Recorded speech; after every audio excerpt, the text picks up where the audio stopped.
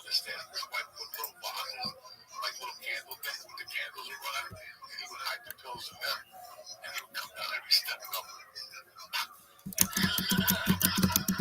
9 steps. Why was he hiding the pills? Because his wife was a pill addict. Oh, they were hiding pills from each other. You cannot believe this shit what I got into. So my only salary was this girl until I could finally fucking own an apartment or something. I was divorced. My wife took my fucking silverware and everything. So I did nothing to live without yet. I was still in my apartment with nothing. A TV, a milk crate, and I sat on a milk crate. And there was a VCR. And I had a bed with no box spring, just a mattress on the floor with a sheet that I never washed. And a sheet on top of me and a pillow that I just flipped over every other month. Come on, dog. I'm dirty. I'm single. You want me to tell you I was, Michael Jordan, that my house was immaculate? I never cooked in that house. I never did nothing. Thank God. So I never brought anybody over there. I would just go to this girl's house. So I got into comedy. I was doing well at the club, meeting people, and fucking had a wedding. In August, this girl says to me, I'm moving back to fucking New York. I got there a year and a half. Is that out of nowhere? Out of nowhere. She goes, I took a job with a PR company in New York City. I'm like, what? In the back of my head, I'm happy. What? In the meantime, me and the Korean girl have become tired of motherfuckers. The girl won. She was at the comedy, so she'd go to my comedy shows. Went to see Seinfeld. And then she needed a job. I'm like, come work with me, so I'm like, that bitch with me and her were banging out that place, 14 cars a month. She would sell 14 cars a month. So we kind of got tight. So this nice girl at this wedding tells me she's leaving like September 8th in 92. She's moving to New York. What the fuck am I going to do without her? But you ain't going to believe that.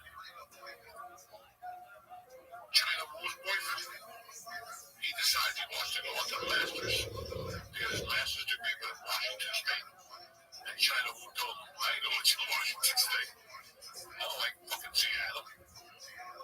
So I'm like, da-da-da-da, da-da-da-da. See, we had to talk. They both left in September.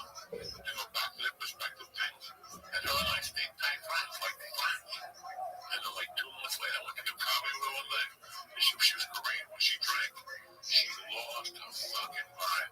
And to top it up, she was a fucking 12. And one night in the car, she goes, rip off my shirt. I went, dog, she's like, rip off every sheet of clothes on me. And fuck me, and I did it. And I go, how you gonna go to the club? And she goes, I want no more weight. And she put my winter jacket on, just took a nap in the Acura. And I put it back out, so it was crazy. And when I brought her home, Gabe Rupp was living with her. And I didn't know that the brother was coming from Kansas. I'm not saying walking up with her, and her shirt was ripped. Beautiful, brand new shirt. And he looked at me and goes, you're up to that again, aren't you? And I'm like, I thought this chick was great. And she had the white boy confused. But she knew I was crazy, so she took me to the deep waters of the underworld. And then she's like, I want to do this cocaine shit with you. And that was, I don't have to say what happened after that. We went on like a 3-month jam. Dog, she would pick up. It would be me and her. And we, like, I would bring her to see my wife. Like, that's how the white girl was done. I didn't want to see it. I only talked to her out of like, I don't even know why I'm talking to you in New York. Why are you still here? Right. Because I got the Korean girl with doing shit that you never even dreamed of doing. The Korean girl was crazy. And she just moved into my house. Fucking Yo, there he is. Or your old house. Now I was. Shavuot, Hamp. What's up? Let me guess, you got a fucking microphone. That's okay. Reopen the thread. We'll talk.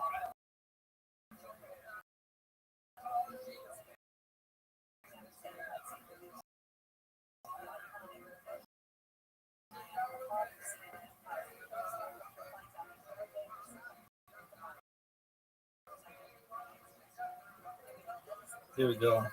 What up, dog?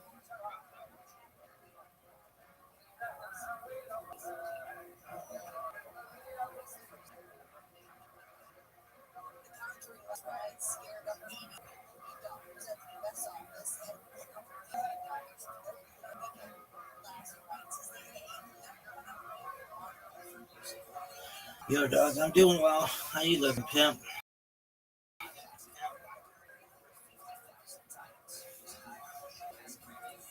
I'm just chilling, updating all my streams.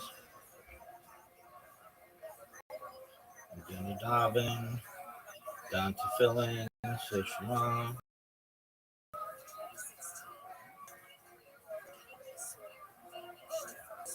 All right, do it a little bit. That's great, great. Your um, wow. Okay, you're different than this guy, but you guys look a lot alike. Okay, normal day. Okay, cool, dog. What's good? How many remote jobs did you apply to today? How many remote jobs did you apply to today? I know the answer is zero. I was looking at for content moderating job. Okay, that's fine. How many did you apply to? You can look all you want.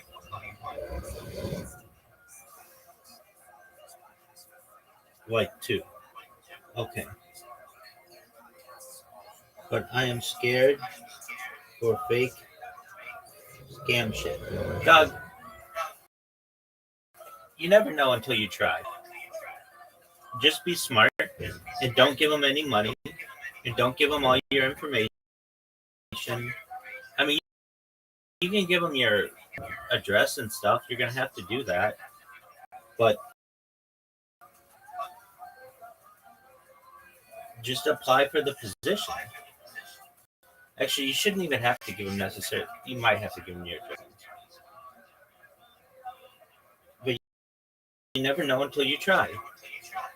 You don't have to do it if you're on Indeed or Recruit or anything. You can there and press a button and it'll apply for jobs for you.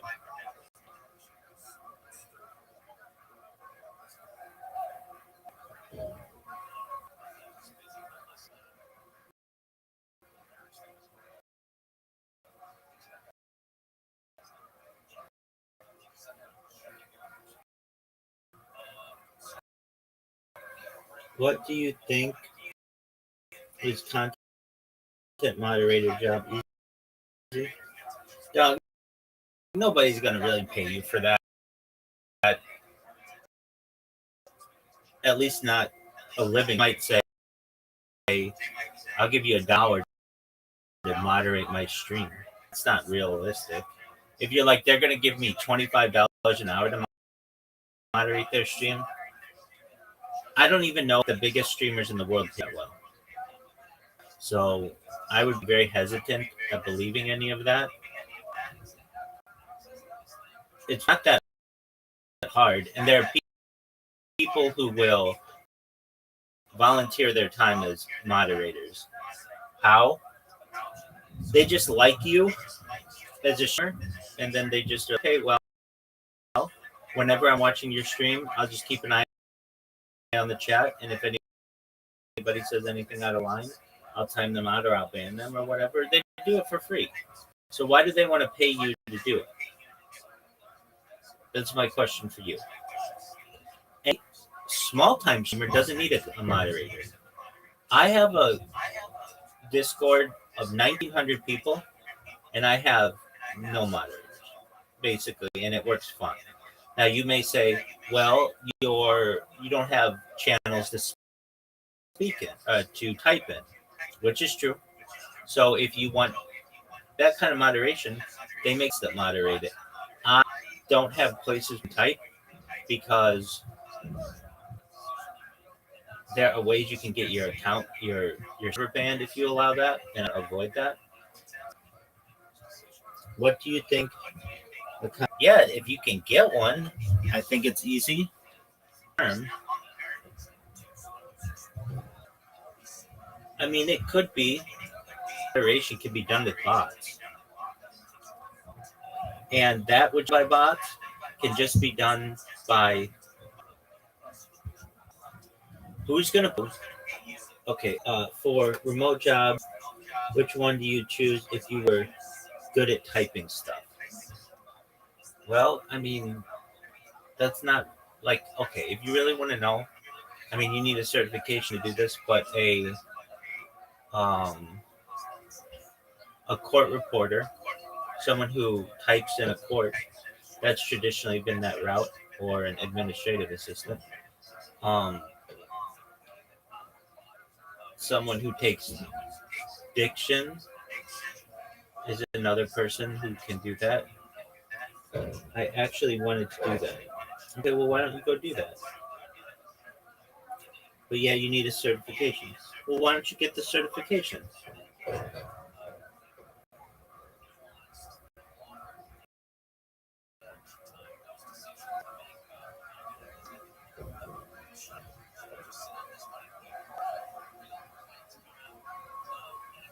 You need like college shit, I think. No, you don't.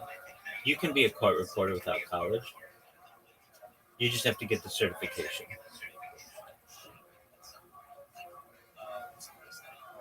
I don't think that that's a good long term position though, because it's very easy for AI to be able to do that better than a human can do it.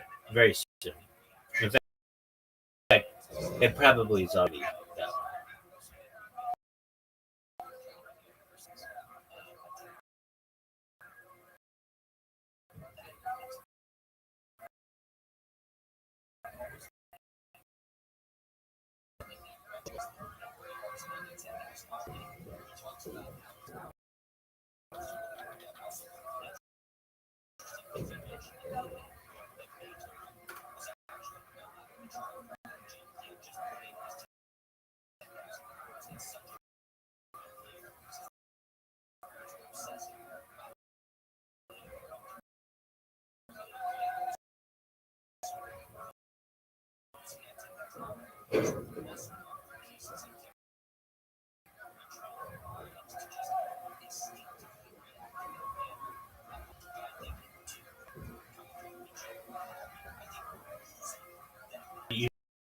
You don't.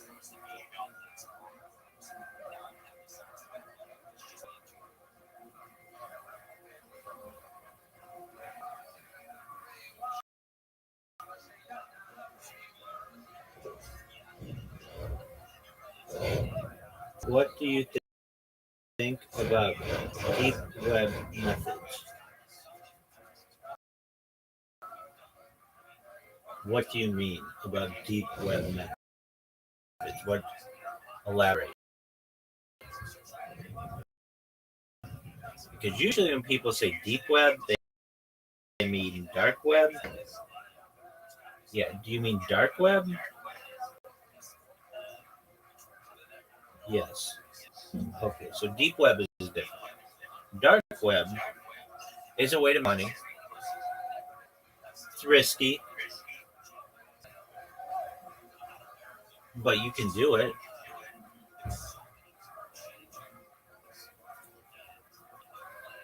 If I were gonna do it,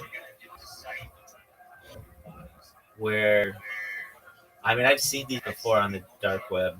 It's like a marketplace where you can buy all kinds of stuff like Netflix subscriptions and drugs and that kind of stuff. And you allow people to save their currency, their cryptocurrency on your marketplace. And then one day you just take the whole marketplace down and you take all their cryptocurrency.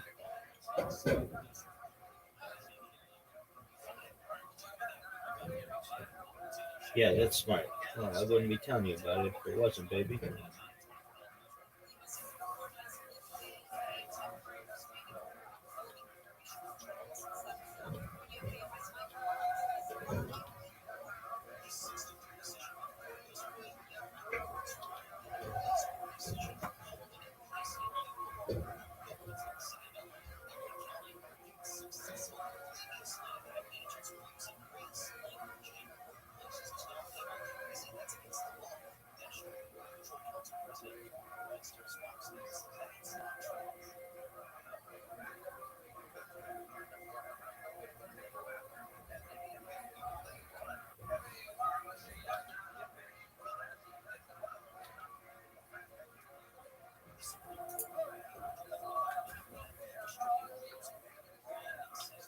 I don't know how to build a site on there. I mean, yeah, it's like you need to know how to do it. And you need to know how to do it so that you don't get hacked. If you don't know how to do that, that takes time. And it would take a lot of time to learn how to generate. So, I mean, if you want the best way of how to do it, you can go to ChatGPT and ask it how to do all that stuff. But again, then you have to market it. It's going to take some work. Again, instead of doing all of these really difficult things, again, why aren't you on LinkedIn? Why aren't you on Indeed? Why aren't you on ZipRecruiter? Applying for real jobs, man.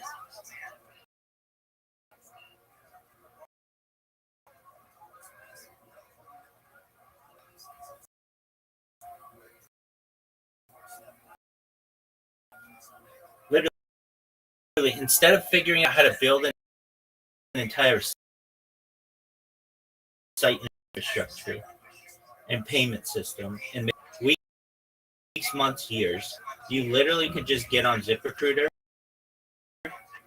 and get the job in a matter of days.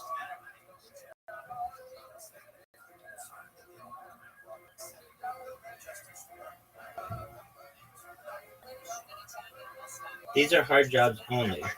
No, they're not. They have 200,000 remote jobs there alone. When you location, type out, and you'll get 200,000 options.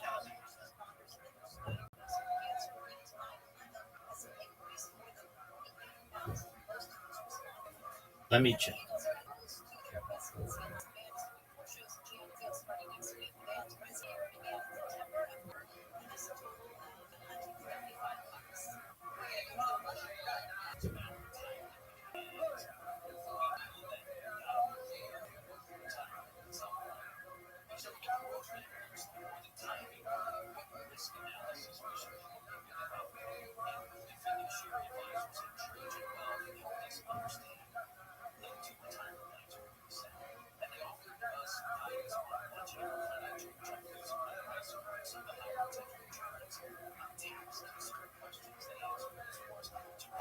But there are jobs that require interviews and other stuff, video calls. Yeah, Doug, you're going to have to do that.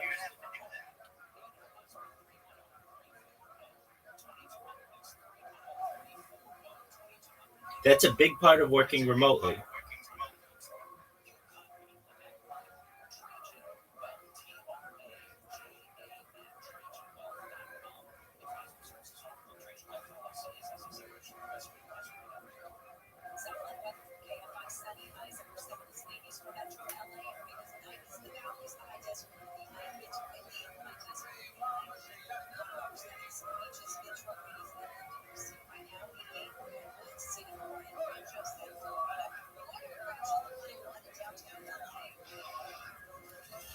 Yeah, if you're afraid to be on a video call, then remote work is not for you.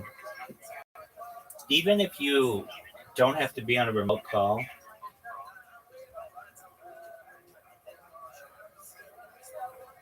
constantly, you're going to have some type of oversight. There's another site that you can go to. It's called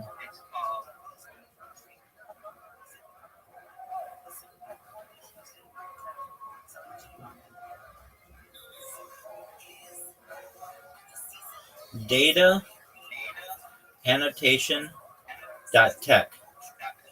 You can get a job programming AI and you never have to have a video interview. So go to dataannotation.tech. But I've got to be honest with you, it's not that easy. You got to pass some tests. But if you can pass their tests, you make $20 an hour.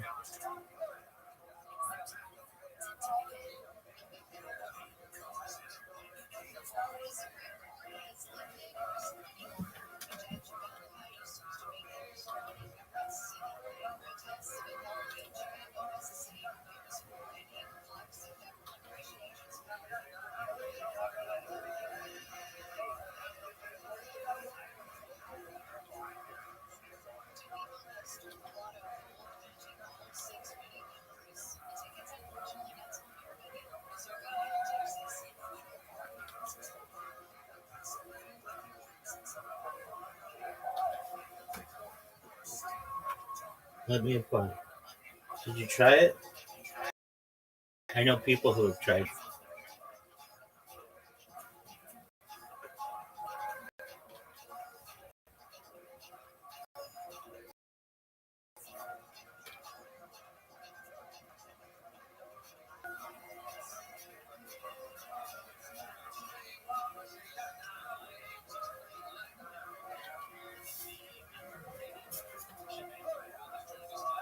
Did they get the job? Yep. But it's not easy.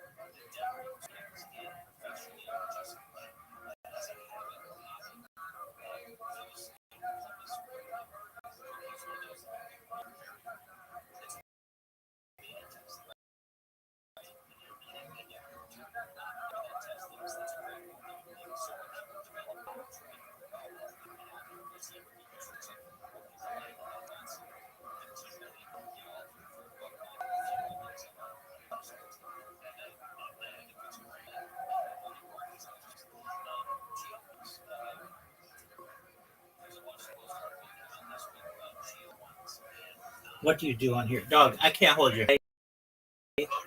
You take tests, programming AI. If you pass the first round of tests, then they have a second round of tests. If you pass that, then you can start programming AI for $20 an hour. You gotta read for yourself. Nobody is going to do this for you. You need to be self-sufficient.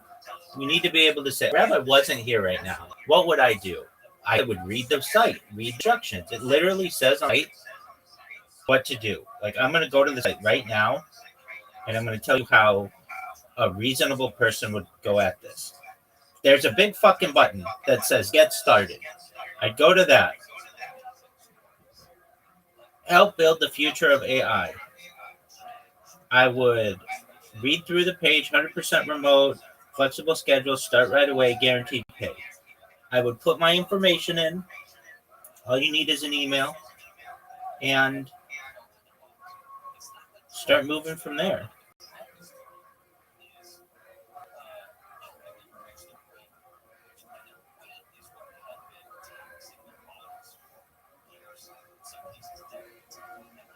It says Polish bilingual, German bilingual, Ukrainian bilingual only. Dog, it's not bilingual. You train the AI. If you're not able to figure this one out, then I don't know what to tell you. You've got to be able to read what it says. It doesn't just say bilingual. There are positions just to program AI.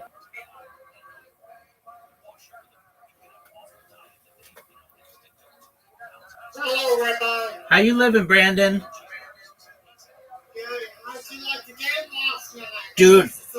Dude, that was the best football game, regular season, I think I've ever seen. It was amazing.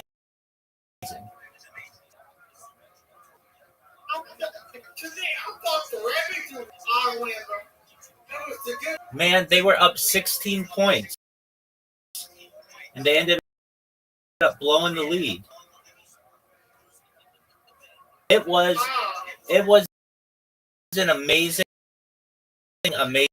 game. I mean, I've watched a lot of NFL games in my life, and that game was like the best regular season game I've ever seen.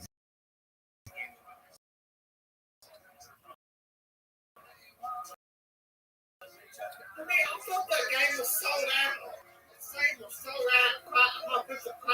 That was just it was phenomenal. It looked like the Ravens were just going to cruise. They looked like the best football team that's ever been assembled. And then Josh Allen in the fourth quarter. What'd you say?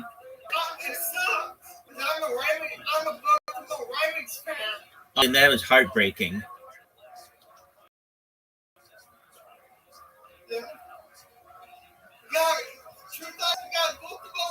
There you go. Well, they're a Potter team. I like Lamar Jackson. Yeah, a lot too. Yeah, I thought it was kind of flex, but Gingrich was the coming down exciting to me because the Buffalo. Right, but then he fumbled, and it was a he fumbled, which is to take over and score.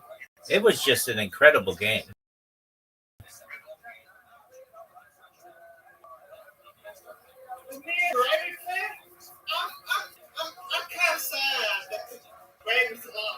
Oh, dude, absolutely. I would be heartbroken.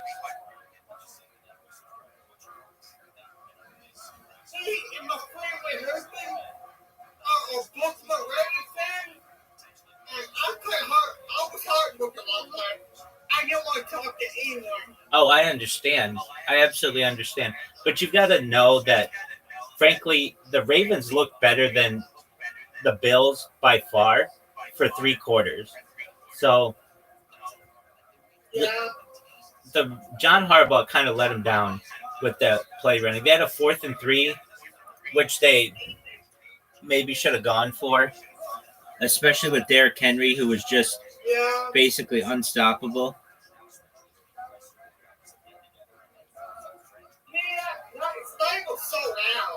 Oh yeah, the opening day game in Buffalo, definitely.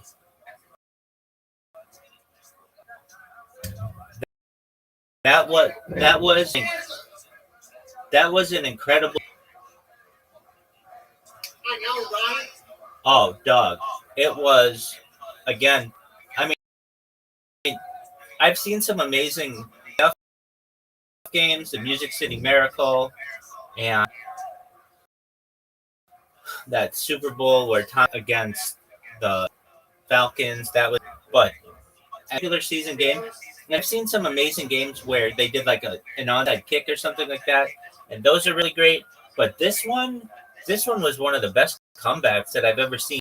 Where I was watching it with somebody else, and I was just like, is there any way the Bills come back? And he's basically like, no, there's no way the Bills come back. They're down 16. This game is over. And then it was like, no way they came back. I shared the Steelers and the Jets. Amazing. I saw that.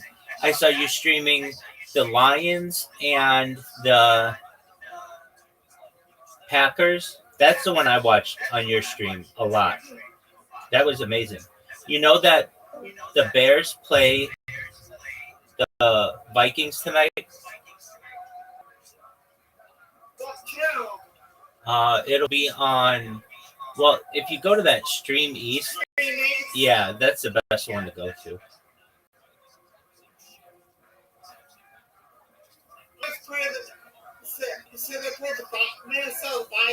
Yeah, with Justin Jefferson. He's good. He is very good. So we have JJ McCarthy's first start as a quarterback, and it could be. I don't know. I think that Minnesota, but you never know. It might be a really. I'm sorry, Rabbi, but I just get. I had to go. I didn't want to talk to him a lot. I was upset with the Ravens. I was upset. I was punching everything in the house. Oh, I completely understand how you were frustrated. I could not believe. I'm still in shock. I mean, seriously, I watched this game, and it was like Baltimore just absolutely dominated. They were just. It was like they look. I even said this, and I heard other people say this. They look like the best NFL team to ever play. They had an amazing offensive line. They had maybe one of the best running backs in the league. They had arguably the best quarterback in the league. They had Pro Bowl receivers. They have a very good defense. Their kicker was, well, last year they had the best kicker by NFL standards as a career, though he had a really bad year last year. But this year they've got a rookie kicker, but he still he missed one extra point, but he hit 2 field goals. One was for 50 yards and one was for 49 yards. He was like 4 or 5 on extra points. I mean, they had everything going for them. And it's like they stalled in neutral in the fourth quarter. And I hate when teams do this, Brandon. I understand that they think smart to not throw the ball and not continue playing the way that they would normally play because they run the clock out. But their opponents know that they're going to ball and get ready for it. And that's what happened. And it turned out playing at home at night on Thursday in America. They knew what win, and they won. And I read saying that coaching let down Lamar, and it kind of did. And Lamar Jackson.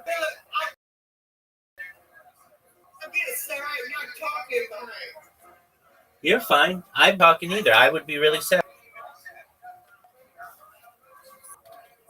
I hate that. I mean, put down, put all the money, get it, throw it. And my job is a job. I understand. I'm shocked still. I don't know if I'll ever think that. I've seen a football game this carried out for my bill. It was one of the most exciting football games I've ever seen. I don't want to, I don't know if it was the best football game I've ever seen, but it was pretty close. At least from a professional. Like, I think that there have been better college games because college just has more opportunities for, like, bigger comebacks. But that game, being down 16 with that team, or being up 16 with that team, with the arguably front runner for MVP, that game looked like an easy win. And they looked like they were unstoppable.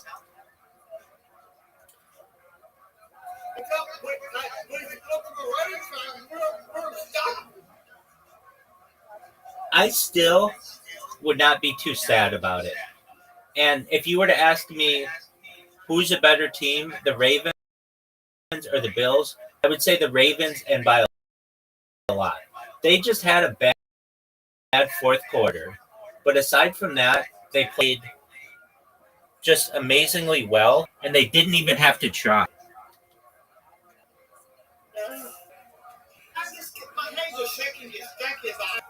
Well, the good news is they play again in less than 7 days, and you'll get to see them work their charm. And they're an amazing team. Are the Ravens your favorite team of any team?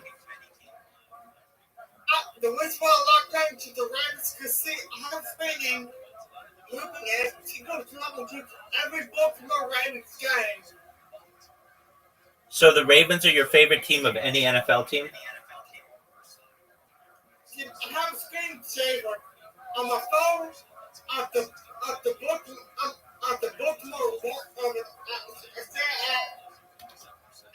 Baltimore Walgreens. I'm a screensaver. It's the Baltimore Ravens wallpaper. So they're your favorite team by far, right? Yeah, I'm locked on that team. Doug, you're going to be fine. I still think they're the best team in the league. So don't worry about it. In fact, you should be really positive of how they played because they just looked unstoppable for 3 quarters. And I'm sorry I'm talking about this. It's Monday. It's 1:45 p.m. 54 a.m. We're talking about this. They just upset me. You have a right to be upset. That was one of the greatest football games ever. By far. It was a shock to everybody, but it just shows that it's going to be a really exciting year. You shouldn't be sad though. You should be sad if, like, let's say Lamar Jackson was hurt or the Ravens got blown out. Then there's reason to be sad. But there isn't reason to be sad. They played great.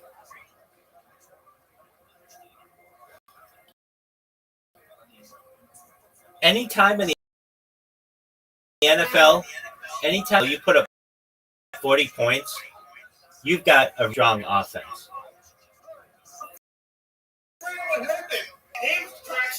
Yeah, that's true.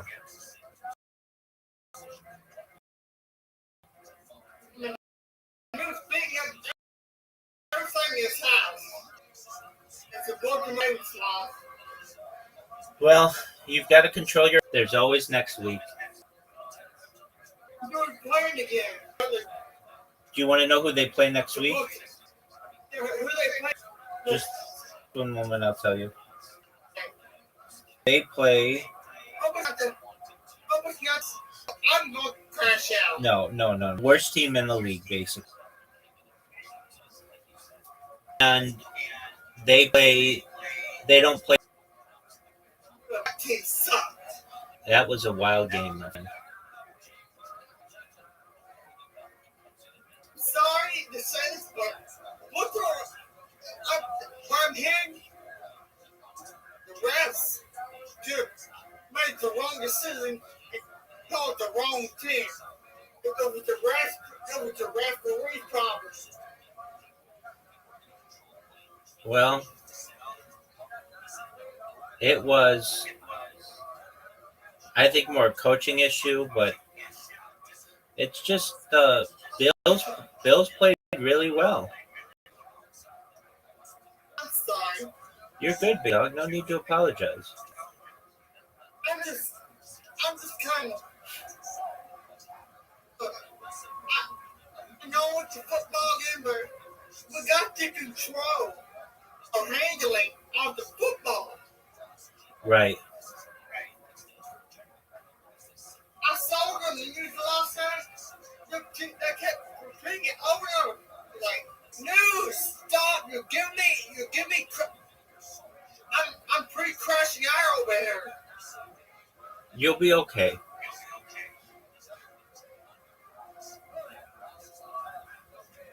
Look, I'm just tearing up thinking about it.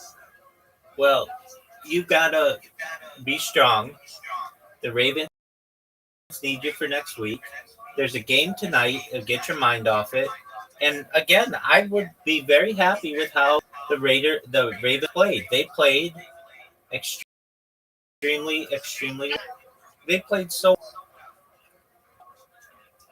And if you still ask me who's the best team in the NFL right now, I watch every game of the NFL thus far, every single game, and it's the Ravens. The Ravens played better than anybody, even including the Bills. You're absolutely in the right Discord, my friend. Yeah, you were involved. I'm telling. Was that other Discord you're in? Let's see. I think you're in Chill VC. Oh, that could be. Yeah, that one I'm in. Your camera was in there, so I saw your profile, clicked on it, I clicked on your Discord, and plugged to this. And we've been friends ever since.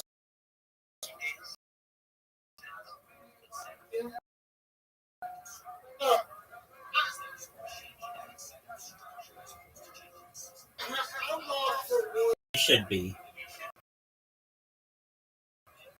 Just relax. It'll all.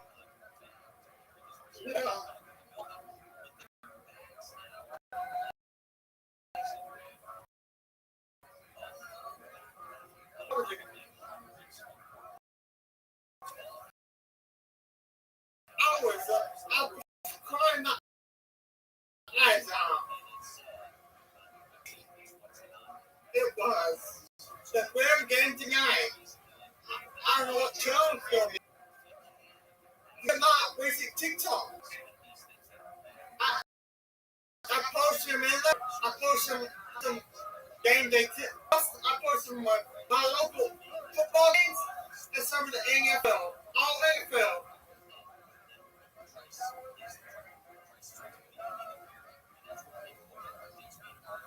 Maybe not like this. I post the link to my TikTok today so I can go follow me. Yeah, so you're on TikTok? Yeah. What's your handle? I can see you say it too and private again. Okay. Which one are you using the phone to talk to me on? Yeah, I'll send you Send me your friend request. I can't send you. You're good. I got my man.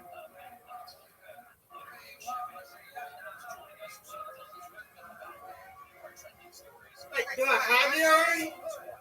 Do I do know? That's okay. I'll send you a message. Okay. Now I can't wait for Christmas. Oh, I can't. It says that you're only accepting requests from friends. So I'll send you a friend request. I just sent you a friend request. Yo, what's going on? How are you, Rasai? It's somebody else. What's up, Rasai?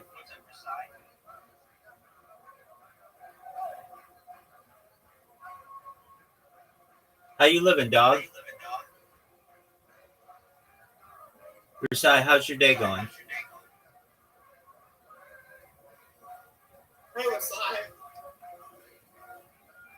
Brandon, I sent you a message or like a wave.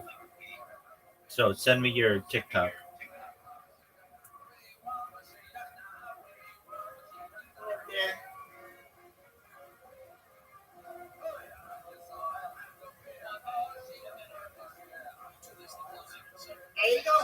Excellent.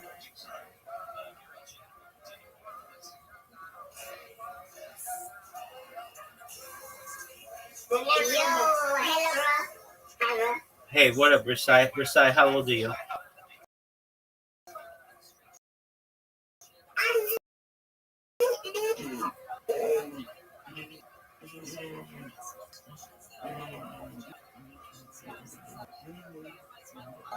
Recite. Use your real voice, or I'm gonna. I hate media. I hate media.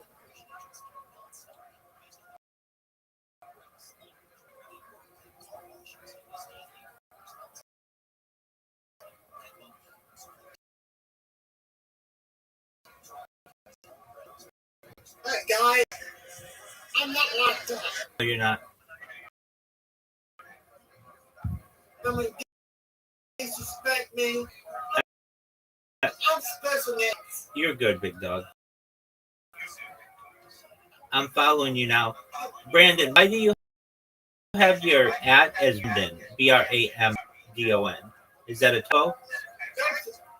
That's why you let me put it. You want to let me put Brandon? It was just All right, I followed you.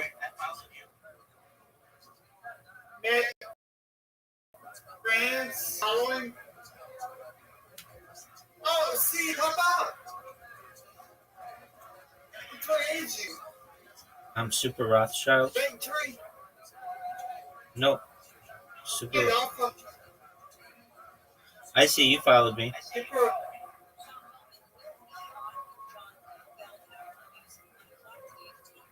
Is that?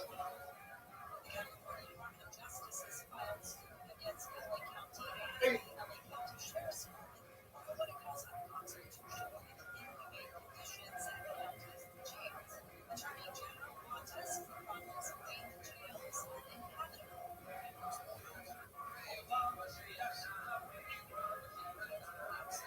that's the bus. Bus is that if you're talking. Bus is not over area.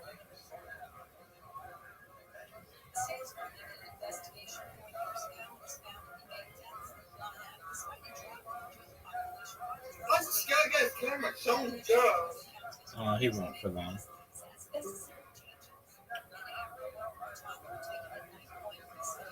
I'm not like that. Yeah, you don't know. You know me, Rabbi. Absolutely, you're good, big dog. He won't bother you. Don't take that stuff. I know he won't bother. Don't you worry. He won't bother you anymore. Won't you chip? After that, so long that I'm kinda. I'm still shocked. I, My heart is falling to pieces. But we have great chances so far. We can come back. We can still come back to them. I still think they're the Super Bowl favorites. Me too. I'm sorry that we're talking about this, but it's good. But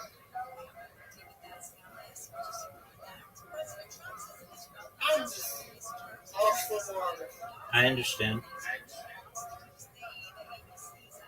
I wish you can create. Is there like a sports show you can put in here? Like Discord? Put on whatever you want.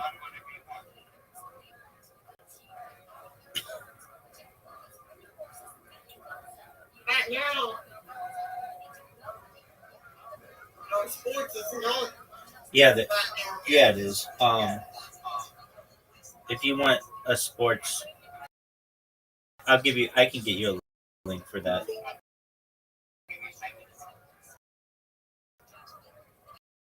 All right. You can give me like.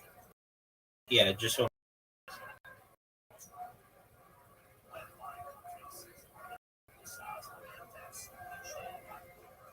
What you get on your TV, Rabbi? I see a guy. Jewish history lecture or Jewish lectures. Um, let me see if I can find a link for you.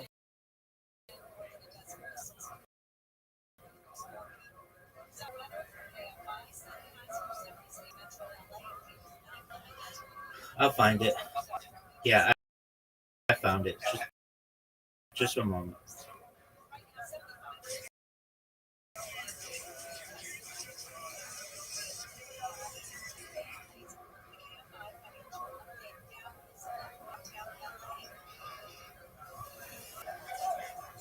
All right, big dog. And then, Brandon, I'm gonna send you the link, okay? okay.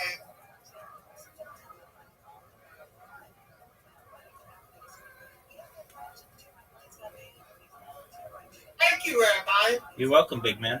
I think I was high. What? And so, what the? It's taking me something. Yeah, it's a link, and then you close the pop-ups, and then you hit the play button, and that'll be ESPN. ESPN. No, no, no, no, no, no. Well,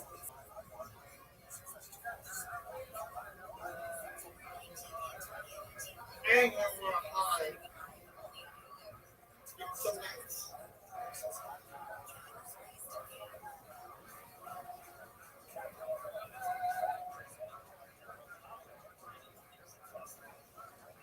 Well, after. What? Come on, man. I did. Okay, And then, okay. So you put that link in, and then now share. okay, There you go. okay. I'll tell you what to do.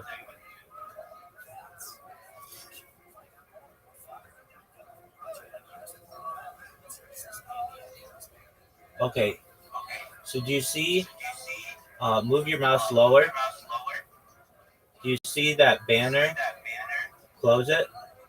Yeah. It says continue or something. Yeah. Click it. That one, yeah. Click it. Did you click it? Yeah. It's taking me other. Click it again. Okay, now close it. Yep. Now Okay. go back. Click it again. Close that. Yeah. Click it again. Close that. Close it. Okay. Do you have Mozilla Firefox?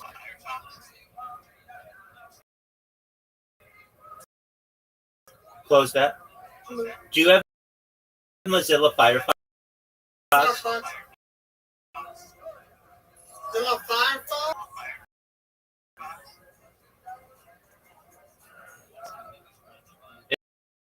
Okay, it's another kind. It's another kind of browser. Open up Google. Okay. And type in Mozilla ILA.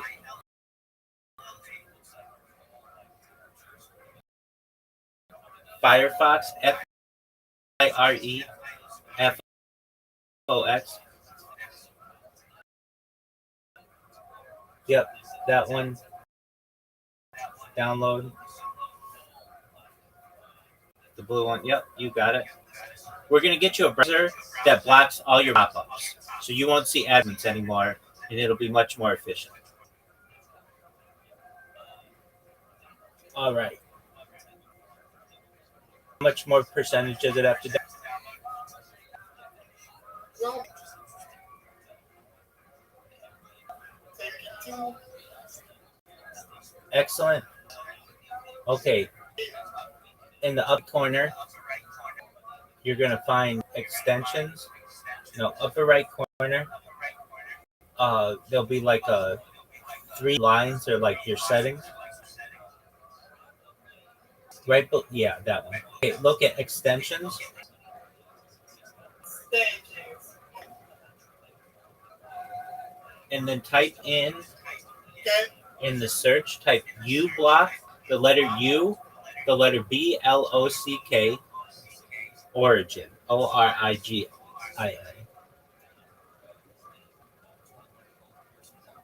U block.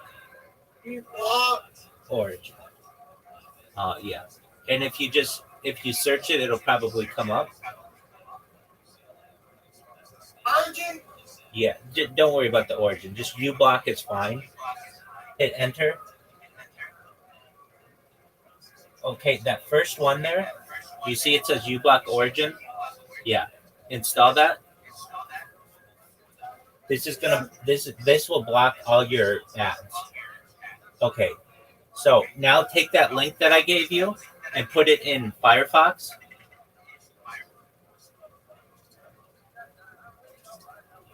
You should just be able to paste it. Yeah. That one.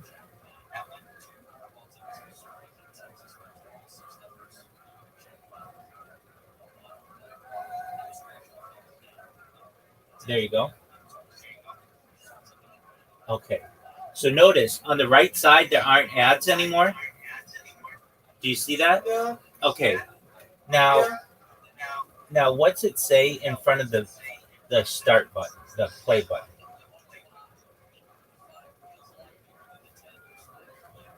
This thing will hang 11 seconds. 9, 8.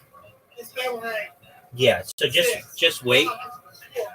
3, 2, 1, and then now hit that. Yep. Now hit the play button. There you go. ESPN, my friend. It's just muted. So you mute it.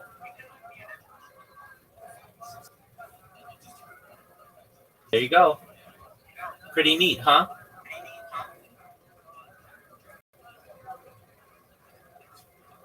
How long get in your phone? Okay, so you want NFL Network? Okay. I'll send you that link.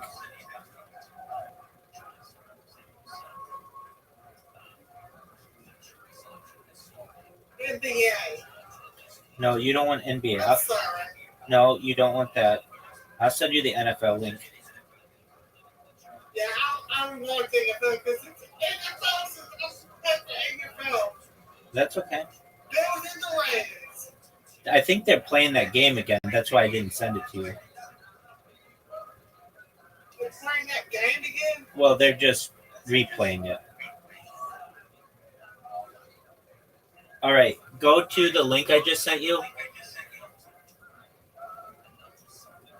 Let me load. I sent it.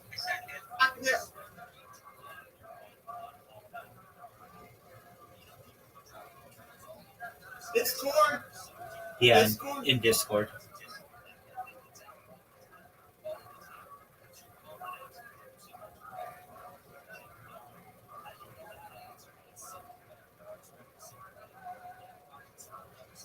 It's already in your Discord. You're already logged in on Discord.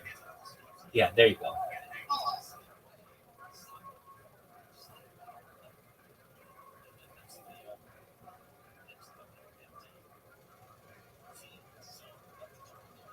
So copy the most recent link that I sent you.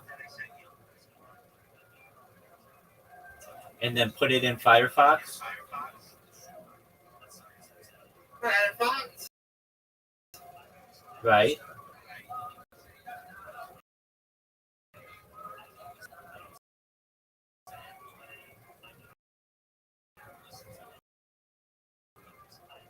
Paste the browser. And then just wait till the timer goes out. And then hit the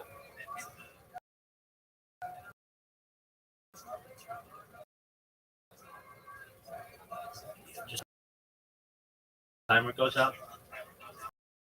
How much time's left on that clock?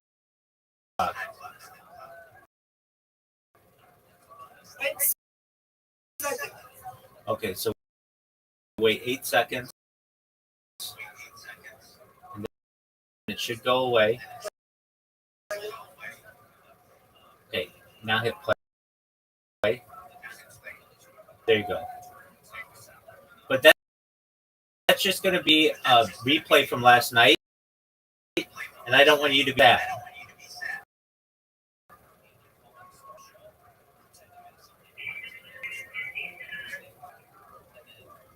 Do you want a site for movie television shows? Yeah, send me a TV show. It's not like Live television. no, it's not like that. Well, you can get that. I'll get you that. Just one. I'm sorry. I feel like you don't want me off right. Not at all. I'm helping you because I want you. No, I love. Don't apologize. I want you here.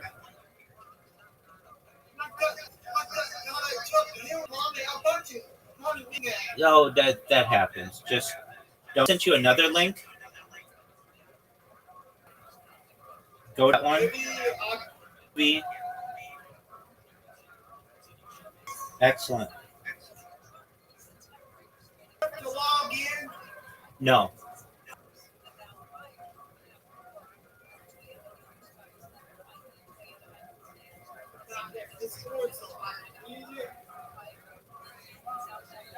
TV, movies.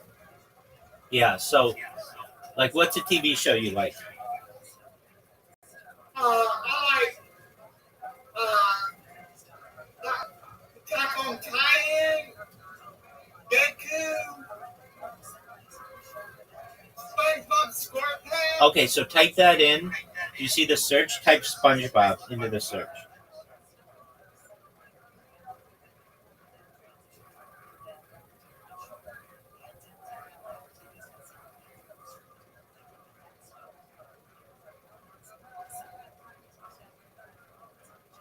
There it is. There you go. Now click it.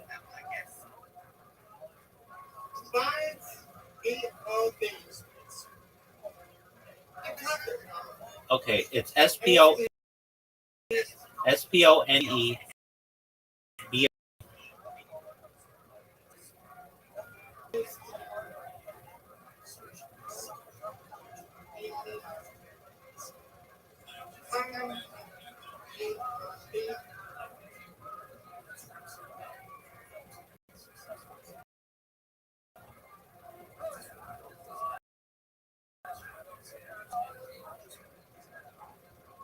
Yes.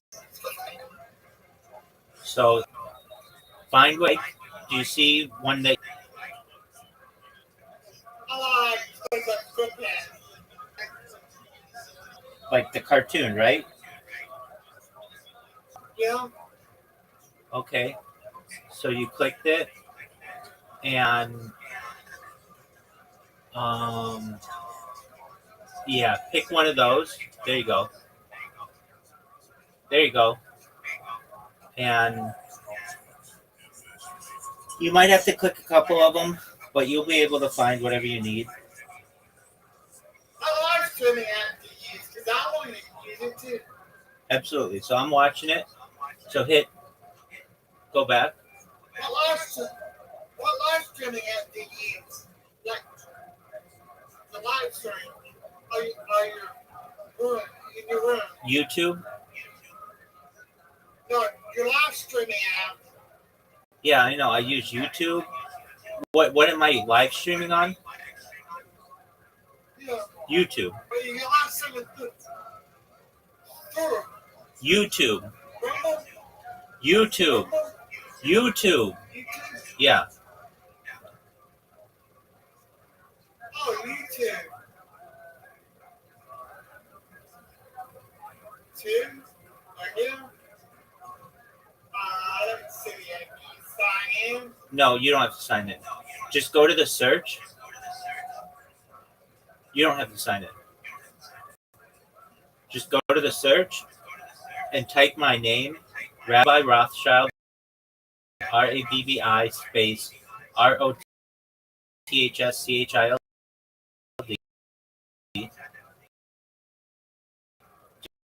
Just like it's spelled in here.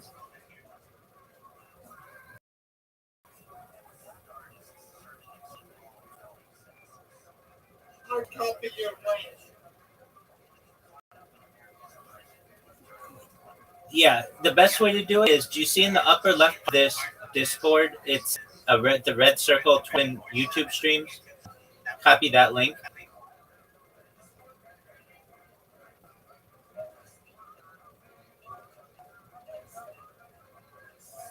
There you go. Those are all live right now, so you can hear yourself on there.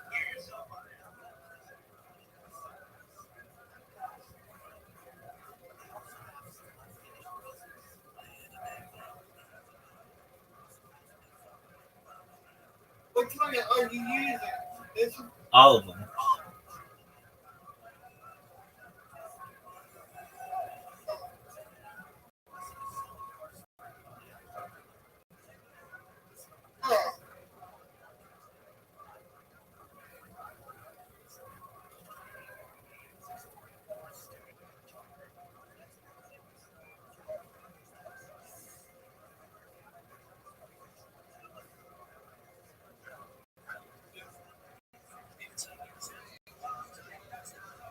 Oh.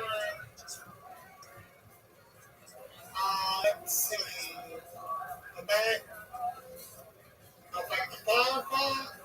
Okay. Okay. So I'm gonna send you one more link because you said you wanted live streaming of TV. Yeah. Okay. Go to that one that I just sent.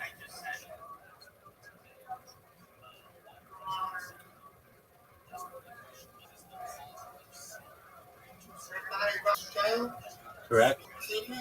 Yep. Copy that one. Go. Yeah. Just put it in Firefox.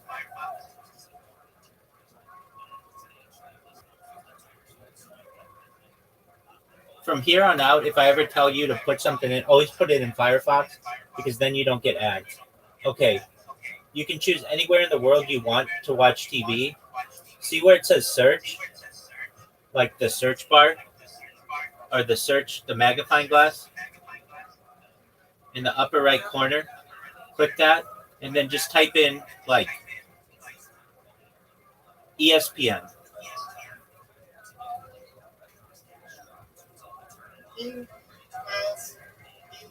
and then hit enter.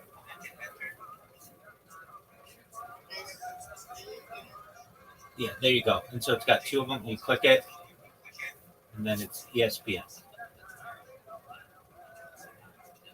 You like Nickelodeon? There you go.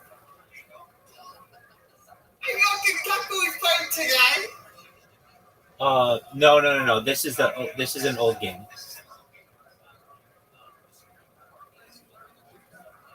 This happened this past weekend. But if you didn't get a chance to see it and you don't know who won, feel free to watch it like it's brand new. Oh, stop.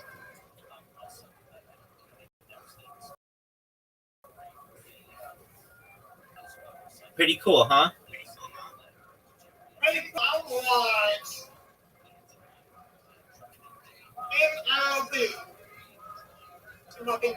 Yep.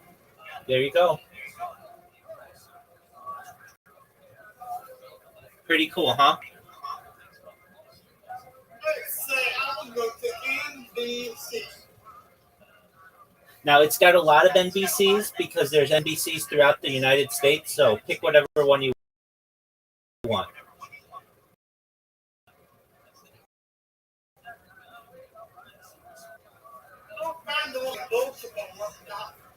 They may not have that one. It might be like Washington D.C. or something. Yeah, I mean, just pick the one that says NBC. Oh, it does have Raven stuff. Do you see the Ravens? There you go. Pretty neat, huh? Pretty cool.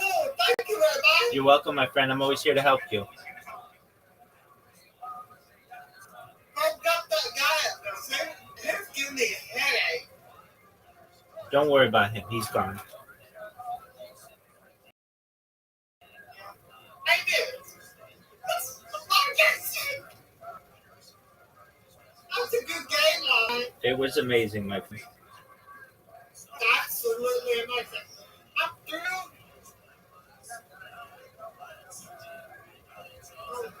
About this. I wish I could share the screen. I'm watching it. I'm trying to share go live. You don't want to stream that going live because if you do, it's a copyright infringement and you lose your account. Yeah. I want to stream it. Yeah, you don't want to stream it.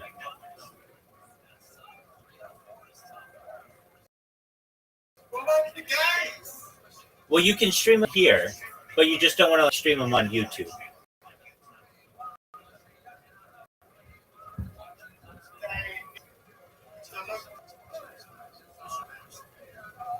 What's something else do you like? Do you like Nickelodeon? Log on to my Twitch. No. You'll lose your Twitch account. You don't want to stream this on Twitch. Now I'm trying to log into Twitch so I can watch stuff. Oh, okay. Well, you can do that, but don't stream television or anything copyrighted on Twitch, okay? Do you understand me? Yeah. So you don't want to any of the links that I just sent you, you don't want to put on Twitch or you'll get your account banned. Do you understand? Yeah. Okay, good. I'm sorry. You're no need to apologize at all. At all. I'm being protective. I don't want you to get anything banned.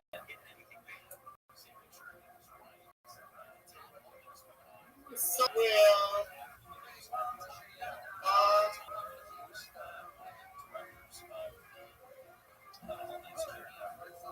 No, Brandon, what are you doing?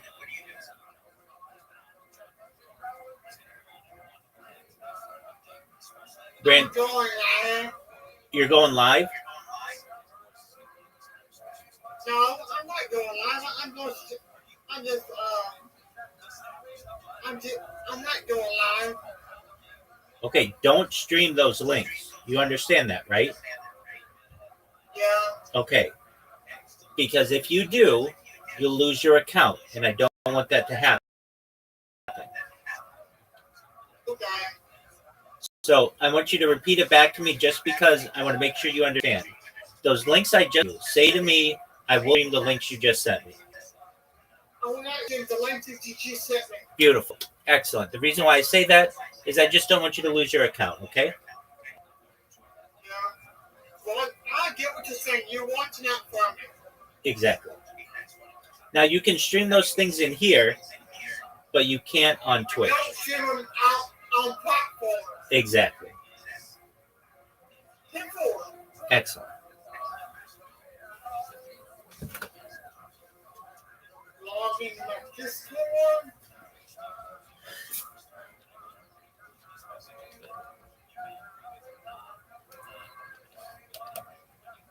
Jeez. Games.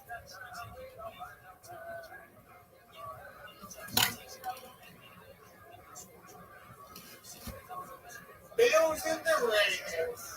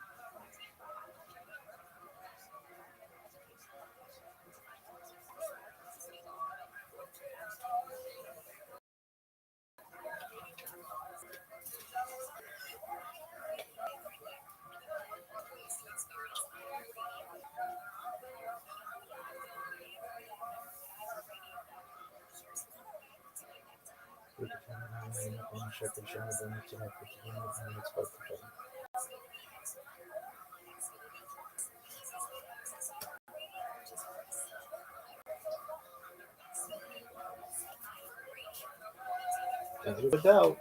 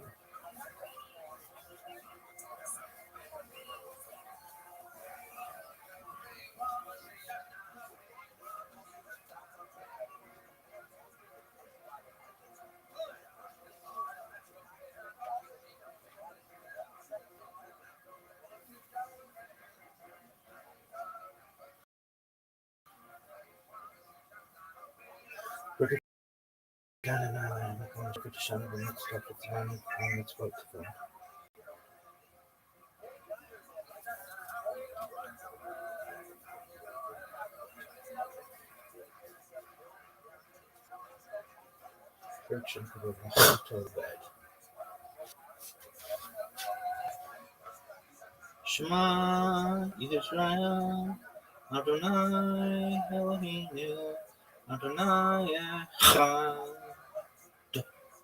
Baruch Shem Kavod Yisrael. Shema Yisrael, Adonai Eloheinu, Adonai Echad. Baruch Shem Kavod.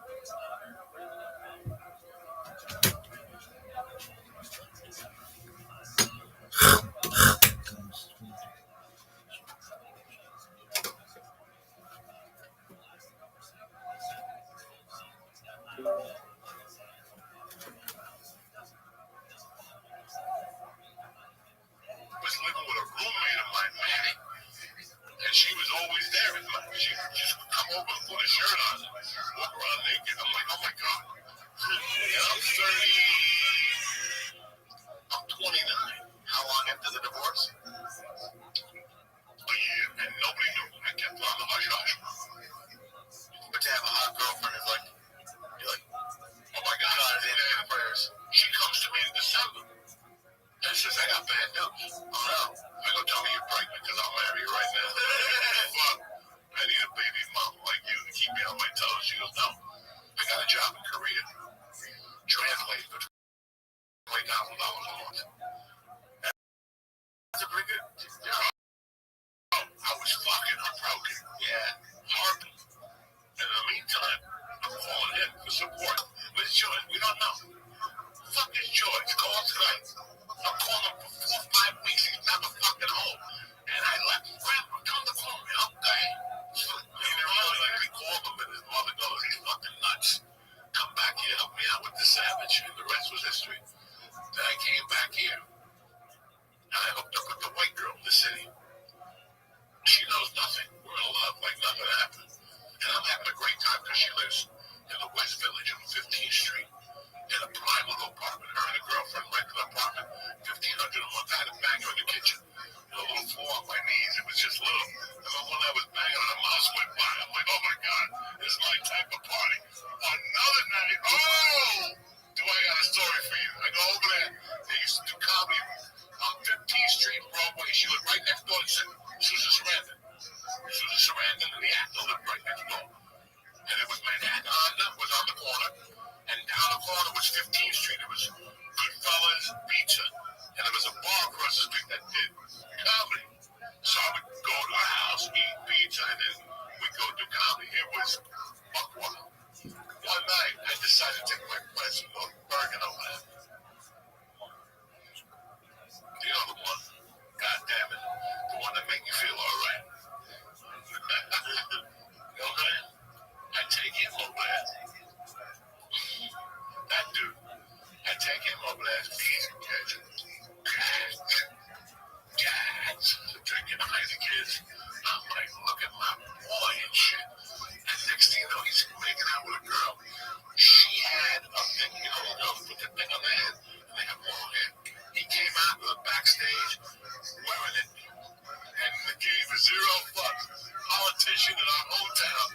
That's how fucked I mean. This place is fucked. I'll never forget that it was a hot, black chick. This is 1993, and there's a black dude, and he's working this chick. And y'all kept saying, I'm telling you, I'm looking at me, and I want to be single, and he was like, what's your man got? And he kept saying it to us. I mean, he was, and one chick said, like, she said, God damn it, I can't get away from these guys, because we love you, sister. What's your man got to do with me? And she finally said, I got a man. I'm engaged. What you mean with me? And she's like, that's crazy to get a pizza with him and shit. But that was the best night. I just put this whole scheme of things. This goes in, oh Jesus. And now I'm in love with her. I'm living in Cliffside in the bus over there. I was broke. That's why I robbed the chick with the barbecue, because I was going over there to take her out. So I was getting along. I would go away, take her to get pizza. Maybe 2 nights we got stabbed because she had a roommate. I didn't have a place to take them. Yo, what up, Rob? Things are going great. I'm driving a limo. I'm doing spots in the city. At least I got a little income, guys. Yo, how you guys? Hello, Rabbi. How you living, Pimp? What's good? What's new? What's good? What? What's good? Nothing new. Kicking ass, taking names. Every day is a holiday, every meal is a feast. What's good in your neck of the woods, son? How are you? How are you? I'm good, and you? Excellent. We just had a big game, NFL game last night, and Brandon and I were talking about it. Yeah, and then there's another game tonight, which should be good. So we're excited for that. Just living life. How about you? Yeah, me too. I live my life. Excellent to hear. What's new? Nothing. No Nothing. All the same. Yo, what'd you say, big dog?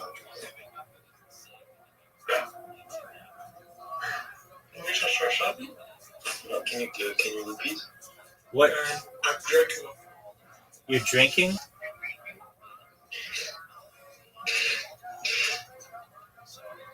What he say? Do you jogging off? Well, yeah. baby. What? Oh, what's wrong? What's wrong with him, bro? I don't know. I don't know. He's too much of jogging, not at all, baby. I think you're right. All right. Well, I'm just listening to a podcast. Feel free to listen to it if you want. Baby. I just want to let you know, I'll be in New York on Tuesday. I'm staying with Julie. And I'm like, Huh? oh shit. And in my coat Yes, down, sure. 30-year-old mind, I'm thinking, threesome is this motherfucker. And so Julie's the white girl. Julie's the white girl. Okay. The other girl's the Korean girl. So I called my friend Stinky. He's good looking. And I will you come with me to the city? And Stinky was one of those dudes that he was so good looking at the time. He didn't get a bad day. I'll never forget the Korean girl was. I go, what do you girls want to do? The Korean girl, we're driving. Stinky's driving. We're on Broadway. Me and him just picked up like 2 8 balls. They don't know it. The girls don't know it. We picked up the coke first, then we picked them up. And we're driving. And the girl goes, I go, what do girls want to do? And the one Asian girl goes, how about we buy a beer with a brown bag and stand on the corner? And like, he looks at me, he goes, how about I pull over and throw you out? And he goes, now you stand on the corner. He was like, no, I don't want them in the car. And now she wants to stand in the corner with a fucking, brown bag, like to be cool. That's not going to happen. If you want, I'll pull over. You can stand on the corner all night if you want. So we went to a couple clubs. It didn't click. You could feel there was something in the air. Did both girls think they were on a date with you this time? I was with the white girl. Okay. I brought Glenn to talk to this Chinese girl, the Korean girl. So the night ends great. We drop her off. I make plans with the white girl to come into the city. I meet her at CBS building. She worked right by CBS with a family, whatever. Because one time I brought her roses, the alarm system went off. I went to the back door, the alarm system went off. I didn't run down the stairs. Oh, please. We do this thing. I hook up with the white girl. We go out for a date. I go, where's the Korean? She goes, she's with somewhere in Brooklyn with her family. She's leaving Sunday. And so now I'm trying to get a hold of a Korean to see if I can dig into that again. And I get a hold of a Korean, but dog, she ain't budging. I'm like, why don't you come over? Take her to Rooney's, whatever. Okay. I go over, I take the girl out. I'm trying to work this Asian chick. Sunday night, I call the white chick. I go, did the Korean leave? She goes, yeah. She went back to Korea. Well, she's going to Kansas to see her family, and she's going to Korea. She was adopted. Monday, I'm driving a limo. I just dropped the motherfucker off. And I'm on 9W, picking up the reels. The 5:30 news. He would pick it up in Edgewater, not Edgewater. Fort Lee, you would pick up, maybe $35. You pick up the evening news and you bring it to CBS or NBC or what. I'll never forget, I go to Lake Collector and the white girl calls me crying. I can't believe what you did to me. You've been cheating with her. I go, what the fuck told you that? She goes, she just called me and ratted you out and herself out. She goes, I'm never going to talk to her again. I'm not going to talk to you and hung up on me. A week later, that's on the alarm system. I never want it back. I go back to Boulder, Comedy, 18 months away from nobody. Comedy, I meet a stripper in Michigan. She tells me she wants to go to Seattle. She comes to meet me first, but we hook up. She goes to Seattle, gets her apartment. I follow her. I'm there 8 months ago. I'm in the fucking U district. You guys just don't know. I'm in the fucking U district. And it's 1996.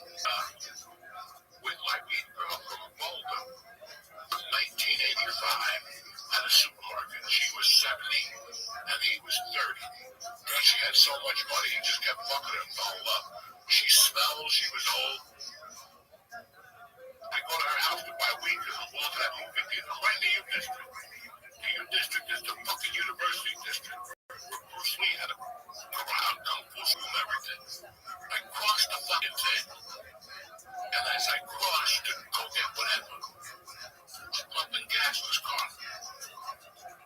Paul, the Korean girl's fiance, the dude who went to Washington State to get his license. Oh shit! Oh, he's in Seattle now. 4 years later, I forgot all about Washington.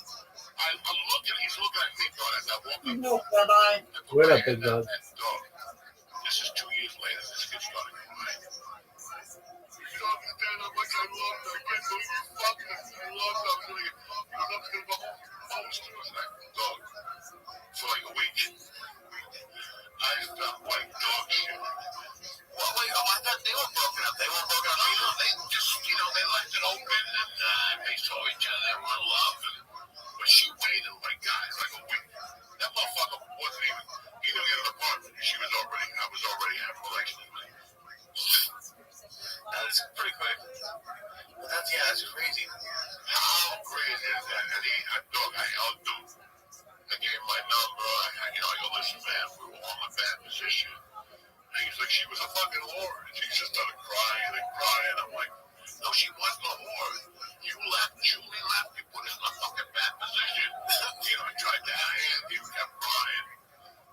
So, people tend to do that. No, I felt really fucking bad. I know. That's what he tended to do. I didn't think they were going to get back together. She was crazy. She was hot, smart, filthy smart, and fucking crazy. Like I would pick my daughter up and go.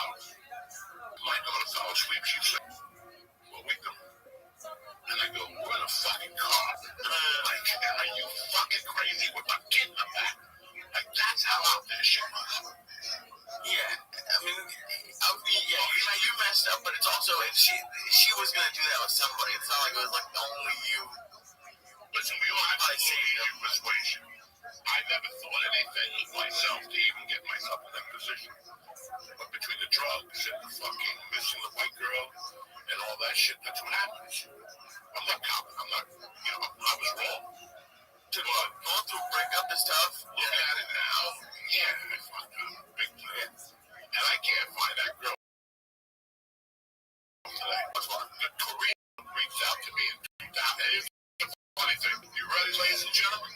The Korean on Latino.com, LatinoComedians.com.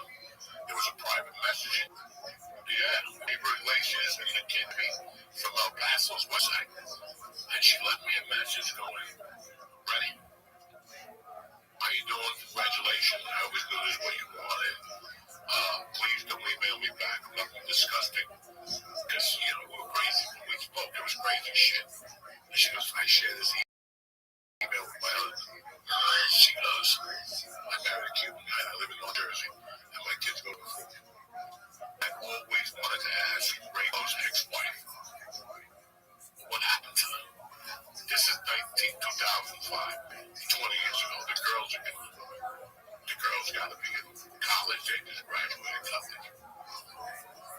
And you never responded, nicely? I could not respond because she emailed me to a website. Right. Didn't really give me her email. Got it. She thought I had her email. And every time I come back here, I was like, maybe I go to Robert, find out where she's at to say hello to her kids. She married a Cuban dude. And lives in Cuban and Korean. That's wild. They're probably your age, Nick.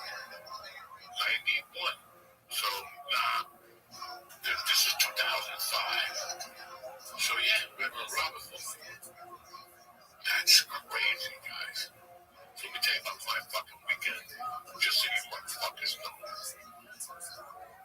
I love you guys. I love people. But there's a line in Goodfellas that I heard when I first went to see that movie, and my head flew up because that's exactly the line. And since then, so it's 1991, and I was always like that before that. And the line was, we always hung out, but there was never no outsiders. Never no outsiders. People do what the fuck they want to do. When I was 20, I tell you, send your cousin home, you go home with him. I was one of those guys. There's something not burning. I love dearly, but I could not hang out with him because he always brought his younger cousin. When we weren't involved in, I didn't want that kid to sing. You know what I'm saying?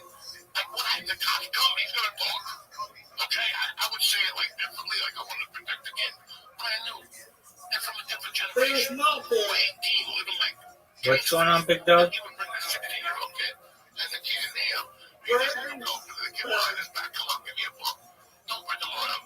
Okay, there was a fucking reason. So, all this comedy shit happens, and you have to do things. And last fucking November, I started trying to just get out of my house. You know, I just want to get out of the house. I just want to be a normal person and be able to go to a bar or a restaurant and people don't come up to you and fucking, what size is Joe Rogan's foot? You know, I don't fucking know. You know? So, January, I knew it was a waste of time. People have no manners. They don't give a fuck if you're on mushrooms. You know, they don't give a fuck if they're on smoke. They don't continue to give you an earbeat. So I said, I'm just going to smoke pot and go to my original plan. And from time to time, I do my thing. I play bocce. I go to the gym. I go to jiu-jitsu. And I'm pretty fucking cool in those places. So fucking Labor Day, man, what is it this weekend? I get invited to a couple barbecues. I know the people on Saturday. I go to their house. Cool as shit. Great barbecue, kids. My daughter's in the pool. Oh my God. They had a kid from Staten Island. The fucking sausage and peppers were out of this fucking world. And the dog out of this world. Anyway, Sunday I get invited to another barbecue. And I love the guy. I just went to dinner with him last week. And he goes, you know, I go, who's going to be there? This guy, that guy, this guy. I know these people. And he goes, a couple of my friends. I go, all right. You know what? At least as I have cover, I'll be okay. And the party was great. I had a great time, guys. The food was great. Pizza was shitty. The food was great. You know, the company was great. I saw people I hadn't seen before. The kids got huge. Like these are kids that you first played softball with. So it's about 8 o'clock last night. I made some brownies this weekend. That was so fucking good. It was so fucking good. It was 5-year-old. It was 4-year-old weed mixed in different levels. In fact, when I went into it, you could see the different colors. It was like going into the earth, clay, cement, Indian ink, you know, all that. Like the stuff when you put nuts in a jar and then you take it out. Yeah. I'm excited to do something. I was pissed because there were a couple of nuts. I'm like, God damn it. I'm not going to take these nuts out. Forget it. But I had 2 joints left. I gave to a friend of mine. I gave one to a friend of mine. She called me back. She said, that is the best. This joint had to be 2 or 3 years old. And she's like, that's the best joint I ever smoked. I couldn't stop giggling. Me and my girls laughed for 2 hours. I got one more left if you want. And she called back. She said, we have to get more. I go, that's the last one. But I remember I had that 10. So my wife had that, not the fucking Betty Crocker, but the other one, the Guadalajara. I just said, Gene Deli. And I go buy some walnuts. You know, man, I don't give a fuck if you're allergic. You're going to go down anywhere you put it. I'm either going to get you at one or with the other. You know, so it don't matter. So, I don't give a fuck if you're allergic. Yeah, I don't give a fuck. I'm not going to listen to that nonsense. If you're allergic, deal with it, okay? But you're not eating my brownies. Yeah, at least you'll be scratching. And your throat's going to be swollen, but you're going to be a motherfucker, right? So, my wife mixed up the batter. We throw the walnuts in, whatever the fuck they are, and I don't know. And I get up there, and I get a frying pan. I spray it down with olive oil spray. I keep it down to a small thing, and I just start throwing weed in there. And a little butter, and it's slow. And also, I see it start hitting that motherfucker right from there. I'm tipping it. Right, she's a lamb. And I'm going more on flour, like an Italian pizza. Like, I throw the flour. I throw the powder on it. And look at this motherfucker. Butter. Olive oil flames coming everywhere. I'm like fucking the Cuban chef, right? And also, but like, I looked at the top. I took the top hand and it was down to maybe a half, and that's it. And man, I started licking that thing. Before those brownies came out, I was already hungry. So finally, brownies came out on Saturday, right? Which is Saturday. So Saturday night, I ate them.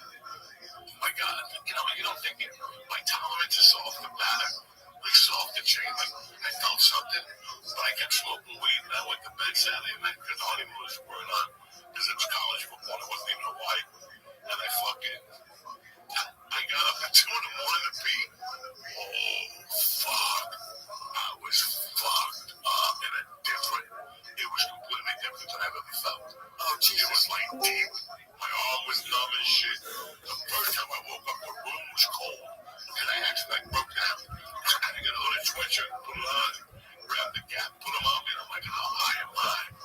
And I looked at my wife, she was fine. I'm like, what the fuck is wrong with me? That's how high it was.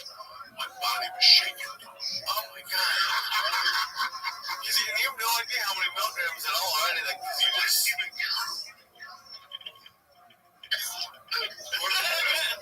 Wasn't even worried about it. Wasn't even flogging my mind. I didn't give a fuck. I wanted an edible to take me down for a few days. What?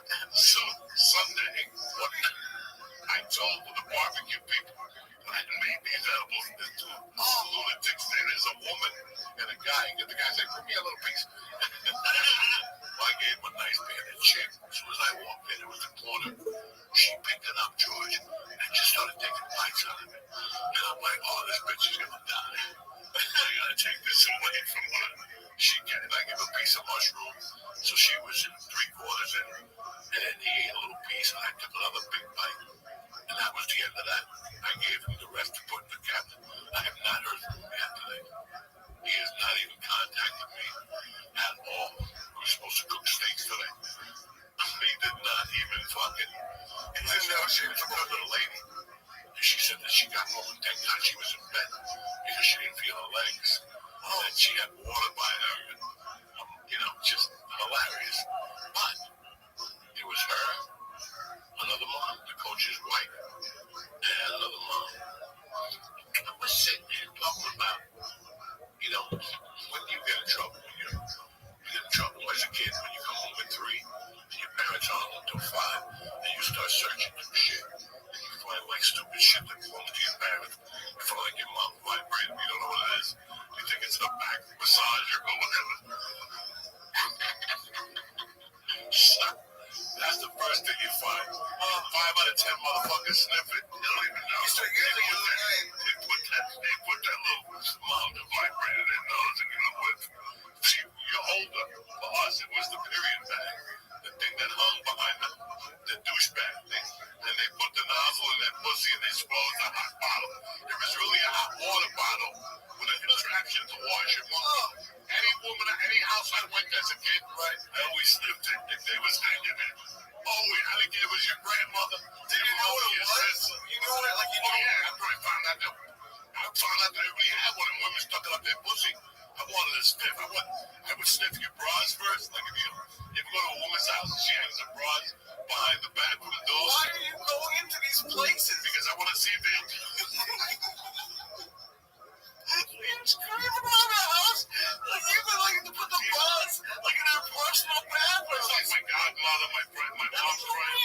I go over there, I gotta pee. And I run right to the bathroom to see if the lady let the bra. I'd be sniffing the bras down.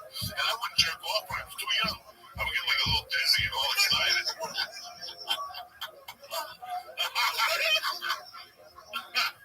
But I had a particular godmother. Aunt. She was an aunt. And she was hot. Just the time I met her. My mom even knew. What you like her? Funky and her hair was. She didn't put her hair down. She didn't give a professor. Out of all my mother's friends, she was married to a gangster. But she knew nothing of that world. She was the best mom you ever saw. I miss her to death. And she died, and her and I weren't on good terms. So I never felt good about that when I was a kid. Like you saw her as a mom. But one night she did something in my house, and I saw her putting her hair up. Dog, I wanted to like boom, with my whole body was hard. And I remember telling her, damn, like, did you see her fucking hair? She was bundling up. I was like, fuck it. So I always liked her. So anytime I went to her house, I always sniffed her bra for a couple of years. And then, like, a year later, I found out what that tube was for. And I was one of those hounds looking for Rambo. And you weren't even jerking off, you were just sniffing it? I was just sniffing it like when you sniff like a, you ever got a chocolate guy from the video of a boss? Sure. And you want to sniff it to make sure you pay 35 cents. You don't want to artificial. You don't want to gaze at the real deal, so you sniff it. Right, Rothschild doesn't. shit, dude. What are you talking about? Are you sniffing ice cream bars? Is that what you're saying? And they're coming for you. They're coming for you. Why me? You're talking about sniffing too. Dude, the worst word we used was nozzle. I didn't hear. We called it a nozzle that you were sniffing. Oh. It's skinny up on top. That's how it is. It's skinny up on top. And then it goes out. So you can put it in that monkey and it shrinks but the end. That's like 19 tubes. So water comes out of all the bottom of the monkey. I would sniff in the bed. One by one, I would get the toothpick and clean it out. You ever do that? You clean it out with a toothpick and sniff the other side. You get like the condensed pubic hair. Where did you get toothpicks I from? don't know. You brought toothpicks from? I get it from fucking Chicken Delight. When they come over, they fucking give me toothpicks. I'm fucking gnarly. Holy shit. How is it? Did you ever get caught? No, nobody ever knew. I forgot for years until I was like 16 and I did it again. I'm like, no, dog. I can't even say this. I dated a girl, and her monkey was so good when she'd take a shower. I get her underwear, sniff and bang one when she was in the shower. And coat her panties, and I'm sick of it. I'm a sick dog, you know what I'm saying? Anyway, back to the Christian minute. Anyway, so, Holy shit. guys, and I try to, tell you, I'm a good actor, and I try a lot of fucking things. But sometimes you get high and you get comfortable, and then something happens, and you're like, you know what, man? This is why I don't go out. So last night I'm talking to these moms, and we're talking about 3 to 5. What happens to kids from 3 to 5? They snoop. How we all snoop. And I look at this guy at the table, and he's got his phone looking at me. And the mom that I'm sitting next to is a teacher. And she's cool, but she's skinny, but tough. And that mom is not the mom you want to mingle with. Why not? Because she's crazy. She's tight and she's beautiful. We should go. I've seen her do it.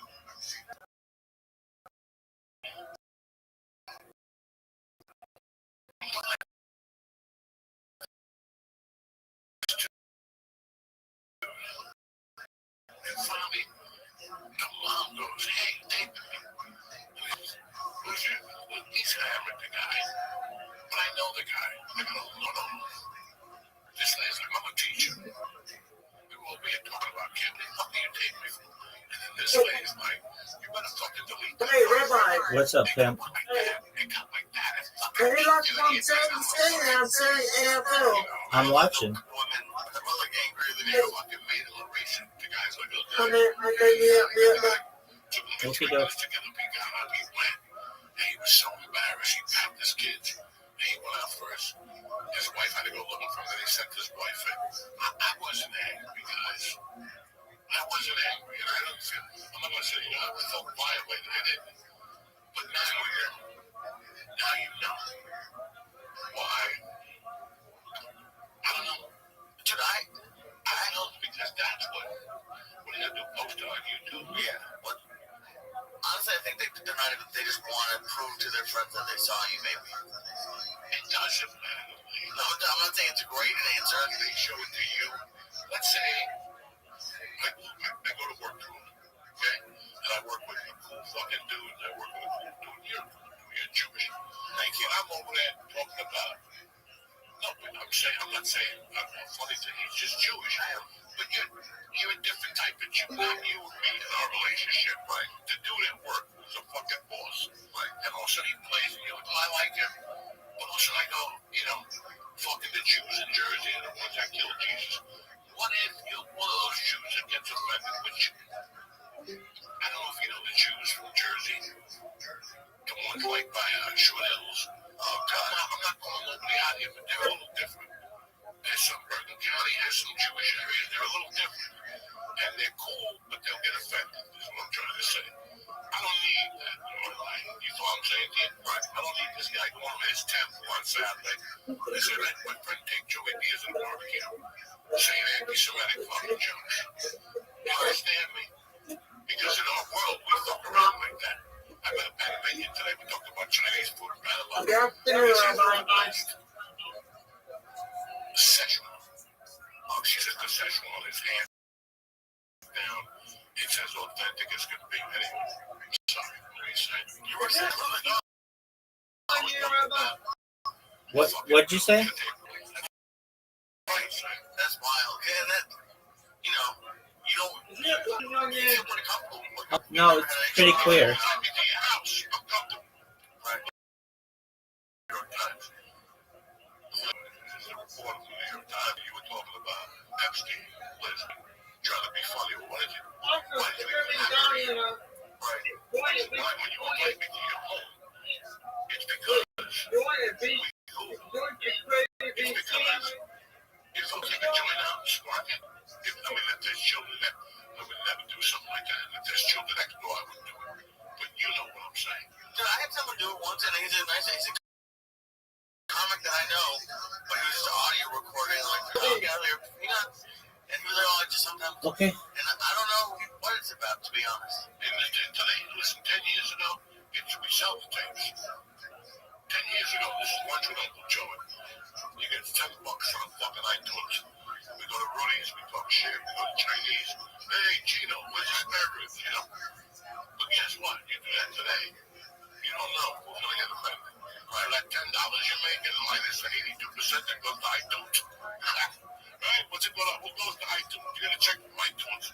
It's fucking, rabbitized. Right? It's fucking whatever rabbit is. So is it worth it? That's what I'm trying to say to you. Like, we can do it ourselves. We want to take our conversations. There's no more brilliant conversations than us at dinner time. When we go to a Greek restaurant and you get the fucking cheese with the Greek carrot on top of it. How the fuck you I like that cheese. But has anyone ever tried to do it with mercy? What do you mean? Like how they started, like you might have been angry, or it was like you and Mercy together, or it was just Mercy. Like, has anyone tried to take pictures with Mercy and public? No, I've seen like people trying to take pictures of me and Mercy at a restaurant or something. What do you want me to do? I don't want you to do anything, but they would then. What do you do? Post it on Reddit, remember? Once you're my daughter. You're typical. I would get upset. No, like I'm not. If he approaches me, Right. and starts talking stupid, yeah, I get upset like any other parent would.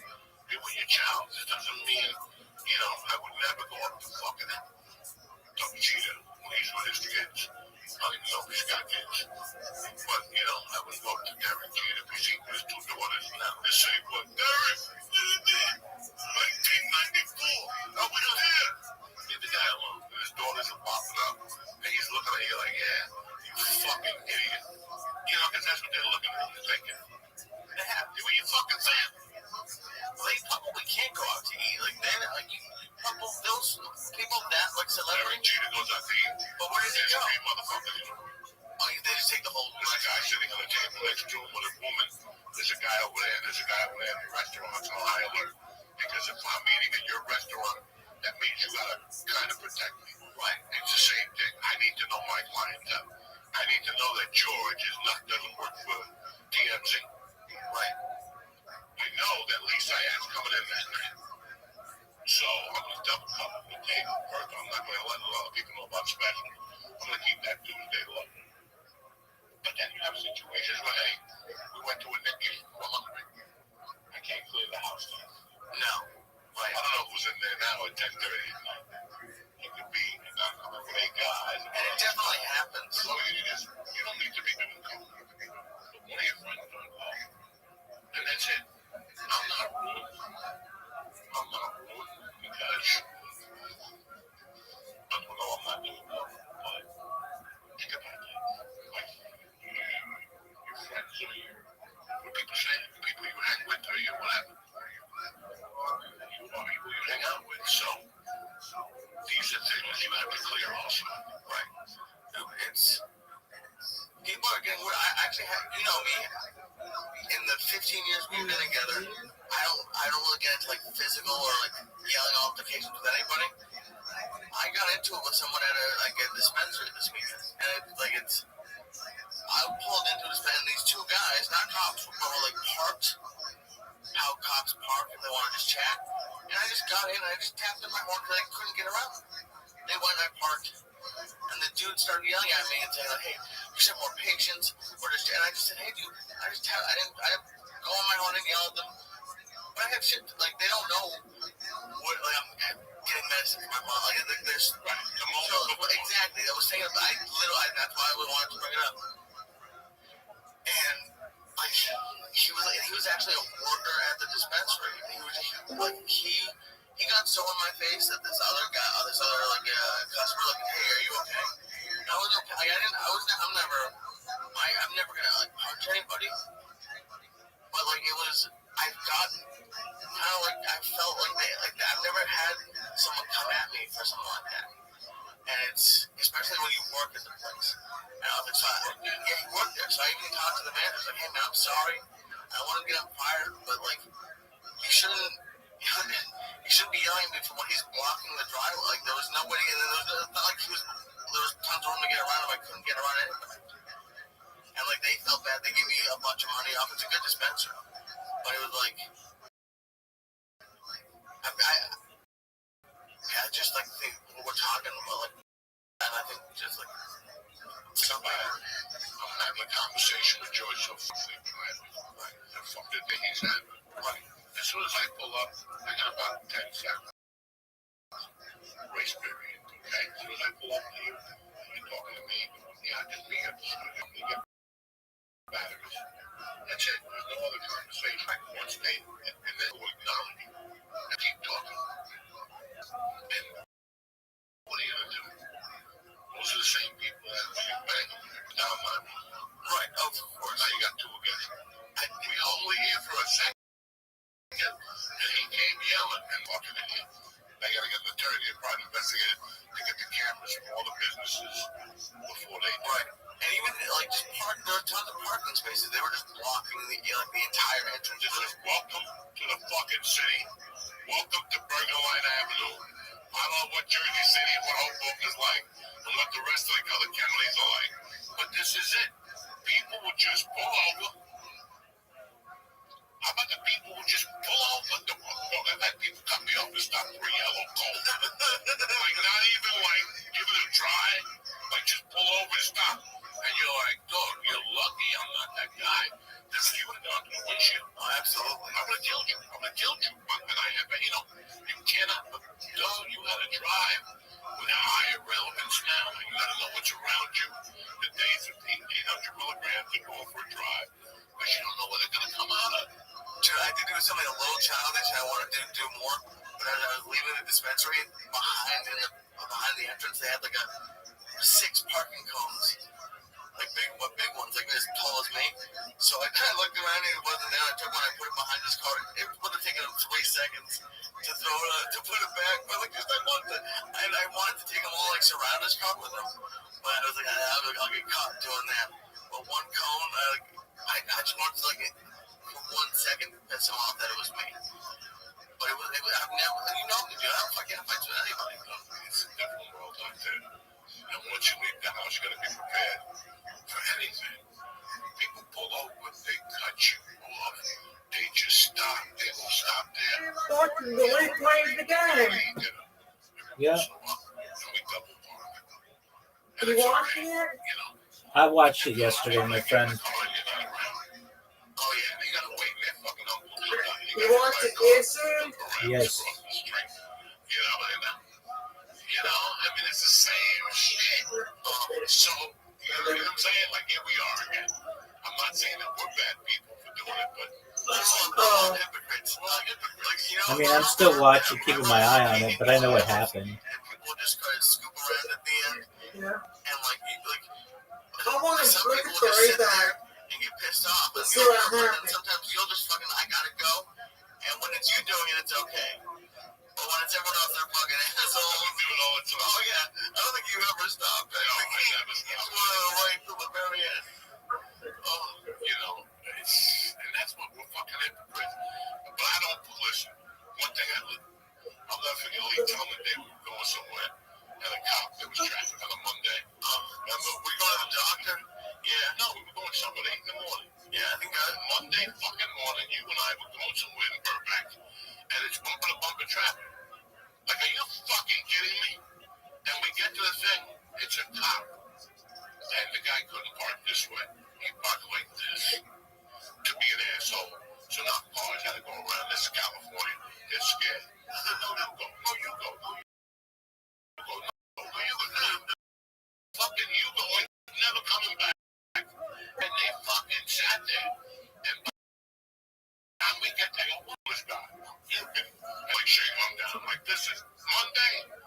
7:45. This is your job. I'm gonna beep it out. Be shit. Beep the fucking car. Dude, I was driving, and you fucking beeped my car. I ran and started yelling at the cops. You cocksuckers. And I'm like 25 cops. You can't be this fucking stupid. You need to protect your servant. How are you protecting a servant, Lee? I'm gonna take a picture of your car and show Lieutenant. It's Monday at 7:40, Luke. Look at this fucking car. Yeah, I'm gonna go in there. Luke, where's the Luke? That's how they call him on all the TV shows. Luke, let me talk to you. It's Lieutenant Ray Luke. Let me talk to you a bit. Cut this shit because I'll fall over you. I'll get the fucking Puerto Ricans, the public on safety, and me and him start blowing. You won't be looking too fucking good, okay? And don't let me mention Joe Rogan podcast and shit. I got fired up. I'm sorry. I get all anyway. I'm fired up because something's happened. Listen, I don't know if you guys know. This is my time of the year. My dick gets hard right now. That's it. It's over. The stupid shit is over. Think about it. That's it. You jumped around. What's going on, Hydra? I'm gonna get that tooth fixed. Hydra, can you hear me? Hydra. Hydra. Yes, I can hear you. Excellent. How's your day going? And then your codes, they have. A few. Hello. How's your day going, Hydra? How's your day going, Hydra?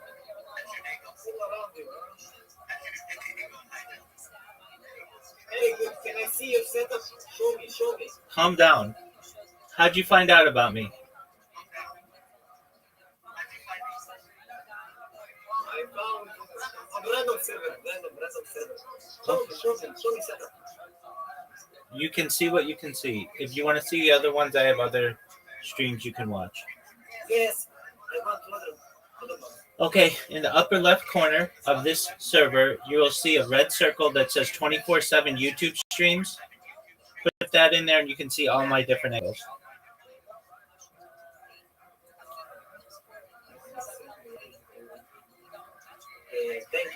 Thank you. You're welcome. How's your day going?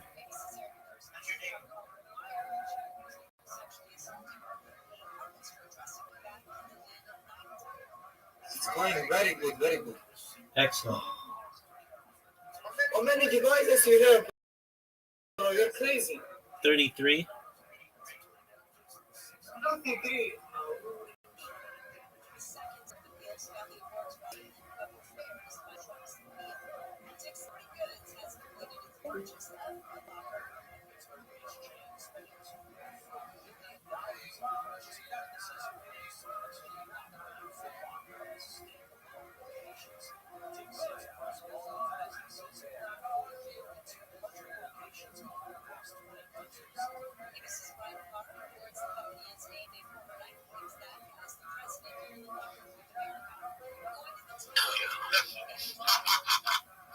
Guess what? It's September, motherfucker.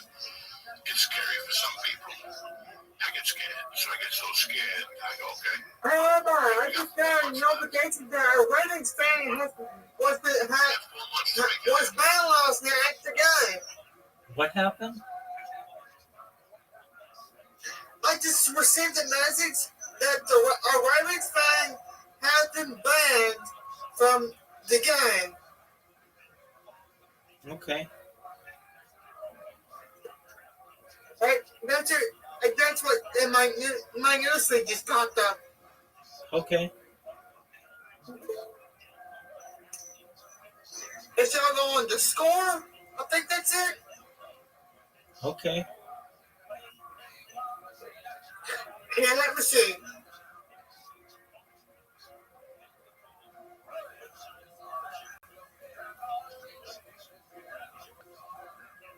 The fan was ejected by the same security and has a back indefinitely. Okay.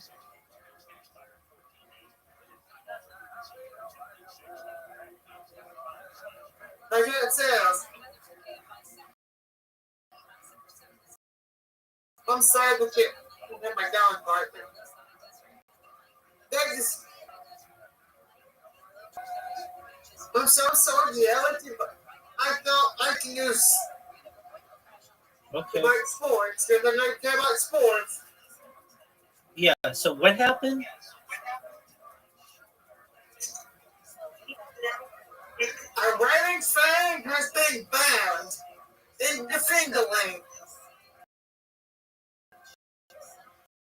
A Ravens fan has been banned where?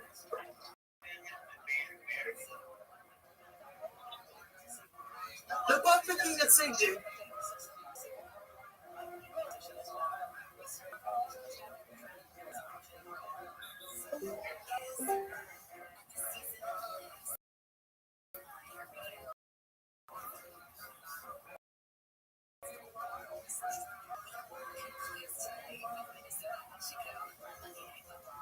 Yep. Yeah, I'll show you guys. It's y'all going to score.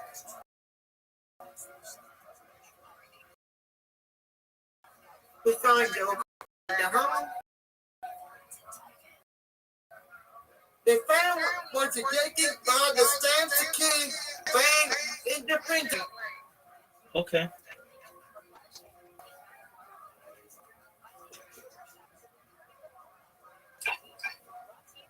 The fan reached up and gave Hopkins a little shove to the helmet.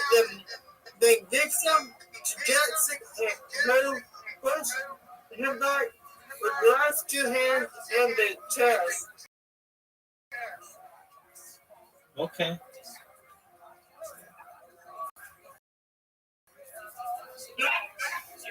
Wow.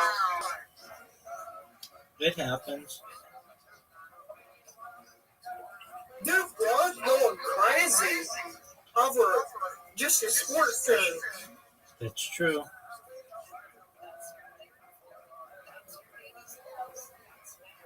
They got that family ejected. Yeah.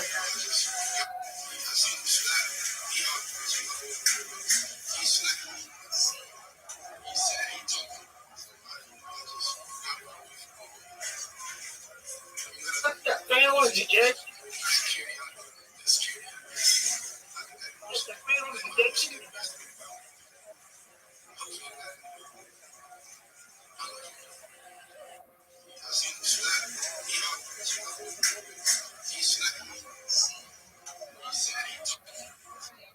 It's just silly. I agree. Just 1 second. I need to reset my browser.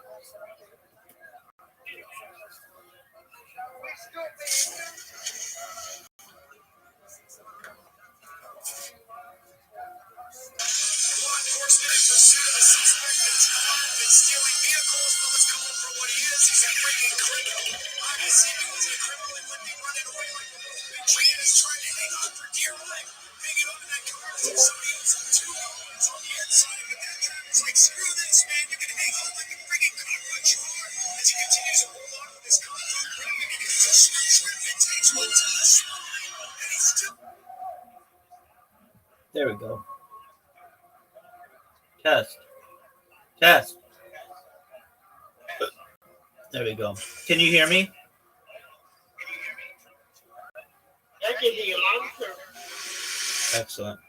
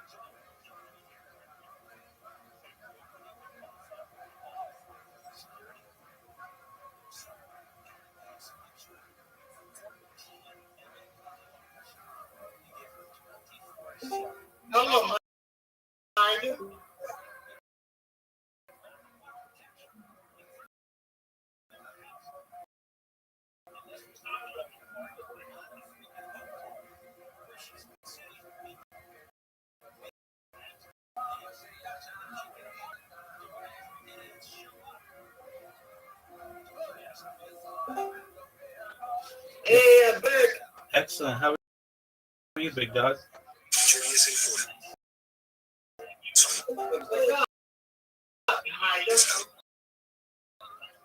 How are you? Hello, how are you? I'm good. How are you? I'm well. Lou, how'd you find out about me?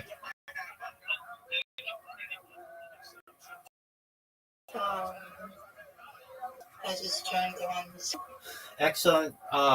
Just checking. Well, at least 18. I'm 20. Excellent. I just don't want any children in here. Lou, do you mind if I tell you about myself? Sure. Excellent. I'm Rabbi Rothschild. I stream my life 24 hours a day, 7 days a week, 365 days a year for work. I've been doing so for more than 3.5 years. My streams go back to the pandemic. We've seen the Queen, the birth of AI, the coronation of a king, and everything in between. Lou, have you ever seen the movie Truman Show or the television show Big Brother? I haven't watched them. I have them, but didn't really like watching. Totally understand. Essentially, there's the tales of people's lives 24/7, and that's what I do. In 2018, Economist magazine stated that data, specifically human data, was Earth's number one resource, and I have more human data archived on the internet than any person ever, which may make me an Wait, influencer. I have a really important question. Go ahead, Lou. Palestine or Israel? I want world peace. Okay. I have more human data archived on the internet than any person ever, which may make me an influential person someday.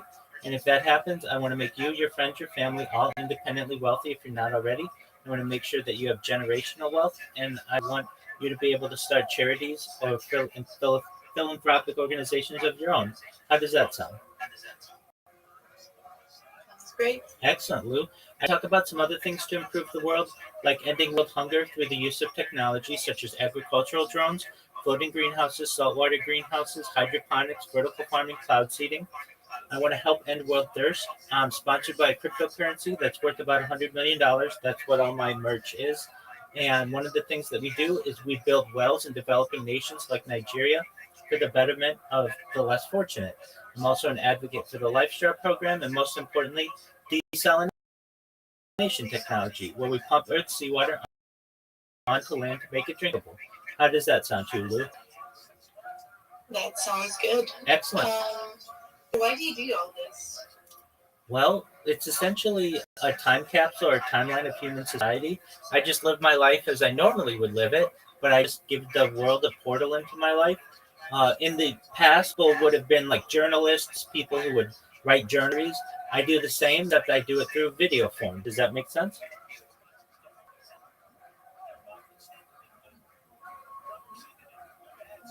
Okay.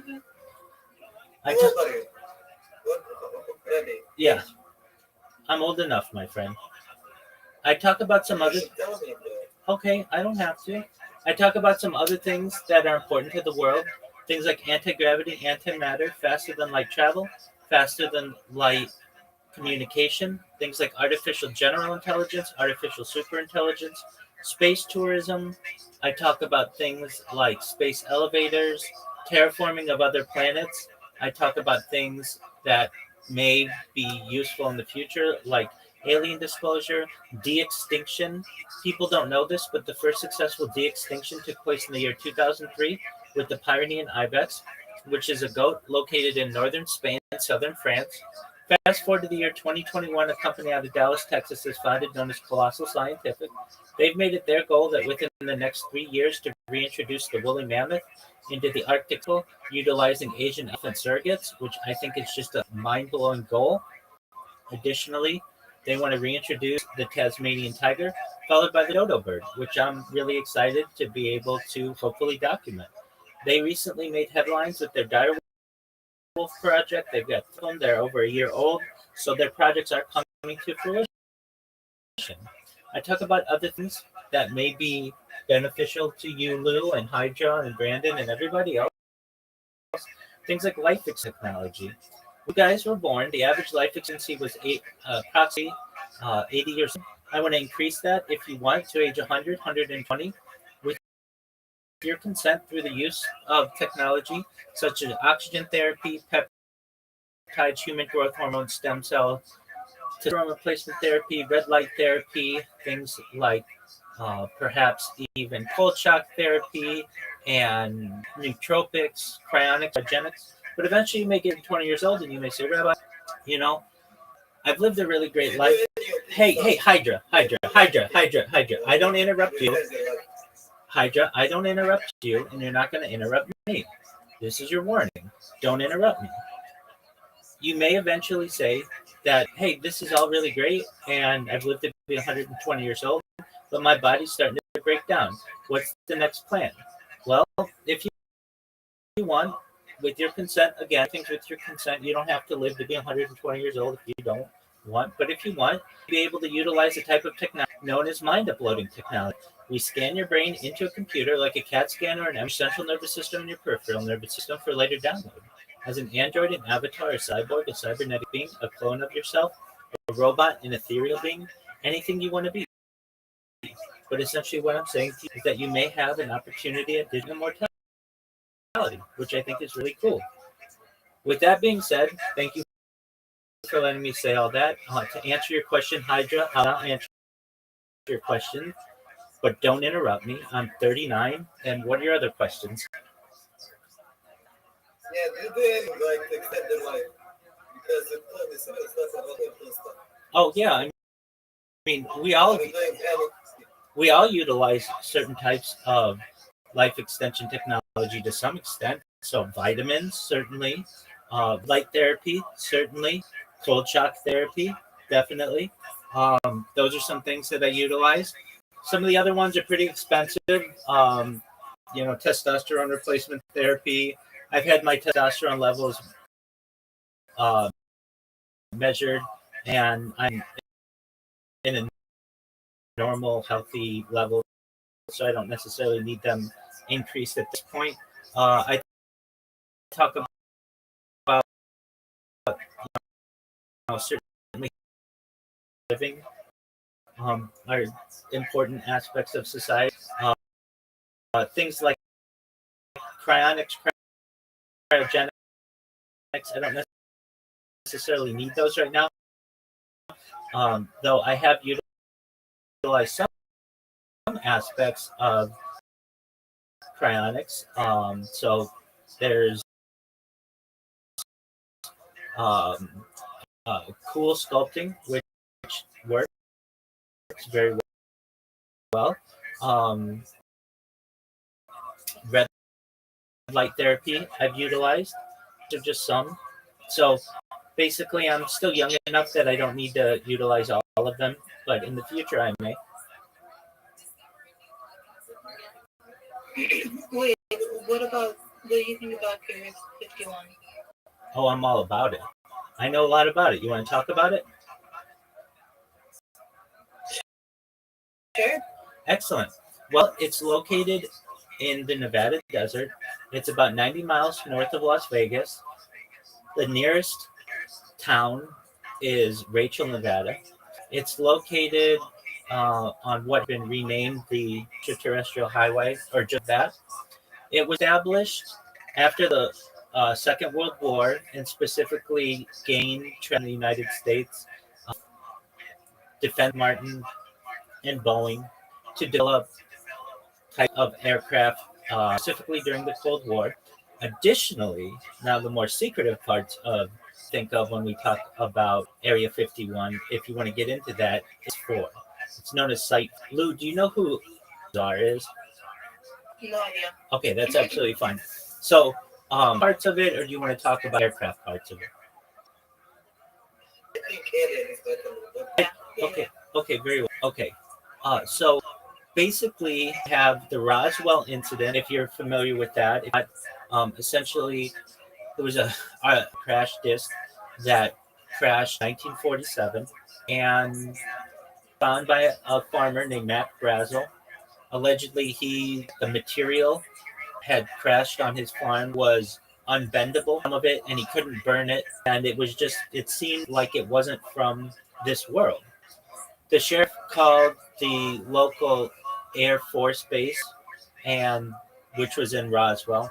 Even though it's called the Roswell incident, it happened in an area of New Mexico that's closer to a place called Corona. So a lot of times it's referred to as the Corona. This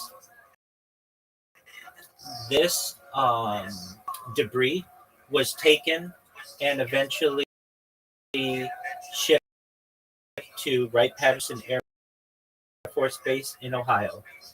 Much of this alien wreckage was needed a place for it to be reverse engineered so that scientists figure out how it worked. Thus, there are arguments to be made that Area 51 was the place where this would be done, with the cover of Area 51 being for defense contracting. So, starting around the early 1950s, we have uh, Area 51 start to get traction. Times, no, it has a lot of names. It's known as the Nevada Test Site. Some aspects of it are. And so Area 51 is one of many areas on the Nevada Test Site. There are also, there's 52, Area 50, Area 9, Area 48. It's basically broken up on a grid, but about 15 miles is Area 51 is something called S4. That's known as Site 4. And that's where the alien aspects of this technology occur, the alien reverse engineering. So, what is located there? Basically, in the side of a mountain are different bays, like garage doors.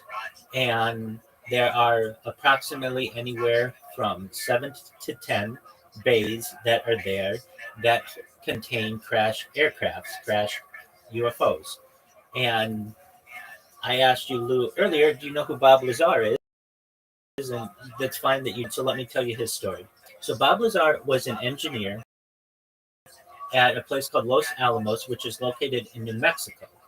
And he was a very interesting engineer and physicist. That's okay, we don't have to go. You don't have to listen to it. Look it up, kid. All I want to do is watch this fucking podcast. Yeah, but you sort of.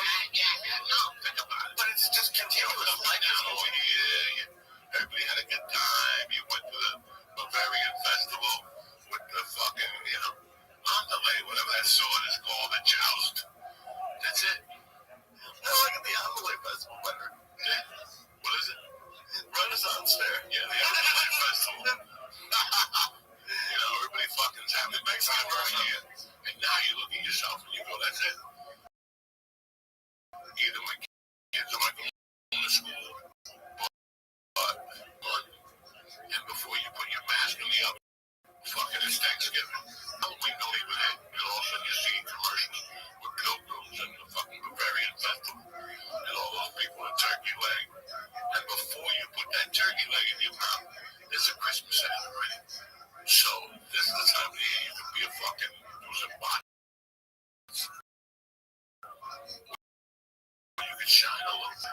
Hey, Halloween candy already. Who gives a fuck? Okay, only you look at that shit. It's terrible for you. I know not eating Halloween candy. It's fucking left on you. I've sampled all of them. Terrible. I got everything. I mean, they haven't done everything is bad. They have destroyed everything. They make a sugar-free licorice that I was really into until my eyeball almost came out. My heart beats and shit. All that shit. It's shit. Even chocolate. Like, I love Robin Joy like a motherfucker. You understand? You go to CVS to get a prescription, right? They always got that double pack Almond Joy. It's a gun. That's your bar. Oh, I like the caramel clusters too. Those are good. And they come in a 4-pack too. Oh, shit. And CVS gives you diabetes. They can't nothing about you. It's only a single pint. Remember the single peanut butter? Right? For years, they had a double. You could always buy a single pure fat fucker. And you wanted just to make peace with yourself. They don't have that no more for the fat fuck. They don't even give you that. Now they sell you 4 cups. 4 cups. That's great. No, it's not great, Lee. You're trying to fucking live up. Shoot yourself in the stomach every day. That's what you're trying to do. I don't eat candy. That's why I'm getting. No. That's why I'm getting bad. I swear to God, I don't go to CVS and buy shit anymore. But But on the way home from the dojo, we stopped at the pharmacy and we split a 2-pack of the new Oreo Reese's.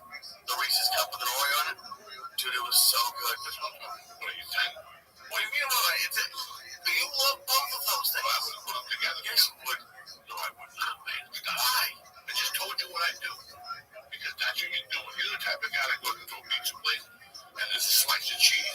There's a slice of cheese with ziti and a lizard eye and chicken, and you'll get that. Something that you would eat separately. I've seen you. I've been around you 15 fucking. I would eat Reese's cups and Oreos separately. Lee, you don't need that shit. I don't need it. That's why we split it. Anyway, stupid. Let me tell you what's going on in 2 days. Tell me what's going on.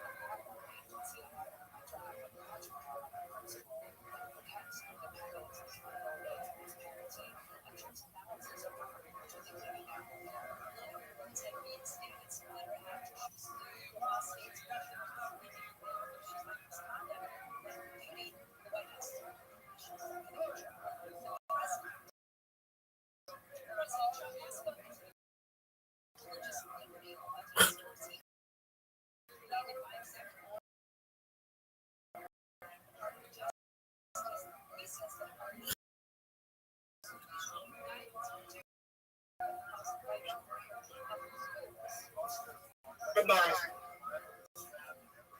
Yeah, what's going on?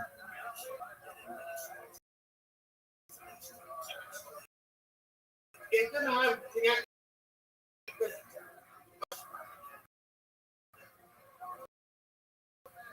What'd you say?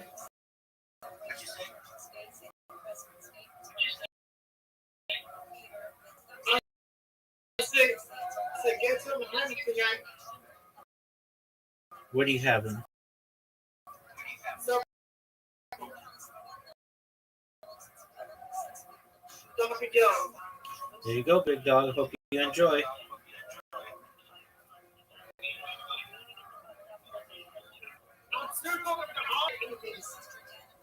Okay, doke. That's what happens.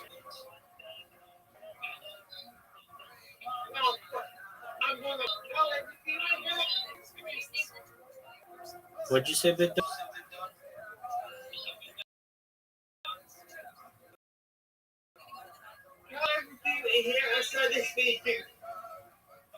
You can talk to me whenever you want. If I can talk to you, I will. I can't always talk to you, but when I can, I will.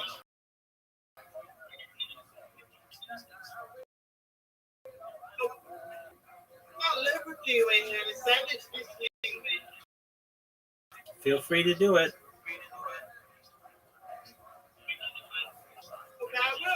Excellent, big.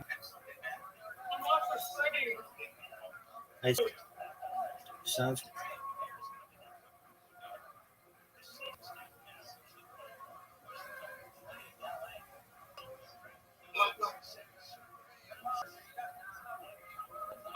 I'm eating.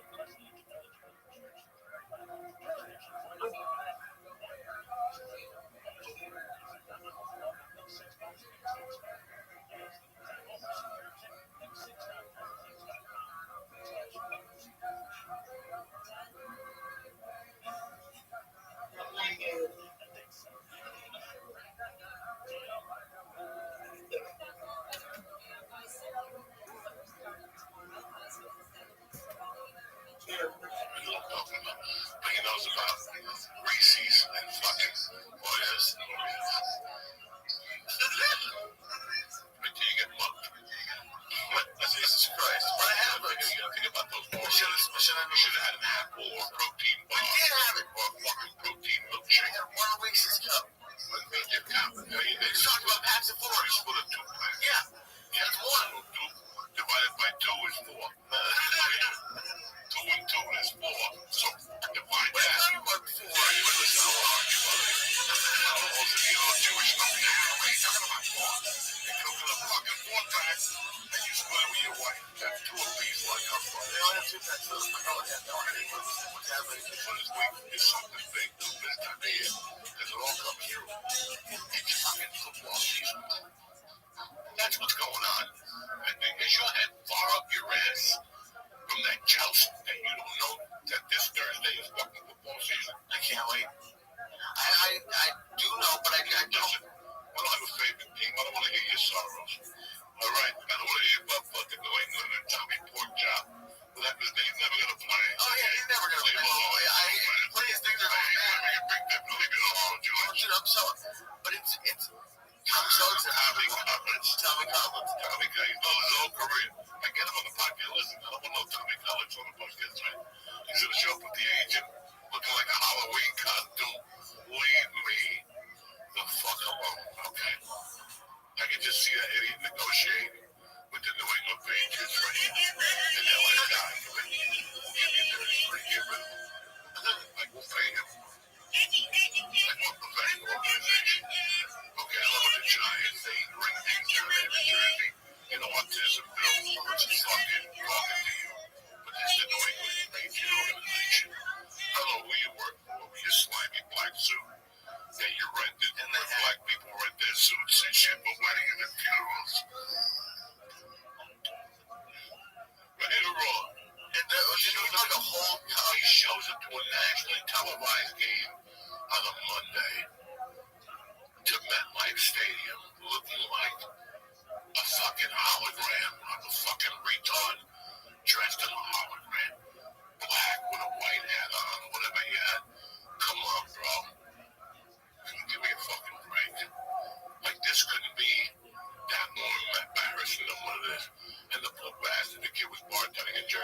Rocky. Almost broke him 2 weeks before that. God bless him. It's a Rocky story. But if you're going to go with Rocky, go on with Mick, not with Dick. Okay? If you're going to go like Rocky, open up your eyes and go, you know what? Let me call fucking Pacquiao's people or something. Let me call my dad. Let me call Aaron Rodgers and see if he can help me. He shows up with his uncle's friend from the doctor. And that's what these idiots do. He knows people. No. He's not a doctor. He's on the bottom ring over there with Doc. He's your manager now. He rents his suit. And that's what it is. And it's a shame that nobody... This is the NFL. You can't show up with that fucking moron. We gotta go big here. So what? You're not getting that much money, but at least it's what the Jackie Gleason was his big club. You could be broke. But as long as you have your shoes to shine, you can win that. You just, he said something beautiful. You're making a presentation. Why would you in the car? You want to show up with him until you get somebody? I get it, but then show up on Monday Night Football with them. Yeah, the people in Newark are jumping up and down. That's my boy. He bought that suit for me. He eats pizza here. He likes the eggplant here. You know what I'm saying? God bless. But that's not the guy you want to talk to the NFL with. That's the guy you go like to a school play. You know what I'm saying? That's the guy like you go like to sign autographs at a pizza place. Because that's what he was doing. You're an NFL coordinator, Joe Montana. Ever signed autographs at a pizza place? You think this is fucking funny? It ain't funny. This is what happens when you move to the state. They're crazy. I worked 30 years of my life to go to some pizza place at American Mall and find stuff. Are you fucking retarded with some guy with a suit on? Hey, guess it eats you. Give me a fucking break. Anyway, I got all fired up on that. Jesus Christ. Yeah. And then when I moved here, I was like, I'm thinking about firing my agency. And I'm going to meet with a guy. And I met with that guy. And I let the time dictate. Just to let you guys know, I let life dictate. I'm not going to drop no names. The guy had a couple guys he was handling. So I said, where would you like to go? I thought the guy would say Vito's, the Lower East Side, Montevecchio's in Brooklyn, or some fucking Italian man. What's your joint? The place where you get the sandwiches, Salvo's. You know, the other place. You get the chicken franchise. Kebabos. I thought the guy would drop a name like that. He dropped like higher. So you're like big business. I bumped him to a diner. Oh, man. To another big diner. I just said, I'll meet you at the diner. You know, this motherfucker showed up with a Yankee ham. What's the shit you cut? Put on eggs. Cream cheese. Where? In Jewville? This is Jersey. Who shows up with a fucking thing of cream cheese? Damn, no, the other one. Pork roll.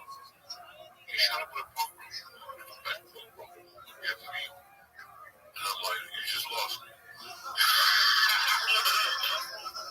I'm about to put an envelope in your pocket, and you show up with a pork roll at a diner down the block from my house. We're going places. And you go in your own fucking, you know what I'm saying? The presentation, the whole thing. Right?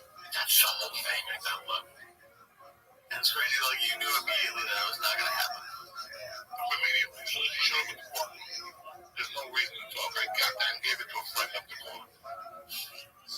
But think about, you know what I'm saying? Like, guys, you were, remember I had a couple weeks ago, 8 weeks ago on the podcast, I said that you become a professional when you become a professional. You decide. It's your decision. You look around and they go, what the fuck is going on in my life? There was a booker I always depended on. One man joined the this guy.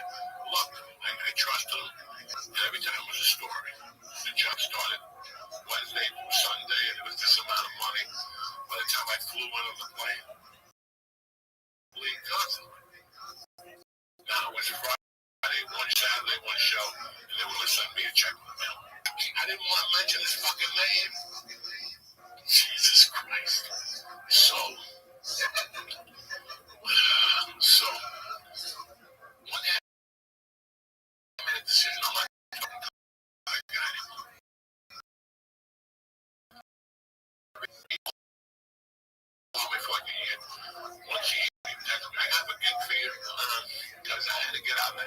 say no to him.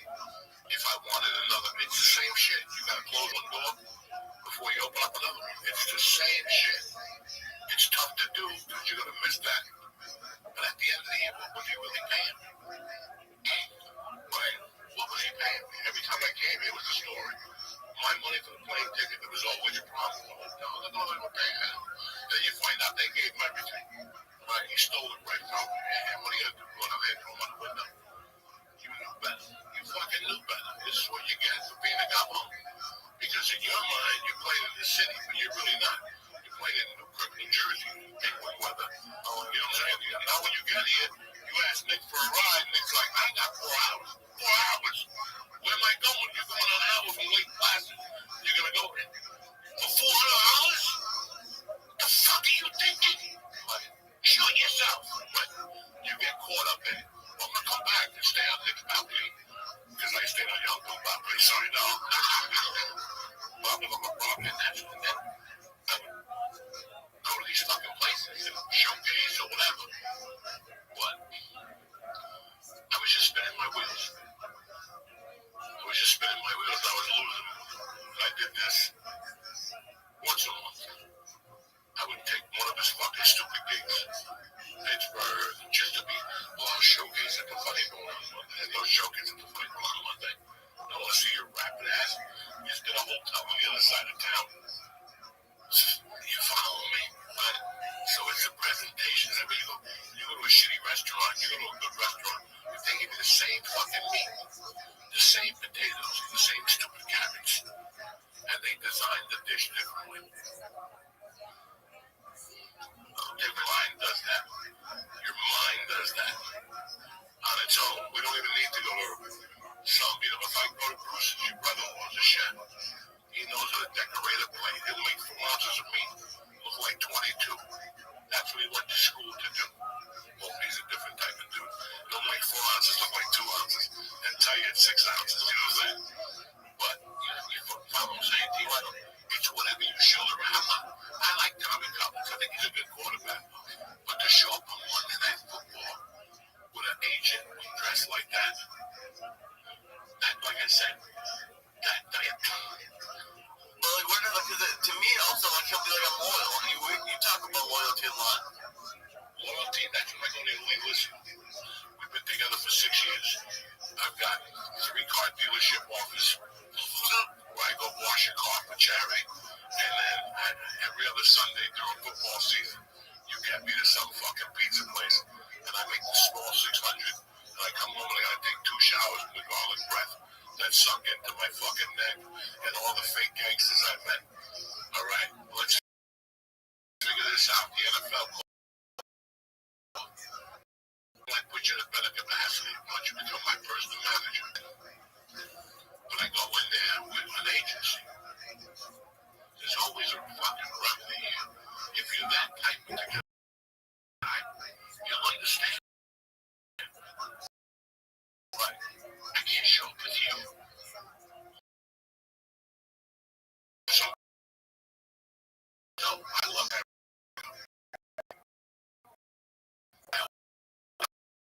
If he would be alive right now, from LA, after the fucking Misrado, we needed help getting that fella. I wasn't going to ever let that happen again. I wanted him around all the time in case I had to send nerds to throw somebody out a window. And that dude, as long as I gave him coke and some sniffing glue, that's my dog. We were dogs together. So I can't imagine me getting the longest yard and flying Ringo out because he was going everywhere on that set. He would have fought everybody hand-to-hand combat. Fuck your mother, I'll come back with a roast beef sandwich. That type of shit. But anyway, we're going to take a quick breather here and talk to you about DraftKings. I've been with them. I've been working with them for 5 years. But I've been with them now, maybe 7 years. I've been a customer of theirs. I love everything they do. Every morning I listen. In the morning I get up, I get coffee. I sit and look at the fucking trees. I thank God for giving me another day. As soon as I get down there, I open up my notebook and I go right on DraftKings because every morning I risk getting anywhere from $1 to $2 in bonus bets to $300 in casino credits because they have a thing that you just spin the wheel and every morning you wake up to good news. It's like going to Coles. Every time you go there, they give you a coupon to go. You know what I'm saying? So I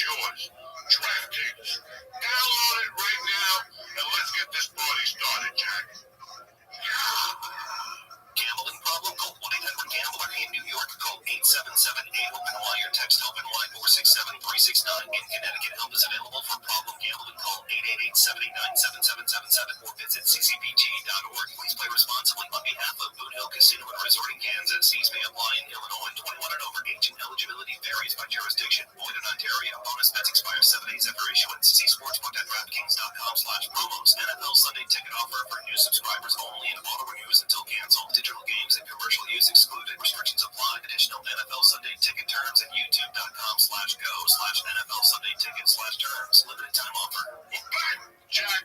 So don't forget, if you're a new customer, give DraftKings a shot. If you're an old customer and you went somewhere else, it's time to go back home to Papa. Uncle Joey's there. Lee's there. We have a good time. It's starting. We don't know yet. We're just like, excuse me. Well, my I burped to the microphone. The executive producer's getting away for this right now. But we'll let you know. We'll start doing Monday Night Football through Twitter. On Joey's YouTube, his Twitter account. We'd like to do it. We love everyone on YouTube. YouTube is up with one missing smoke or a missing leg.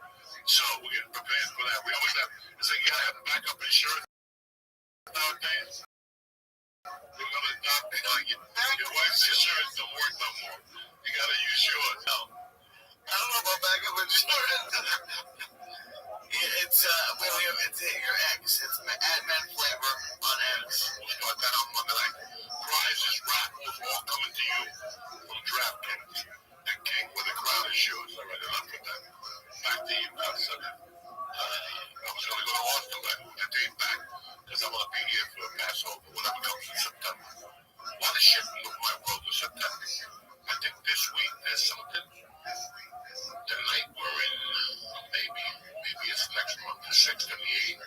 The 24th of September, big Cuban holiday, especially for me. Not for a lot of you fucking peasants. And then you have the other holidays, Jew holiday in September. 2 days. We have Rosh Hashanah in before. There you go. So I thought, well, that goes down just in case Barishnikov over there starts lighting firecrackers. Why? But yeah, I'm going to be in Austin. I'm going to go to Austin the last week of fucking September. Walk the streets, get a little barbecue, get a couple shots from ways to well. And try to get healthy. That's it. That's my schedule. We got Florida this week. Really excited. And then we're going to present code Joey. That's code Joey to get 300 in bonus bets instantly when you place your first bet of $5 or more, plus 200 off NFL Sunday ticket. That's a deal to have, guys. From YouTube and YouTube TV in partnership with DraftKings. Well, that's when the party starts, and that's when the crown is yours. DraftKings. Download it right now, and let's get this party started, Jerry. Gambling problem? Call 1-800-GAMBLER. In New York, call 877-8-OPEN-Y or text OPEN-Y 467-369. In Connecticut, help is available for problem gambling. Call 888-789-7777 or visit ccpg.org. Please play responsibly on behalf of Boot Hill Casino and Resort in Kansas. Fees may apply in Illinois. 21 and over. Age and eligibility varies by jurisdiction. Void in Ontario. Bonus bets expire 7 days after issuance. See sportsbook.draftkings.com/promos. NFL Sunday ticket offer for new subscribers only and auto renews until canceled. Digital games and commercial use excluded. Restrictions apply. Additional NFL Sunday ticket terms at youtube.com/go/NFL Sunday ticket/terms. Limited time offer. Okay, Jack. So don't forget, if you're a new customer, give DraftKings a shot. If you're an old customer and you went somewhere else, it's time to go back home to Papa. Uncle Joey's there. Lee's there. We have a good time. It's starting. We don't know yet. We're just like you. Excuse me. See, I didn't burp. I burped on the microphone. The executive producer's getting away for this right now. But we'll let you know. We'll start doing Monday Night Football through Twitter. We're going to do it on Joey's YouTube and his Twitter account. Yeah. We like to have YouTube is first, but they're not dump us one thing. So we're getting prepared for that. We always have, you gotta have backup insurance nowadays. You're gonna adopt it like your wife's insurance don't work no more. You gotta use yours. Like the hell. I don't know about backup insurance, but yeah, it's your ex. It's Adman flavor on X. We'll start that on Monday night. Prizes, raffles, all coming to you. We'll draft kings.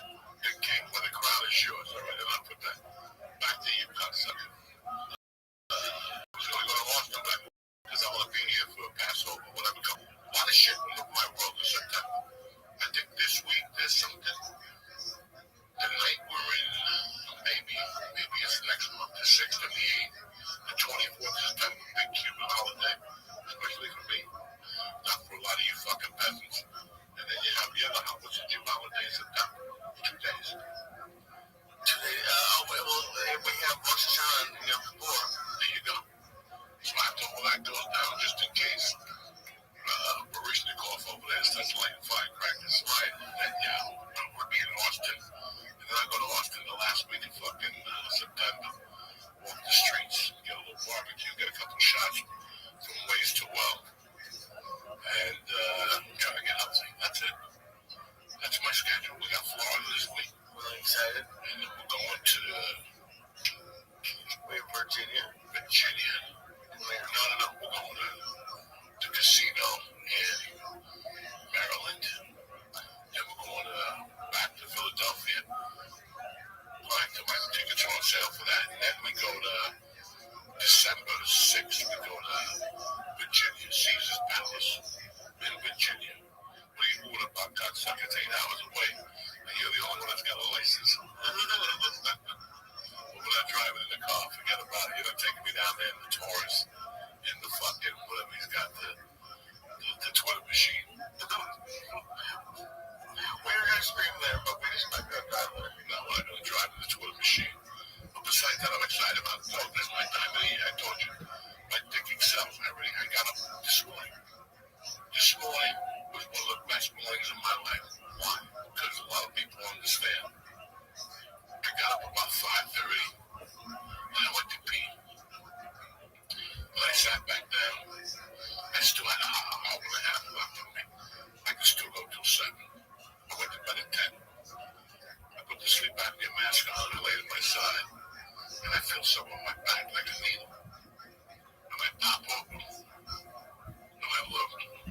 And it's my cat's paw. I don't see her. I'm like, what the fuck? And all of a sudden, I just see her little nose come out through the blanket. And the blanket just happened to cover her little eyes like this. And she's like, what the fuck are you doing? I'm like, no, I'm trying to sleep, But once I looked at her, I'm like, Jesus Christ. I had to take the mask off and hug her and play with her. She was all excited. I had to scratch her nose and shit out your corners. I'm like, I'm up already. So, what the fuck was I doing with this? I don't even know. Oh, I got up, I had some coffee, sat outside. It was a bit on the chill side, but the sun was coming out. I could tell it was going to be a beautiful day to be alive. And I just went downstairs and started writing with it.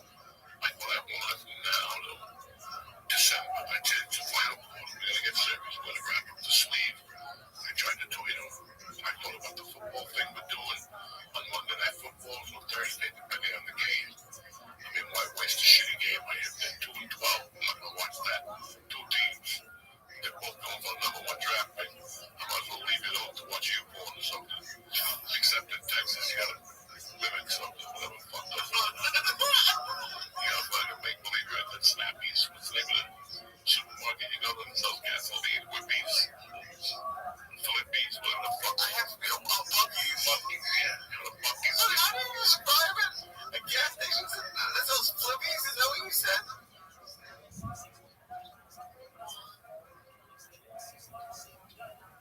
What? Whippies or whatever the fuck you know. But yeah, this is my time of the year because I know it goes fast. I know it goes fast. And for working Americans, I mean, the interest rates will go down in September. But fucking everything else is going to be expensive. Like prices went down, but they're fucking in the ass with everything else. Disney, the electrical power, so it's going to be a rough Christmas. So you better get that gun ready. You know what I'm saying? You better get that gun ready and that little note. Get that little disappearing ink. That's how you rob a bank with disappearing ink. How do you rob a bank with disappearing disappearing ink. So you write the note, give me the fucking money. And by the time the cops come, there's nothing on the note. You know what I'm saying? You're like a bitch of shit. You know, I'm always thinking, though, okay? I know you think all the time. I don't know how good the podcast. How does this one note get? We gotta think it's a joke. I know. You're the only idiot that thinks it. They're sitting over there like, you know, taking this shit seriously. And at 2 in the morning, you'll call me. When you get disappearing ink, listen, I don't even know if they sell anymore. They sell me in a magician's store. So that when you want to hire a magician, go ask him about disappearing ink. Right? I want to hire a magician so bad. No, not unless you're a magician. I know you don't. I'll pull down that one. Oh, what a higher story to do. They'll have a guy comes out like a motherfucker. I'll press charges for child pornography charges. He showed me his dick. What happened? How are you going to press charges? You don't decide the charges. Do you have any English. What do you mean Why you telling me Yiddish? English. Oh my God! Because you can't decide the charges. You don't get to go to the conflict law. I know what the charges are. Maybe you show me a picture of a kid with a rain jacket. I need that shit.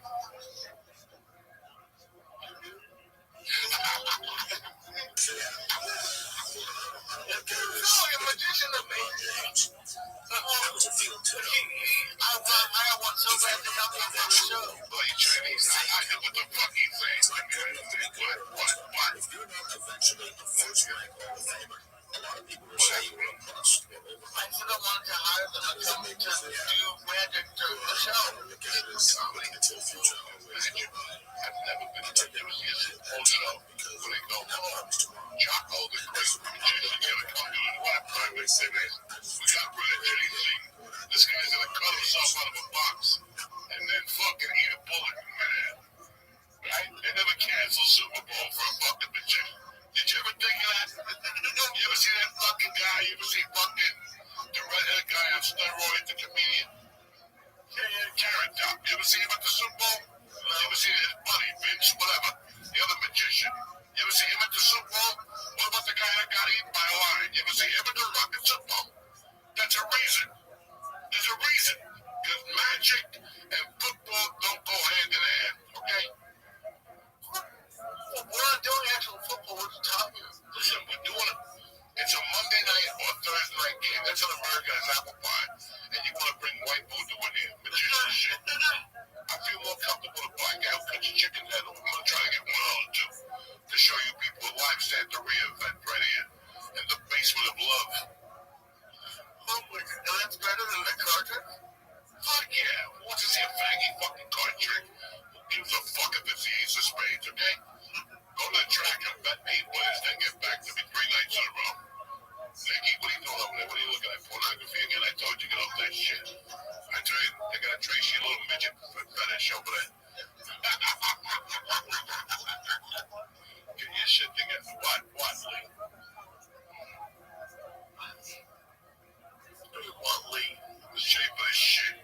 I give him a couple fucking hot dogs, look what happens to him. That's the medical say at FBI. But what does the hot dogs have to do with that? Because that's what's going on. I give you a couple hot dogs laced with angel dust. Shape you eat it. Fucking Renaissance family. You really start to push it. You really just. You get a clown? I'd rather you go to a ghetto and say an ethnic slur and run away. You know, I'd rather you do something like that. I think that's going to go up for me. Yeah, something that has value. What do you mean that has value? What you do is this, practice on the skateboard first. And get good on the skateboard, and after 6 months, go to a Chinese neighborhood. And you'll have that fucking thing, spare ribs and shit. And let them chase you. That's better than going to some fucking fair and make them believe you're some pirate. Whatever the fuck is wrong with you. I never said I was a pirate. Whatever. What's next? They'll fuck you in the ass of roasting. I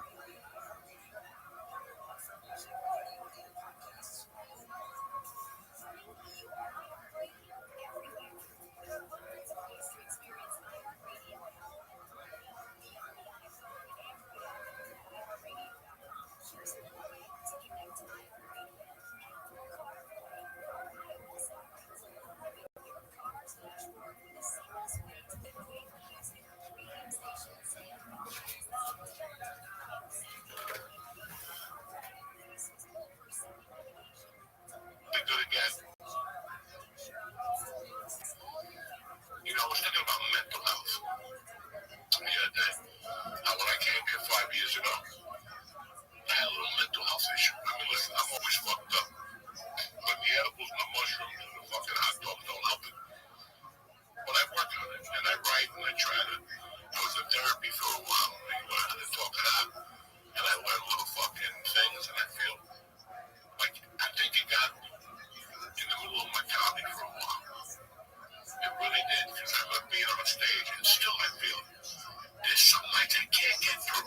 I just can't get through. And it's the same material, tuned up, whatever. But I felt better after the last bucket show. We're doing another bucket show. The 18th of September at the Dojo Comedy. Tickets should be on sale in 2 days, whatever. It's a great show. Very creative. You know, hearing different comedians. Like people are taping it. Now I'm going to tape my next thing. I have it. This shit happens. You know, shit happens up there. So, that's what I needed, guys. I had so much shit going on in the hospital. Doctor, stitches in my ear. Now I gotta go back to the doctor for my ear. It's bleeding again. My wife found. I asked my wife, take a look at what's going on back there. And I heard her go, holy shit. I go, what? She goes, let me get a tweeze. Look, she pulled out a fucking stitch. A metal stitch. Because this shit was hurting. The thing finally went down. The other day, the top of my ear was on fire. I'm like, what the fuck is this? And it would sting and shit. My wife goes, no, you have a piece of metal in there. There's a fucking white head deep in there.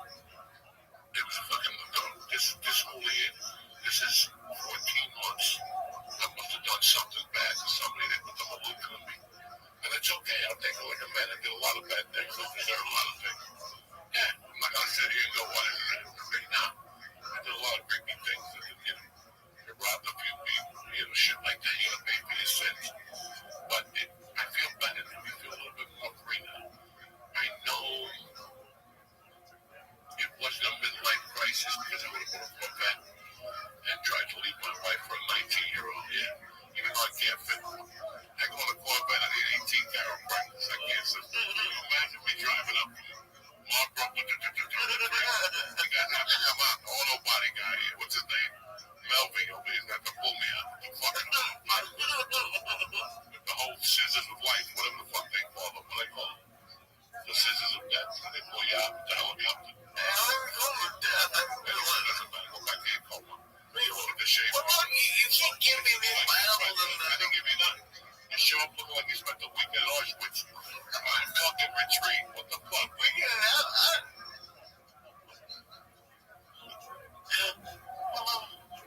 I don't know how to smoke a weekend. Fucked up with no suntan. That's a weekend at Auschwitz.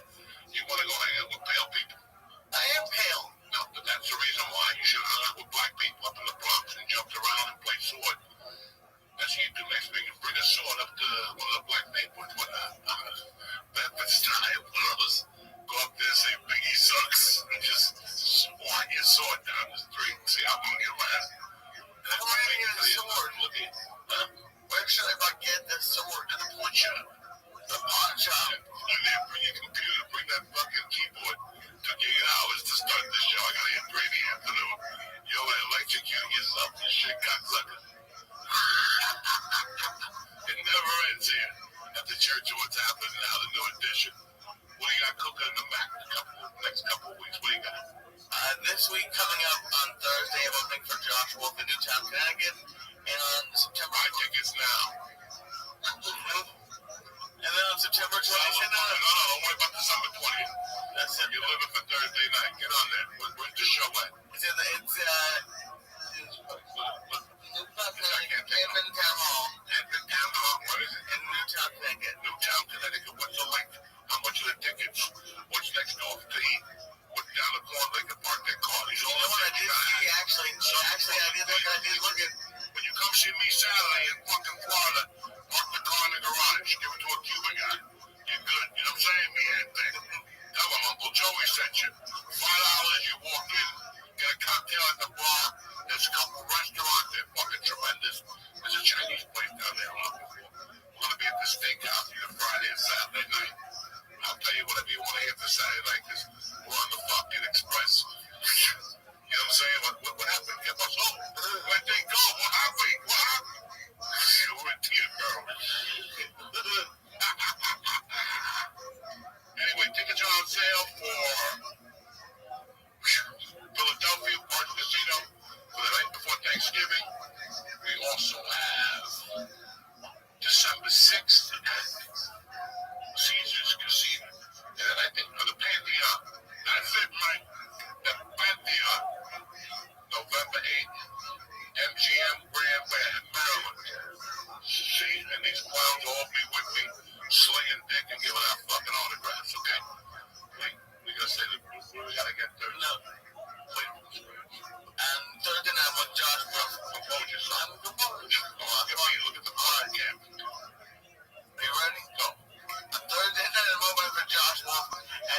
Town Hall, Newtown, Connecticut, 8 p.m. September 26th, I'm headlining. September 26th. Yeah, September 26th. I'm very excited. I'm headlining the dojo in North Plains, New Jersey for the first time. A lot of great comics are opening for me. It's going to be a good time. Pedro Garcia is going to feature for me. Got a lot of great people. So it's going to be a great night. Everyone's going to be there. Every comic. Sheba Mason's going to be on the show. What chick's going to be there sucking dick? The hottest. Selling. All the hottest chicks hang out at Tiff's. All the food, the police I action. I promise you the food's good. I've been Joe will be there. Bruce Springsteen will be there. I get fucked up one night. Tony Soprano, everybody will be there. You know what I'm saying? It's going on. The sheriff will be there. I love you motherfuckers. When's the date? September 26th. September 26th. Oh, yeah, buddy. Yeah, don't show me shit. In Morristown, New Jersey, man. Oh, headlining and shit. There you go. He goes from Morris Plains to fucking Marvin Plains and fucking Iona quick. But after that, that's his career. He goes from Morris Plains to fucking the Plains. What's going on, big dog? You need to get the horse ticket up there, so. Eric Southern. On ABC, just remind me turn to the guy NFL game, okay? You got it, big dog. Because I'm going to stream it Excellent. I think I got a point for streaming the game last night, the Rangers. Oh yeah, I'm sure you get something. I got points. Yay! I Excellent. leveled up. Excellent, dude. You're one of the highest ranked people in the Discord. You're no level 11. Keep up the good work. There you go, big man. I'm now level 11. Give it the good work for that guy. Excellent. That's so cool, huh? He put this in there. I did. In here. I did. That's cool. Thank you. You're welcome, big man. God bless you. Well, thank you, my friend. God willing, he does. You know what? God really loves you. So, And he goes. God told me. And when I was a sick last day, you would believe this guy told me you in the vision, like me, you, all here talking and watching the game together. And we were playing Fortnite together. cool, man. Yeah.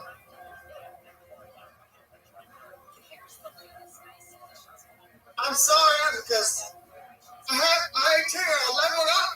I'm so happy. Excellent, man.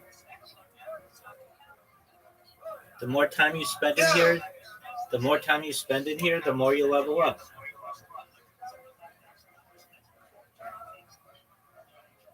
That's cool. Yep, Miss Aquarius is like number 2, so you be up against her. I'm truly behind her.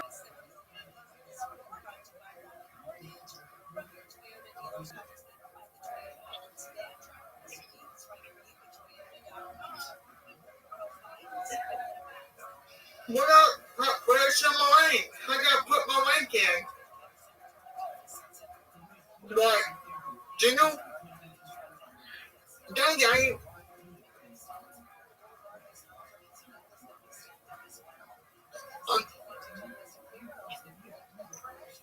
I have to put it down. Does it not let me talk in the chat?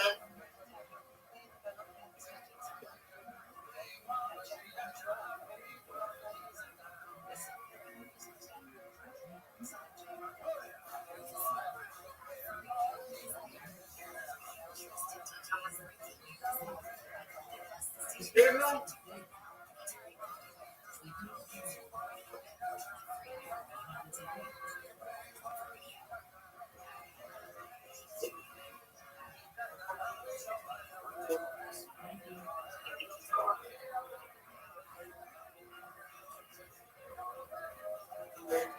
I did not have permission.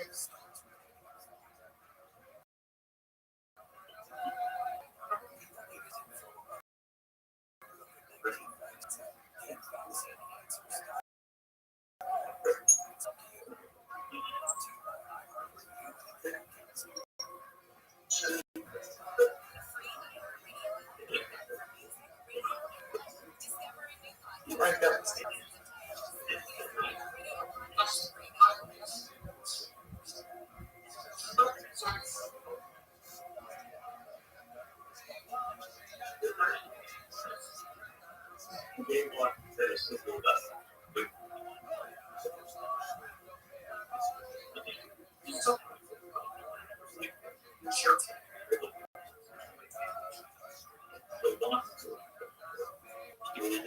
All right, John.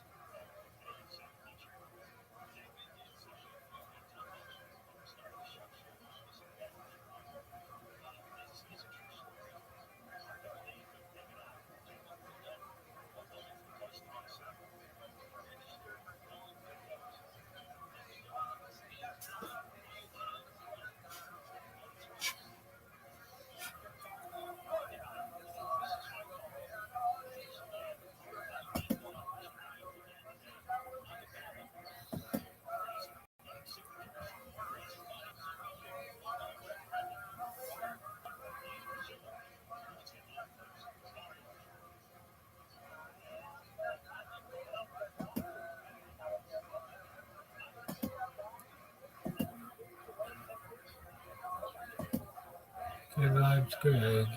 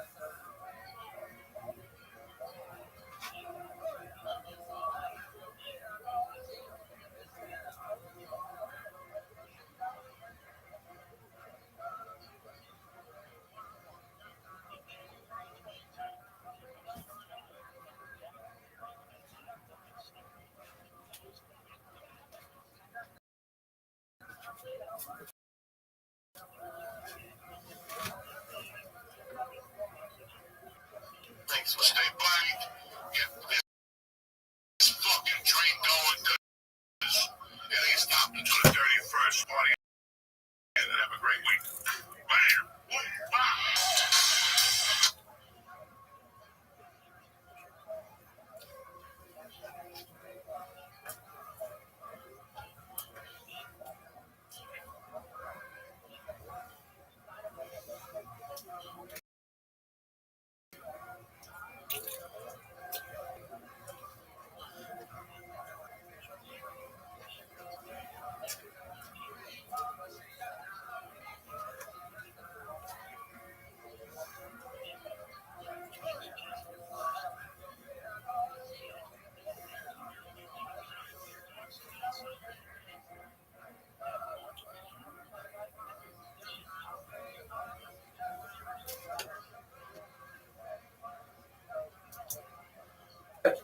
I see you don't understand the needs of Klal Yisrael, the Talmid Chachamim, how they're misparnas.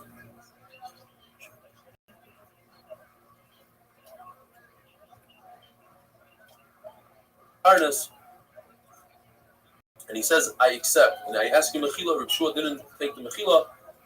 Says the Gemara, an amazing thing. So he says, well, at least, Reb Gamliel tells Reb Shua, at least be Meichel in the honor of my forefathers. As you see, his great-great-grandfather was Hillel. And look at all the Dailim, all the Nasiim that came from all throughout Atur and Gamliel. And in fact, Rabbi Shua was Meichelim. Says the Gemara, Rabbi Kiva said, if so, once Rabbi Shua was Meichelim Gamliel, we could reinstate Rabbi Gamliel. What do we do? They sent the launderer, and the launderer said in the Remez, the words of Rabbi Shua, he said, let them be cloaked, referring to Rabbi Gamliel, and the one who doesn't, referring to Rabbi Azariah, he shouldn't say, give me your cloak, let me wear it. Rabbi Gamliel didn't accept it.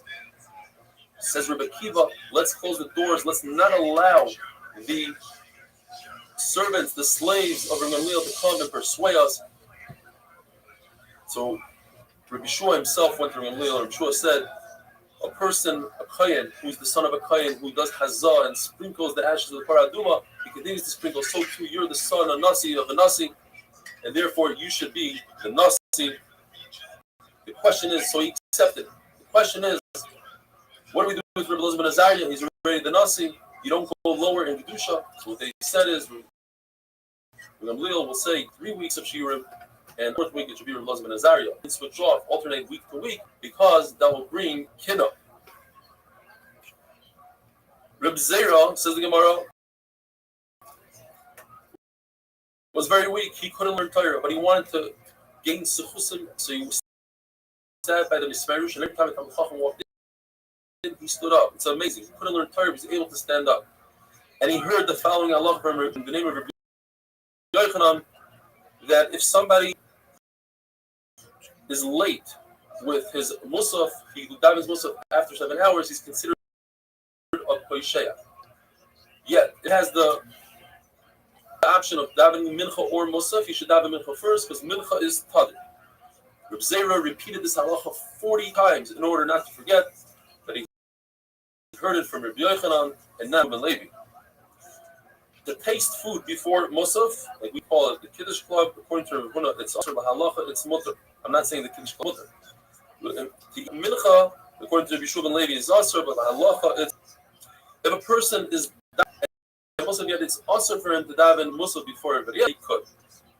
Says the Mishnah, the Rabbi Nechuni ben Akana had a special tefillah before he walked into the Mismedrash and before learning, and the Gemara says it goes follows. I shouldn't make a mistake in halacha. Amazing. My friend shouldn't be happy that I made a mistake in halacha. Now they can make me. This will be two problems. First of all, I made a mistake in halacha. Second of all, I'm causing them to make fun of me. And I shouldn't say on Tommy Tar and Tar Tomei, and my friend shouldn't be nishal in halacha, and I should make fun of them. And when it comes out of the expression, you should say, everybody knows this from the Siyumim. Instead of saying, Anu, Ani Mashkim, the Torah, Ve Mashkim, Varm Telim, Ani Rotz, Ve Rotzin, Rotz Chaim Ayol Bo, Ve Rotzin, Ve Shachas, etc.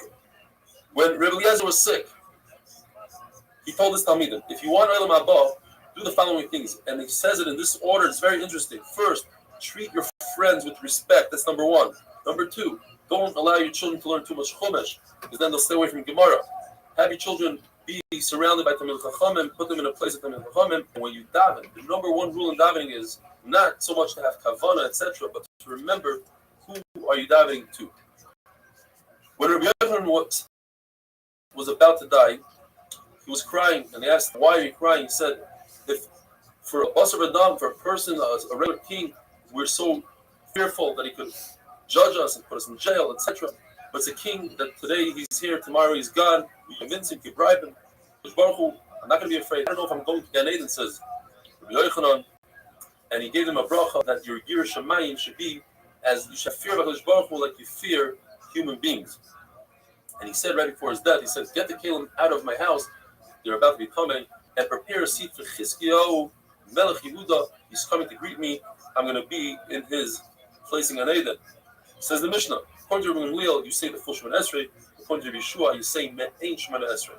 You say not all of it. You say the beginning and the end. And according to Rabbi Kiva, it depends. If you know how to say Shemona Esrei very well, then you say Shemona Esrei. If not, you say Me'ain Shemona Esrei. In a place of sakana, you say something called the Tefillah K'tzara. And the difference between that and Avinenu is that if you say Tefillah K'tzara, you must repeat it again later on. And what's a Tefillah K'tzara? You say B'shah Hashem Samchas She'eres Yisrael B'chol Parshas Yibur Yutz Rochayim L'Fanecha Baruch Atah Hashem Shomeh Tefillah. The person who's riding on a donkey, he must get off the donkey in order to daven. If he can't, he should turn his head towards the shrine. And if he can't, he should at least be mechaven in his heart. Did you say sloppy joes? On a boat, he should be mechaven in his heart to the Kodesh Kodashim.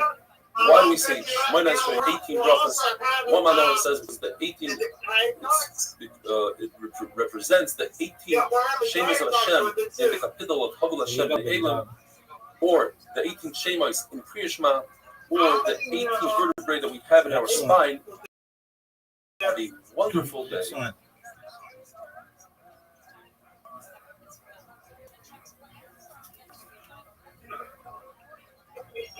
I'm praying for you. If you're feeling bad, I'm praying for you.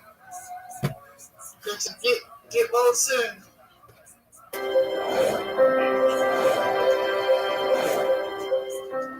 praying that you get well soon, Rabbi. I'm fine. What are you talking about? Bracha is daf tes, as you might have heard, is the Shalom Zachar of my first. What'd you say? You were down like so like you were saying. No, I'm fine. Oh, sorry. You're good, big dog. Grandchild, my grandson, and I want to thank everybody from the bottom of my heart. We got close to 400 emails, WhatsApps, text messages, and I want to assure you, I read every single one. I just can't reply to that many emails and WhatsApps. I really thank you from the bottom of my heart. It means a lot. It's very touching and moving that people went the extra mile and sent me messages of encouragement and mazel tov and welcome me to the grandfather club, etc. We should all share in simchas together.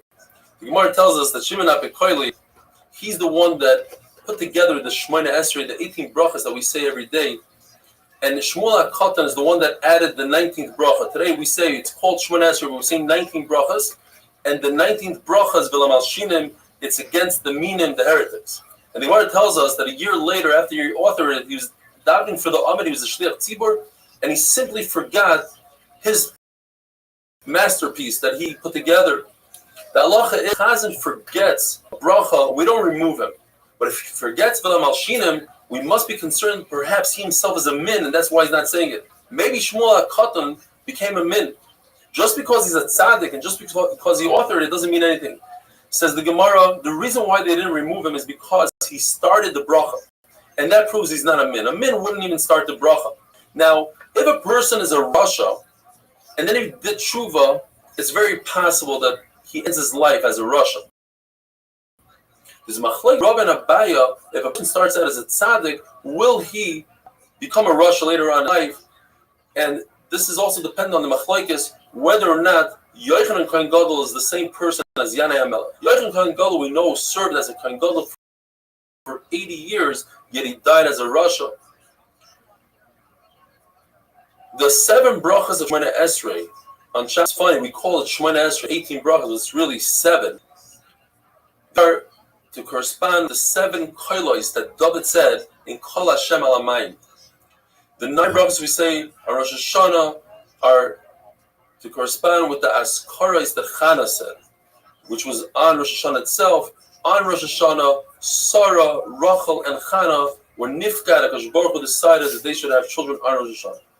On a Tainus, in addition to the 18 brachas, we say 6 additional brachas for a total of 24. And we only say these 24 on a day of Rachamim, like a Tainus. Why?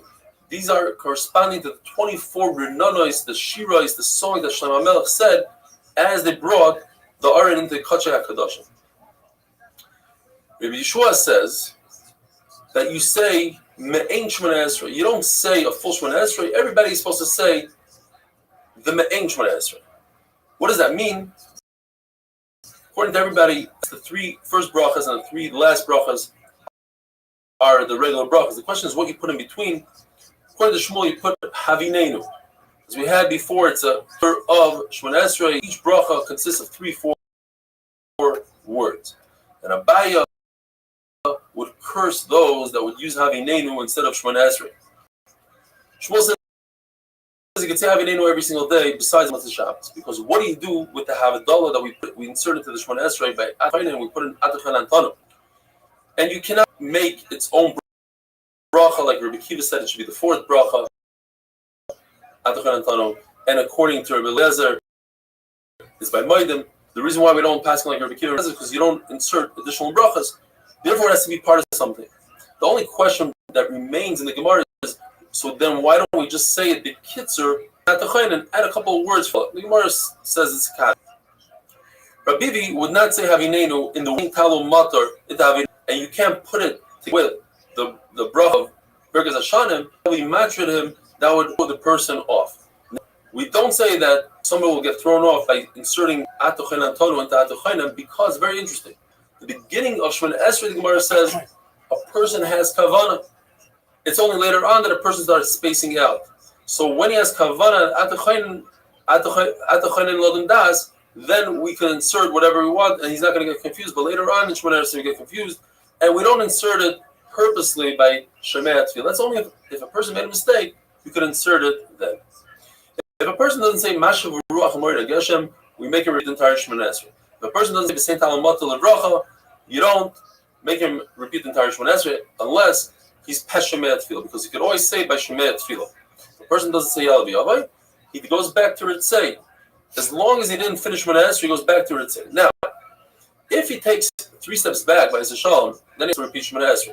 There's some people that say that if a person is not used to saying Tachanunim, even if he didn't take 3 steps back, but he's at the end of Shemoneh Esrei and he doesn't say Tefillos, he must repeat Shemoneh Esrei. We learned in the Mishnah that you should not make your Shemoneh Esrei a fixed. You shouldn't make your Tefillah Shemoneh Esrei a fixed thing. Now, what does fixed mean? Gemara brings numerous pshatim. That is, that make it as a burden. Like, when are we going to get over with this? When is this davening going to be done with? Another pshat is, he doesn't say it like a tachnunim. He doesn't say it softly as if he's begging for something. Another pshat is that it's a Shemoneh Esrei that you don't add your own words. You just read from a siddur and you're done. You're supposed to make it your own. You're supposed to show that you care and add words. Rabbi said that's not true. I know how to add. One shot is that he doesn't, when the sky, in other words, you don't daven chakras by shkia, when this all last moment. And they would curse those who punch at the last moment because you come to forget your daven. The Mishnah discusses tefillah k'tzara. If you're in a situation of danger, you should say tefillah k'tzara, shortened tefillah. One of the things you say in that tefillah is b'chol parshas hi'ibur. In the parsha of Ibur, the Gemara explains it's referring to pregnancy. That just like when a woman is upset when she's pregnant, so too HaKadosh Baruch Hu, when he's upset, should have Rachmanas and Klal Yisrael. Because of the Shalom Zachar, just stick in a little vart. What does it mean? A woman is pregnant, she's upset. The pshat is that every good thing comes with pain and aggravation. As the Gemara says, Eretz Yisrael was nichna b'yisurim. In order to come to a beautiful, healthy child, you have to go through very vigorous labor and delivery and everything else that's involved. So just like a woman who's upset, in other words, she went through pain, but at the end she had a beautiful thing, so too, Klal Yisrael and HaKadosh Baruch Hu was upset at them, it comes to beautiful things, as the Gemara said in the beginning of the Masechta, that if HaKadosh Baruch Hu wasn't upset by those days when Bilam was going to curse Klal Yisrael, that led people to go to the derech and be mizana because they didn't have that fear of the Kas of HaKadosh Baruch Hu. The Kas of HaKadosh Baruch Hu actually is good for us. It brings good things. And some people say that this tefillah tzor shas ibur means when Klal Yisrael are not doing the right thing, because still think about Klal Yisrael. If a person is walking in the safari with dangerous animals or bandits, you should say tefillah tzor. What is this tefillah tzor? Lezer says, "Aser ritzoncha b'shayim imal v'tein nachas ruach li'yiriyecha mitachas v'atoy b'necha asay baruch atah Hashem shemei tefillah." Rabbi Tzadok says, "Matzakas hamcha Yisrael v'asay b'akashasam baruch atah Hashem shemei tefillah." There's another one in there, and finally Acherim said, I think this is a song. Give everybody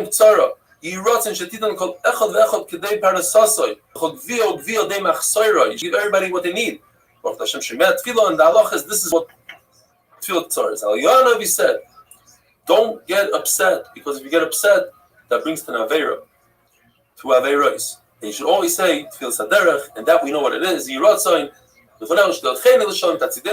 Etc., etc. Have a wonderful day, have a great Shabbos, and Mazel Tov, and it's simchas by everybody.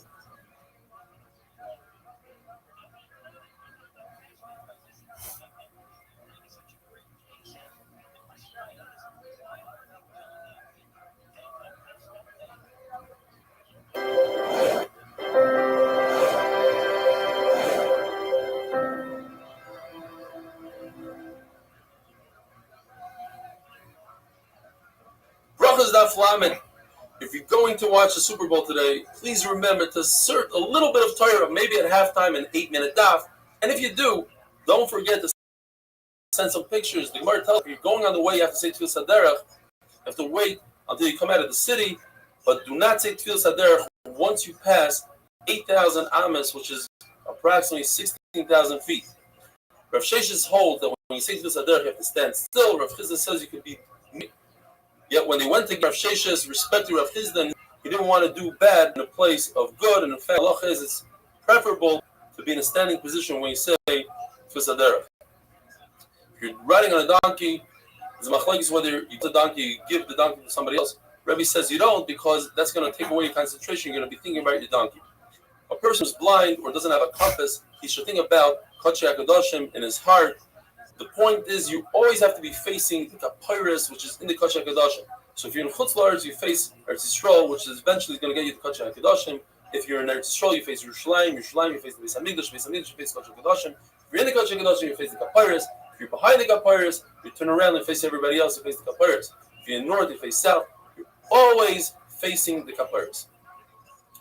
There's a machlokes. What do you do if you have an emergency situation and you won't be able to daven Shmoneh Esrei b'kavanah? The father of Shmuel used to daven Shmoneh Esrei extremely early. According to Rashi, even before Alisa Shachar, Taisa says that doesn't make sense because there's no such shear that's in the middle of the night. It has to be slightly after Alisa Shachar.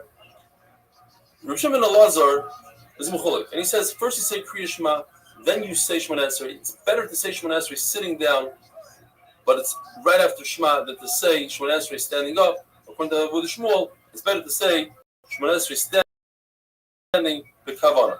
Merei Razutri, before they said a shear, they would grab a minion, even though it was really early, they would grab a minion and daven. And once they gave the shear and the sun came up, it was Netzachama, then the Talmidim would sneak out one by one to daven Shmoneh Esrei. Rav Ashi, very interesting. He would give his maturgaman, his announcer, he'd give him a lot of material to say over, and when he's saying over that material, he, in a sitting position, would say Shema and Shmoneh Esrei. Why didn't he get up and go out and say Shmoneh Esrei? Says Rashi, an amazing thing. He didn't want to be that person to cause the whole base measure, she's the Rosh Shiva, to stand up in his honor. That would be too much of a tircha for everybody. And he didn't want to daven really like Shmuel's father, because he never saw his Rabbeim do it. He didn't want to bring a minion because he thought that was a tircha. Says the Mishnah, Chacham, the Yidavim Musaf eats without a tzibur. Rabbi Elazar ben Azariah, Musaf is only the tzibur. Rabbi Yehuda says in the name of Rabbi Elazar ben Azariah that Musaf, if you have a tzibur, then the Shnei tzibur is mighty. If you don't have a tzibur, then even Yachid is mechuyev to daven Musaf, and that in fact how Rav and Shmuel paskin. And Rav Ami and Rav Asi passing along, they say Musaf even b'chidus. We had at the beginning of the Masechta that they used to daven in the exact same place by the pillars where they would learn Torah. In other words, they would daven b'chidus, Shachris, and Musaf. That he saw Rabbi Yanai davening Shmoneh Esrei. The Gemara says that he didn't have kavanah. That's why he repeated Shmoneh Esrei, because what he's saying, he told us that you daven Musaf even b'chidus. The Gemara does a similar story. The Rabbi Chia Bar Abba was davening Shmoneh Esrei, and then repeated it. It can't be because he didn't have kavanah, because Rabbi Lezer says that before you daven Shmoneh Esrei, you have to assess your situation, evaluate whether you could at least have kavanah in one bracha, according to Tosfos, and therefore it's impossible that Rabbi Kia Bar Abba didn't have kavanah. Therefore, it must be that he repeated Shmoneh Esrei because it was Rosh Chodesh.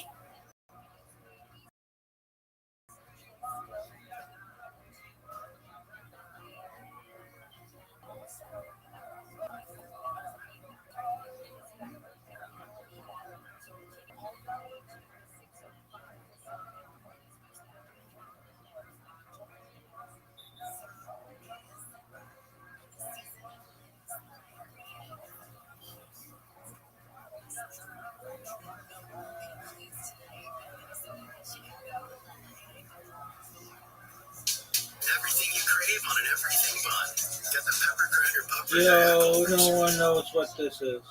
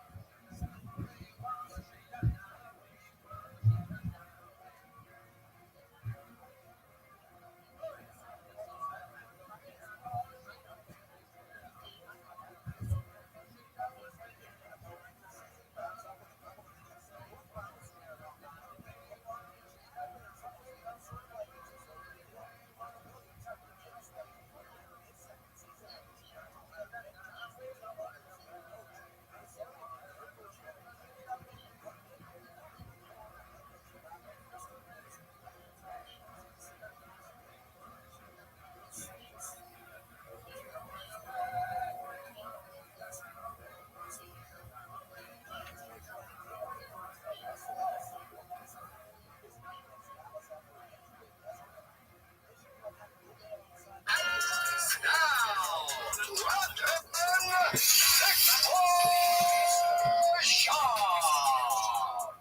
up, fam? It is Monday morning, September 8th. September's flying by. September's flying by, kids. How we doing? Everybody good out there? Great, grand, wonderful. How was your weekend? Mine? Not bad, not bad. The kiddo sports have officially started. Someone glorified Uber driver, but instead of just dropping you off, I stayed for the whole time. And then I got to take you home. That's what being a dad is when kids are in sports. And they're both playing two sports. I'm not gonna lie to you, it's a lot. I love it though. I freaking love it. So they finally started the football and baseball games. The boys are playing well. On Saturday, they both had football games, and then I had to leave at the end of Tigers game because I was doing the fight companion with Mr. Joseph Rogan, Gordon Ryan, and Mr. Brian the Kid Callen. And that was 4 hours. I think it was 4+ hours. We started at 2. I think I got done around 6-ish, 6:30. And the Boston had a game at 9. I had to be at the field at 7:45. We got there early. So I was just on my feet from like 5. And then when you're doing the companion, you got to pay attention. You got to be on. But you're with your boys. It's a good time. You just got to be on, When I got home, I was so drained. I literally just sat on the couch. I didn't talk much to anybody. And I just passed out. About 8 o'clock, your boy was out. I was mentally, emotionally, physically exhausted. It was a great day. Boy, it's just, I don't know, man. It's a nap then. That's an actual nap, right? That would be a 10-hour nap. I did not wake up till the next morning at 4 a.m. Wow. I was just drained. It was weird. I was drained, and I didn't eat the whole day. I'm fasting, but then I'll usually fast till like 5 when I do it. But then since I was doing the companion, there was no food, so I just powered through it. So I think maybe that had something. I don't know. Your boy's trained. Companion was fun. I like to stir the pot. I like to mix things up. I brought up vaccines. Huge mistake. Brian and Rogan really got into it. I'm like in the middle of those two when they talk about vaccines. I'm right in the middle. But you gotta realize too, like you can throw all the stats at me like Brian does, and even after the show, Brian sent me all these articles and shit. I'm like, dude, I do not care. You gotta realize from a personal standpoint, whether I agree with vaccines or not, I'm not anti-vax, but my oldest son had a major issue from vaccines. Major issue. Gave him seizures, and we had some major complications. So that's why I'm a little hesitant. There's a lot of narrative on both sides there, but just personally, I don't care what you do. I don't give a shit. I don't care. Personally, that's why I'm kind of a little hesitant about the vaccines. That's it, man. Boy, I brought up vaccines. It really went south. Boy, did it go south. And the other thing I wasn't planning on bringing up is, I think Rogan brought it up. I don't think Gordon would. But, and it's kind of old news, but his name's Moneyberg or Moneybag? Moneyberg.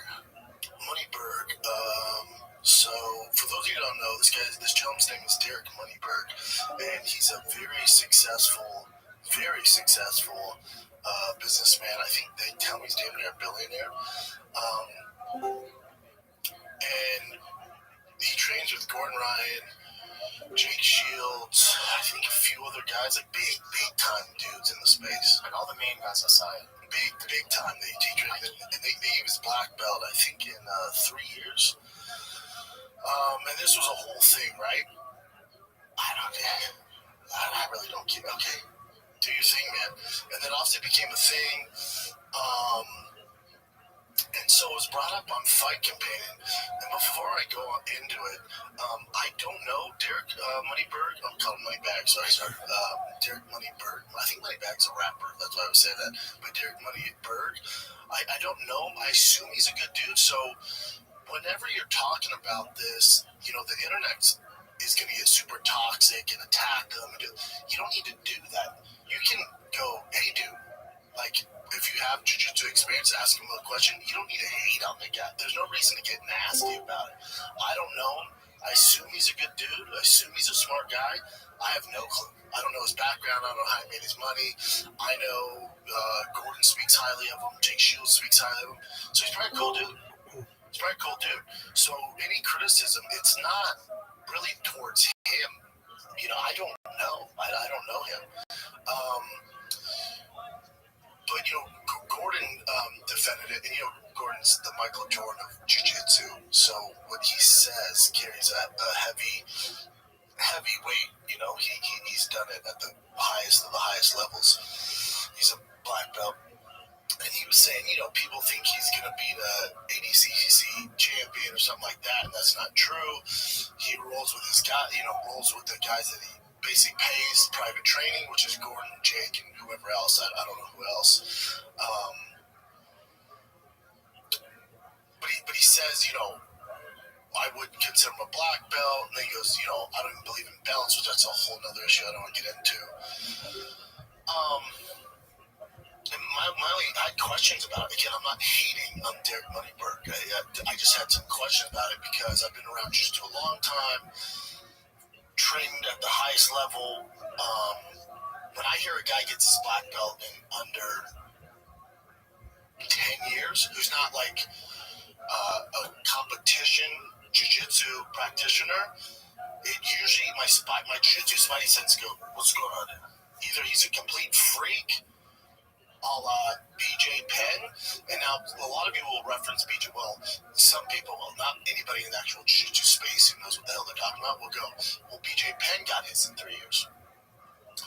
He did. And do you know how BJ Penn got his awarded his black belt?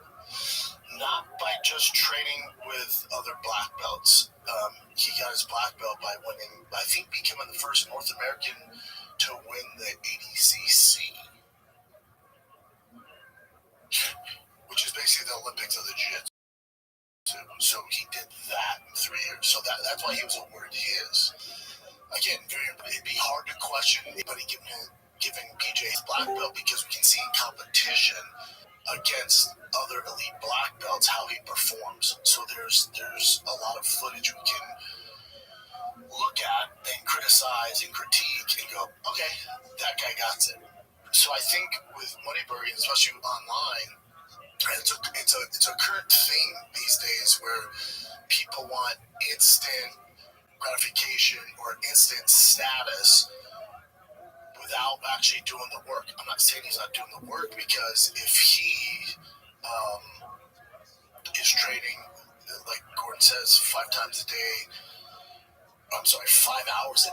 5 times or 7 times a week, with these high level guys, you're going to get pretty good. The hiccup I have with it is Gordon says he doesn't train with like students and anybody outside of just his high level black belt trainers. So even though you might have the knowledge and those guys are going through it, those guys aren't rolling with you 100%. You would never learn. So when I was starting as a white belt, if I only trained with Gordon Ryan, or I only trained with Heather Gracie, or Henzo, or Amal Easton, or Elliot Marshall, all black belts, or Ricardo Almeida, these are guys that trained with Goshesha, Chrome Gracie, Leoto Machida, I can go GSP, I can go through the black belts I've been with, Hodger Gracie, Holes Gracie.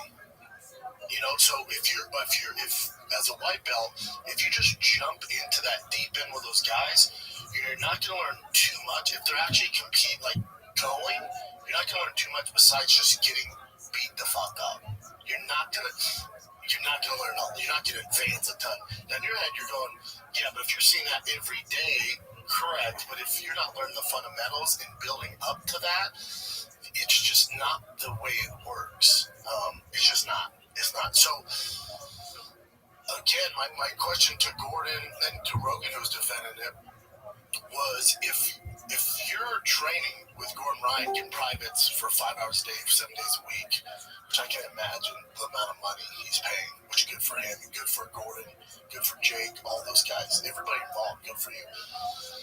But if you're not competing with other guys who are coming up the ranks, you really don't know what level you're at.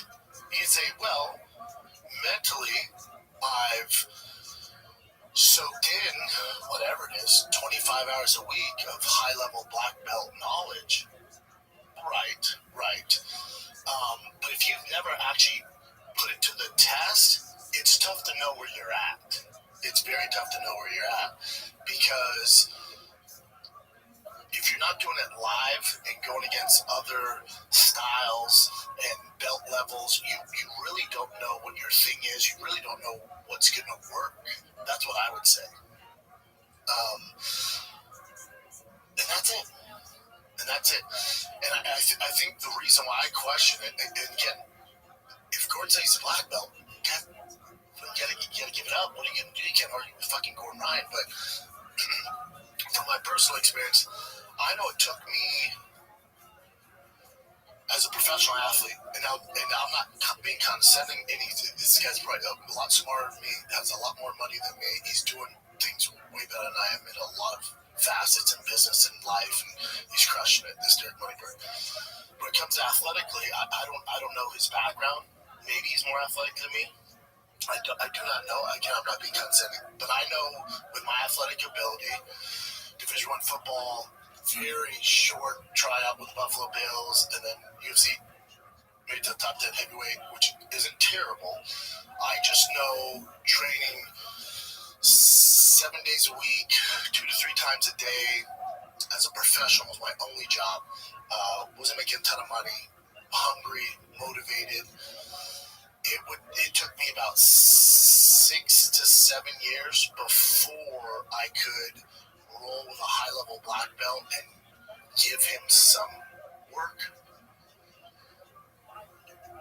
You know, where I could walk into any gym, whether I went down to Brazil, which I did, and trained at Gordon's or Gordo's. It was Big Nog's instructor, and gave him his black belt. Before I could go to Chrome Gracie's, before I got invited to the black belt class at the Gracie Academy, before I got invited to the black belt class at Rain Training Center, or at high altitude where it's just black belts and we meet at 7 a.m. It took me about 7 years of being a professional with my athletic ability, competing at the highest level in gi, no gi, before I was comfortable to survive, might get a submission here and there against certain black belts, but really to give them actual looks. It took me that long. And so that's my perspective. Now he's coming from a different angle, and the argument would be, well, what exactly is a black belt? That's the argument. Is a black belt an argument saying they can hold their own against high-level black belts? Because, again, I can train every day with my athletic abilities, which might be higher than a lot of these elite-level black belts, and I could train for 15 years straight, 7 days a week, and I would never, ever be able to compete with a Hodger Gracie, a Bushesha. You can't. You just can't. It doesn't work that way. You know, I can give him work. So the question really isn't, is he a black belt? The question would be, is what's your definition of a black belt?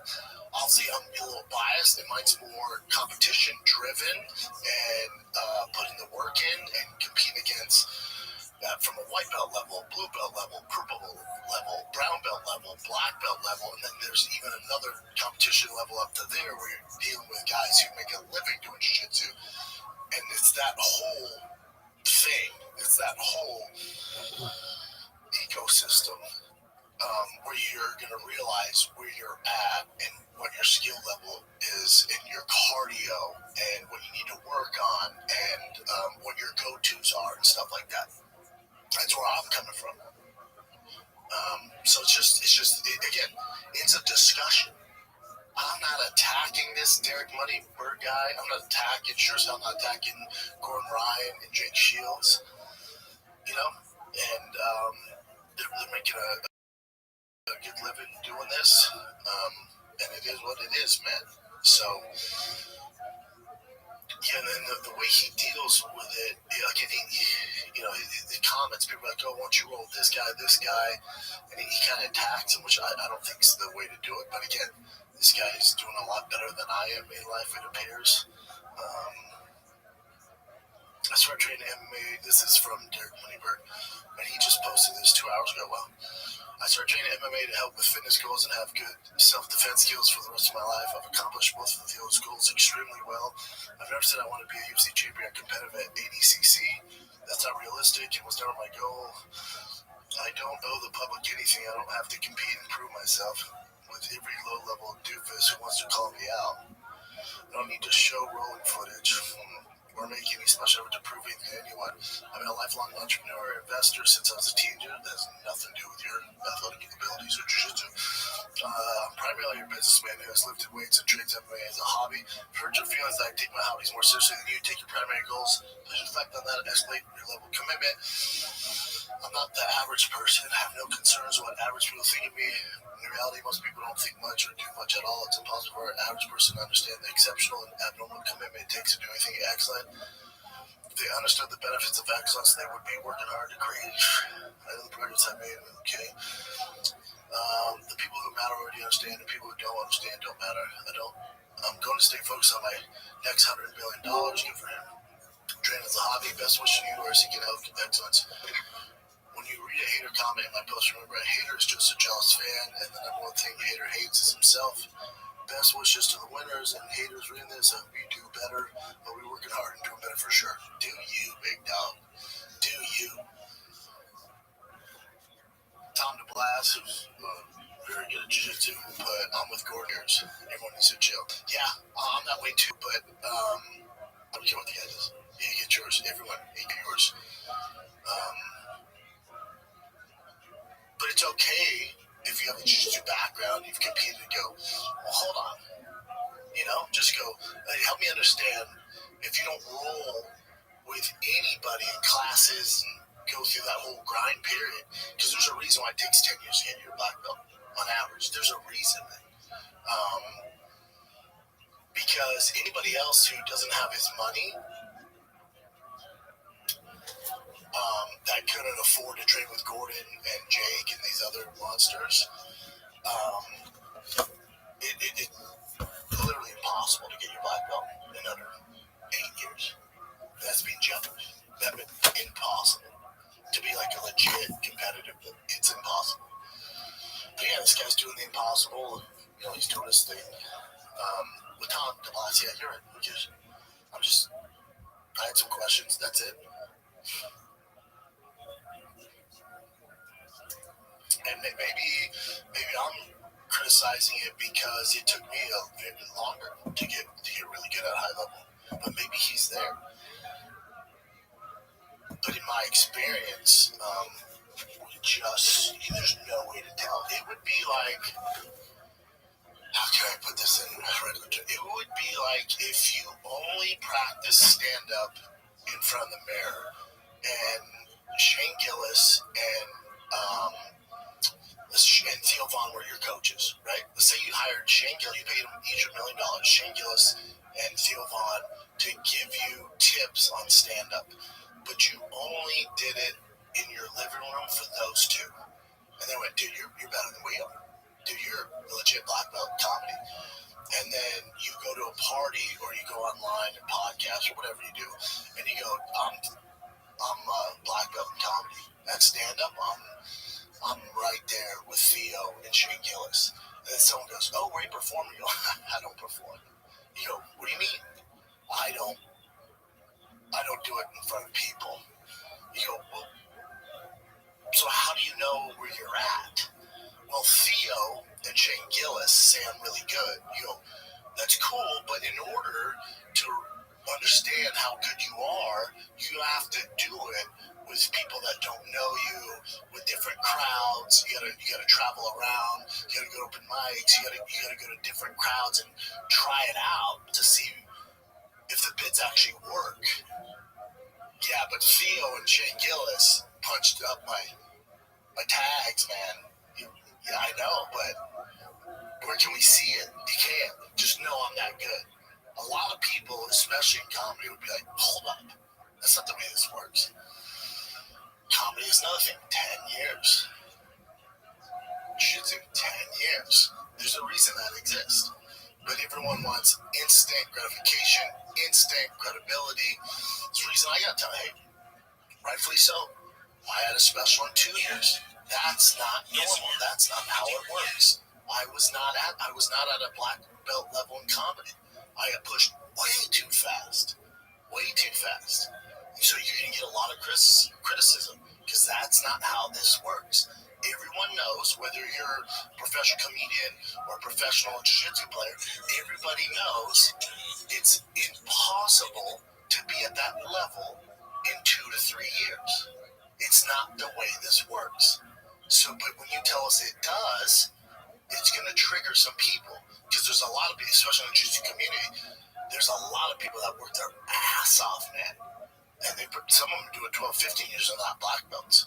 Some are doing 8 years and they're savages and they're still not black belts. So that's where the criticism comes from. And I would assume he expected this.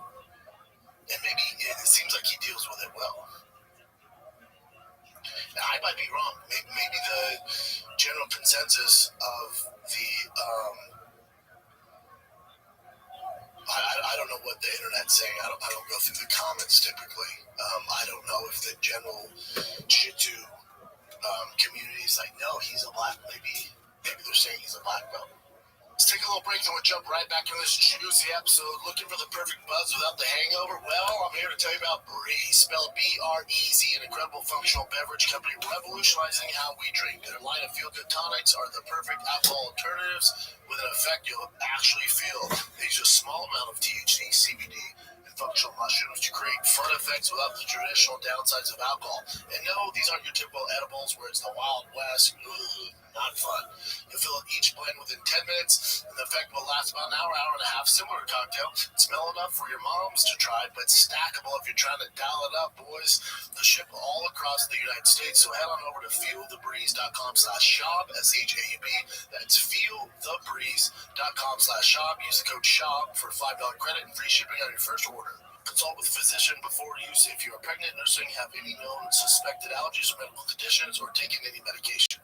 FDA has not evaluated these products for safety or efficacy. Products are intended for 21 plus. I mean, I think this says it all. This is pretty much the general consensus that it's an insult to other black belts. I completely get it too. If it takes people 10 years, typically, to get a black belt, and he gets it in 3, and plus he's not showing anything that he's done, it's just not the way it works. Some people take offense to it.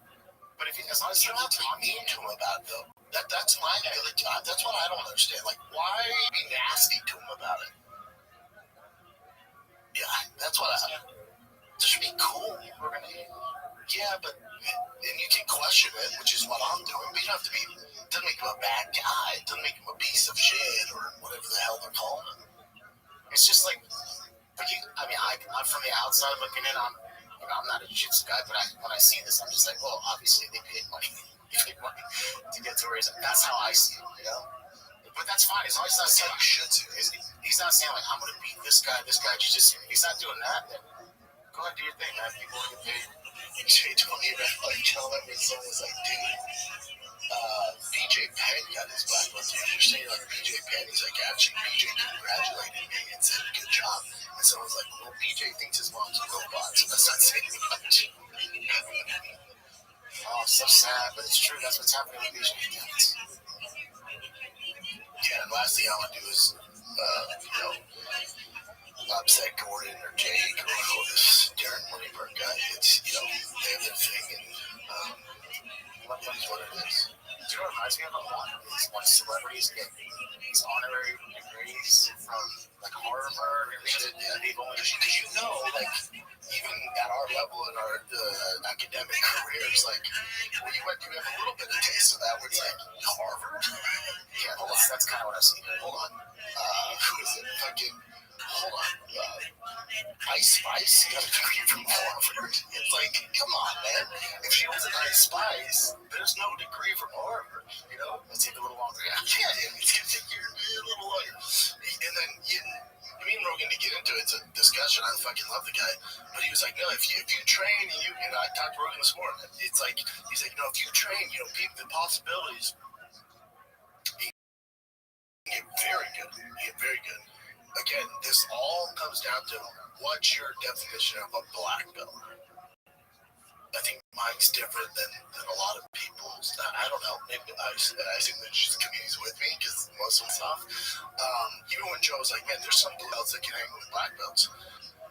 Again, my definition of a blue belt, and it's just from my experience, this doesn't mean this is the end all be all, right? I'm some idiot.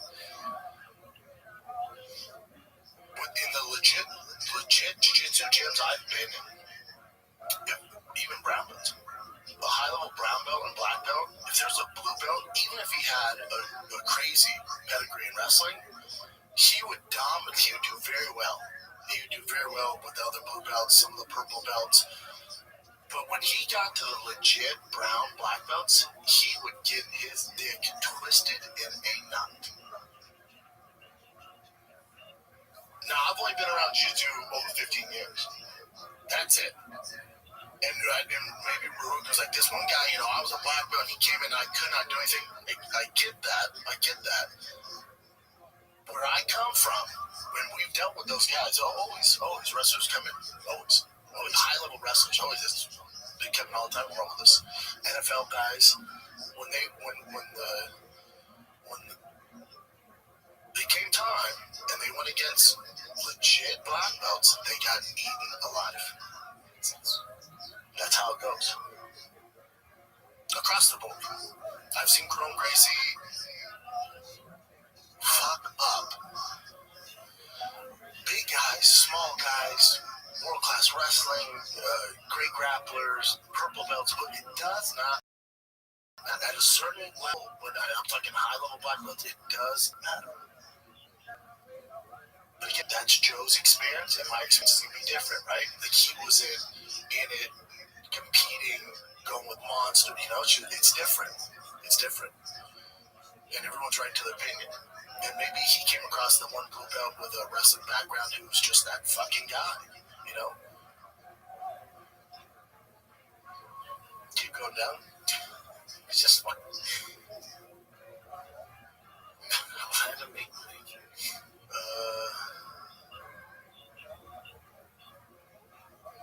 Yeah, guys, this guy's being nice. He was, although I respect a good work ethic, agree with me too. And you can do a lot with a good work ethic. You can go really far. He goes, I disagree with you in the case of BJ Penn. He got his black belt within 3 years, but he was a 17-year-old prodigy. Again, I can't emphasize enough on the reason BJ got his black belt is he won ADCC. Yeah, he's proven it. We have footage of him competing against legit the most elite black belts and winning. This guy says, I don't know who you are, and I'm sure you're a great guy and all, but there's a difference. But if you're really that good, then all the best to you. Agree. And then this guy goes, I'm a 40-year-old purple belt. Can we film a match against this? Yeah.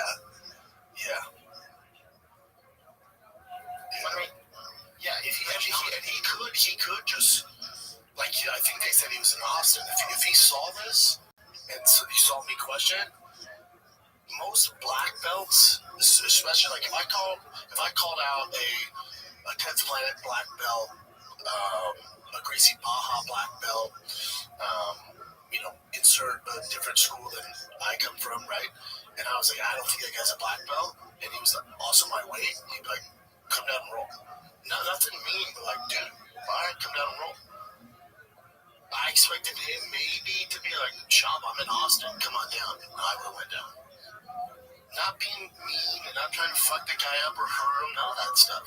Just get out and hurt your black belt, man. It's a pretty cool story. Down to roll if you want,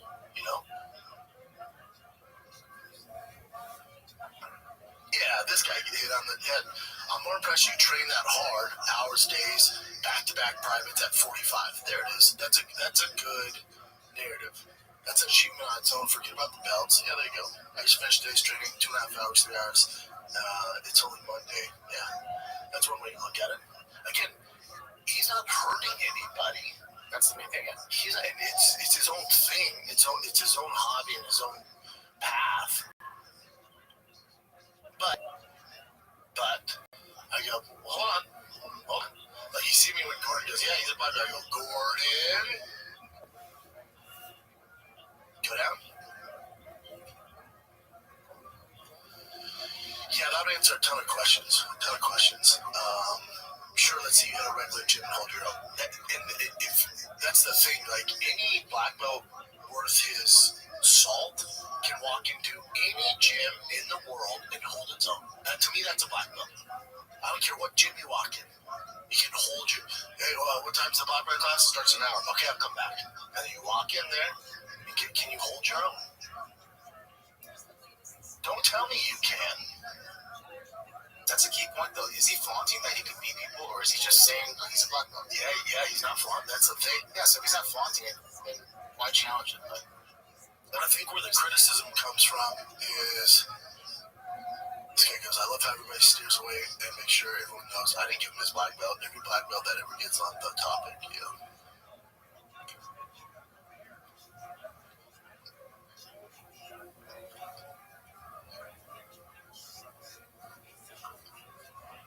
Yeah, but here's my other thing, and I'd like to ask him this, is he's like, he said, whatever ability or whatever, dude, who gives a fuck? I would post me wearing a black belt, if that, have Gordon post him wearing his black belt, I wouldn't be on social. That sure as fuck would be acknowledging the hate and all this shit. I don't right off in the sunset with your black belt, big dog. Let the haters hate. It seems like he might be doing that, but he did write a long essay. And he does come off a little bit, it's not, especially when everyone, all these like high-level jiu-jitsu guys, and they're all wearing his t-shirt, it's just, it comes out a little, corny. So that's why people are hating.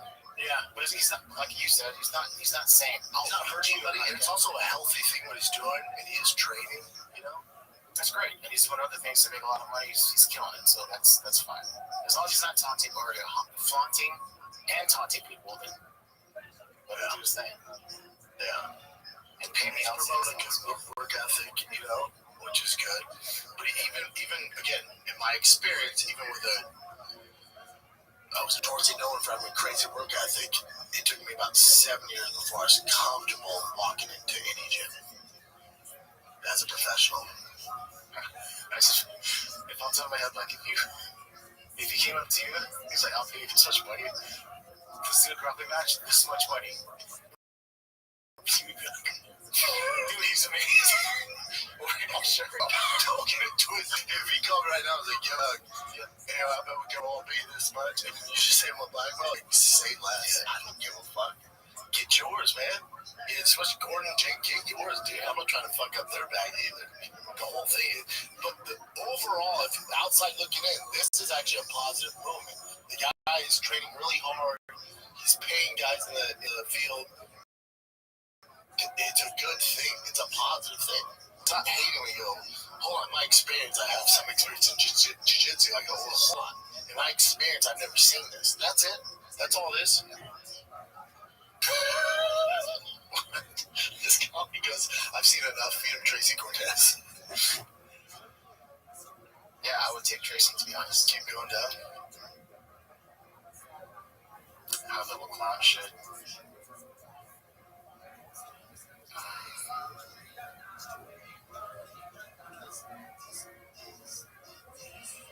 Yeah, they're saying it's paying people off.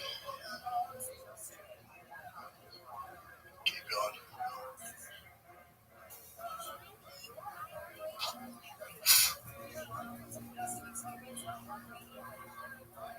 This is kind of a trend. Yeah, that guy has a good point, but it's kind of mean.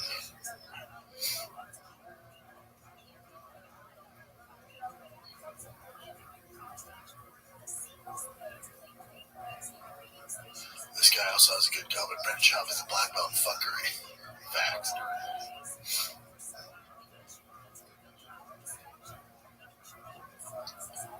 Do you want to keep going through these?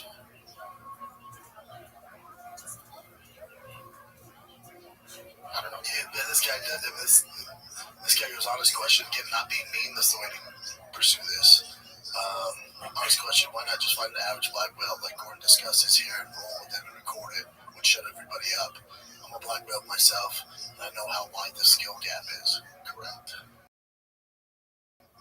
I mean, there's a reason why it doesn't show it, right? Because it's likely amazing. Yeah. Alright. It's an interesting topic. Again, keep doing you, man. Keep doing you. And if a video does come out, then 100% it's most likely paid for the guy to lose. Just like, Yeah, but even, let's say he just went into a local, let's say he went to 6-blade jiu-jitsu where there's really good black belts. It's like randomly anybody, it'd be cool if we film it and they roll. And even if you were to get tapped out or like rolled up, anyone that has experience in jiu-jitsu, just from his body mechanics and movement, I can tell you what level he's at. I think that's the issue, is the unknown, right? But just, again, I go back to the guy doing stand-up going, yeah, but Theo and Shane Gillis said I'm great. It's like, where you performing? I don't perform. Well, that's not, we don't know where you're at if you're not rolling with random guys at a gym. That's it. Again, it's all positive. did you want to play this clip or did you already cover it? We can play. It's got one that's silly because everybody brings up that money for a guy you train. Yeah, but everyone thinks that Derek is going to go out and beat an ADCC champion. That's just, well, that's of course, it's just not. That's not how it's going to work. But I mean, if he trained with like a guy, he's 5 years old, trained with like a 42-year-old black belt, he's fine. That's all you need to hear. Because everybody was like so against easy to say There's different levels of black. If you're never going to compete, you got, what, 2 years? 3.5. That's the first point. Good point. Like it is. Explain it. Like there's just focus on getting better at jiu-jitsu. Pause it. So if The belts are. So if you pause it, so when the belts are irrelevant, it doesn't matter if he's not black belt. Rugo's good point. Well, his point was just get better at jiu. Then why are you guys pushing there? He's a black belt. That's when I went, well, I didn't give him black belt. I agree. The journey of jiu-jitsu is just as good as you can. If you become a black belt, great. There's a reason that 1% of people that start jiu-jitsu get their black belt. There's a very good reason why that. Life happens. It's hard to do, so that's why it takes so long. So when he goes, it's irrelevant with belts. Well, I didn't say he was a black belt. I never have, Because this whole thing is about black belt. That's the whole reason why people are upset. Correct. If he just posted he's training with them and he's getting good and didn't put a label on it, then there's no discussion.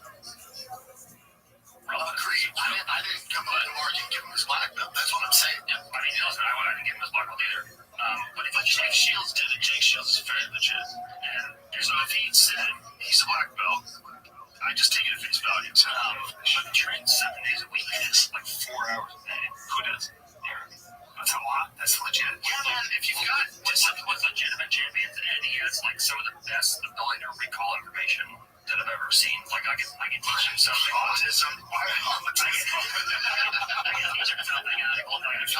later, and he's like, oh, we worked on this, and this last time. I guess if you get black belt as far as knowledge rolling with you guys, but as far as competition goes, like if he executed against other guys, like he has no aspirations. No, he means to training. He trains with the guys who comes in to train him, so he doesn't have like a lot of looks. Like he doesn't go to like a normal gym and train, which I think is something that's important to do just for your personal journey. It's just like we just opened a new school. We just opened Kingsway, and we have a bunch of black belts who come from other schools. And a shitty black belt to me is like a guy can beat it at a world level and I call my submission on. That's like my definition of a shitty black belt. Like when you go to a gym and you see like what your average black belt is, it kind of brings you back to reality. You're like, oh, this is what most black belts are. Like if they're rolled with like a regular black belt in a gym, you can find. You don't know that. I train with normal black belts in the gym. I train with Derek. Like I'm telling you, he would do fine against normal black belts. Well, that's what it is. Like you would know. Like he's not gonna go to one worlds, but like if he compete against like an average black belt who's been doing jiu-jitsu for 10 years and he does it for an hour at a random gym in Kentucky. Like he would hold his own. Like he would probably beat him up, to be honest. With a 42-year-old hobbyist who's worth $100 million and focuses on making money, and also trains 4 hours a day. That's only you're disciplined. Everyone's giving him shit because he used it to market himself and was like, "You're too fucking stupid to get a black belt in 3.5 years," and I'm not. That's why everyone's upset about him. Well, he goes train hard every day. It's a great idea because I had no idea he existed, and now I'm defending him. Defending him as someone useful. He's here right now. Like, you can see why some people, if a guy gets his black belt 2 years, you're like, okay, what's going on? 3.5. How much did he really train? So, like, this is the idea that we always say. This is what I always say when people talk about Jake Paul. They say, oh, Jake Paul is fucking YouTubers. This is how it goes. Push all that away. Yes. But that doesn't mean you can't be good at something. Back into psychological. You look at him like Mr. YouTube guy. He's a rich guy, like a Moneybird guy or a Zuckerberg. You say, oh. So let's talk about that with Jake Paul. I love Jake Paul. Jake Paul's great. This is part of where the discrepancy of talent comes into play here. Can Jake Paul box? Yes, clearly he can. He has some legit wins, over some MMA guys and other stuff that he's doing. So can he? The question is not can he box. The question is Jake Paul a main event black belt boxer? There's no belt levels in boxing. Take my bias out of it with Jake Paul and how much I love the dude and appreciate what he's doing. But if you go to the regional circuit, which I was on, and I've coached guys at the regional amateur level, I was in Golden Gloves, I've been around, been in gyms with those guys. In Jake Paul's experience, whatever it is, 4 or 5 years, he would still be, if there's a belt system of boxing, a blue belt. But he's in these huge main events, and so the lines get blurred. So, can Jake Paul box? Yes. Is Jake Paul as talented, or does he have the skill set of a kid at the national level, his age, who's been boxing as well? I should say, are there better kids? How old is Jake? 24? 25, 26, 27?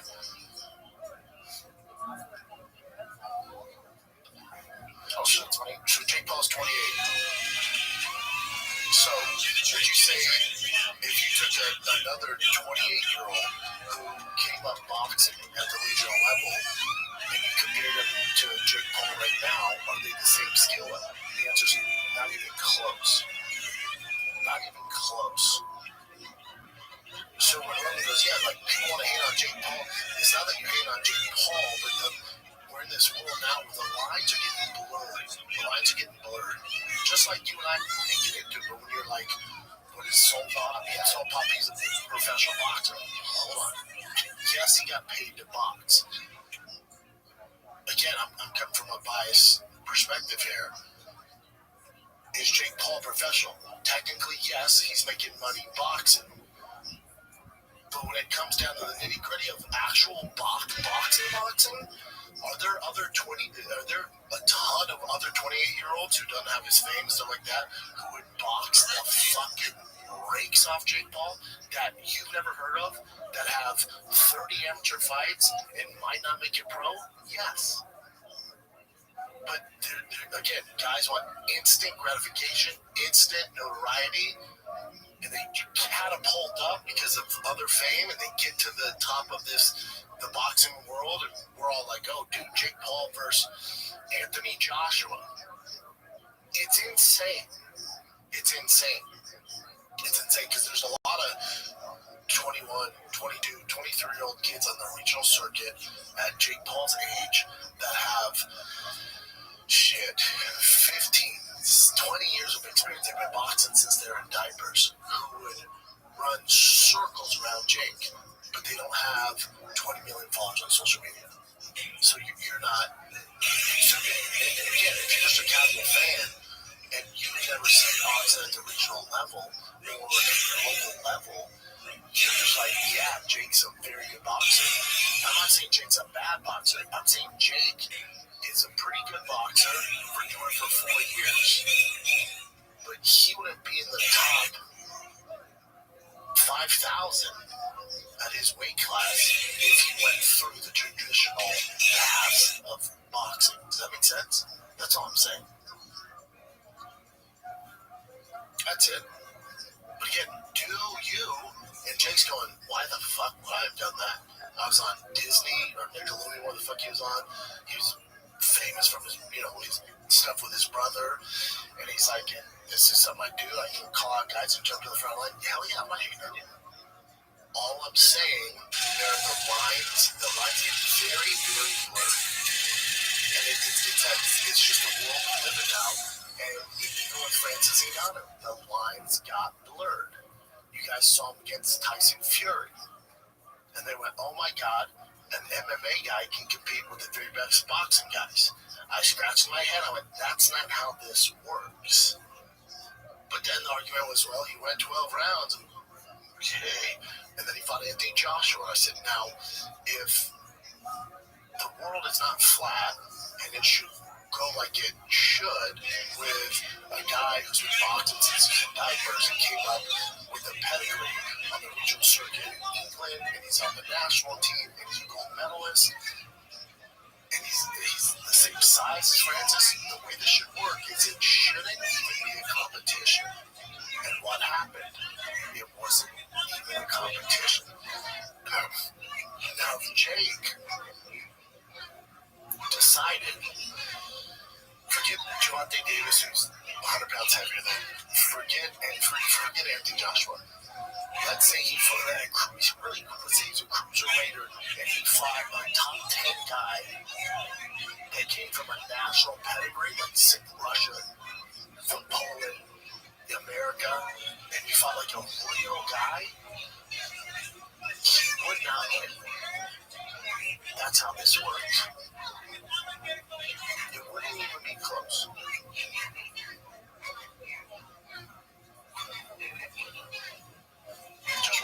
It doesn't mean I'm hating on him, I don't like him. These are just facts.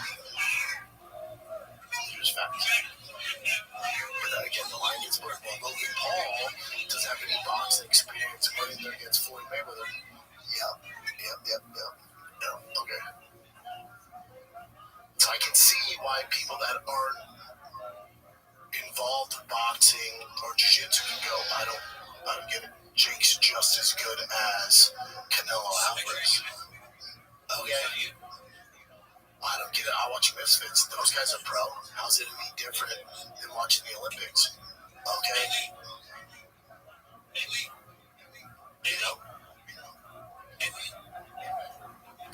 It's all interesting. It's fun to talk about. And those guys are going to keep doing their things. Derek Whitebird's going to keep making money. Jake Paul's going to keep making fucking history. And that's what it is. That's how this goes. And it's all good. It doesn't affect you. If you're a regional guy out there right now in the boxing circuit, there's no reason to hate on Jake Paul. If you're a black belt, it's okay to question Derek Whitebird's black belt. You're like, hold on. It took me 15 years. How'd you do it? Well, okay, cool. Doesn't mean your black belt isn't worth what it was, It's not taking anything away from you. It's all good. You don't have to be nasty. You don't have to DM with some nasty shit. You don't have to write nasty comments. Just be normal. It's all good. Life keeps going. The world keeps spinning. It's all good, baby. It's all good. What else you got, Jim? And by the way, Jake Paul, we all doubted him in the beginning, but he's opened the door for all of this stuff to happen. He's done a lot of good things. Incredible things, yeah. But the issue I have is kind of a bit of a purity coming up in boxing is what he's doing, it does blur the lines for a lot of people. Yeah. And so you watch Misfits, you go, that guy can do well. In what regard? But it's a different lane, though, so that's fine. It is, but I'm just saying for a lot of casuals, it blurs the line very dramatically. Oh, wow. Which is all good. Everyone's going to keep doing their thing. There's nothing wrong with it. So you made a good amount of cash from the antitrust lawsuit, UFC. There's support from John S. Nash. You saw this, right? With Anderson Silva. Anderson made 10.3 million. Yeah, I mean, yeah.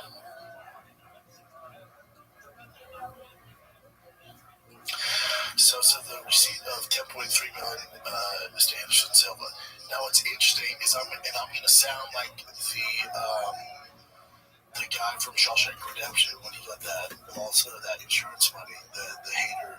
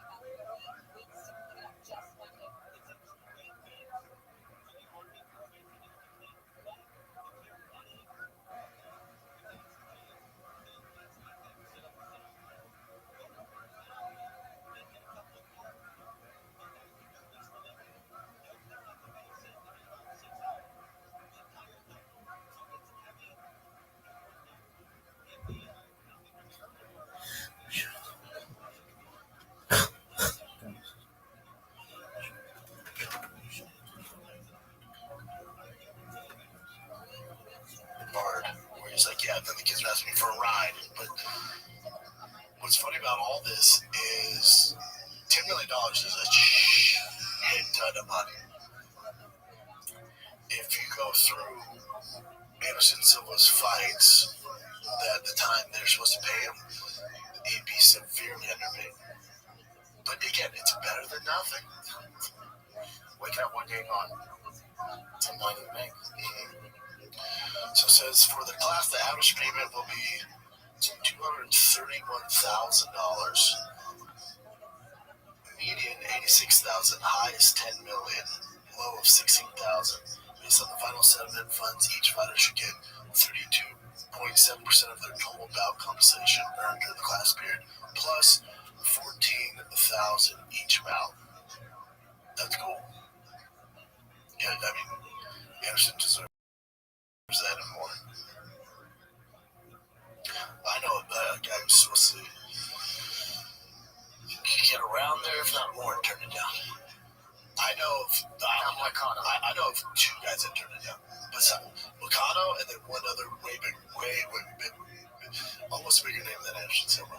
And I think, because the way it works, is say he didn't. Say Anderson Silva turned down the 10.3, that settlement money is already, UFC's already paid it, and it's sitting in a fund.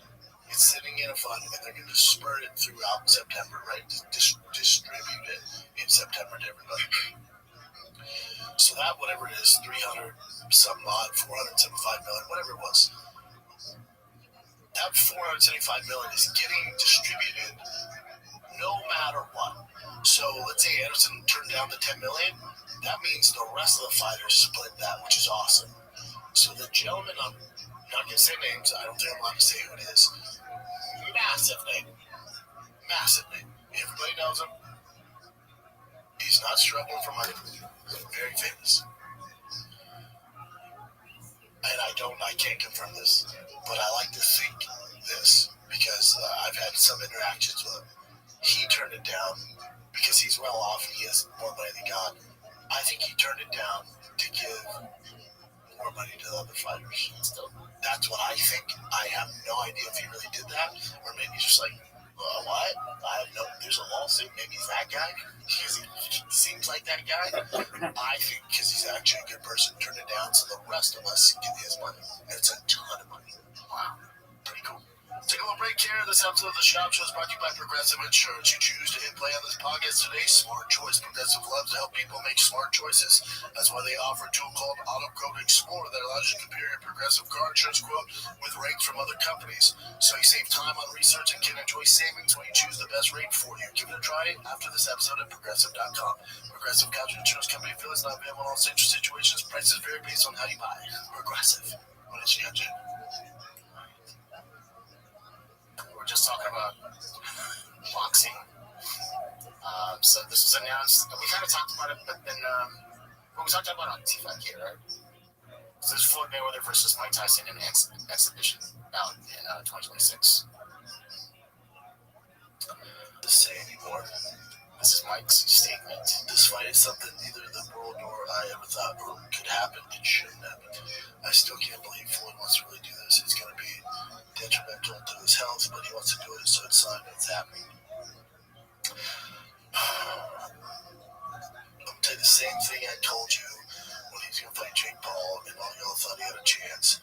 He's every bit of 50, a hard mid-50s. Well, Tyson? Yes. He's like 59. Yes, with health issues. And they'll release footage from earlier competitions, and it sells you guys in the fight. This whole thing is a big sell, and it's an exhibition, and you're going to get hoodwinked again, and they're going to move around, and nobody's going to get hurt. And that's the state of boxing right now. Now you can reference, well, they've had bad blood in the past. Cool. One of them is 50 years old. He's 48, but let's just say 50. Floyd is 50 years old. Mike Tyson is 60 years old. This isn't your normal 15, 60-year-old. This is a very weathered, hard miles, 50 and 60-year-old fighting for your entertainment.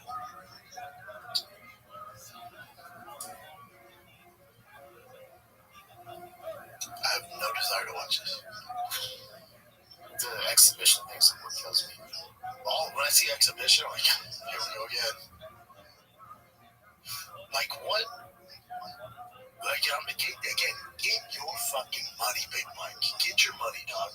Whatever it takes, dude. Get yours. I celebrate it. I hope 100 million people watch this. But I would ask, what performance from Mike Tyson gave you the inclination that he's going to knock Floyd out or Floyd's going to knock him out? Which fight? The Roy Jones one? That one? That one? Would it be the Jake Paul one? How many times are they going to pull the fucking hood over your eyes and you keep going, hey, dude, Mike Tyson's fighting? The lines are getting fucking blurred.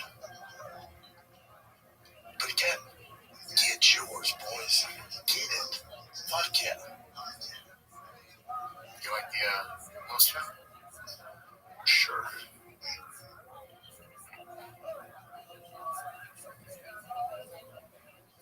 Okay. It's got me a little hyped up for the UFC fight at the White House. So they had to change the date to June because of logistics. Remember, originally? Oh, man, I thought they were doing Independence Day. I know, that would have been even so much cooler, but they had to change. This is for real? They changed it to June? God, Just damn early, it. just kind of weird. All right, we get sooner, but still. And this is the YouTube channel MMA World. They kind of describe what they show pictures. This is what happens. Trump, the president's daughter, has also been involved in the planning. The report notes that thousands of spectators are expected to watch. Screens set up at the left, just south of the White House grounds. The event will feature weigh-ins at the Lincoln Memorial. Fights held on The Lincoln Memorial. the White House grounds. The event will feature weigh-ins God, you imagine being part of that? at the Lincoln Memorial. Fights held on the South Lawn. Fighters warming up inside the White House itself, and a production capped off with fireworks and light show. Reacting to the You get a warm-up in the White House? I'm sure everything's going to be filmed, so it's going to It's going to be so dope. Greatest event of all time. So cool. has to be. Yes. That's not July 4th. I know, that would have been like Yeah, best possible. what else you got, Jen? Okay, but anyways, Connor also, as he always does, he tweeted McGregor's returned. Connor or John Jones on the House card? Speaking of John Jones, he he was aged recently, and so he said, "Hold on, look how he's dressed. He looks like Von Miller." Von Miller. Training 5 days a week, and you don't see it's real testing. Great. And what's the status of the fight at the White House? Really know what's going on. I'm for sure I'm training for the event. I'm ready for the event. That's my intention. Well, to me, it's up to the news. Yeah, he's training 5 days a week for the White House. That he's planning on doing fight at the White House. I can see Tom versus John. And that's just He says he wanted $1 billion. Well, John's a $1 billion fighter. I'm with John. You're getting John or Connor. Both? Oh, you're asking too much. Both. The stars would have to align. I mean, that'd be the craziest alignment. So the WBO is investigating Alexander Usyk because after his fight with Dubois, he had an injury, so he couldn't fight anytime soon. Yeah. However, he was caught dancing in a video. He was brought on stage with this girl. I'll show you the dance.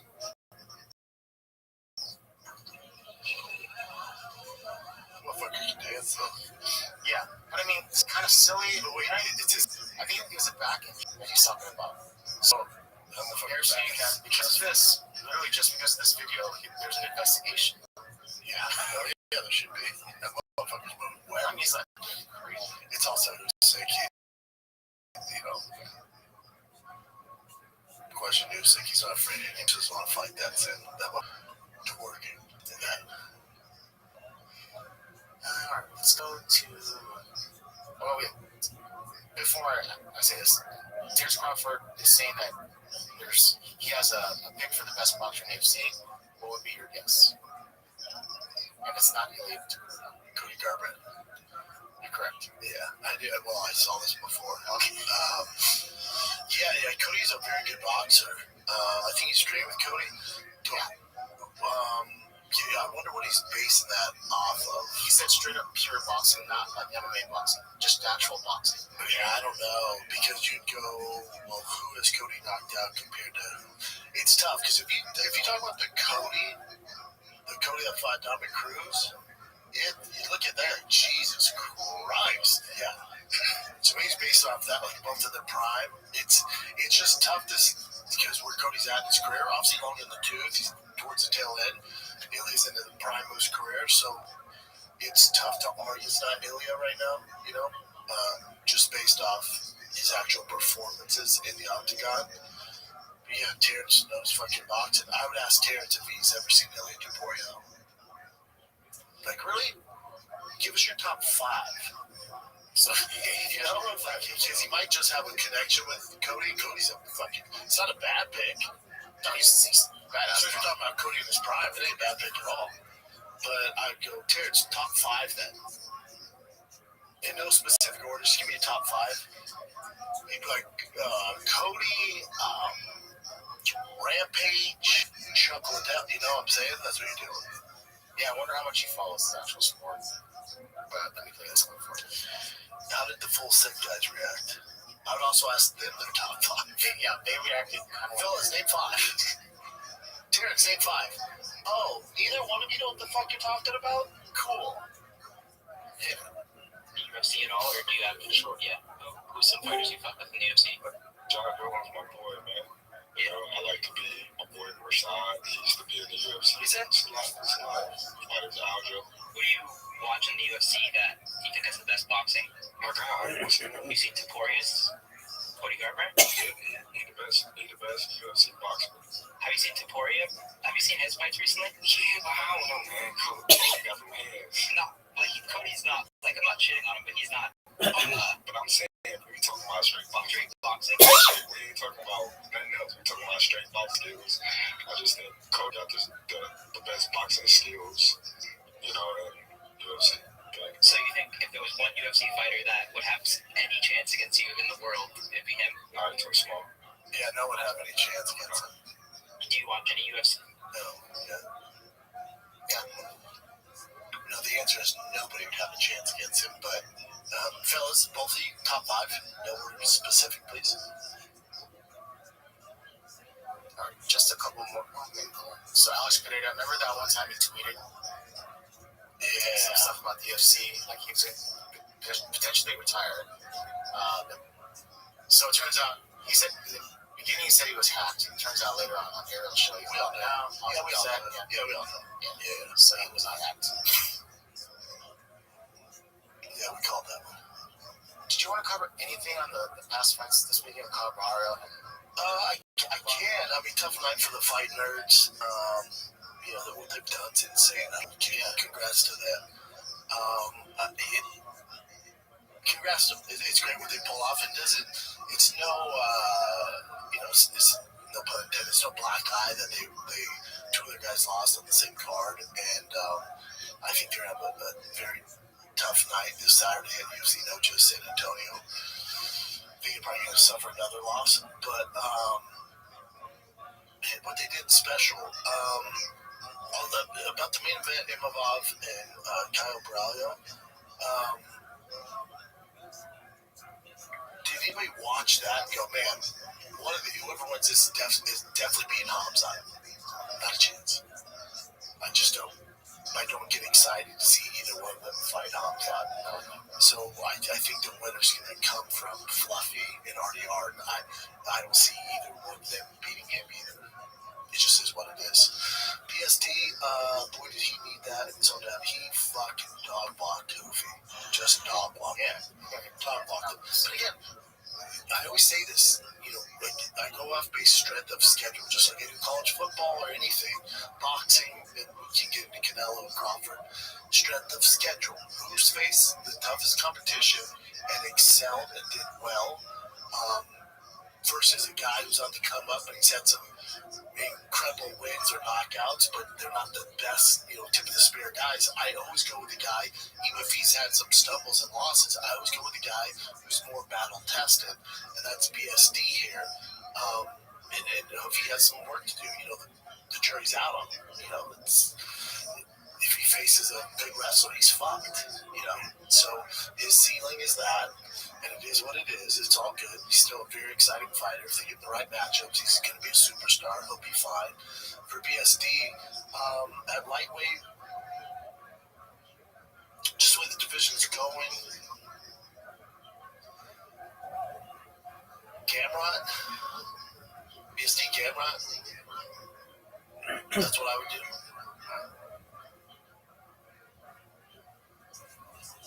It'd be a fun fight for BSD next. See where he's at.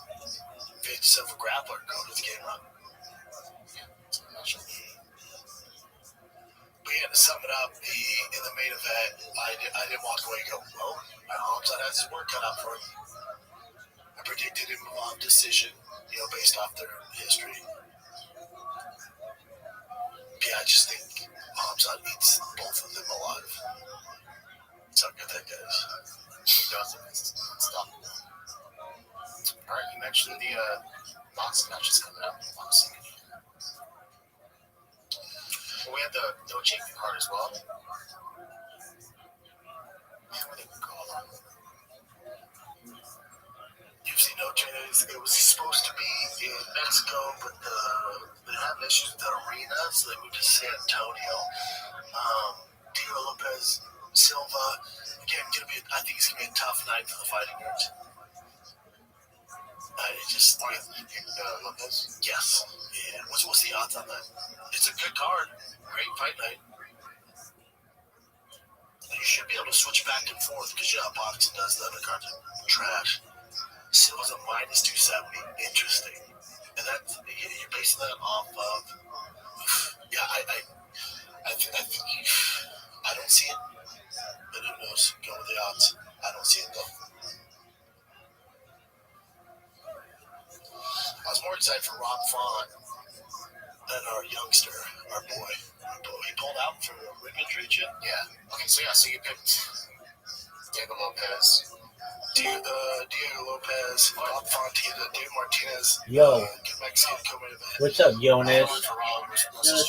Fucking see him step up into the kind of contender spot there. Kelvin Gastelum. Tatiana Suarez back on the 2 prelims. That's offensive. super effective. But yeah, you should be able to switch between this and the big Canelo Crawford on Netflix. My wife's family, they're from Guadalajara. They're from the same hometown as Canelo, so they go to that 20 fights. And I'll get more in depth this week on that fight, and me and Brian, I'm sure, are going to talk about it. This is how it's going to go. The first, 3 to 4 rounds, the speed of Terrence Crawford and him on the outside, and I bet he goes southpaw for most of it, is going to give a lot of problems for Canelo. But he's not going to knock him out. Canelo's never been sat down in a fight, and he's taking some hard punches. I go back to strength of schedule. Is Terrence Crawford a better technician, a better boxer overall? Yes, but much smaller. Canelo Alvarez has a way better strength of schedule. You look at his resume. He's just been doing at a higher level against elite competition. Terrence Crawford's best competition, you'd say, is Earl Spence. Now, remember, that's not the vintage Earl Spence. That's an Earl Spence who got thrown out of Ferrari. He was coming off a long layoff, and then he beat that Earl Spence. He beat the fuck out of him. I'll give you that. Canelo Alvarez just has a better resume, bigger fighter. Is Terrence going to knock him out? No, so probably goes to decision. My question for you is, Canelo is the darling of boxing. Nobody beats him in decisions. The boxing community, the boxing judges always side towards Canelo. So if Terrence Crawford wins the first 3 or 4, do we really think he's going to be able to keep that pace and do it for 12 rounds? Let's say he does it for even 6 to 7 rounds. Do you really think the boxing community, the judges, are going to go against Canelo Alvarez? Because he clearly lost Triple G, and they still gave him the decision. It's back in Vegas. So Terrence Crawford isn't just facing a bigger guy, more experienced guy who has a better strength of schedule, better resume. He's also facing boxing judges, which never go against Canelo. I have Canelo via decision. That's how this ends. Is that it, Jim? That is it. All right, kids, thanks for watching. Like, subscribe. Check out the Fire Kid Patreon. Fire Kid Patreon, it's ad-free Fighter the Kids. Also, this week we're adding ad-free Shop Show as well. Price stays exactly the same. $5. Get Fighter the Kid every week, plus additional extended episodes, additional content, behind the scenes, Q&As, and the Shop Show ad-free as well for just $5 a month. Get you some. We're going to do Q&As on there this month as well. So make sure you go to patreon.com/TFATK. Shop Show's on there as well, starting this week, ad-free. Get you some. That's it. Be nice to each other. Love you. Shout out to the dads out there. Keep being great dads. I'm out.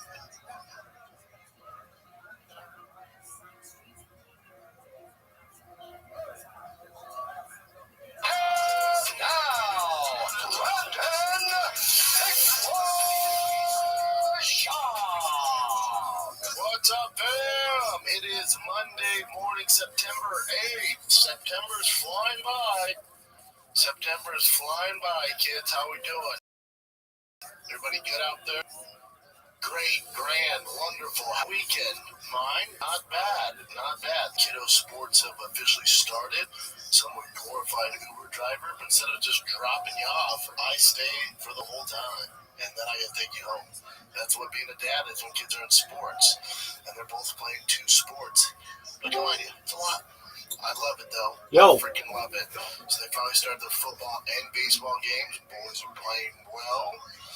On Saturday, they both had football games, and then I had to leave at the end of Tigers game because I was doing the fight companion with Mr. Joseph Rogan, Gordon Ryan.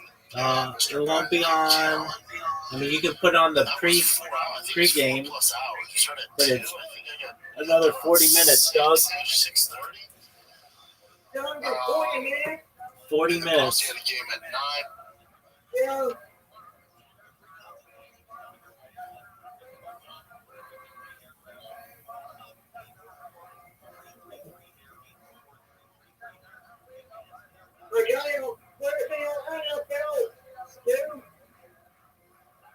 What'd you say, big man?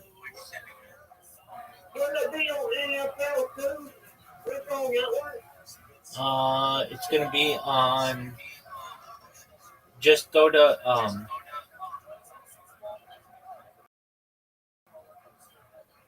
Stream East, and then it'll be listed there.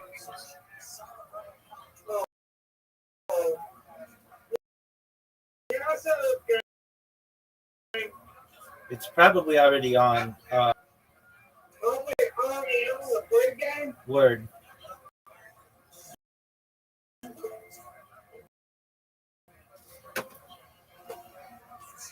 What's it called? Stream? Yeah. STREAM EAST.SK.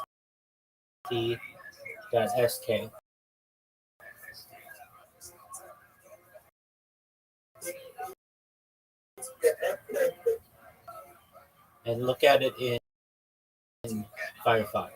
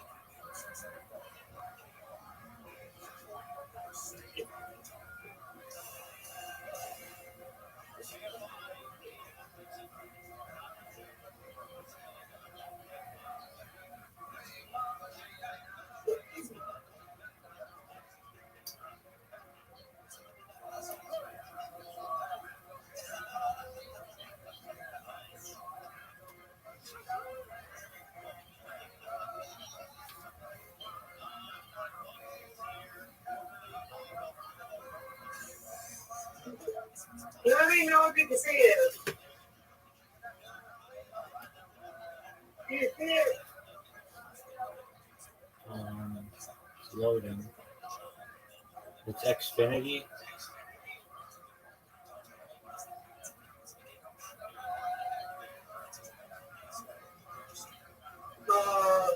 It's on you. If you go to Stream East, Stream in. yeah, streameast.sk, Wait a minute, let me go on that thing you tell me about. Firefox. Alright, Microsoft. Mozilla Firefox.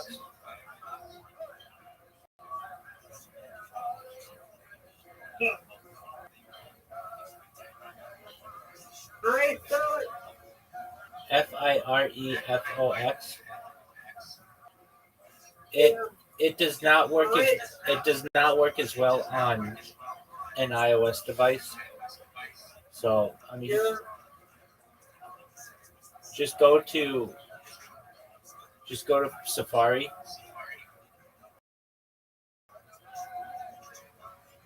And streameast.sk into the browser, into the browser bar.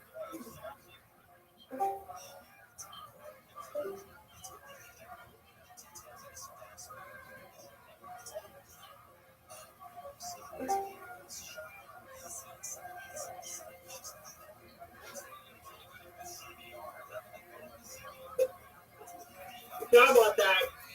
You're good, big dog.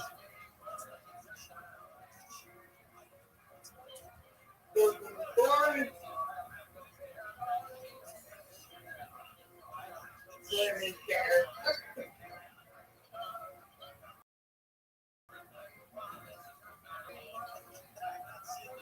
Just type into the browser bar streameast.sk.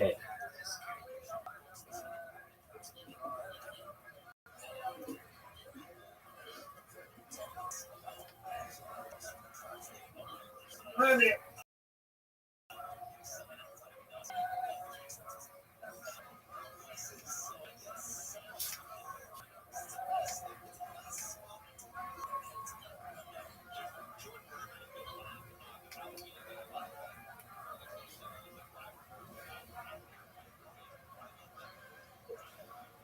It's easiest if it's on your computer.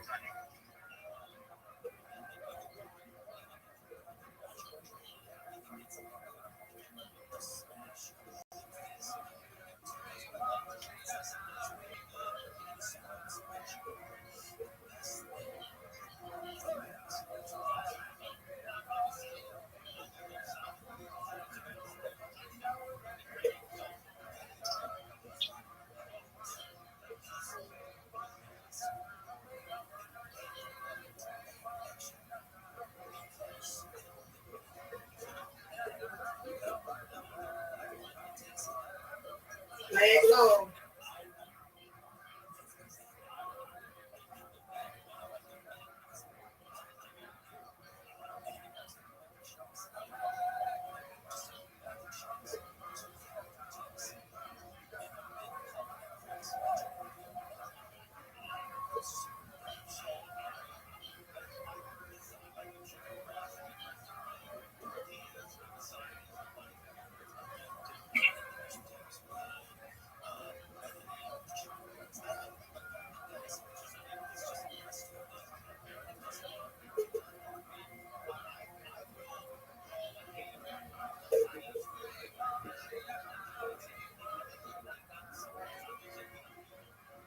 Man, it's like bother it.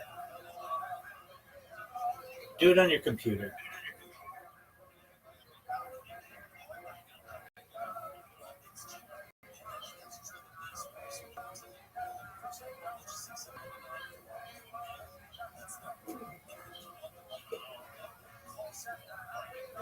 I'm back. Okay, doke. I'm going to kill me for that. Okay, do whatever is I easy. think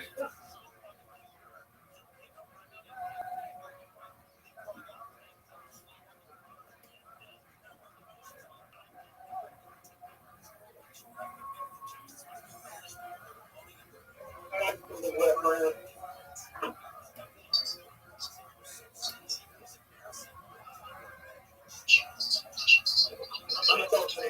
I don't like ants. My back hurts. I just want to fall off her. Right? You see it? Yep. There it is. No.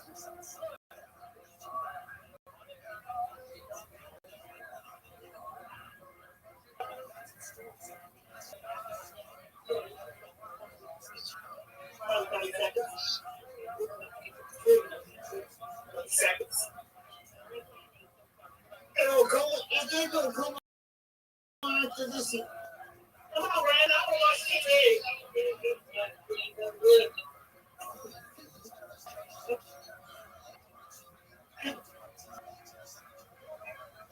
Hey. I'm like, well, we're going to it was open to my question. You not going to explain everything.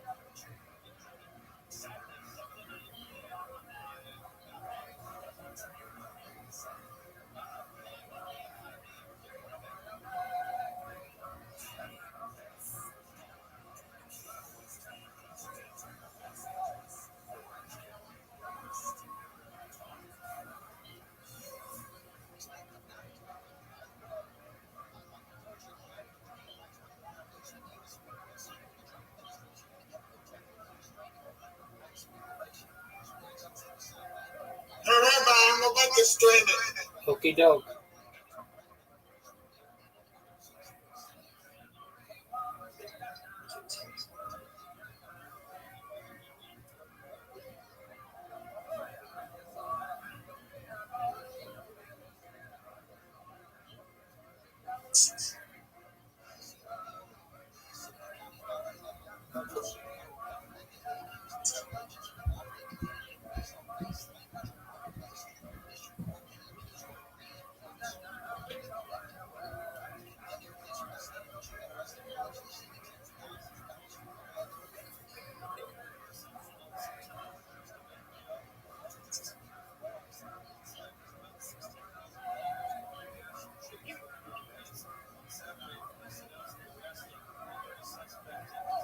It's streaming it, Rabbi. Okay.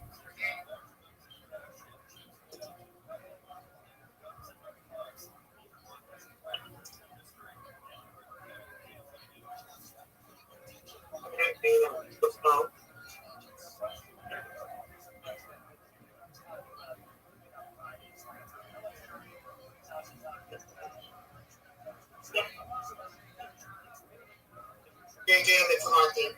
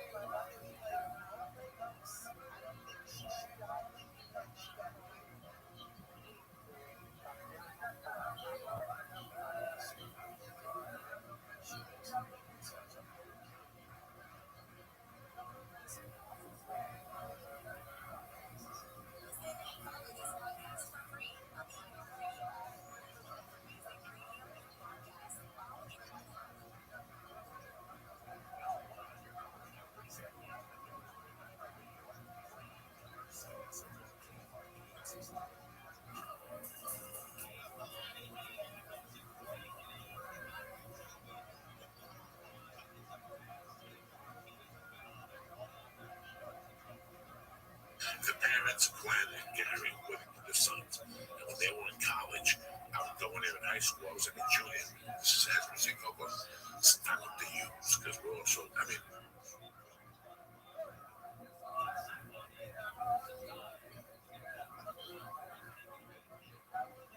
The parents, Glenn and Gary, with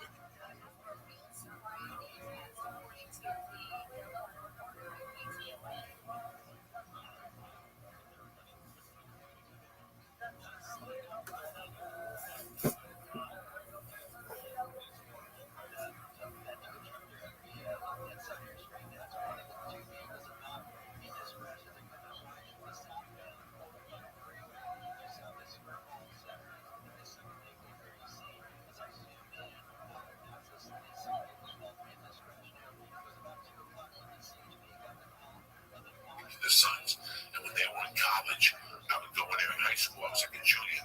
This is as we say, go stock up the use because we're also. I mean, use would sell by 10 o'clock. They put up like a use that fucking case. But it was all day. It was all day. The teachers Busy all day. the school got so pissed that they told people that you weren't allowed to leave school for lunch. Now why? Because they want the cafeteria to make money. So fucking they go through it halfway. To understand, all the food distribution in North Jersey is handled by a lot of people you don't want no fucking problems with. You know what I mean? All right, so people stay and eat the goddamn food. All right, let's get on the fucking hands up. The ad would suspend So you would suspend us, but Mr. Hash would go, fuck that, go in the back. I'm not gonna let it go in the back. But if I say, hey guys, that means run out the back door. So for a year until they moved that law, we would sit in the back of Hashways and still eat the fucking thing while the school teachers were in front looking for it. And the truant officer and the whole thing. Fucking it's terrible. Man, there was no goddamn good place in my shit town. I got no good stories. You know, we had fried bologna sandwiches. Like, oh my god, you hear that? Like your grandma rolling up. When I went back in like your 93, lady just flipping right in her grave. oh my god, when I went back in 93, I stayed with my buddy in Secaucus named Mike Ryan. And down the block from his house was a fucking deli that I put it up against any deli ever. But their fucking claim to fame was they had peppers stuffed with mozzarella sauce. Oh my god, with mozzarella cheese and sauce. And I go in there in the morning, just the green peppers, just a fucking like a pepper, and it's a spicy pepper. It was like that pepper shit, So you right? gotta get 3 of them and a sandwich. So you can eat the pepper while you're eating the fucking sandwich. That type of old school deli. There's different types of delis, but that was Right. what the fuck 3 fat guys gotta talk about food for now. Because we're all stoned. It sounds great. But this is crazy. What that signifies in the Catholic religion. And a lot of other religions also. I mean, our good friend George, God rest his mama's soul. She's passed this year, and you know it's hard, man. My Uncle Jim passed this year. It's hard, you know. You see people at the end of their life. That cancer is a miserable thing, man. I mean, it is a horrible way to pass. You know, I'd rather get slammed into a sign on the 5 and break that bitch. I take God forbid, but hey, I'd rather take that stuff. You know what I mean? So it was just fun going to church. It really was. I went by myself, no pressure on my wife and the kid. I walked in there. I just wanted to go because we did that church over St. Bartholomew. We did it over. So I just went in there at 7:15. I tell you what, man, it just brought back a lot of fucking memories. That's what happens in church for me now. When I go to church, I look at the 12 stations of the cross. And it's like a fucking acid trip, man. Yeah. I just go back into sections. And I remember I was thinking about my godfather. One of the worst things I ever did in my life was fuck my godfather over. After church, I went home and I tried to find him. Facebook? Yeah, he's in those fucking kids on Facebook. He lives in the Keys. And when I was a kid, my God, man, it's amazing what has happened. Did you see Mad Max? Yes. Okay. The question that fucked me in that movie is who killed the world? Oh yeah, man. People ask who killed the world. You know what, man? They killed the fucking world. I mean, the world is half dead. We don't even know. No, it's more than half dead. Trick-or-treating this week. I saw trick-or-treating. There's no kids on the daytime. I mean, these are great areas for trick-or-treating. I didn't get one at night. I saw kids, but they defined. The parents put the fear of God into these kids. Yeah. You know, Friday night I went to this chocolate tree. You know what, man? Did Mercy have a great time? Fuck. Yeah, she had a great time. You know, did I have a great time? Fuck yeah, watching her and watching the kids and watching my wife. I dressed up and I put fangs in my mouth and she kept saying, "No, thank you, Daddy." Take the fucking fangs out of your mouth. "No, thank you, Daddy." And she kept tugging my kid. "No, thank you, Daddy." It was the cutest fucking thing. I went in there and I had a great time. We got that 5:30. The dinner they made us was, you know, not bad. It was a cheeseburger with macaroni salad. It was a barbecue. I enjoyed it. And then I watched her play ball with other kids. And I could tell that we're halfway there. We're okay. We got to rotate, get the ball, hit her in the face 3 times. She didn't cry. Some little boy dressed up as Captain America got hit once. He wouldn't stop crying. But when the kids left to eat, she didn't want to eat. So she stayed with me. She goes, "Daddy, come in." And then she's going to play ball with us. So when kids came over and play, she was like, "Da, da, da, da, da, da, da." She was going fucking nuts. That was the only problem we had all night. Everything was great. Back to Trunk or Treat. It's like a cars get together. It's a beautiful car show. And they back up and they open their trunks and they have kids and they sit in front of their trunks with disguises. And I tell you what. Is it like a low rider club or hot rods and stuff like that? No, it was just all these fucking Studio City people. Oh, yeah. You know, whatever they are. I don't know what was. I didn't talk to one. I told them maybe do parents get friends. Man, you know, I've done that same thing with Mexican car clubs, bro. They're the nicest. They had a whole goat cooking. Okay, I mean it was the real deal. Old ladies was making tortillas. Okay, they was handing out good candies and stuff like that, having a blast. They had a band, a salsa band. It was on, man. I'm telling you. For kids. This was for fucking kids. Yeah, that's it was for kids too. Yeah. There's no fucking salsa band when there's kids. I'm telling you. They're all white kids. There's no salsa. So these motherfuckers, the interesting thing in the world was I looked at my wife and I go, "What the fuck is this?" I know. I almost have a nervous breakdown. I'm like, what the fuck is this? Puerto Rican shit. But I go, this is what we have now. The parents scare the kids. And you know what? Let's get together. Let's go home together. When I was a kid, you know, one parent would hire me out hands and we fucking knocked on doors and we yelled. You know, Saturday night, I didn't see people till 8 o'clock at night. How much pot do I smoke on my balcony at night? People, tons. I standing up there and I was scared to smoke when my kids got to walk up on me. After 30 minutes, nobody said nothing. Every once in a while, I'd see 3 kids and a parent. But the 80, 90 kids, I still run with 80 fucking kids on Thanksgiving. You ran 80 people on Thanksgiving, and you ran 20. Yeah, bundles of 20. I didn't see that. And it's just what I know. And they found needles and fuck every year. Some fucking dummy in Pittsburgh sticks hypodermic needles and fucking chocolate and all this shit.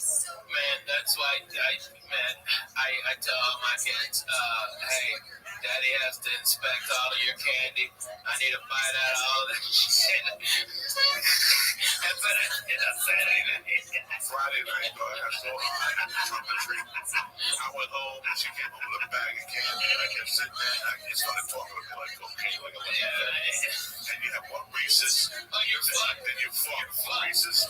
You'll fucking put you over the limit. You start with the little ones, the bullshit ones. Oh, then I agree though. That's a you're 3 cup. fucking getting cups out of And I everywhere, went man. back up a whole cup. I went back up the Swedish fish. Swedish fish, that's my world. That's my world. That's my fucking since I came from Cuba, I discovered Swedish fish. The red ones are the multicolored ones. Listen, the red ones. They only have a one color Swedish fish. That's it. The ones that 7-Eleven in the back. That's the only one I eat. All those imitation skinny worms and shit.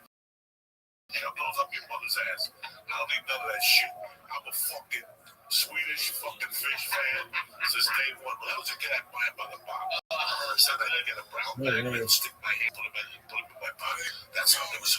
So in your pocket? You get the big trays. I bought the box of the whole set.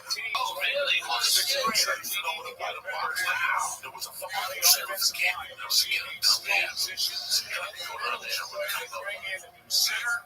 So that was the area of this football team where they just had to solidify some things they did. He said 68 sacks a season ago. Some of that, a lot of that is on the quarterback, but that offensive line's not immune either. Pressure.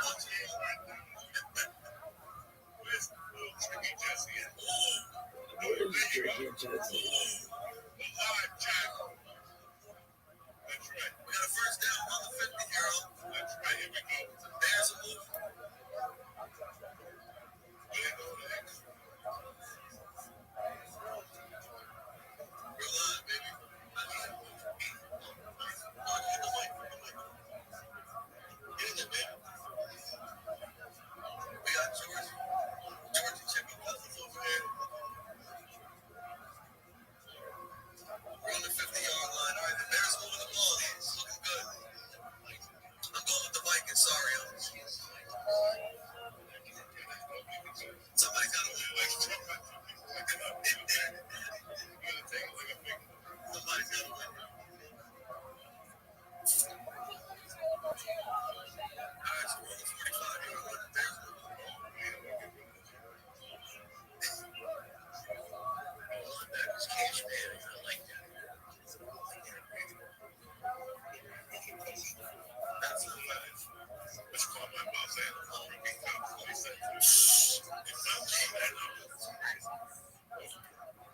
Got a 2nd and 6 here. Which one you? What's your story? Story is your profile. Then click on post is your main page. It stays. That's one of the circle. Yeah, the circle is story. That post stays on your page. Permanently. There you go. We're learning something new every day.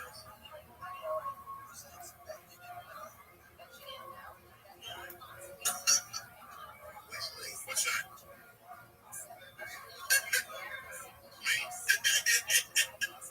Wait, how do I get rid of this? Let's do this shit. I gotta open the up. Just want to make a short text. They click on that little thing up on the top. You know, right here. You see the one with the picture. Right here. So when they click onto that, they get the little video that says motherfucker. That's right now. Story and you X and YouTube. What do we got going on here? 2nd and 4. It is. The field goal range, right? 2nd and 4 on the 30. We're over here. Brandon, I don't know if you can hear me, but the game is on. Brandon, I don't know if you can hear me, but the game is on.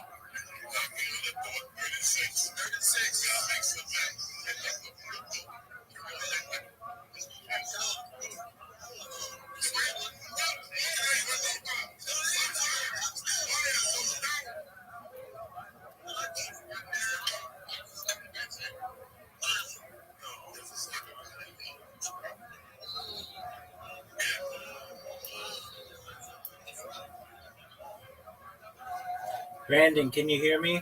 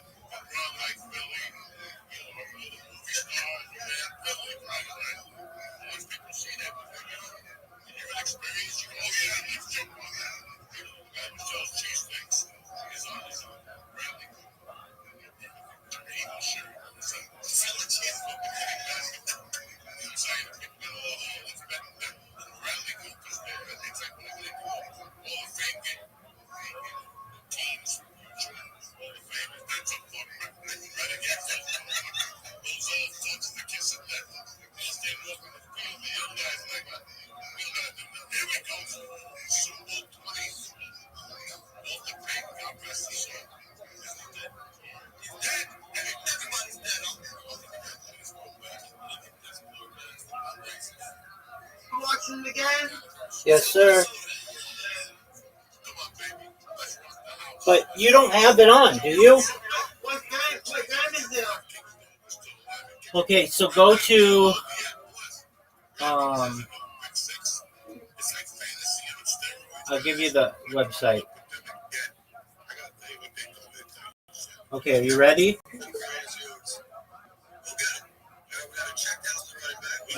Are you ready? Yeah. All right. Put in VIP ROW.NU.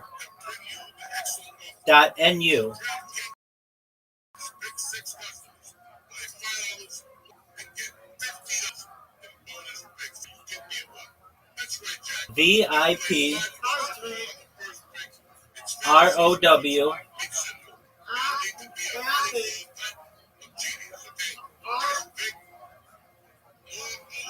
OW.NU.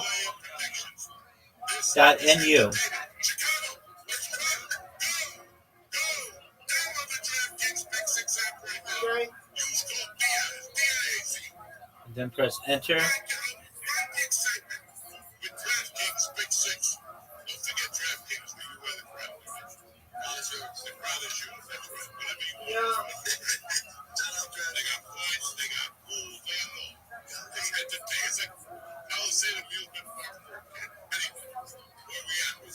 Yeah, I'll just send it to you.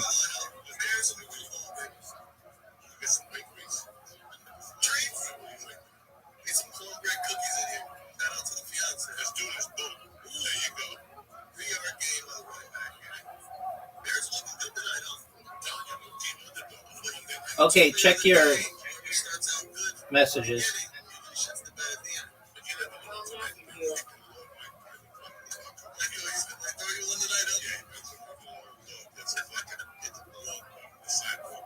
Okay.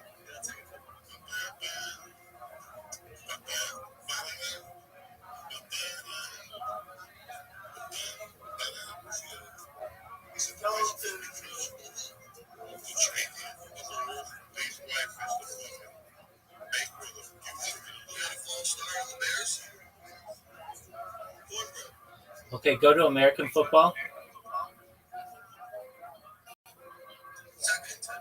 It's like the fifth one. American football.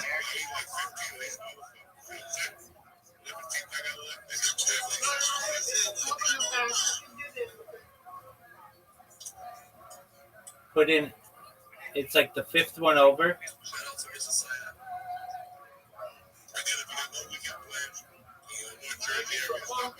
American football.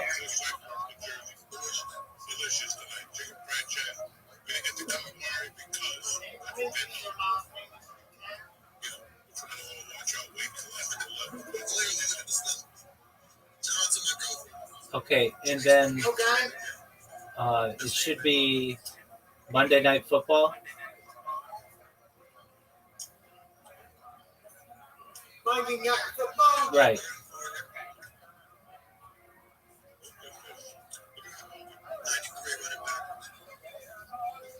And then you should see two little links there. Just pick the top one. The top, that one.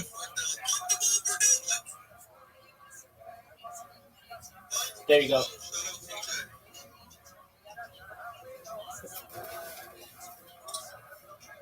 There you go.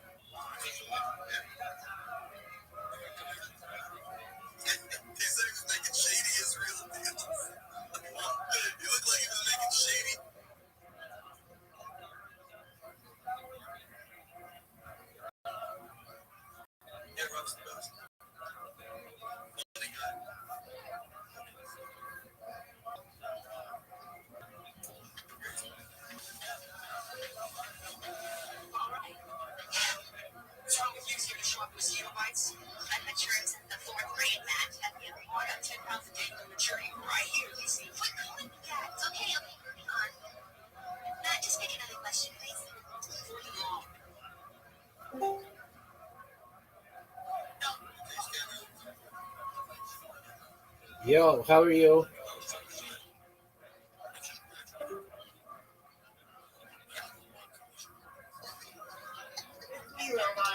Oh, okay.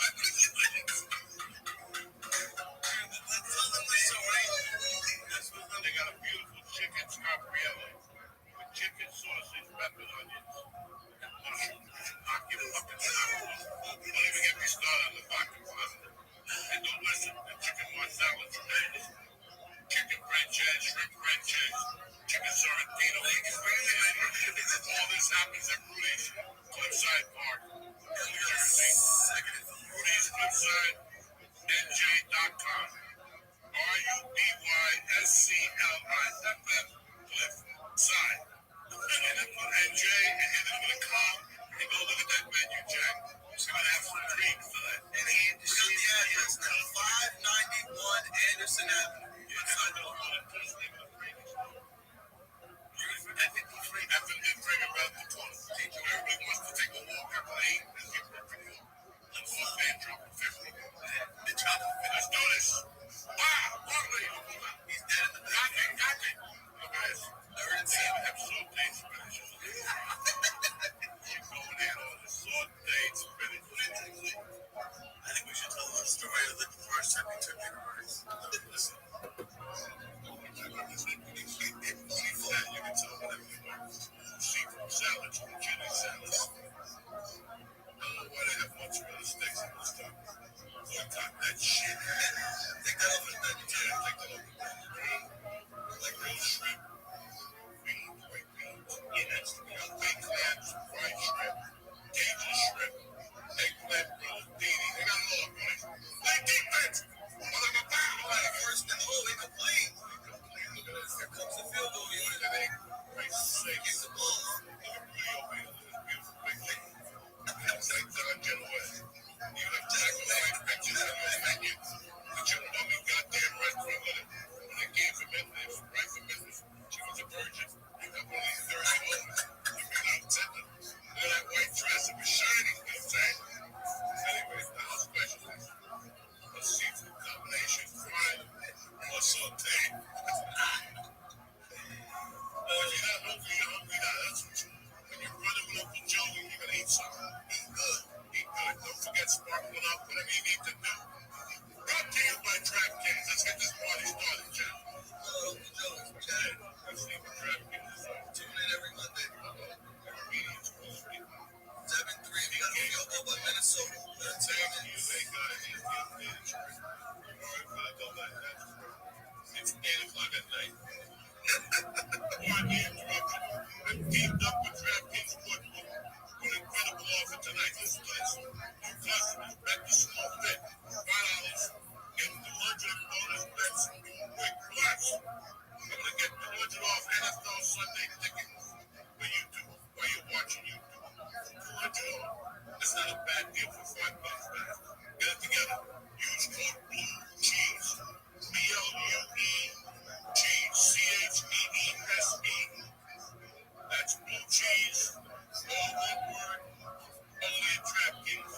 When you got the crown and you got the world by the ball. That's how DraftKings does it. Let me tell you something, guys. I've been with DraftKings for 7 years. I've been working with them for 5 years.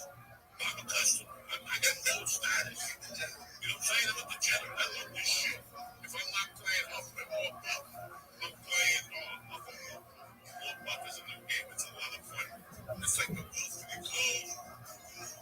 Fucking tremendous. I like Wheel of Fortune. I love, sports betting. I did well yesterday. I had a little sports betting tonight. I baskets.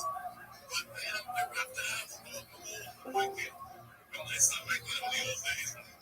I was dressing up in a wig and going to stand with people to make it better business. Now I got control of it all, man. Wise. Anyway, what you guys talking about? That fucking steak. The steak was tremendous. What's the name of the place? Something else, man. I got a lot of fake information to make us look good. Teeter and Oakville or something like that. The same book.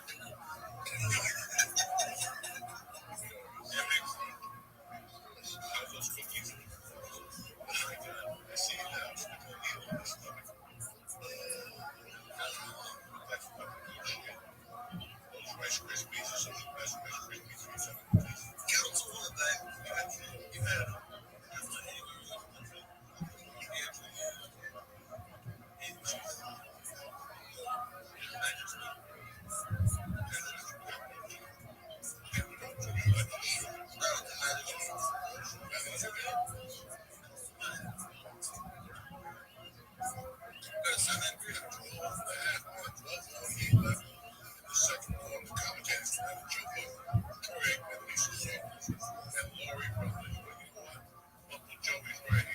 It's a 7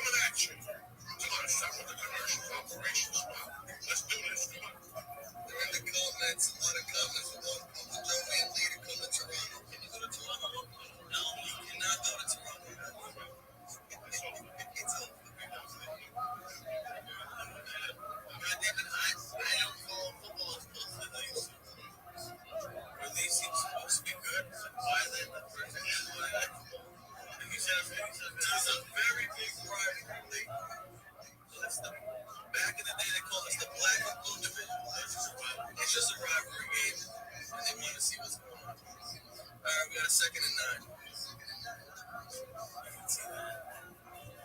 Safe. Yeah, they can see that. Lee's in a different planet right now. On my shoulder.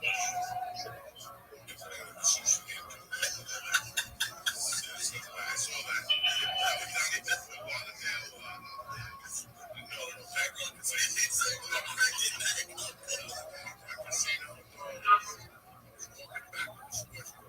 Which I had a great time this weekend.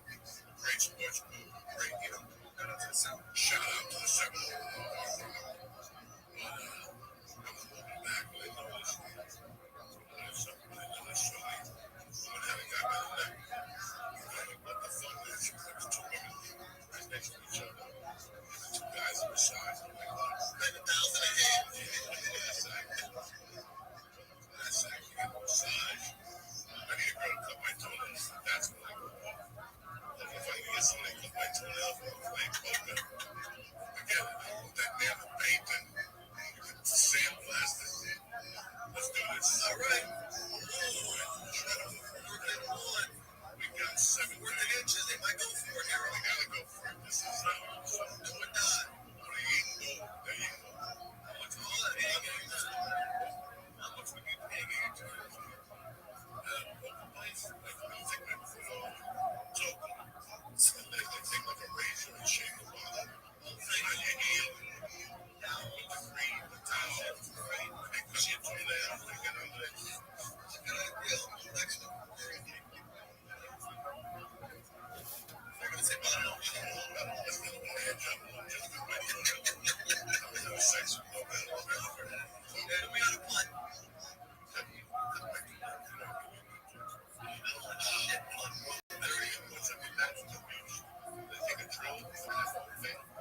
I can't see what's going on because when you get out of my jail, the skin is, we got a problem in there. And the rack of the skin is up there. Over in there. Oh my God, I give it to the cats sometimes. I rub my head back and the cats live with that. Like, God damn it. Some of the guys on the skin, they pull that right out. It's a anti-fungal. Every time I look at you, my toes are surprised. Ray, the lights are green. Look, you went to their toes. Did they even tell me? How many toes can I do? Okay. Mine will tap out. It's like the toughest toenail in the world. I drill it. I'm only I just got something that they give you every month. $25 after the shower. You put it on there. That thing looks like this is just it's in your bloodstream. 30 years in your bloodstream. How badly do you want to talk about? What? How badly do you want to talk about? Listen, we can get these focused on ideas between top and bottom. And the other idea, name up his ass about that. Oh, he was going to get left. He didn't know he was about to get brought out with Jordan. Let alone him. No, I think you have to go all out. Yeah, I was really excited. First of all, I'm always looking for love. Thank you. Next time I'll remember that. That's all I had. I'm going to play for it. My phone on my feet. I'll be like living in Mexico.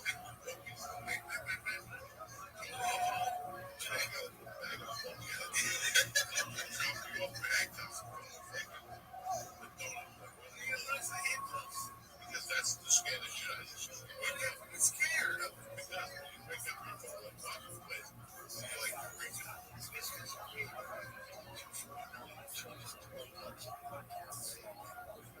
Listen, gravy, potatoes, and bread for $2.49. Somebody's got a trick like $2.49. Listen, motherfucker, don't talk about mine. Go to bed. You got a choice. Back in all the walk around. It was where where Epstein's cousin was. Epstein's cousin. Nice.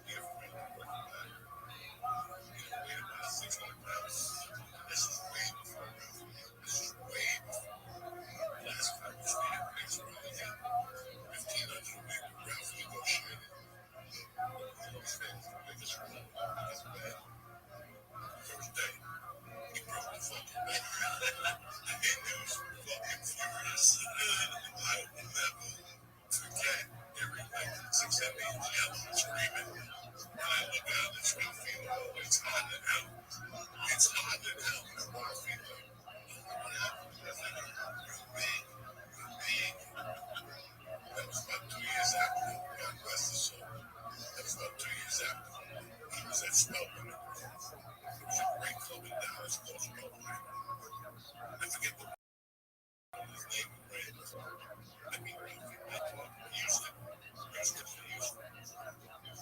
We become friends. One day he tells me the worst club is not happening. He's going to go back club. I forget the real name. But she was the little name. Like, I said to David, I was the only family. I love to work with her. She was a reference like Ralphie May. And she was going to call you back. John said, one day, what's going on? We got a third and 10. Uh-oh, here he goes. He's dead. Oh my God. Oh. And multiple production. He's a nervous. Even Ralphie May in California. Use them as a reference. Flame cards. That was the name of the singer. And when I talk to Ralphie, back then called the ladies, so the ladies should make a group. Because go back your fucking alley. I go, why was I swole? I went to the stage. Like, we launched some of this first day. When someone was like, wait a second. I made a friend from you. This is the first time you decide to tell me you felt on the stage at a comedy club, at a club plays, and you got on the stage. Ralphie says it was already feeling like that.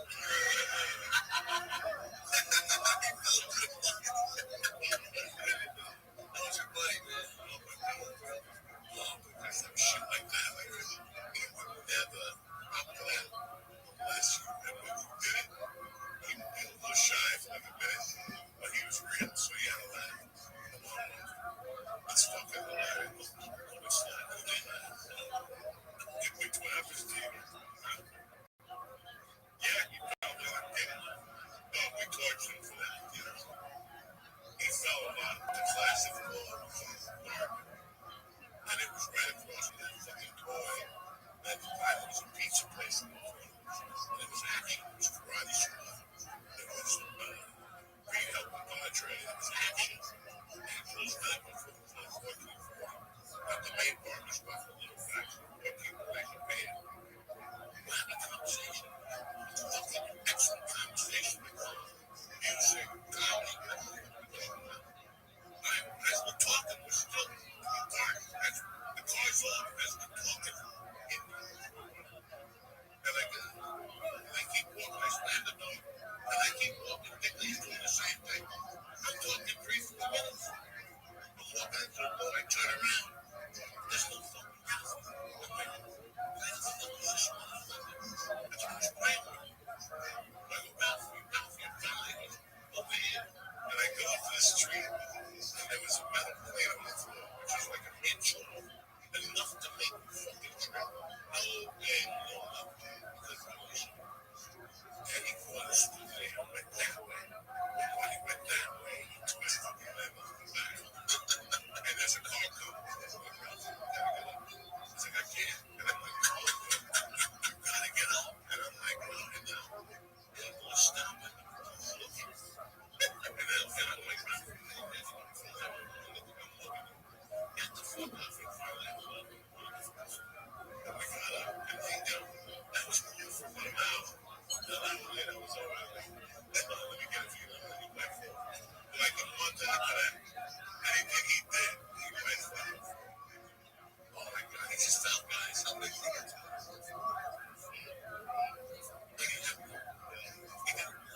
He was like 6 months hanging out with me. He had done the surgery. And the surgery that gave him that. He said, the funniest line he told Gabriel, he went to a restaurant. Everybody's eating. Well, he's sitting there. He was walking out eating meat.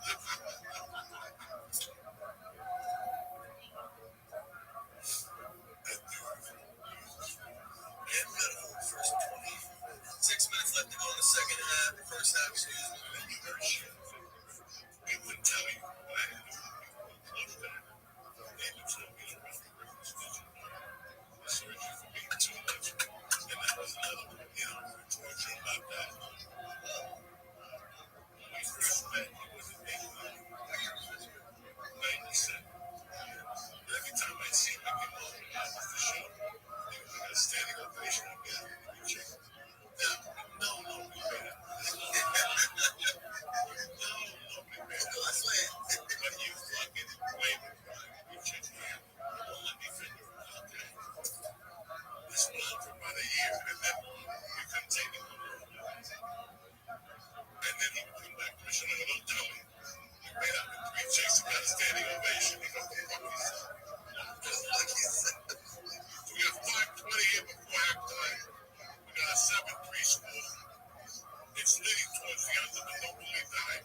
The game last night was leading to the under. Remember, they put up 80 points last night. 81 points. Don't believe that. We got 5:20 here. Second and 20. Second and 20. Vikings on their own 10. Last night they had more score. Oh, they beat. They gotta get out of there. What's that? Pick it up. Run.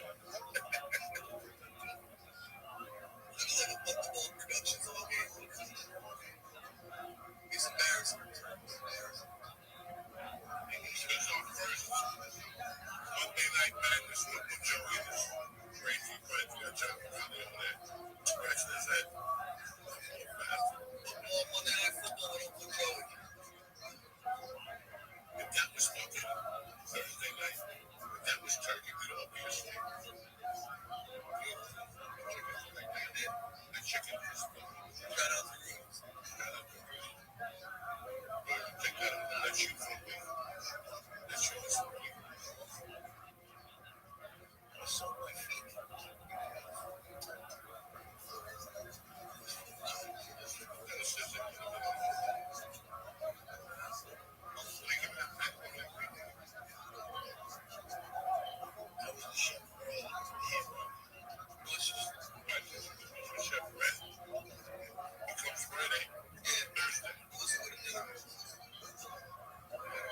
See Chef Brad this weekend. Dinner with my boy. He's here for Wednesday and Sunday.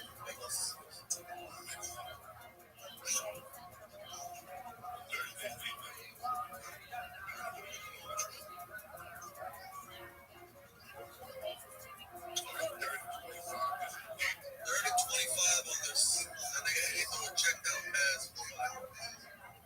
And then we punt the ball.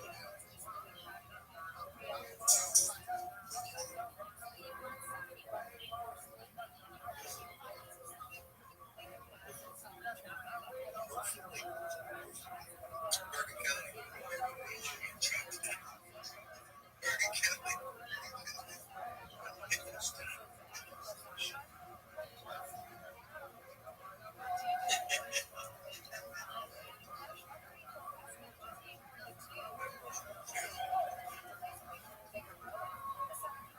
What a punt.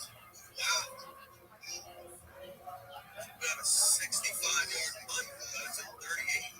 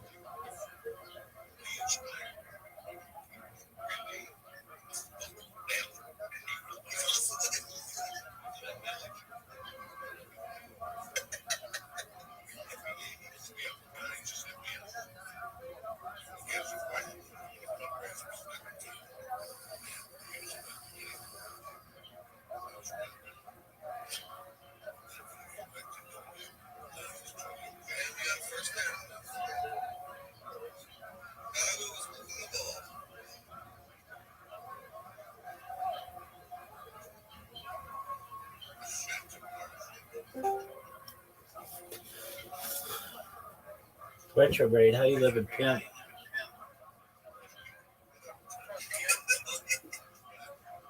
Every day's a holiday, every meal's a feast. What's good, brother? That's right, we're watching Monday Night Football. How about you? Oh, yeah. About to hop on stream and do some steak.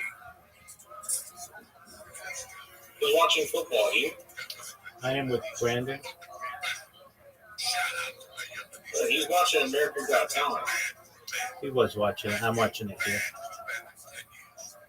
Huh? He was watching it. I'm watching it here. He had a stream going on it for the first half. It's about to be halftime. What'd you say? I said, should I bet on the game or what? No, you should take all that money that you were going to bet and put it in a savings account for your children.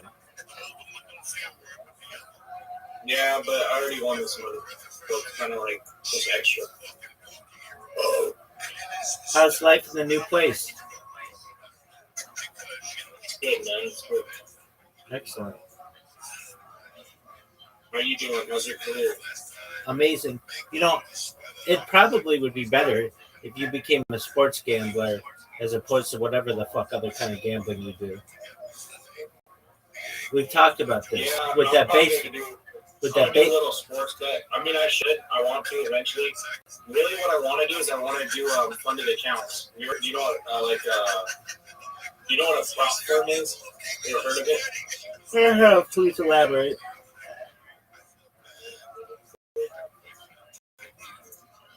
You said what? I have, but please elaborate. So, prop firm, basically, I found this one called Top Step. And you go in there, you spend $150, and you get $150,000 to trade with. You're not allowed to go past. You can't go negative $4,000, but you have to maintain a positive gain for 4 days straight. After that, you can get a real funded account. You spend another $150, and the real account you get $4,000 to trade with their money. And if you do good for a whole week of making $250 a day, then after that, you collect 90% of the profits, and then after the first month, you keep 100% of the profits you make. There you go, so baby. Basically like trading on margin with someone else's money. There you go. They're basically giving money away. Well, not really, because they actually make money off of it, because all the people that sign up for $150 and blow out, because once you go negative, buy a whole nother new account, right? So, you know, people be blowing accounts, and that's where they really make their money, but they don't care because so many people actually do good on there and actually make so much money that they end up getting their initial investment back anyway and then some. Word, Doug. Yeah, so I'm going to start getting into that probably next month or the month after. But right now I'm just kind of struggling a little bit. Yesterday I put $20 in the stake. I made 200. I took 200 out, and I still have 100 left. So I came up like triple times what I put in. I still have money left to gamble. All right. That's why I'm only gambling today. But so yeah, what? So what are you gonna put on this game? How far is the game along? It's halftime, baby. Oh shit! Okay, let's see. I'm streaming it now, Rabbi. Excellent. Actually, it's a 2-minute warning, so there's 2 minutes left in the second.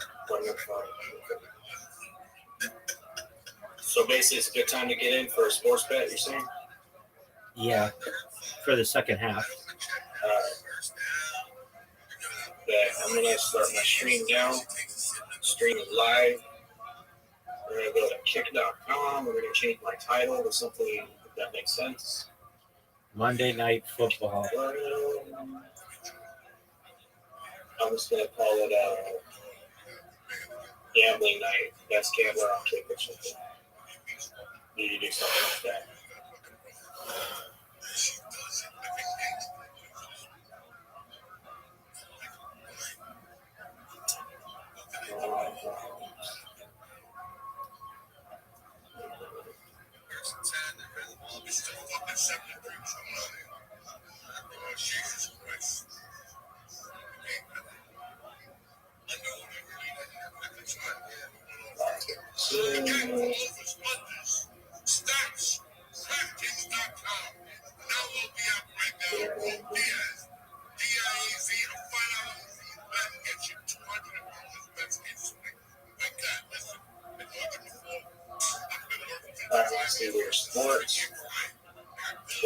though?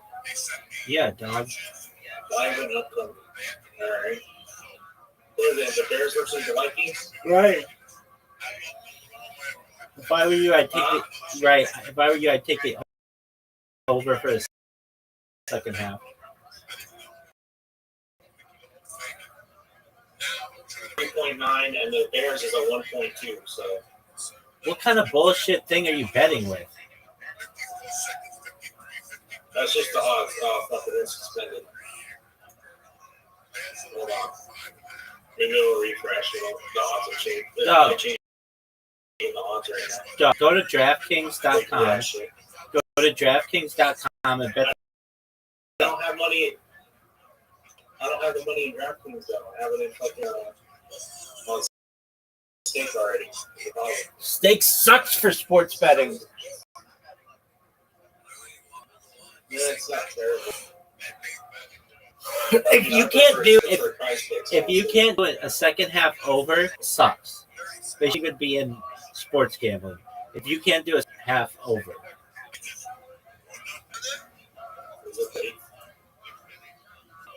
Yeah, it's the only let me bet on it. It says suspended. It's, I guess, too late or something. Oh, there's a baseball game. Rangers versus the Brewers. Get out of that garbage. You don't know anything about those The teams. Rangers are winning. The Brewers is a 9.25. That's the sixth inning, 4-0. For $1 is a $9 payout. $10 is 92. Yeah, fucking ridiculous. Don't fuck Yeah, it. Don't for fuck some it. reason they win. Don't do that. It's a $10 bet. It's so good. There we go. Bears or Vikings? Bears. Are you sure the Bears? Yeah. I mean, they're up. I mean, I'm not going to win shit. If I put $20 in, I'm winning 25. It's kind of ass. Yeah, dog. That's not even really anything. If I put in this whole $100, I win $25. Like, Are you going to bet the I Vikings? don't know if I bet on the Vikings though. If I bet on the Vikings, it's times 4. I would not do If that. I bet $10, it's a $40 payout. All right. I mean, if you want to, that's fine. I would not do that, though. I'll do it. You do parlays on here too, like legs and shit, whatever it's called. Cricket. Sometimes I bet on CS2 or Dota. League of Legends. None of them are live right now. They're not all live, so couple days. All right. I'll be right back. I'm going to use the restroom. Alright. There's soccer. There's 5 events. See you.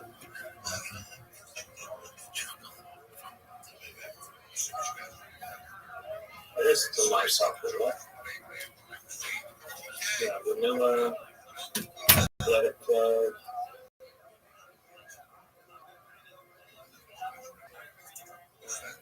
It would be like this, and that.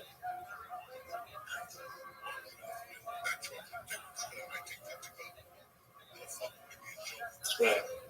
$8 on those. There's that. Because they're in half on.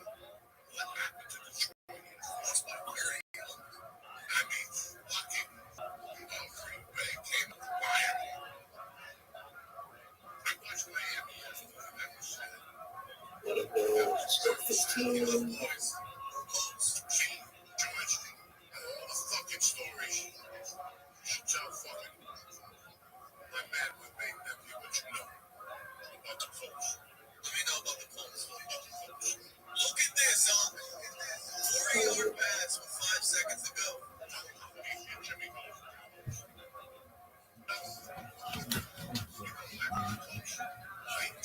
Birthday, table tennis, go watch the tab.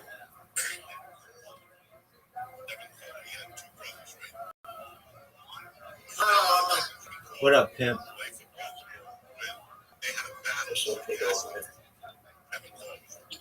swinging right now, Robin. Okay, good.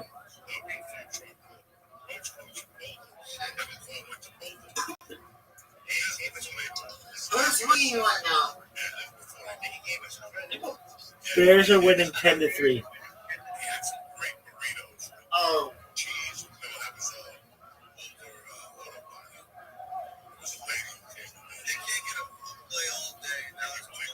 I'm watching table tennis. It's pretty cool. Did you bet the Vikings? Yeah. You did? Are they looking? They're about to Yeah, score. are they looking? They're about to score. Brandon's Oh, Bailey. Brandon's streaming it. Watch his stream. I know. I'm also trying to watch this tennis stream. I put $20 on. Dog, $20 for $70. You are a degenerate, dog. I just literally spent $50 on like 3 different sports, soccer, Which you tennis. know But nothing if they don't about. come up, I'm up $100. No, I don't. But you know, All right, your Vikings just scored, dog. Dog, your Vikings just scored. Oh, they did? Yeah. No shit. Let's see what I bet on the Vikings. If I win on the Vikings, I'll win $37 for a $10 bet.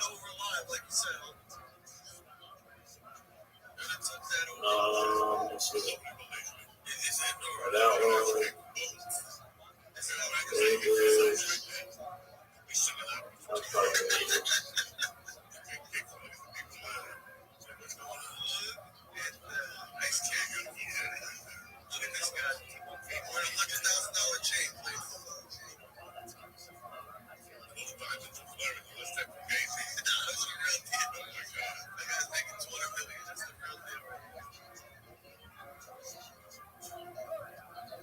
What's it, 13 to 15? I bet on the old team.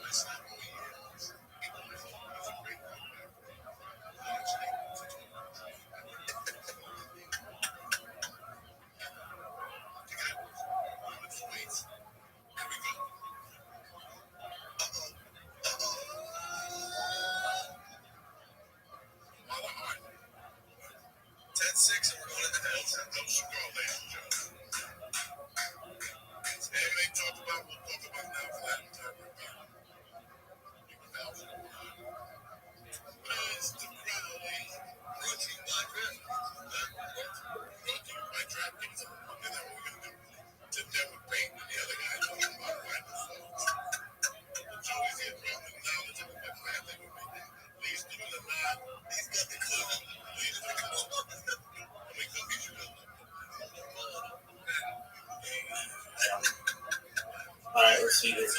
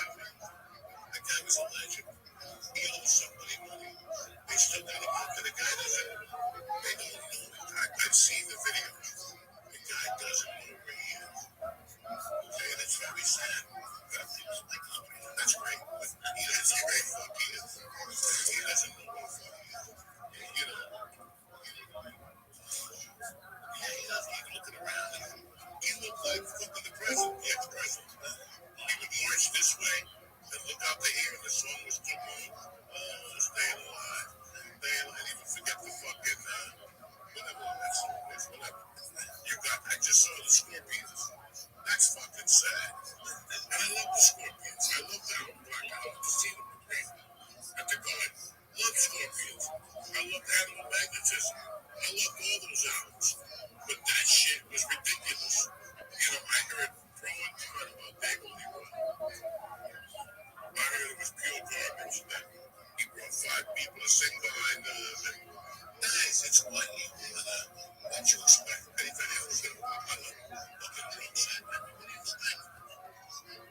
You know, look at me. You have the conversation on the way out, you know. And I'm not, again, I'm not putting nobody down. But you know, I don't want to be told me that. I'm like 20-some guys. 50 for them. No, it's not funny because it's not 20-some guys. 58 guys, whatever. It's not like business. Like he turned in what, $250 to sit down with him.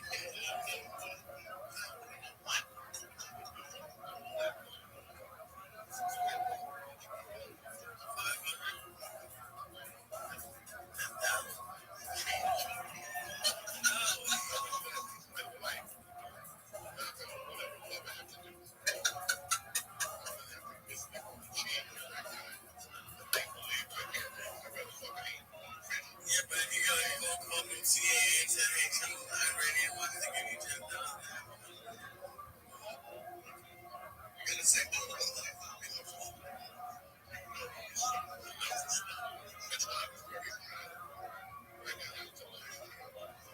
Third quarter payout, get paid out if your team leads by 7+, but after third quarter, but loses. So, does that make any sense? No. Third quarter payout, get paid out, so I get paid out. If the team leads by 7+ after 3Q, but loses. What does that mean? One more time. I'm listening, but I'm trying to pay attention. Do it again. Get paid out. So my bet, if my team is by 7+ after 3Q, but loses. All right. So that means if your team is up by more than 7 after the third quarter, but still loses the game, you still get paid out. Basically, like if the other team makes a really great comeback, you still get paid. Yeah, very nice.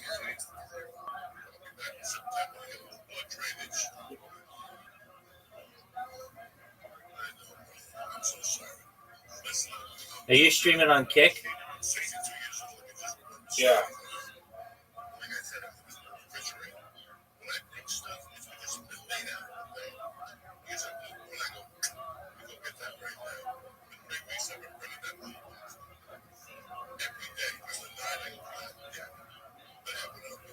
What's your story? Direct? Gambling schools with a Z.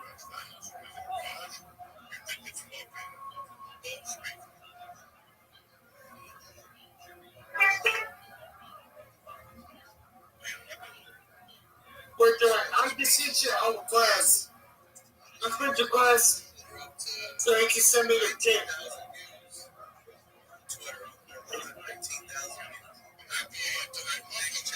It's halftime. We got some nicotine coming in. And that was looking too low. It was good.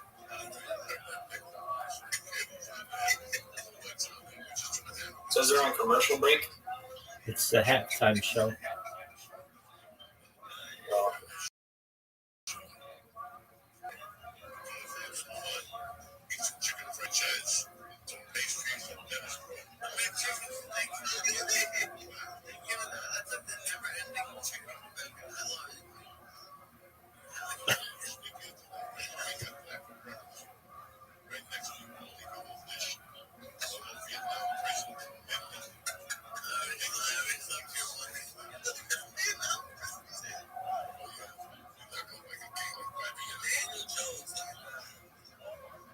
I just found this guy plays You found it? Yep.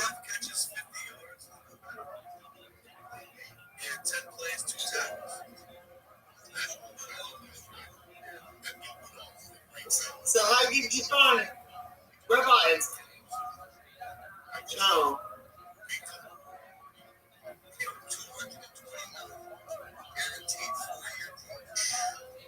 He fought Barstool. He's never Carter, the leak nigger man. That's the best fit for him. That's crazy. Was he? Was that this? Is that some soccer, some tennis? Which I don't know what the fuck's going on. These ones. Oh, looking like that something. What the app is using there? This one is. What the app is using? Huh? The doctor. The app is using. OBS. No. Oh, is that game? Oh, this is a steak.com. That's game. It's just the. Oh, steak.com? Yeah. You can't take an account. You have to join a Discord and I'll make an account for you. Brandon, don't do that. Brandon, don't do that. Yeah, you don't want to. You don't. No, you're fine. You don't want to be a gambler. You're doing just fine, Brandon. Brandon, if you want to do anything, do fantasy football. Fantasy football? Yeah. Do you want to do fantasy football, Brandon? Okay. Do you know how to do it? I'll watch it. Okay. I'll watch it. Okay. Let's see if I can do this.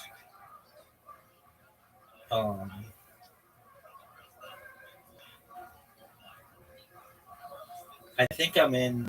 I love fantasy football. Okay, you love fantasy. Do you have a fantasy team this year? Kentucky Walker.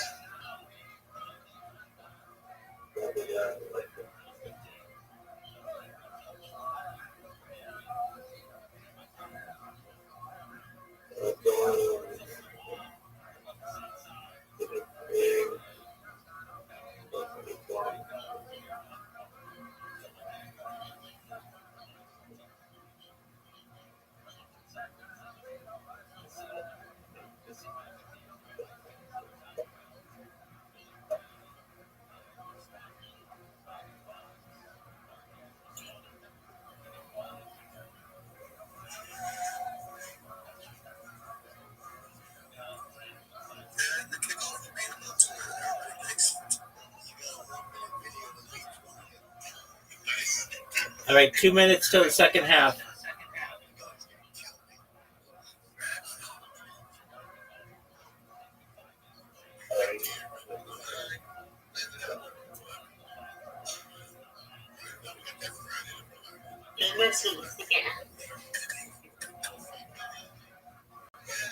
So what? 2 minutes to the second half.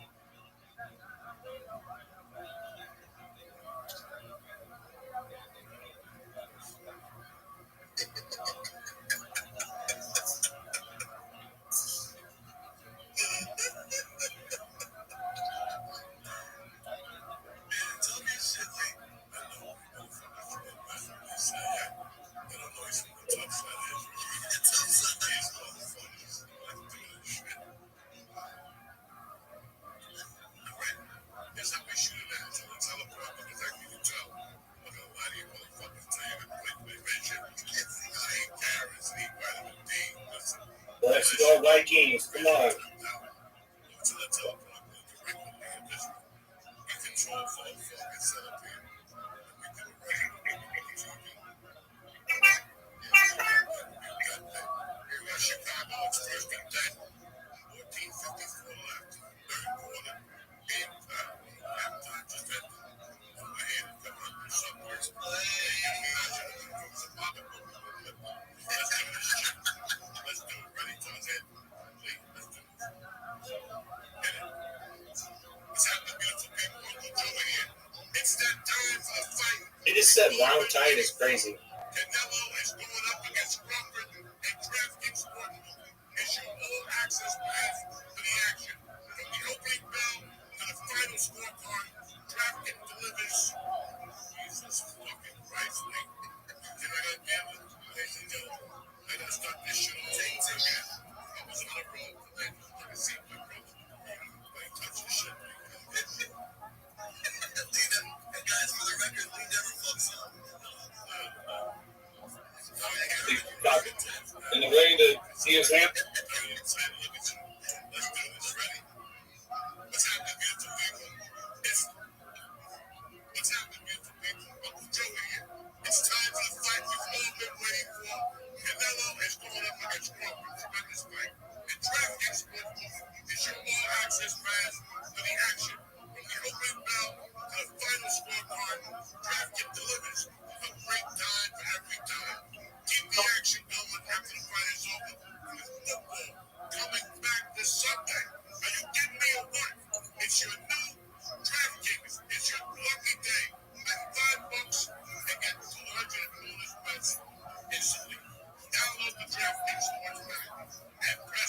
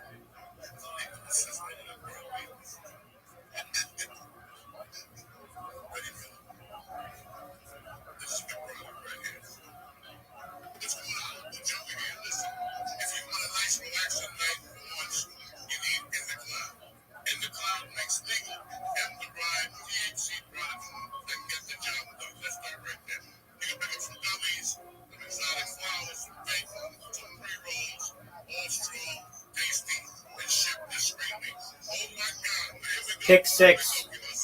Retro Ray, not good for you, dog.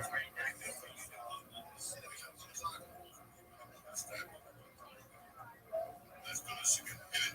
What's happening, beautiful people? Uncle Joe here. If you're looking to relax tonight, let's do it. That's the best. It's close up there. Enjoy this. Really? What's happening, beautiful people? Uncle Joe here. In the cloud. Listen, if you want a nice, relaxing night, you need In the Cloud. In the Cloud makes legal M-derived THC products that get the job done. You can pick up some gummies, exotic flower, vapes, pre-rolls, plus really tasty, and ship the screen to go be talking about something. If you're looking, look around your house or the woods here. This is what you need. In the Cloud, Beast Mode Gummies, Dracula. When I tell you an edible's called Dracula, look at these two bites. Speak to me, old this one. This one is sour cherry. That's some great flavors. It's 20 times 500 milligrams THC. Oh my God. It's like you don't like these type of things. Local Joey people, strap on your seatbelt and get yourself some In the Cloud. When you're trying to chill, watch a movie, or get in the movie, or just see the devil and get hyped up for a big night, not out. You ain't going nowhere. Stay in the house, get some pizza, and tell mama to rub your feet. You got a vampire in you. In the Cloud, that's what you need. Get it, please. Now, if you're 20 or older, you're going to get 25% off your first order. Plus free shipping when you press it to church. That's CHURCH, just like that. CHURCH. IndiaCloud.com. Again, wait, listen, I'm going to take care of you. If you're 20 or older, you're going to get 25% off your first order. Plus, free shipping when you press it to church. And IndiaCloud.co.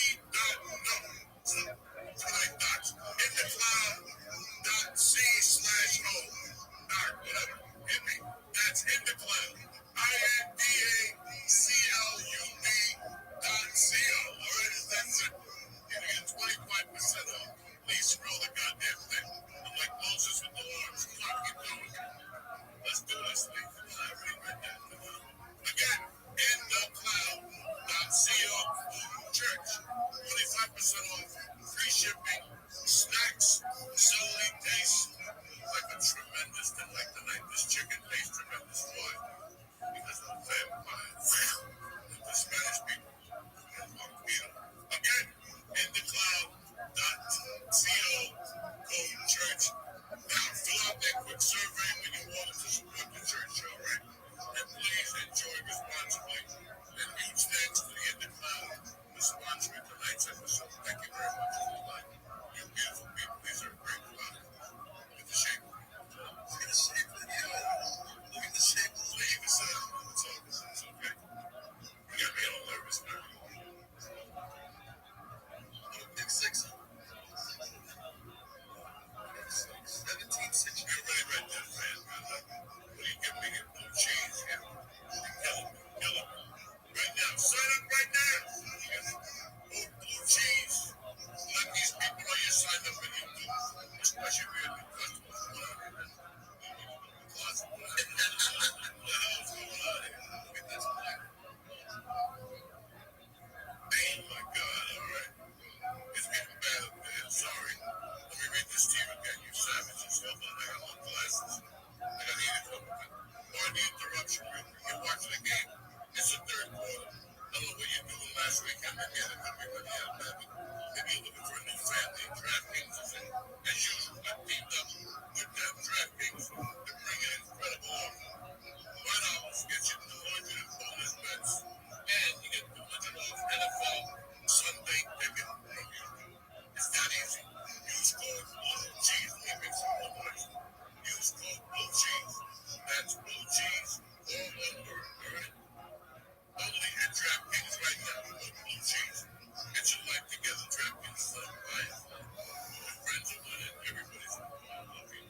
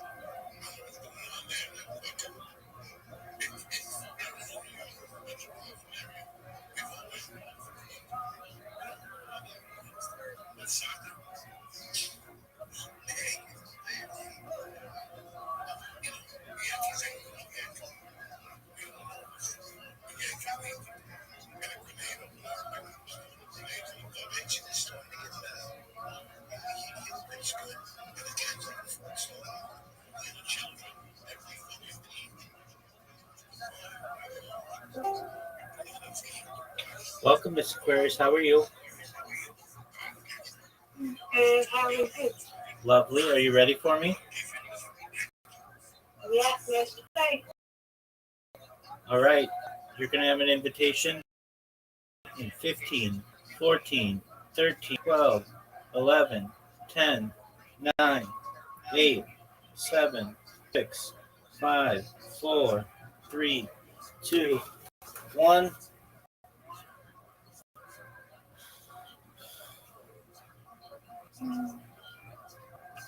It's not one day in my room, so I'll be a little bit awkward. You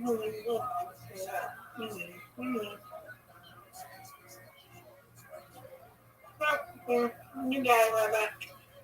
Oh, for sure. No doubt.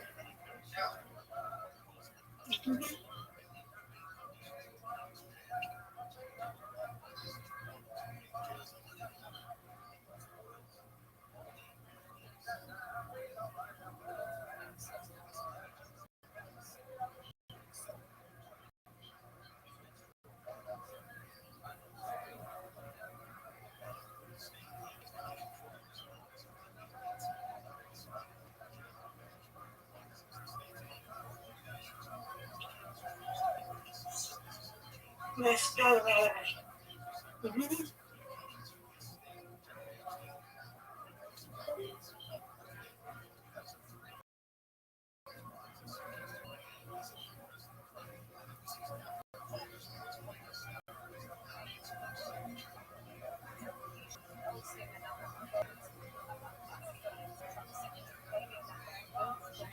Nice job. Nice. High five. Thank you. You're welcome. Let's try. I'm gonna try.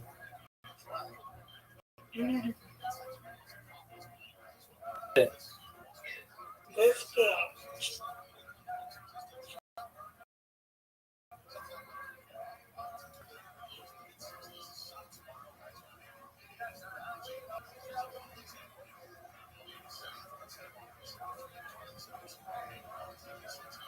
Get it.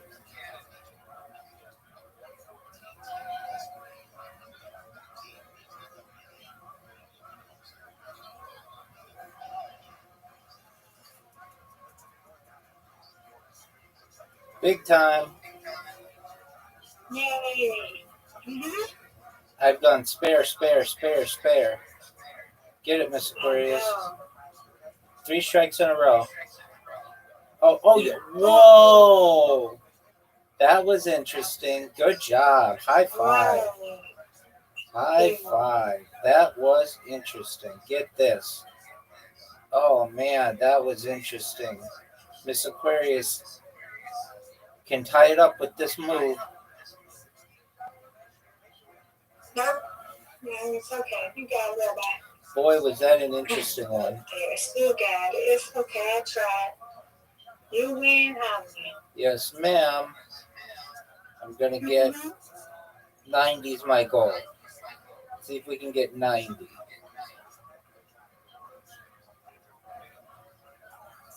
Yep. Right now, it's in the morning. 91. Yay.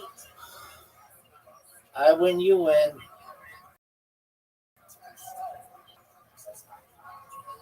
You did it. You did it. Wait till I get up here. I gotta get up steps first. I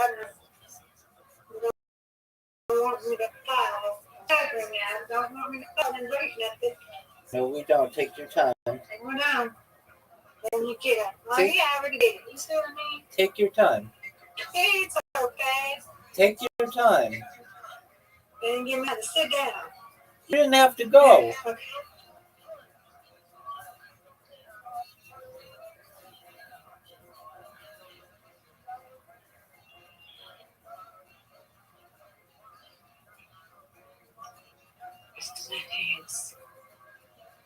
Get it.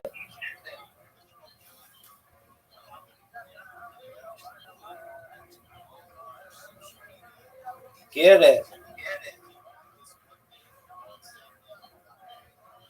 All right. Okay. Grab my hands. All right, let's go, me.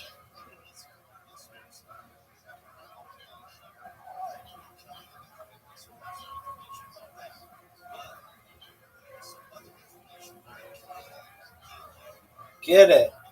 Oh, that was good spare. That was amazing. Thank you. Get it.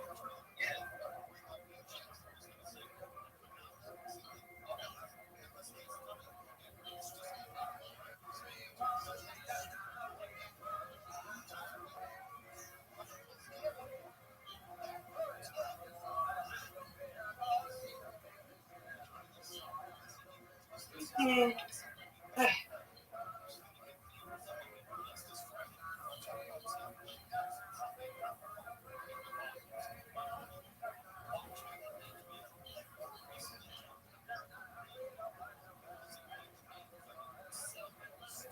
There we go. That was big time.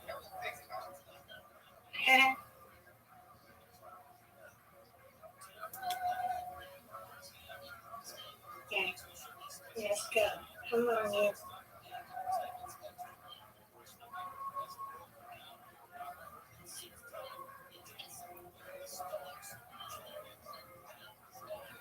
Get it. What a spare. Oh, no.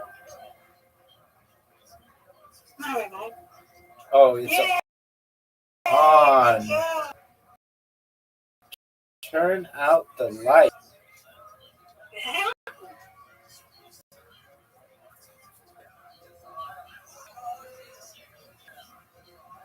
52. Get this. You can get this. What a spare. Take the lead. Now get a strike.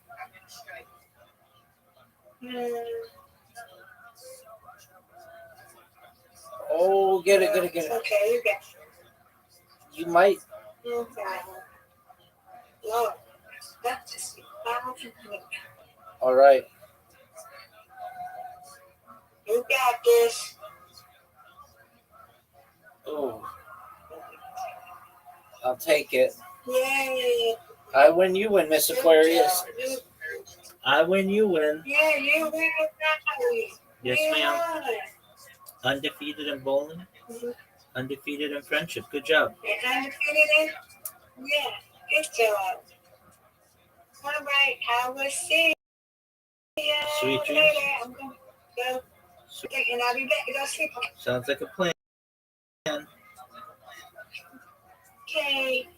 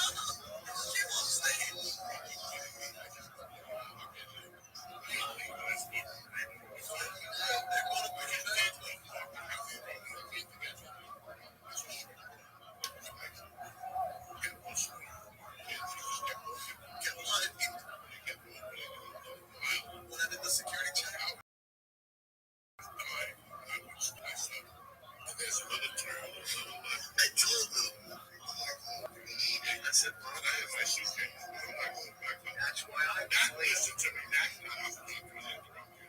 I'm just telling you that there was no way after this. I'm not going back to looking to that old that walking back. That was not going to happen. Once I'm down, I'm down. Make everything. You know, back because if you guys ain't ready, that place next time. You know, the next 6 a.m. flight on United. Sitting in the back for the back. You, baby driver. If I left the show and just walked to the elevator and went to my room, I would be there like 15 minutes. He stopped. That Maxwell Swan. So He took you that way. Go back there. No, you should have said, let's go.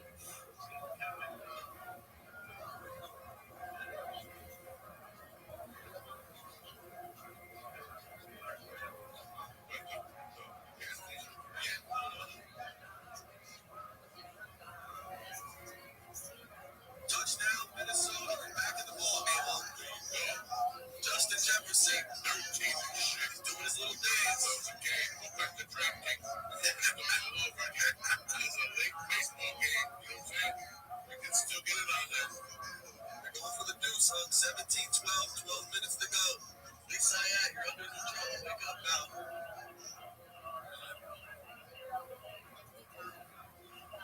Gotta go for this. 12 minutes. A lot of football. It's gonna get exciting. Just like last night. What happens? You miss a field goal, a little momentum. Can they get the deuce? This is a big deuce. Here we go. He's in trouble. He's in trouble. He's in trouble. Uh-oh. No, he did it.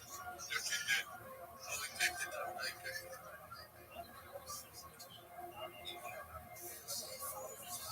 So 17-12.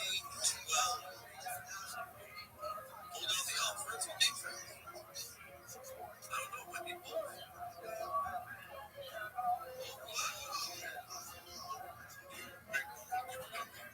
They're on the one to do the quarterback sneak now. This is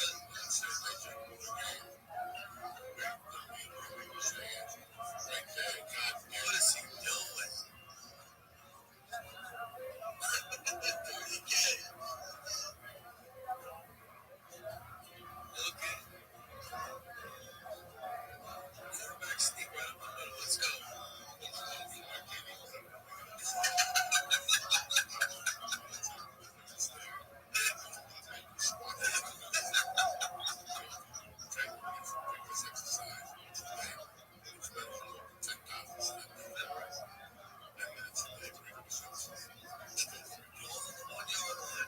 Right now, this is rigorous exercise right here. And they do a play action. He's wide open. He did not get it. He did not get it. Why would you pass on the 1 yard line?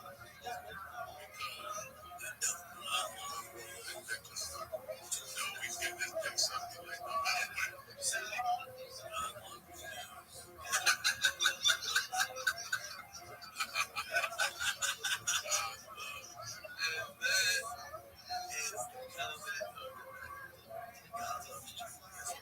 there's still a lot of time. We're still going to go to the football game.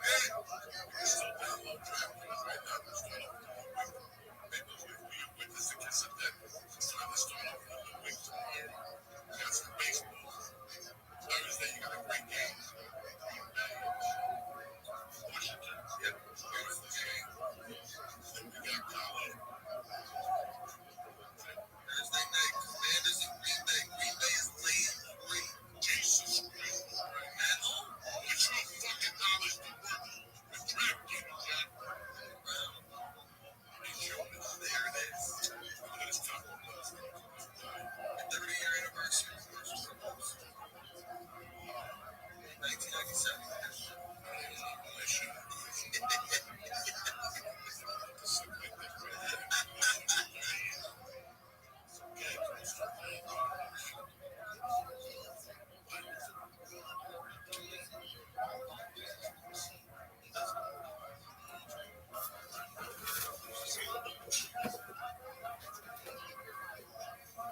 Next week, we got 2 people. Tampa Bay, Houston. 2 games already. 7:30 start. Tampa Bay, Houston. No, excuse me, 7:15. And the second game is the Raiders and the Chargers. Yeah, they won. They beat Lee's team. Yep.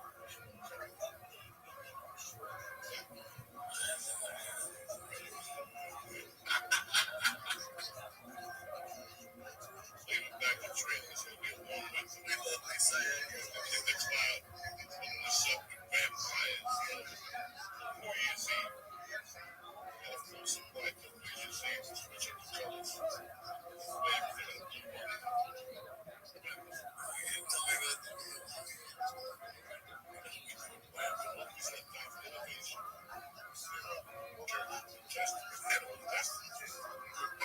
People never saw before.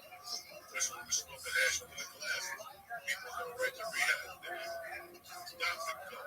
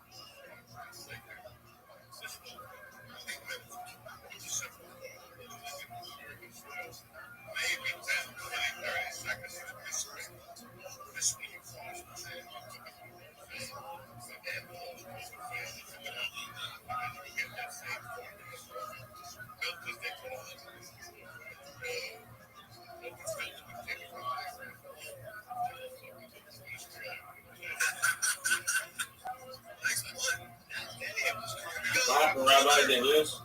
No, dude, you're looking like you might win. No way. Yeah, you're down. Sort of. Yeah, you're down 5, but you've got the ball. Yeah. Oh shit. Yeah, maybe. Oh yeah, I wish I would have bet more on it. I had a feeling. Doug, that is the degenerate motto. Is I had a feeling. We don't talk about it. Doug, you, my friend, are mayor of Degen Town. Amen, brother. Amen.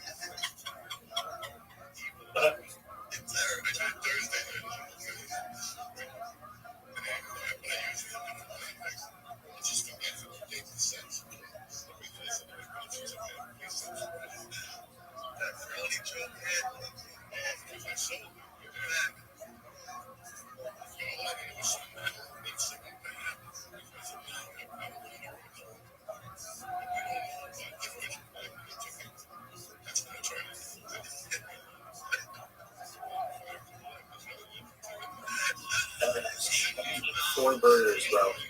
4 whole burgers. No, well, yeah, more prescriptions.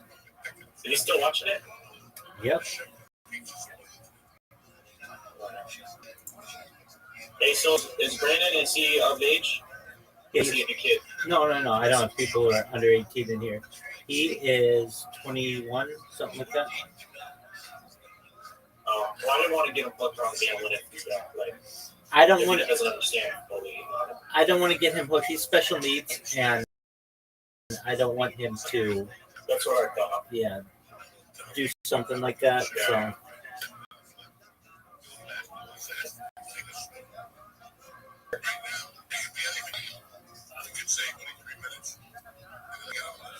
He seems cool. He's a very nice person. I don't know exactly how he found me, but he is now like the 4th most streaming person in this Discord, and he likes to stream sporting events, which is great. I gave him all of the sites like Stream East and all those places where you can get all the games for free. So he's pretty stoked about that he can like MLB Network and other stuff directly on his computer.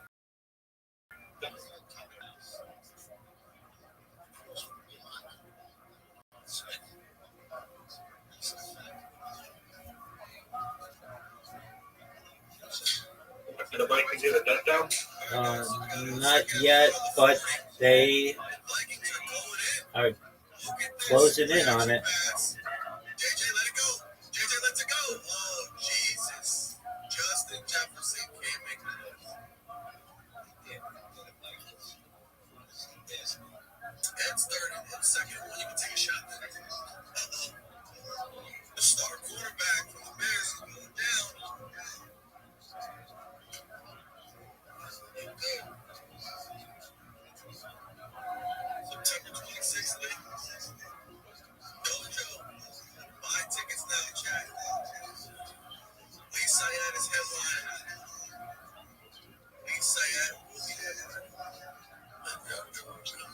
Fucking car clocks.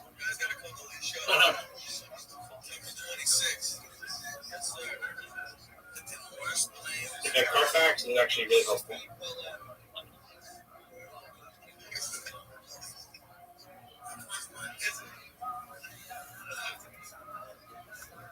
My bank wouldn't sell me my car without having Carfax. That's pretty common.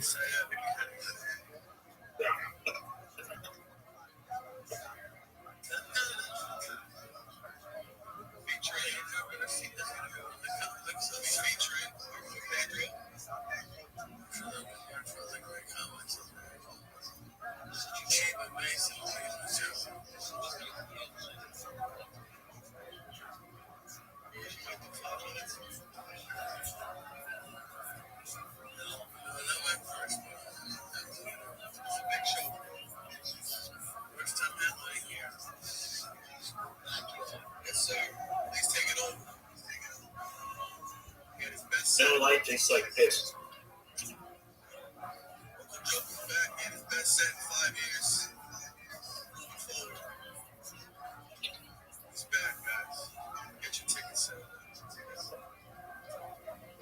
You had Miller Lite, Rabbi?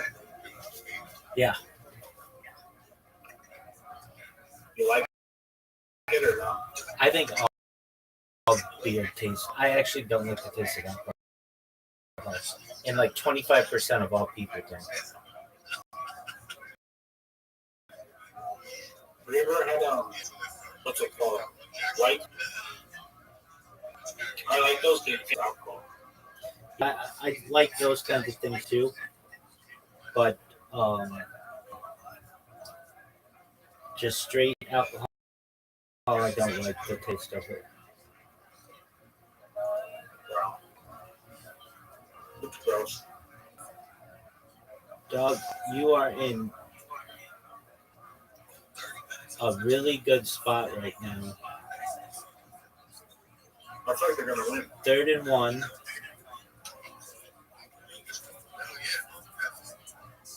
Oh no. It's 4th down. There's a flag.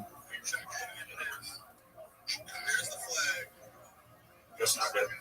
No, it's good that you have a flag. Oh, that's for the Bears.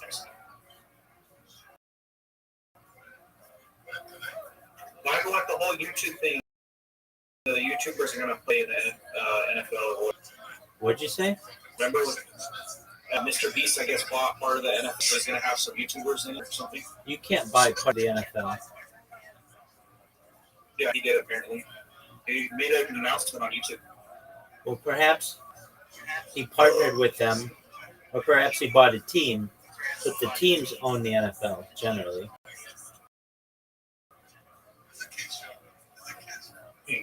What does his tweet say? Read it. Go read his tweet. Well, it's on YouTube. It's on YouTube. Oh, right. Well, go read his YouTube. Dude, you just scored. Oh, yeah. You've got the lead. Oh, shit. He's going to the end zone. He's got it. Touchdown, Minnesota. They're going to go for the deuce. Let's go Vikings. Fuck the Bears.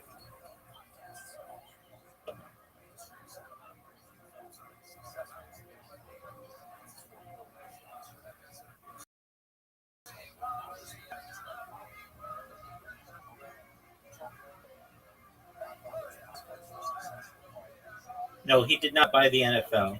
The announcement was a viral marketing stunt to promote YouTube's exclusive free live stream of the Los Angeles Chargers versus the Kansas City Chiefs.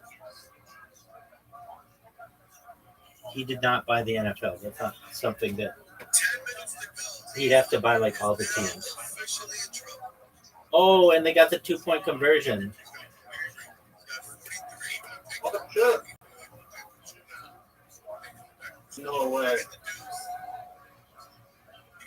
What you told me earlier, I want to bet on the Vikings. Yeah, dog. I mean,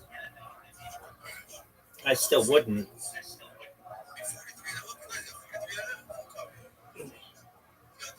This looks like a I perfect. bet on who has a cooler logo. This, Who has a cooler logo, I bet on them. it looks like a perfect situation that you will lose. They scored 2 touchdowns in 3 minutes. Maybe. Look at this. 20-17, you got a ball.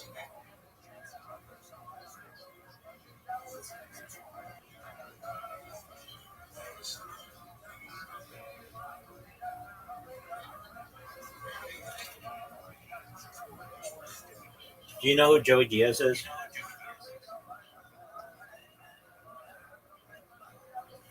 Retro Raid? Retro Raid. Retro Raid. What the fuck, dog? Are you jerking yourself off raw? Retro Raid.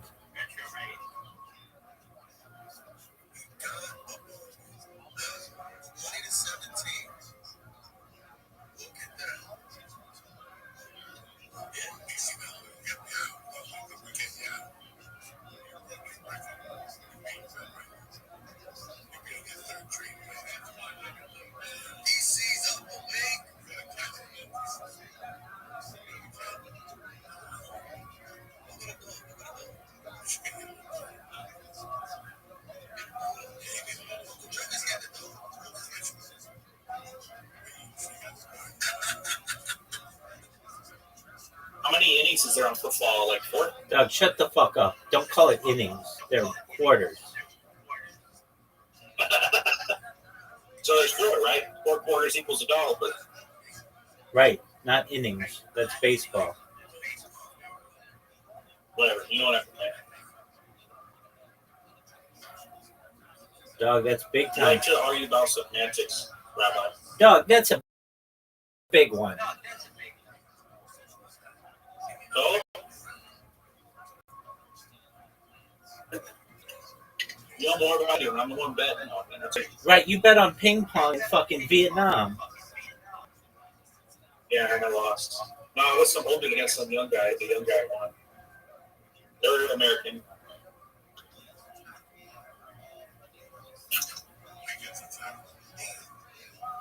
No, you put on ping pong. It's a crazy statement. Dog.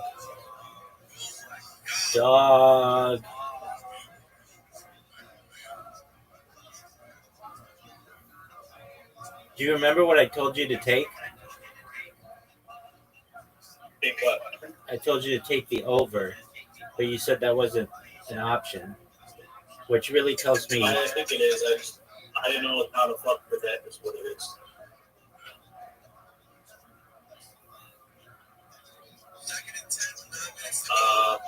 Yeah, if I click on it, I mean, I can still bet on it. No. Bets are still open. No.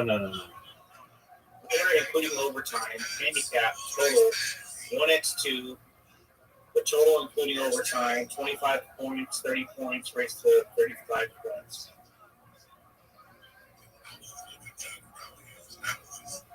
I think I could throw a little more on the Bears. Dog, shut the fuck up. Shut up about betting.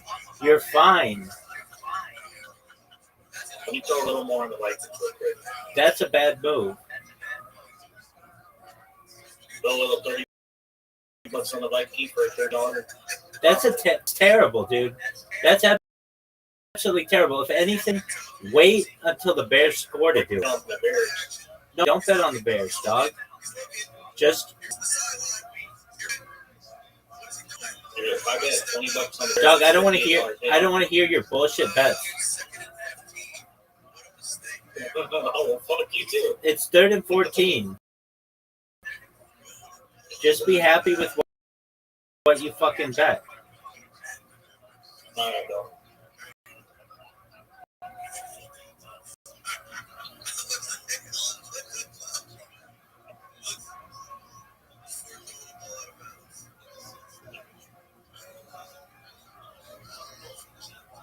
Oh, yeah, Daddy. Make the perfect play, Daddy. Okay, calm down. Are you streaming on Kick Yeah. to 5 people? 38 people. I don't believe it. Look at my kick. Yeah. Did you? There are other people. Do you know who Joey Diaz is?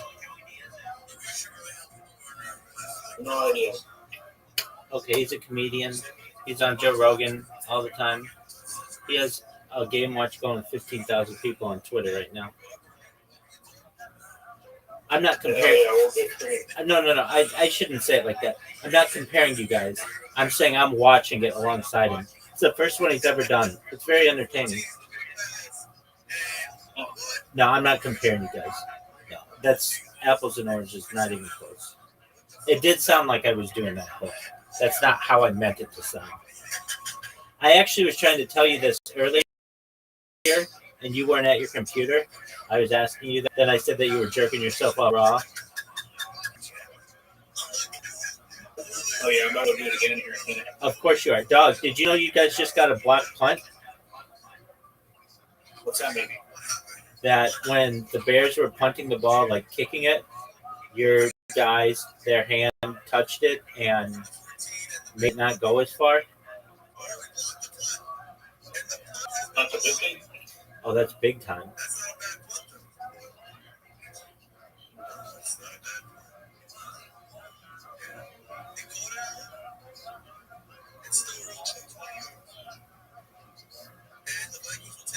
All right, Vikings have the ball. they're going to do their best to kill the clock. The show. Oh, dude, your guy might, dude, big run for you. Oh, sexy.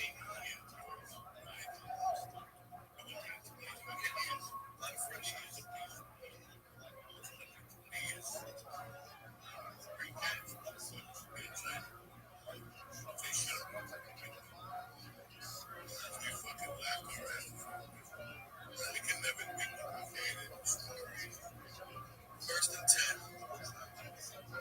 I forgot that shit. I can't. First and 10.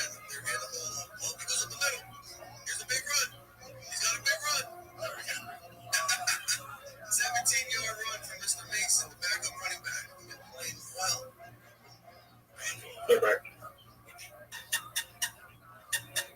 12,000 water. Wasabi, green bean, Thai tarragon, that's my favorite.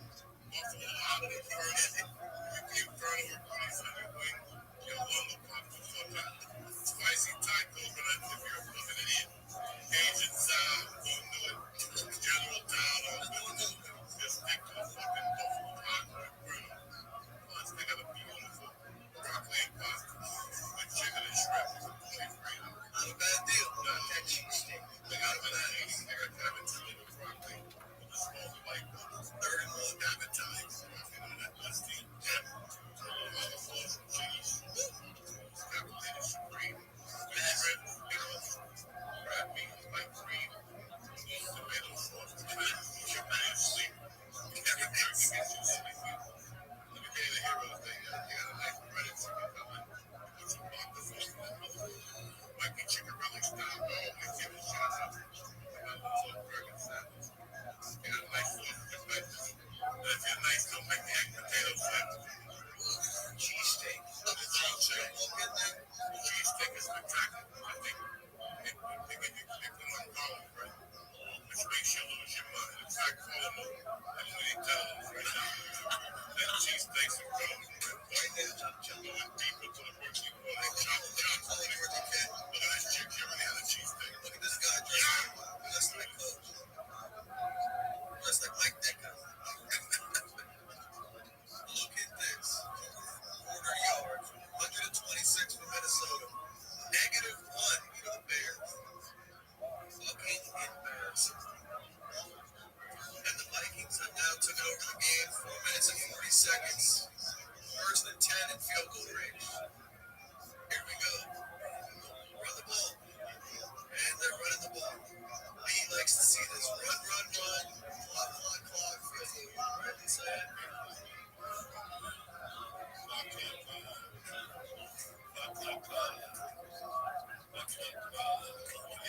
DraftKings. With a credit. Round is yours, Jack. DraftKings. I'm a joining of family. Diaz. D-I-A-Z. $5 gets you the small fund you instantly like that. And then rock. This nice deal. It's very nice. You have to raise them. I love DraftKings. Play action. Wide open. Look at this.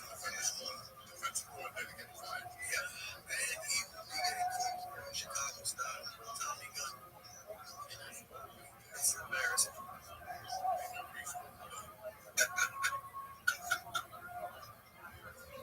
62 is still slinging.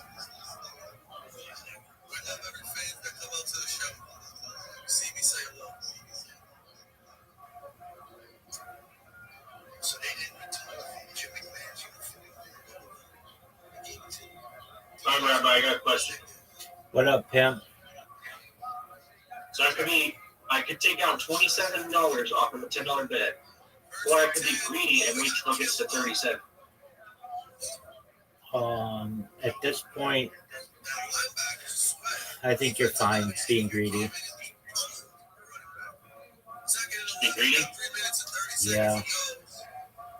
All right.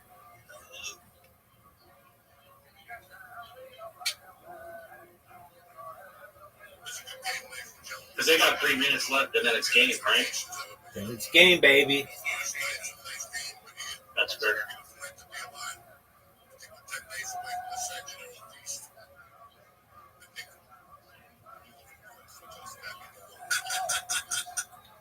That was big for you. Third down.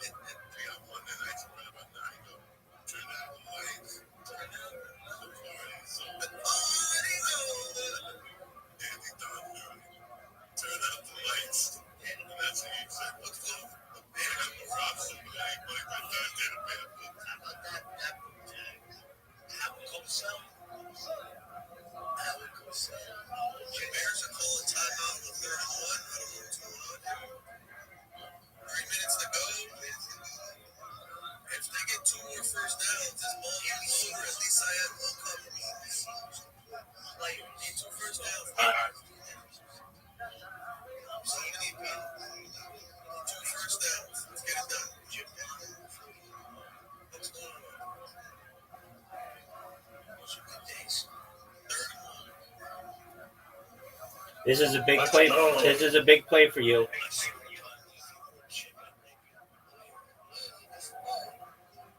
Look at them. They're all hyping them up. You just scored. You know what the sad part is? I feel like these guys don't get paid enough for what they do. You know, They these get- guys get CTE. Yeah, they get $60 million a year. They know the risk. You get $60 million? Many of them. Yeah, they get a progressive and degenerative brain disease linked to repetitive head injuries such as contact spot. I'll take it for $60 million. Changes mood behavior such as aggression or depression. I'll take it for $60 million. I'll take it for $60 million. Yeah, I don't know if you guys actually think that. It's not as bad as a fucking boxer. Oh, $3 million. No, I wouldn't do it for that. It's Around $1 $60. million. But that's per year. So Dude, look at what a quarterback makes.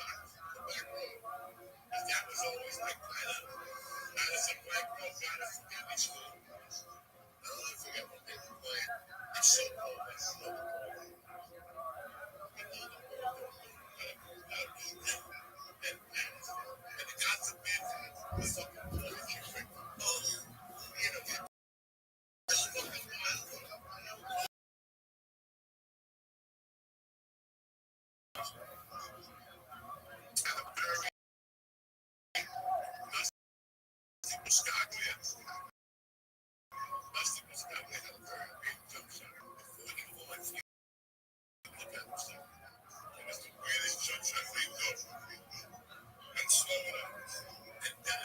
Just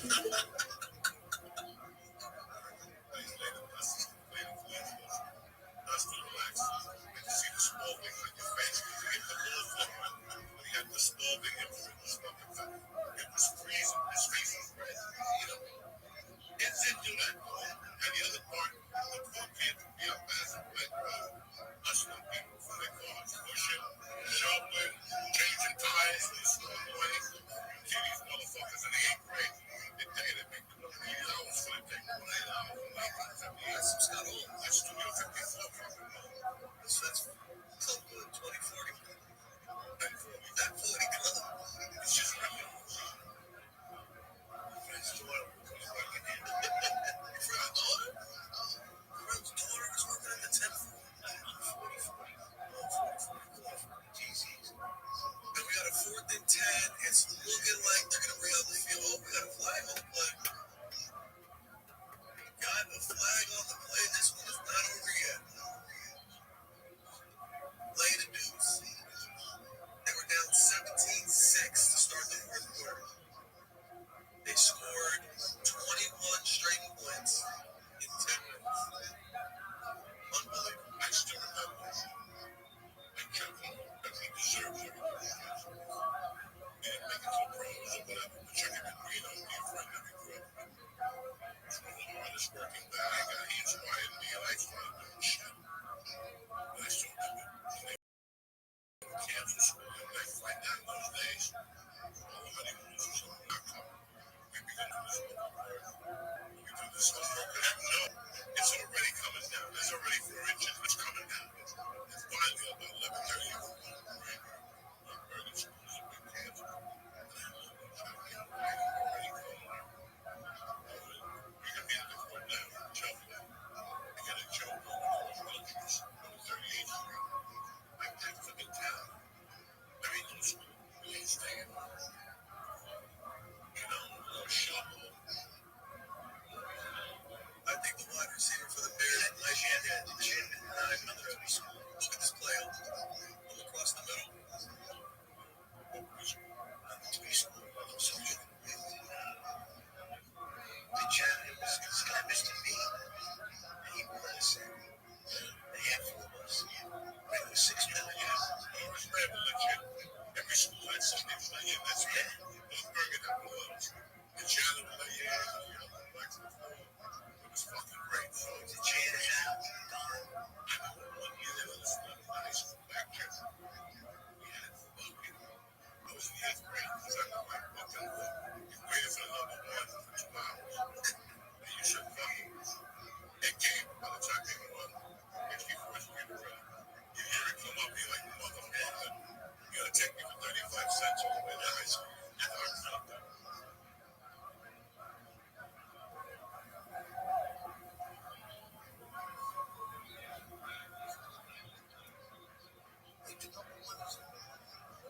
Yeah, number 1, Kenny told him what is it?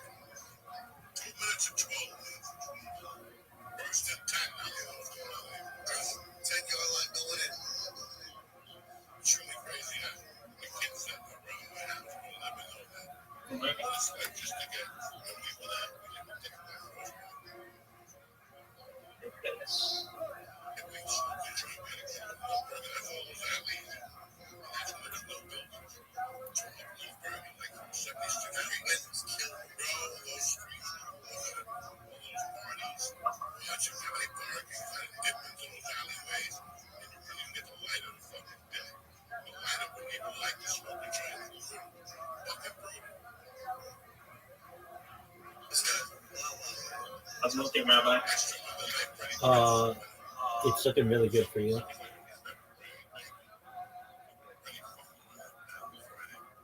How much of what? There's an injury, 2 minutes and 12 seconds.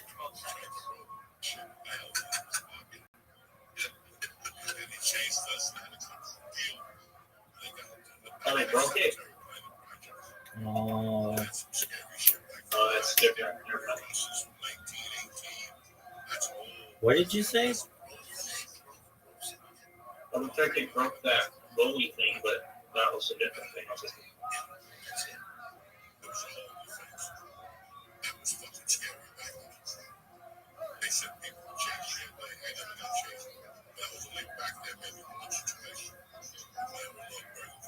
Homeboy Brandon needs to get a better chair, bro. He's got a lot of stuff going. You got a what? He's got a lot going on. Oh,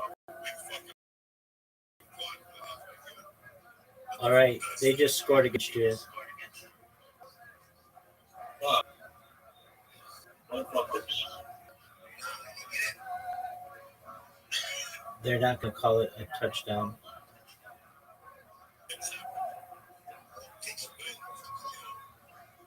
I thought I should have just cashed it. I got the game up right now. As of picking up, as of speaking. No, he didn't. He's out at the. He's out at the one. I know. I'm watching it.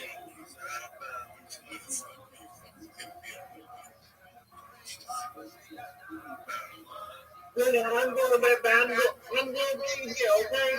Okie doke. Alright. Okay, everybody. Yes, sir. I'm being here, but I'm going okay, oh, wait, I'm going to bed. Okay. Good night. Sweet dreams.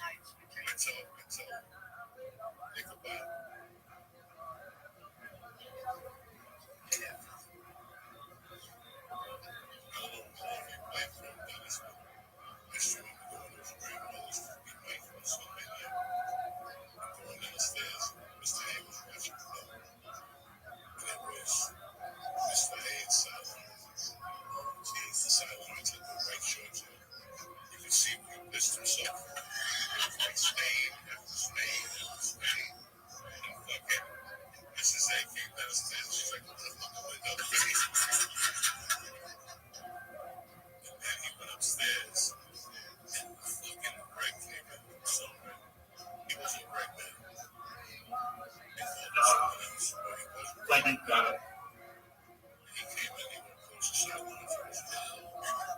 No.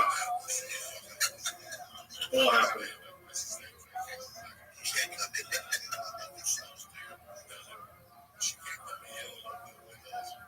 Oh my god. Really?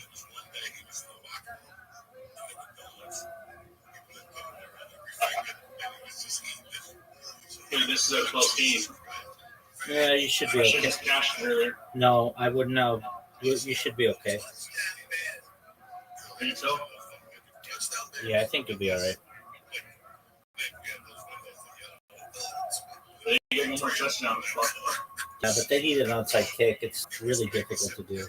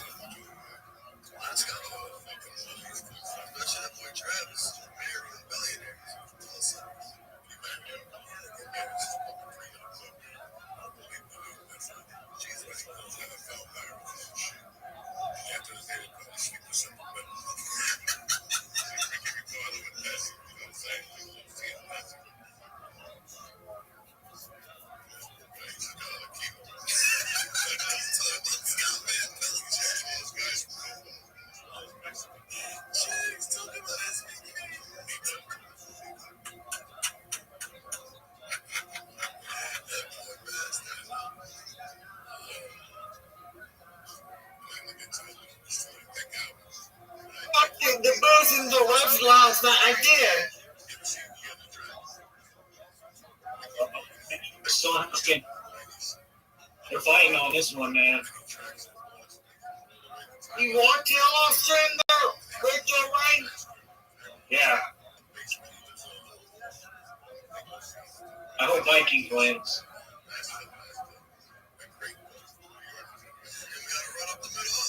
He's gonna vote. I think you win. I think they will. I think they'll come back and buy him. Yeah. What inning are they doing the fourth quarter? Yeah, with a minute and a half left. I think the Vikings got it. Vikings got it, bro. There you go.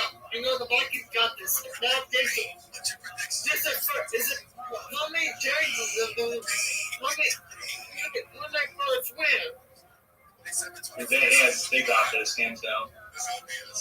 That's game. I got this thing.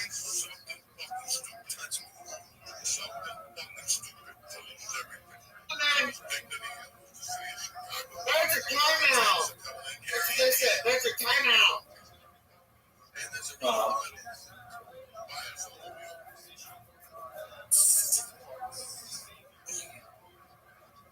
Rabbi, you want my picture? 1 minute left. There's no way that they're going to get a touchdown or anything. They won't. That's done.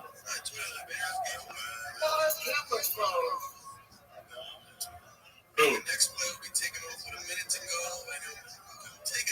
Yeah, it's gotta be. Rabbi? Yeah. It does that. Come on, man. 1 minute. Rabbi, what's gonna happen? The Vikings are going to run the ball on this next play. They're going to run off about 5 seconds or so, and then they're going to punt it. And the Bears will have like 25 seconds. The Bears return it, which will burn another 10 seconds. So there'll be like 15 seconds left. The Bears are going to best to throw it downfield, probably be incompletions. But if not, they'll catch it and then get out of bounds and go to tie, and it goes to overtime.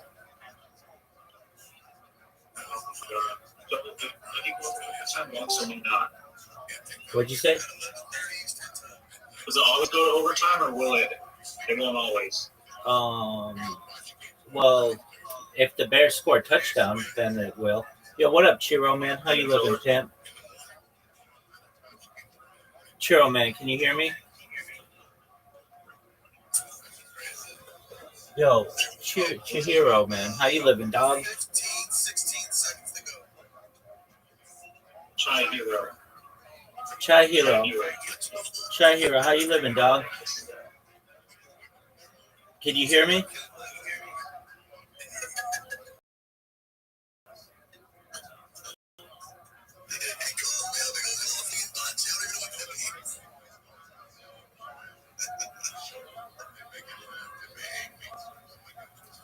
Oh, there are only 16 seconds left. This game's over.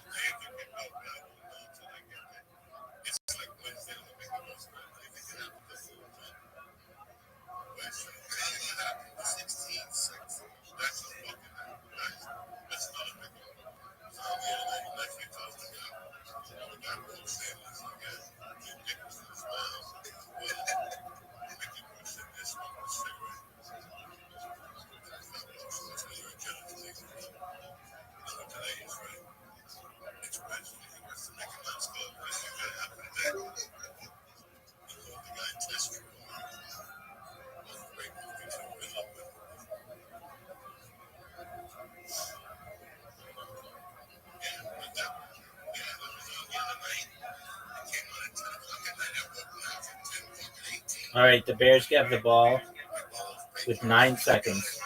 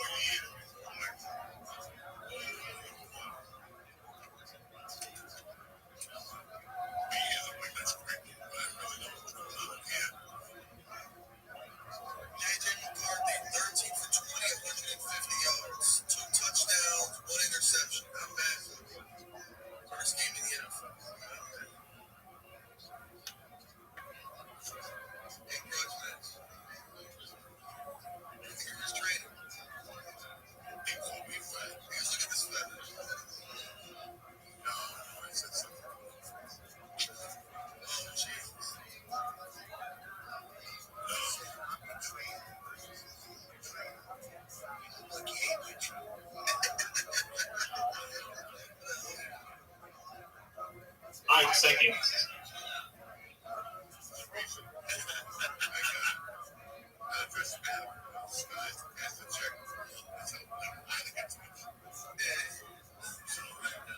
Five seconds. 5 seconds.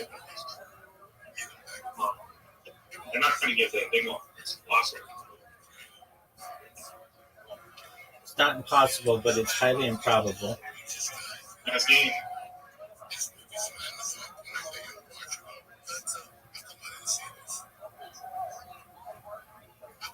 What? That's it. Let's go. You won. Congratulations on your $37. Thanks, bro.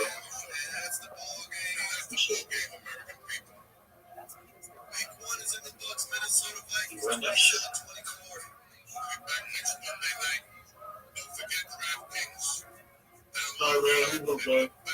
Peace, dog. Congratulations. 8:33.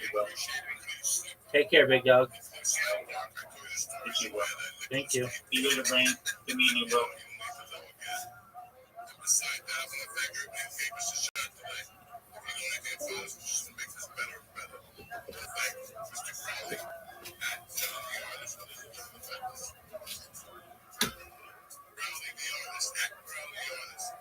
Check out his artwork. That's a dear friend of mine, Dennis. Thank you. Georgie Kawadinski, Lee's fan. I love you guys. Have a great week. Stay black.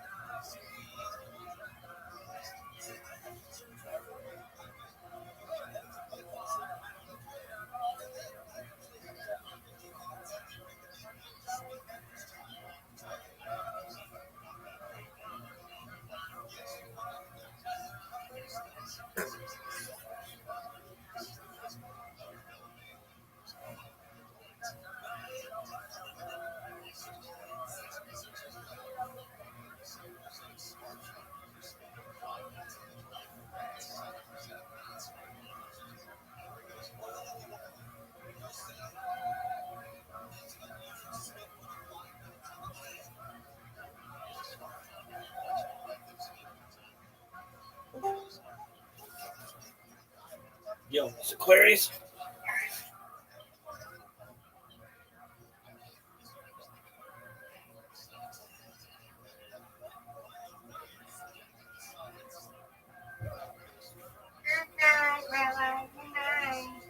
Good night. Sweet dreams. Thank you, ma'am. You're welcome. Thank you. You're welcome.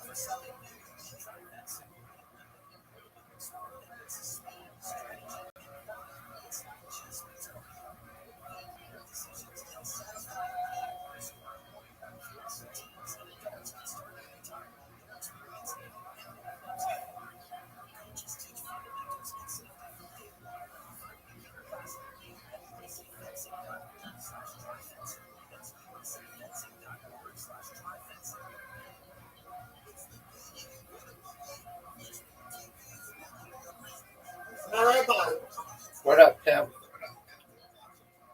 what you think about the Minnesota Vikings and the Cincinnati Chicago Bears?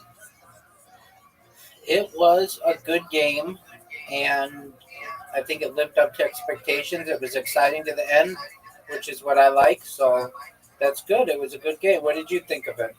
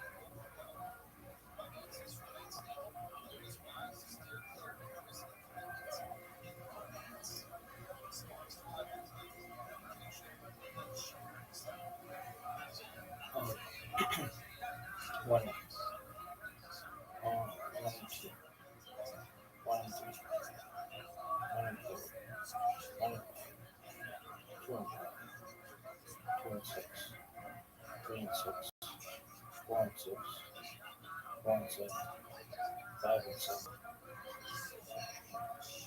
5 and 8, 5 and 9, 6 and 9, 7 and 9, 7 and 10, 7 and 11,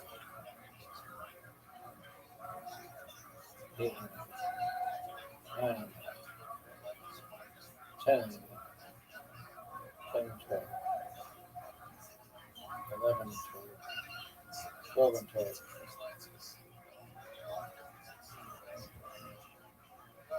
12 and 13,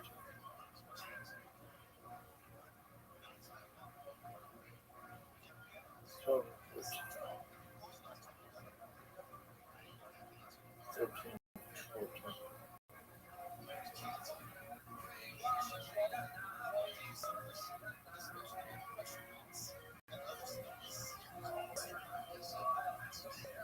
15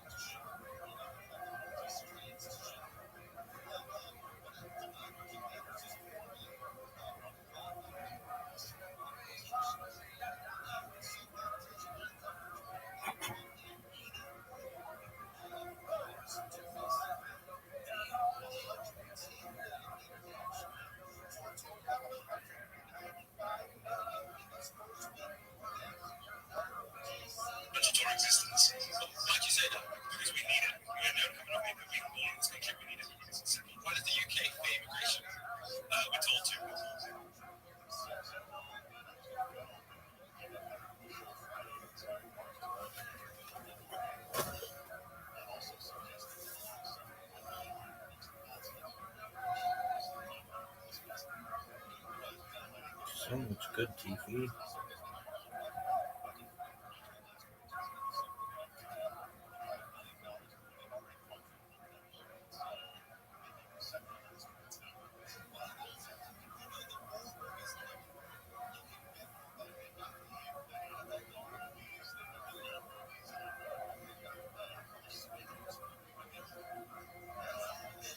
Dusty Slay and Martin Phillips. What in the absolute fuck?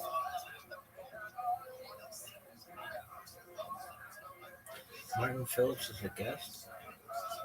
Not a huge fan of that. Why? He's been on too much music.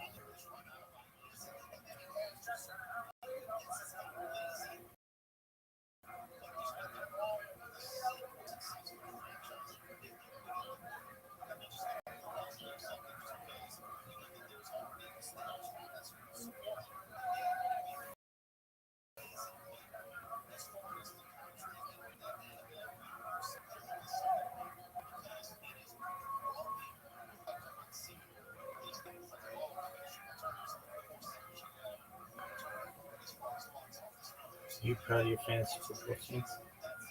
Exceptionally. Squad made me proud.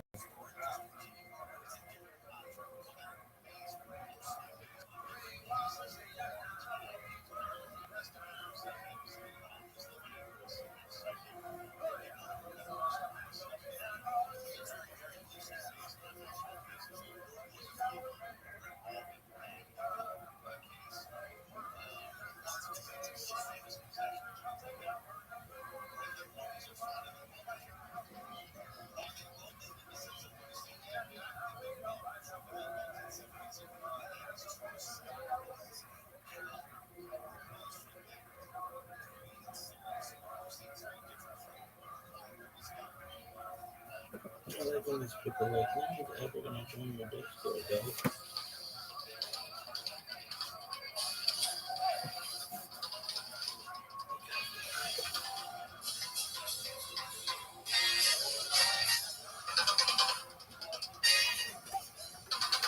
Listen.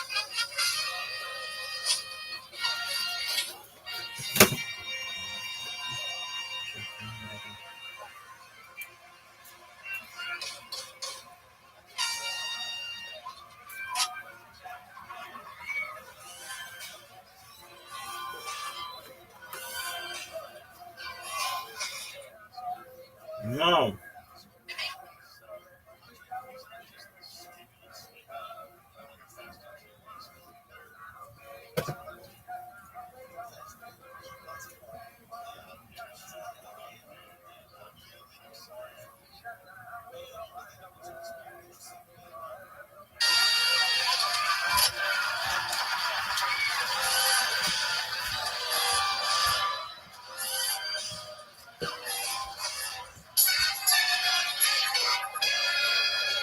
It's Rabbi coming live from the Comedy Mothership here in Austin, Texas. For a grand episode of Kill Tony, give it up for Tony. It's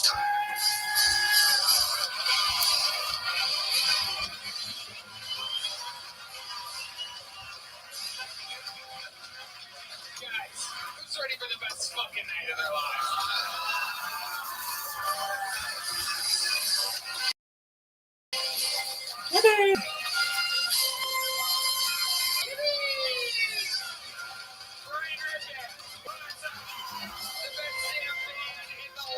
Everybody, come on! Fernando Castillo, Raul Vallejo, Carlos Sosa, Michael Gonzalez, Nachos Belgrande, Matt Muling on the electric guitar, John Dees on the keys, and that's Deep Madness on the bass guitar, ladies and gentlemen. Wow! What an exciting night we have ahead of us, ladies and gentlemen. I'm so excited about this one. Before we get started, here's a little bit more from the amazing sponsors that made it all possible.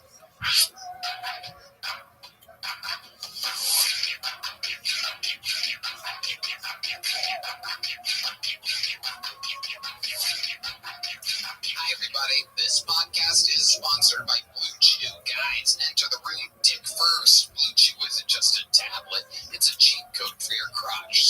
work harder, longer lasting, like someone gave your downstairs a gym membership. Blue Chew is the original brand offering chewable tablets for better sex. Nothing does it better than Blue Chew. Discover your options at BlueChew.com. We've got a special deal for our listeners. As always, get your first month of Blue Chew free. Just use promo code Tony and check out. Pay $5 for shipping. That's it. Join Blue Chew's mission to upgrade humanity one thrust at a time. Head to BlueChew.com for details and safety info. And big thanks to Blue Chew for sponsoring the podcast. You guys ready to start tonight's fucking show or what? Every single week, I bring up two of the funniest human beings on planet Earth to join us. We are coming off hot of what I truly believe is our greatest episode ever, with Rob Schneider and Donnell Rollins. Tonight, I present to you another first-time duo on panel. One of them has one of the newest specials on Netflix, Wet Heat. The other is Kill Tony Royalty, being one of the most used and loved golden ticket winners ever. Yet he's never been on panel before. Ladies and gentlemen, make some noise for Dusty Slay and Martin Phillips. Yeah, Dusty! Welcome, Dusty. Martin Phillips.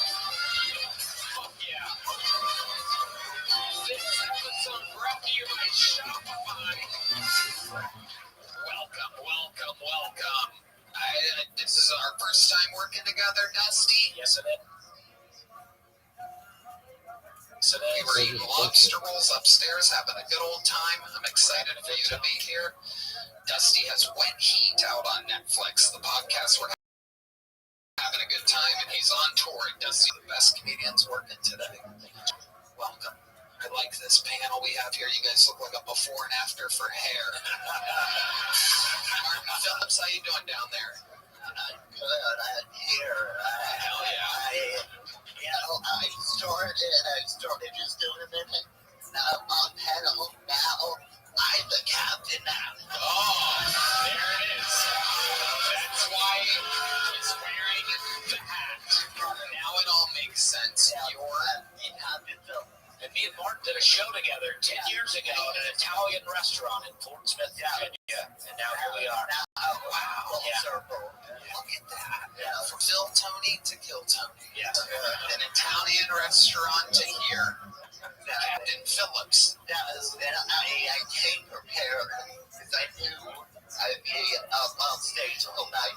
So to make sure my head is... What is this bullshit? Staying straight. I have a mirror. What? Oh, he's got a mirror to make sure his head is straight. You also have a corncob pipe. No, I can't keep the mirror still. So they got my hard. The coat's been spilling off in the Party machine, Martin Phillips, Dusty Slay's first time on the show. Dusty, if you don't know, over 300 human beings signed up for the opportunity to be on tonight's show. They're all slammed together in a bar next door. If I pull one of their names out like I'm doing right now, they get 60 seconds uninterrupted. You know their time is up when they hear the sound of a kitten. That means they have to wrap it up then, or else they bring out the angry West Hollywood bear. It's just a loud noise that interrupts them. I conduct an interview. We sit back. We learn more about the people, and we talk to them all together. The whole thing's improvised. Anything can happen. You guys ready to start tonight's fucking show? While we go wrangle that first fucking poll, we have a golden ticket winner to start us off with a brand new minute. This is his first time cashing in on his golden ticket. He won it just a few weeks ago when he came out blind as a bat and impressed us all. Ladies and gentlemen, the first golden ticket appearance by Chris Celio, everybody. Here he comes. Who's this guy? Oh, the blind guy. All right, be funny. What up? Yo. All right, I had to make sure. I fucking just moved here. I moved from Miami. I moved 1,000 miles away from where I grew up my entire life. Now I really don't know where the fuck I am. It's like I've been a part of a video game that hasn't loaded yet. It sucks that like I'm the only guy here that just gets stuck like a Roomba. Like if I don't tap, tap, tap, find the exit, I'm just gonna stand there and beep until somebody picks me up. Like, home! Home, please, I have to shit.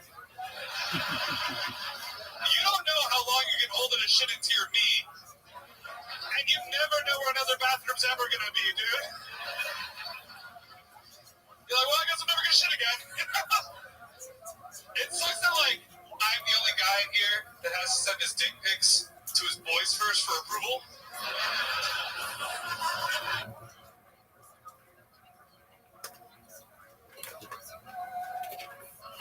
Yeah, I gotta be like, yeah, this is a good one. And then they get to be like, why is your dog in the shot, Chris? Were you aiming for all balls by chance? This is half your cock and not the good half. It's all root. Nobody wants all root. Thank you guys very much, yeah. Celio. Hell yeah. Welcome back to the show, Chris. This time this way, right? Yeah, we're over here. There's speakers everywhere. It could be easily confusing. I love that you opened up with the line, what up? Because you literally don't know. And then I thought of something when you were talking about taking a shit. I realized, how do you know when you're done wiping? Do blind guys... God damn it, Tony! Do blind guys smell the toilet? No fucking way. Well, look who it is. The world's second biggest William Montgomery fan. Coming in like the bitch that he is. How you living, big dog? I've missed it. But I'm slaying a dick like it's going out of style, son. Every day's a holiday, every meal's a feast. Well, hold on. Keep cool, my babies. I have a fucking question for you right now. What is it, big dog? I fucking asked her, how much is monthly royalties you earn from the lawn gnome people that sell lawn gnomes? Oh, you mean Travelocity? Yeah, because they were the original lawn gnomes. Absolutely. It turns out it's 69 cents every 69 days. That seems low. Is that per unit? Yeah, for every lawn gnome Every lawn gnome that is sold in the world, there's this voluntary, but everybody accepts subscription that goes along with it, and it's 69 cents to me every 69 days. So I should be buying a yacht soon. A lawn yacht? Nice. How then? I'm in alright. I was in the hospital for a week. Why were you in the hospital? I ate shit on my bike. Oh, no way. Are you okay? Oh yeah, no, I'm good now. It just, yeah, it was great. But we're good. Did you hit your head or anything? No, but my fucking, like, I fell into a ditch and then fell onto my bike pedals with my neck cut off. Like, my fucking gears and fucking sharp pedals. No way. I was worried about you. I've been thinking about you, and but you told me that sometimes you just go on and do your own thing, so I wasn't going to pressure you. But I think about you a lot, and I'm saddened to hear that you were in the hospital. But I'm happy to hear that you're doing better. Correct? Oh yeah, no, given much work, the fucking hospital isn't very fun at all. But it could have worked. Absolutely, could have been worse. Did you skin any part of your body? Not really, just my neck took a lot of the damage early. Yeah. You could have easily been paralyzed. It could should have been a lawn gnome for the rest of my life. Oh, so we can throw jokes in. We can throw jokes in now. Is it time? Is it okay for me to joke now? That wasn't a joke. The gnomes were stationary objects, and I would also be a state. That's absolutely true. Joke about the lawn.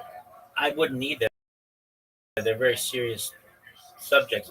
Would you consider yourself still the biggest William Montgomery fan in this Discord call, or did you drop?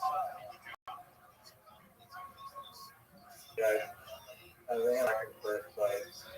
I have this like superpower almost. Sometimes I can't turn it off and it's annoying, but anyone's mind and just live exactly like just experience their thoughts. Like if I want to hear Louis C.K. material, I just channel his voice radio into my mind, and I like literally last night I was just like hearing bits about Louis C.K. and like how he's fucking scientists are like searching for this like 2-mile underground lake in the Antarctic and doing all this fucking Louis C.K. shit about it. And I feel like I can do that very well for William. I can do it for like if I talk to people on the phone, if I talk to you or like one of my friends, I can like hear their voice and like their thoughts like very clearly after I talk to them. Kind of weird, but I like it. So this made up super power somehow has given you the absolute praise of thinking that you're the second biggest William Montgomery fan. Dog, I'm watching William Montgomery as speak. Yeah, the thing that's like the chum. What real William Montgomery fans do, which never own a million years, that they actually recreate the thoughts of William Montgomery in their everyday life and live their entire life as William Montgomery. So, that's incorrect. I have not seen or heard you, long-known fucking OD originality, say anything like that in the English language. So I can only assume that I'm the first and greatest William Montgomery. Not even fan, but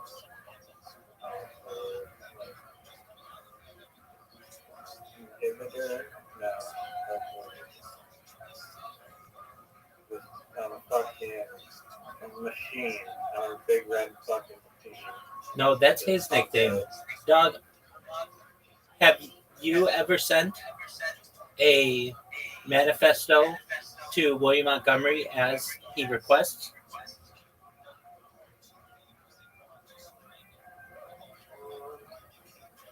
The answer is no. Well, how would I send a manifesto to myself? Okay, so you...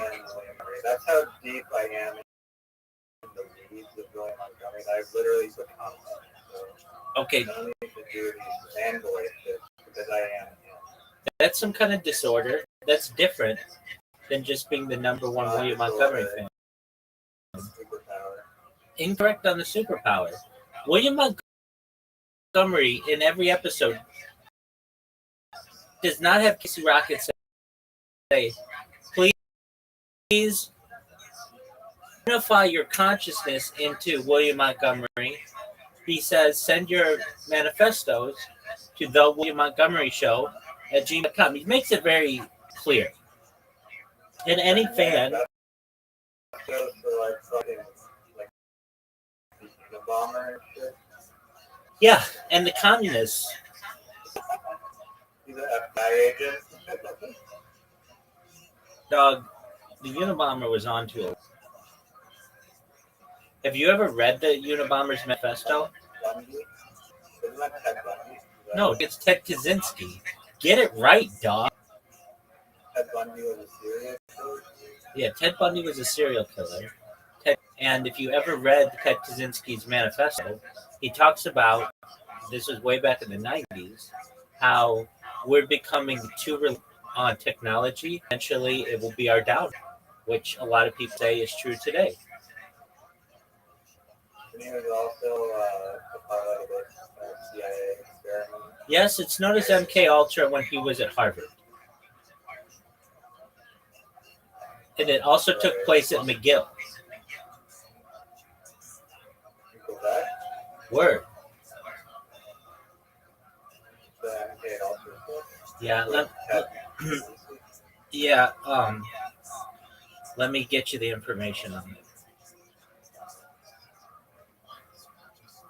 He's got away with it for like decades. Yeah, I don't know if He he only got caught. He was fighting for in Montana. houses. Yeah, so Project MK Ultra, a covert CIA program aimed at developing mind control and intimidation techniques, and unethical human experiments conducted at McGill University's Allen Memorial Institute in Montreal between 1957 and 1964.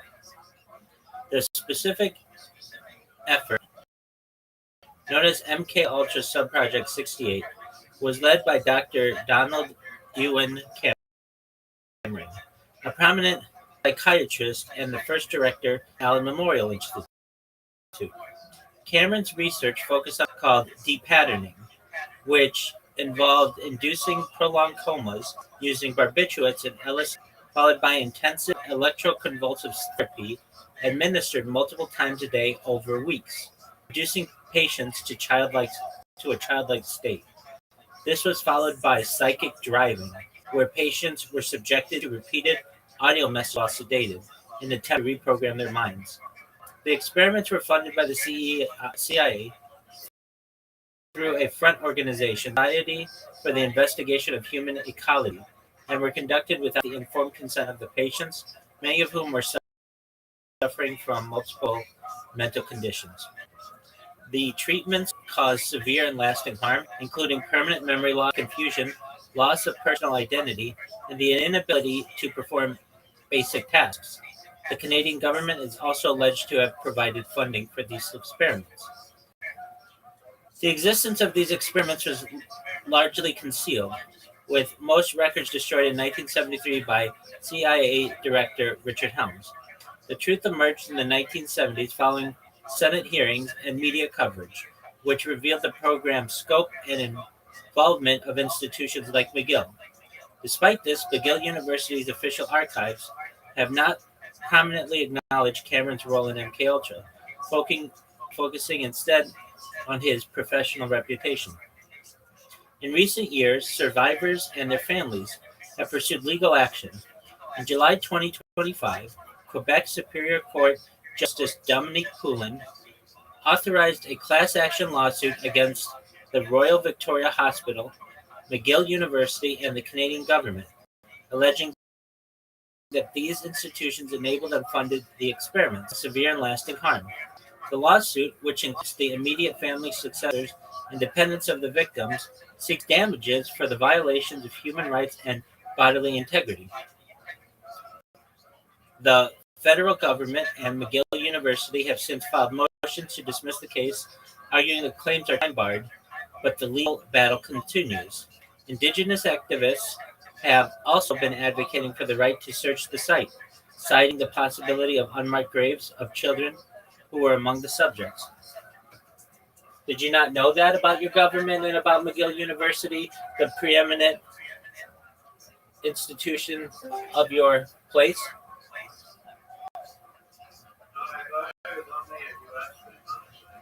Yeah, well, that's why you come in here, to learn as much as you want about Canada.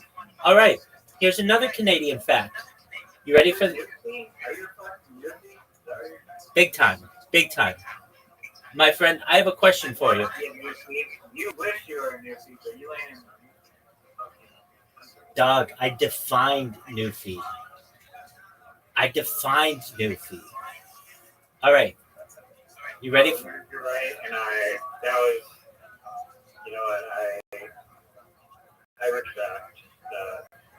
So, I forgot that we were both together completely equal part designers of the Declaration of Newfie. I'll give you this. I'll give you, even though this is incorrect, because you didn't know about it. Truthfully, I remember saying, "Oh wow, that was like very newfie of you," and you're like, "What does that mean?" And I'm like, "Newfie, it's like a derogatory statement towards people from Newfoundland." Heard of that? And I'm like, "Yeah, I think so. Let me go to Urban Dictionary and see," and it's true. And then I'm the one who said, how cool would it be in the future if people watch my stream and instead of Newfie being derogatory, it was actually a very positive name for someone and something. So I'll tell you what, even though I easily, you didn't even know what it was. Remember that. Yeah, I agree 100,000% with everything you just said. Even want to lump myself in with this credit is because if you weren't talking to me at that time, then there's a good probability that conversation wouldn't come up. 100%. Declaration would not have occurred. 100%. So I'm giving you just listen to this. So I'm going to give you 49%, which is far more credit than you deserve in this conversation, and I'll take 51% of the credit.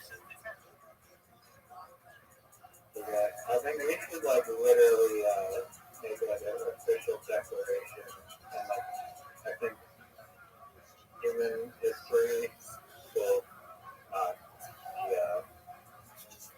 be the same after it goes out. Once Reddit actually catches on to this, it's gonna be fried amber wicks just lighting up miles. I agree. I also submitted the term Jyor, Jyor, to Urban Dictionary for jerking yourself off raw. Oh, it worked. It worked. Here it is, Jyor. Jerking yourself off raw. Dog, you are going to go. Dude, it says, Dog, are you going to go or are you going to Jyor? Question mark by Best Rabbi Ever. 6/2025. How do you like that? Council of Dictionary Society people, Urban Dictionary, has officially declared it as an actual. Is it a verb or a noun? A verb? It's a phrase. And I actually didn't know until this very moment that actually went through. When I originally submitted it, August 6th or whatever, I did not think it was going to be accepted. That's the second term that I have to my credit on Urban Dictionary. I'm very proud of this. Oh, wait. Do I have that on there? You know what? That's a... let's see.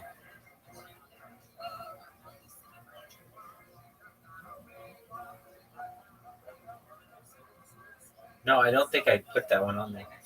I should. That's an excellent point. That's an excellent point. What was the word again? What's the word? It's SOP. S-O-P. It's female ejaculate. The other one is Rebetsino. If you're like, what the fuck is that? It is an anglicized Hebrew term. Instead of saying Rebbitzins, which is multiple wives of rabbis, in Hebrew, in Sephardic, it would be Rebetzinot, and in Ashkenazi, it would be Rebetzinos. But since Rebetzinos sounds too much like Rebbetzins, I the Rebetzinot, which is just like a collective group of female wives, a collective group of rabbis. It's called the rabbinate. And that's used all the time. But the Rebbetzin equivalent of that is not used. But I will have to put on their SOP. Let me see if I did put it on there.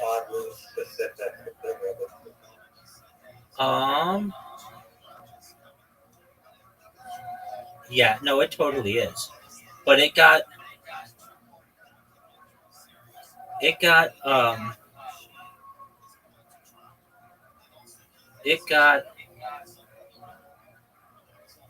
added.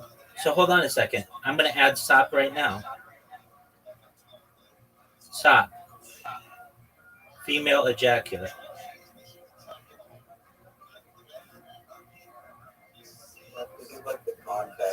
Yeah, so how is it used in a sentence?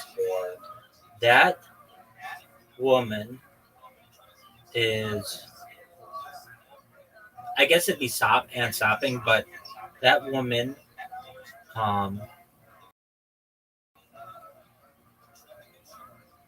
but there is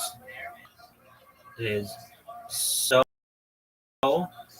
much sop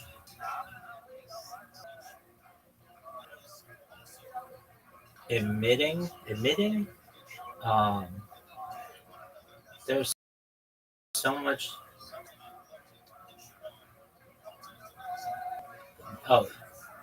that sop, that, I'm going to use the term, we'll just say woman's, that woman,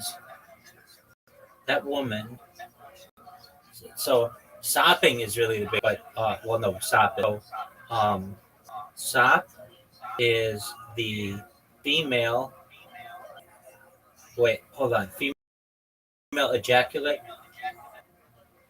Okay, sop is that man made me sop. It should be female ejaculate, commonly used as a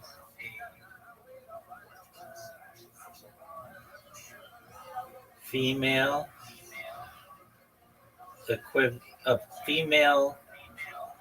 commonly used in place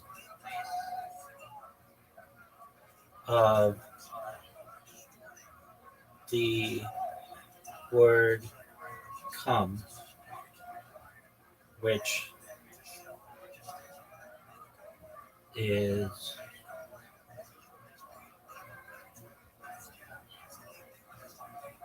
okay, that's fine. Commonly used in place of the word come. That man made me sop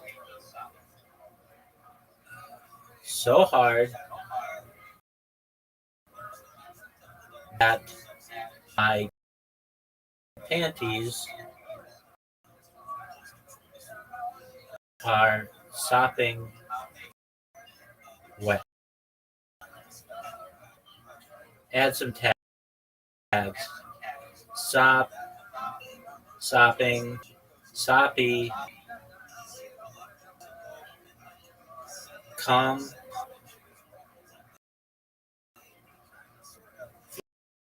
female ejaculate.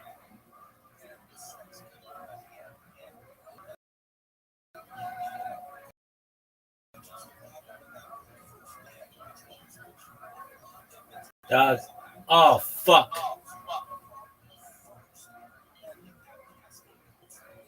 Oh, it's submitted. Okay, definition will be reviewed soon. All right, great job. All right, but that one I get 100%. Okay, because I talk about it all the time. All right. I have some questions for you. Are you ready for my questions? Not if, but how funny were the memes that I sent you?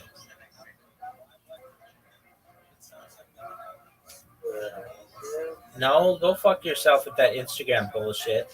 I knew you were going to be too fucking good for me thinking that. I created by hand a William Montgomery meme and a Nathan Fielder meme. Yo! Oh, it's Brandon.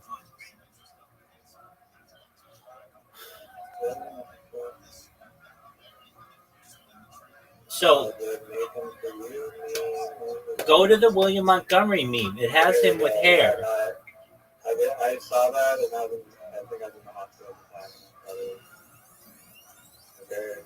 receiving and collecting handwritten holiday letter. Absolutely. I recognize that. There you go. I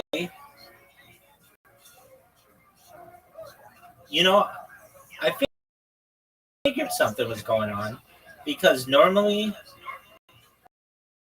you would have that was really creative, I thought. And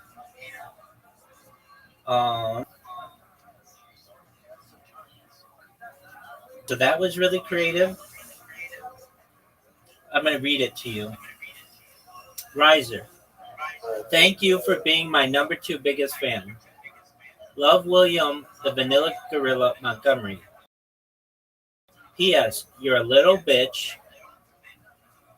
who constantly yours and sucks dick at mini golf. P.P.S. You're done. And I thought that was really good. And then it's like post. It's like a French term. Just a moment. It's like not post salutation, but it's postscript. Oh yeah, I thought it was a PS. Usually like people. But I already did PS.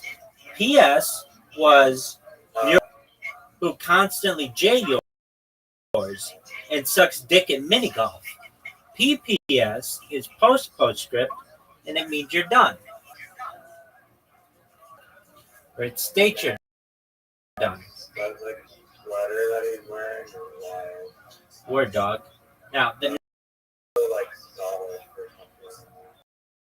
Now, the next one is this. My name is Nathan Fielder. I even got the picture of him in his graduation shit. My name is Nathan, and I graduated from one of Canada's best business schools with really good grades. Although I repeated this fact each and every episode for multiple years, Riser still did not know I graduated the University of Victoria. Plan, convince a delusional Riser, even though they get all Play-Doh games, play mini golf. And then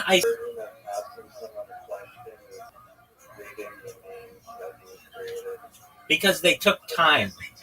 You have no idea how long it took me to type all that little type in there and make it look centered so you could still see his face. Mobile, because trying to make a meme on one of the generators on mobile is like fucking typing up Mount Everest with like a parachute. Well, consider me Sir Edmund Hillary and Tenzing Norgay, the first documented people to ever climb Mount Everest, because yes, I did it on my phone.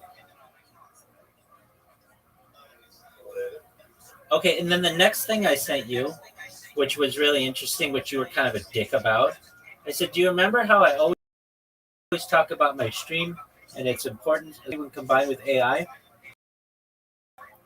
Please check out a video of mine from last year.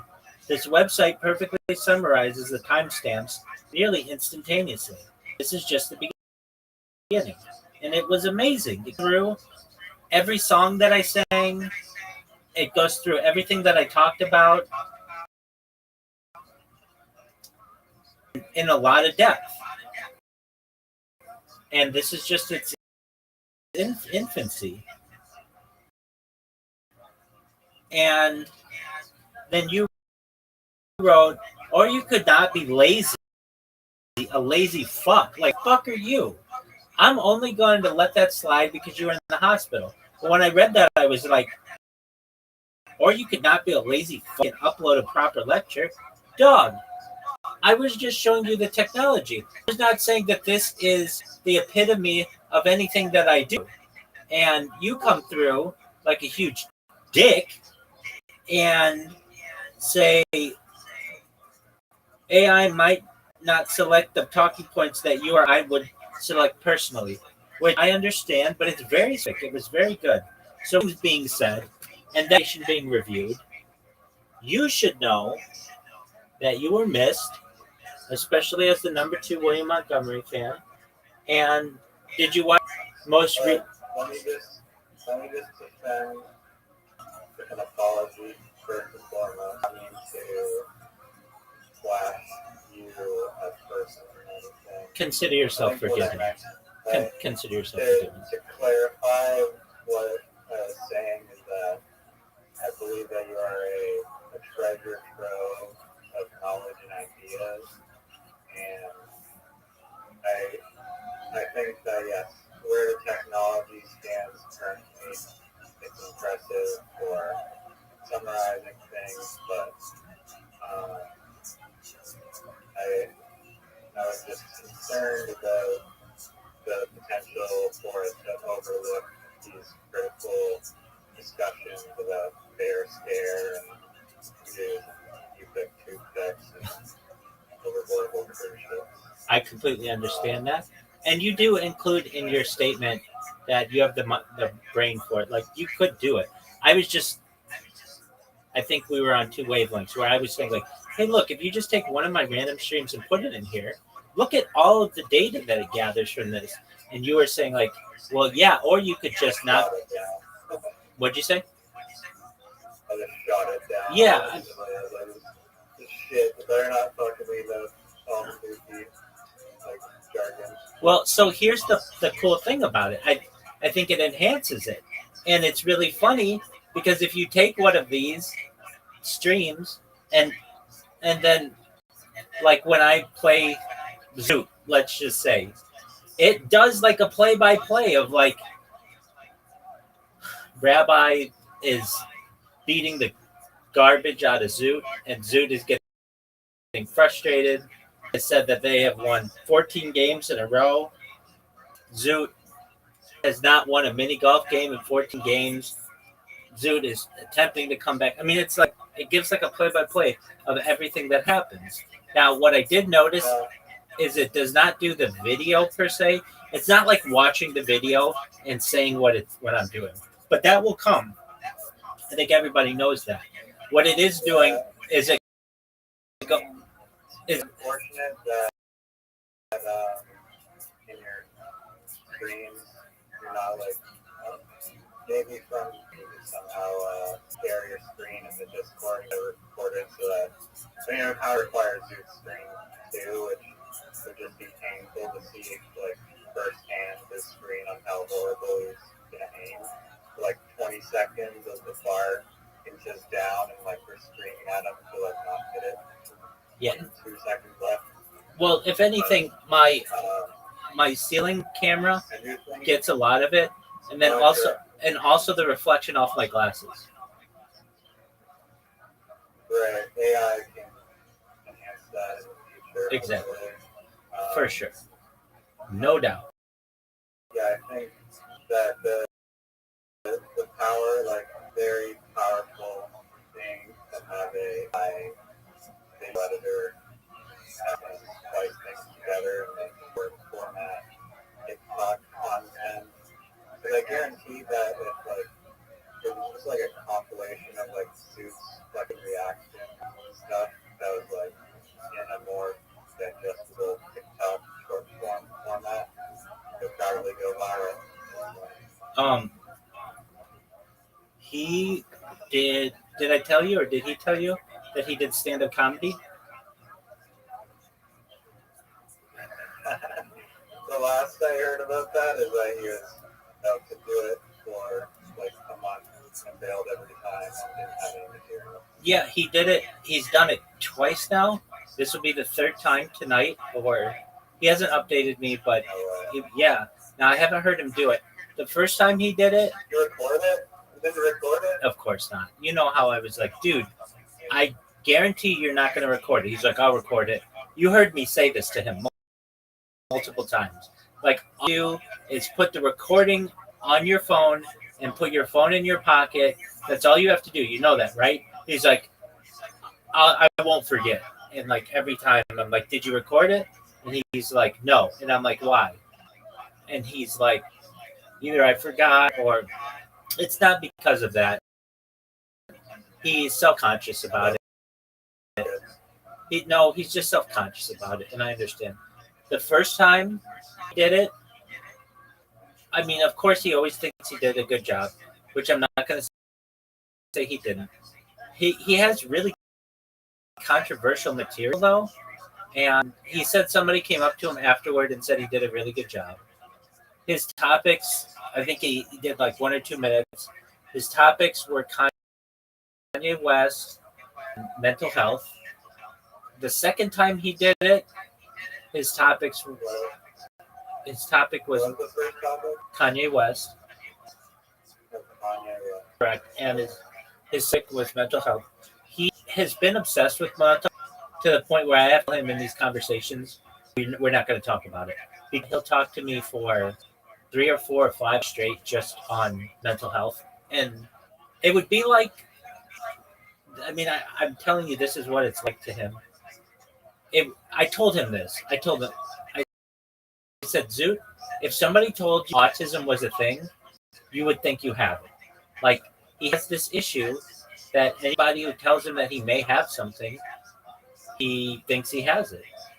The only thing that I think that he really has is he has Tourette syndrome. That's definitely true.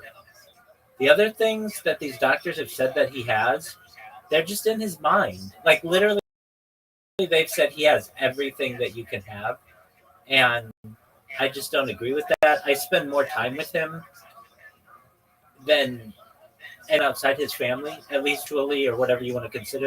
So I've gotten to know him very well, and it would be as if I said to him, did you know that 6% of people's arms itch during the day and night? And then he would start talking about how much his arm is. It's like the fact that somebody said something gets into his mindset that he has it. And I think what's happening is that he feels in his own mind that there's just something off or not right, and he wishes that it could be solved, and he's looking for what the problem could be. Absolutely. And maybe it's not pinpointed down scientifically to exactly autism, but that's where this periscope is like leading him to feel like that's what it is. I'm in agreement with you. And But I think when me and you listen to him talk, we think, oh, he's actually like totally normal, like nothing's wrong with him. But in his brain, he doesn't believe that. Even though to me and you, it sounds totally. he doesn't sound totally normal, but I know what you're saying. He does have Tourette syndrome. There's no doubt in my mind that that is true. And that's fine. Although I feel very badly for him because he said it to us one time, and I don't know if you remember when he said it, but he said that he had a girlfriend who said, like, if you had 1 million guys lined up, all 1 million would want to look like you, but not a single one of them would want to have what's going on in your mind, which was like a super burn. And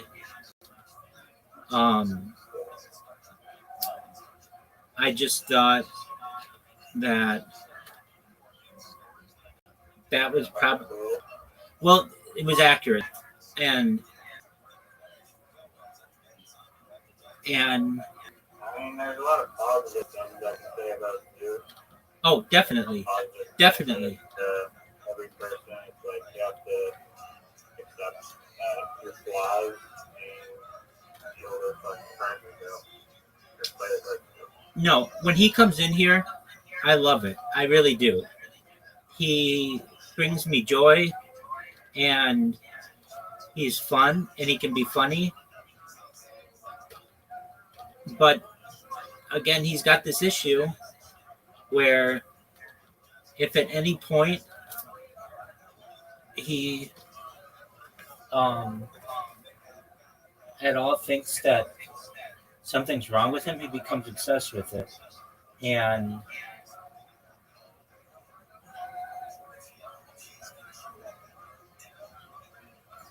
Do you mean obsessive compulsive disorder, or just like maybe it's not even that, but just being like uncontrollably obsessed about things in your mind and like not being able to shake those thoughts is like very powerful, like thing that brains do.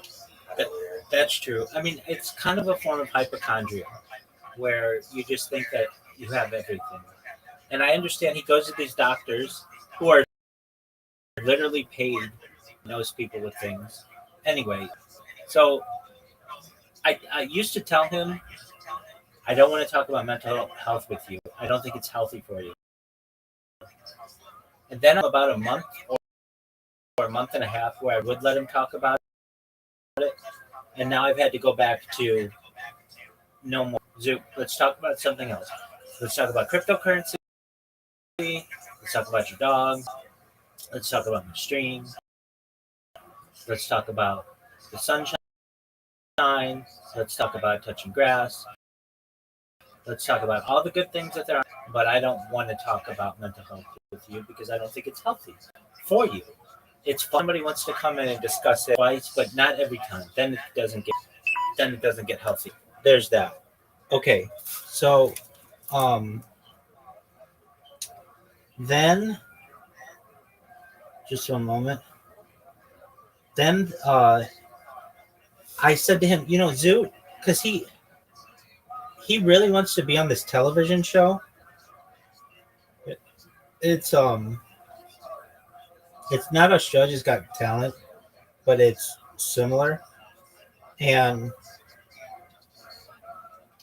it's like a really big show in Australia, and he's already tried to be on twice, and they wouldn't let him do it. And then they said, if you fail at doing it again, you can't try out anymore. Basically, this is his last opportunity. And Go back first to the stand-up. I want to hear more about the stand-up. oh yeah, okay. So he has this Kanye West bit, and I'm not stealing his material. This is it. Did he tell you, if you recall any of like the specific bits that he did that he told you about? Yeah. So he says something like,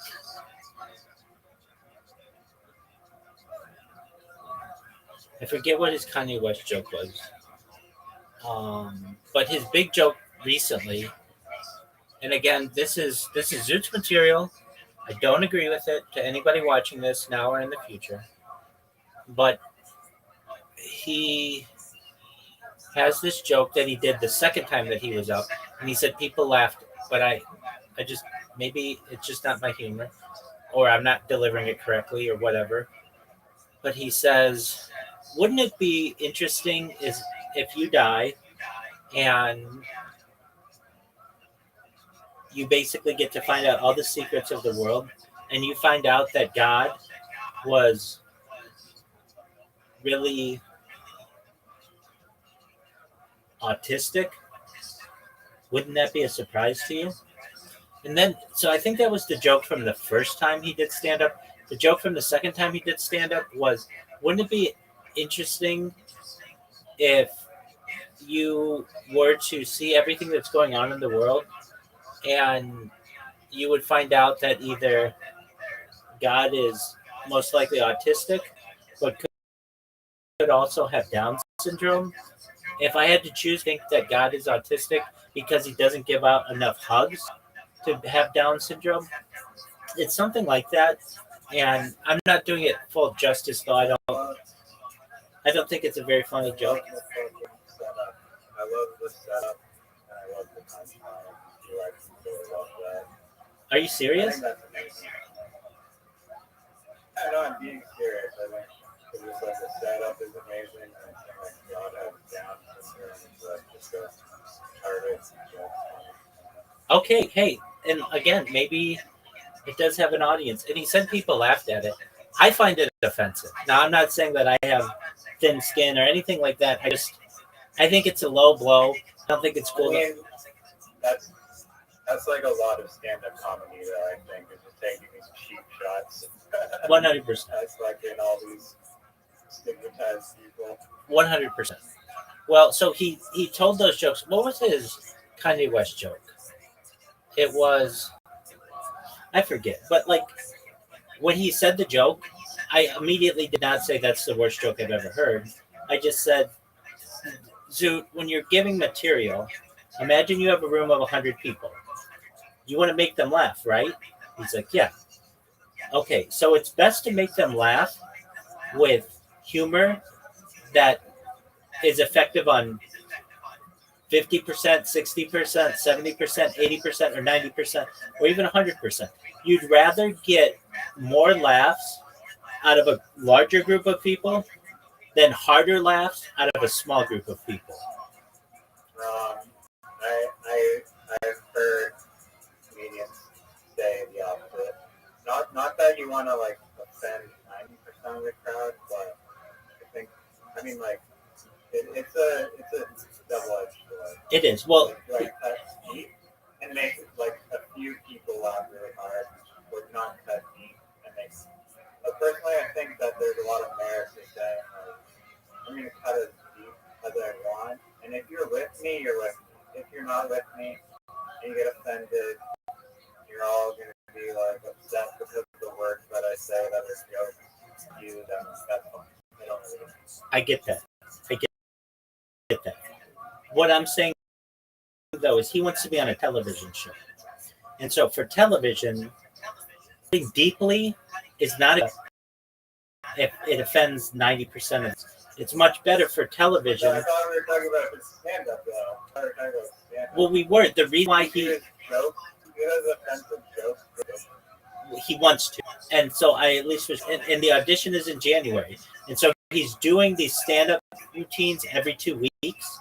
So he did them like 4 weeks ago, 2 weeks ago, and then this week, and just trying to tell him that, look, you only have one last chance at this. You failed the previous two because they didn't think your humor was right or whatever. If you're going to do it again, why don't you just try to use some jokes that don't offend people and make a large group of people laugh? There's a better chance that they'll put you on television for that. Because I don't care what country you're in, they're not going to put you on television if you're making Down syndrome jokes. No, that's very pragmatic advice. So that's what I told him. Now, he had this interesting, and I wish he was here to be able to tell you these things. So, Zoot, if you ever watch this in the future, I wish you were here to be able to tell these things. I'm very happy that Reiser thought your joke was funny. That's great. Or your other, and I'm really trying to think of the Kanye West joke. It wasn't that. I could see how it maybe would have made like 50% of the audience laugh, but another 50% might have thought it was cringe. And maybe I'm wrong. I mean, here I'm watching Kill Tony as you came in, and a lot of that humor is very Zoot-esque. Okay, so what was this Kanye West joke? And Australian crowds, I feel like, are particularly thick. Yeah, I would agree. Just from what I know. Okay, so his Kanye West joke was something like, I forget. Maybe I'll remember it. I doubt I will, but okay. So then something that happened to him this past weekend, I told him is an interesting anecdote, and he could turn it into a bit. Because I explained to him, look, Zoot, that's cool that you have these jokes, but that's not what a television producer is going to want to hear. And I asked him, aside from racism and mental health, what other kinds of jokes do you have? And he didn't have any. So I'm like, you got to have more than that. And so I tried to talk him into like, Zoot, just get some street jokes, meaning jokes that aren't attributed to any individual, but they're just jokes that people think are funny. Like, I used to do drugs. I still do, but I used to too. Now that is not necessarily a street joke. That's a joke of a his name's escaping me right now, but it's just like a short joke that's funny. And Zoot was like, "No, I'm not going to do. I don't want to do that." What is this person's name? I can't remember. I'll think of it in a second. Okay. So,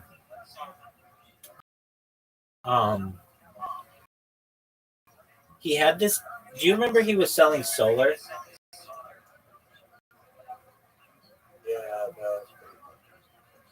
So he had an incident. It was funny, no, it wasn't funny because he got like literally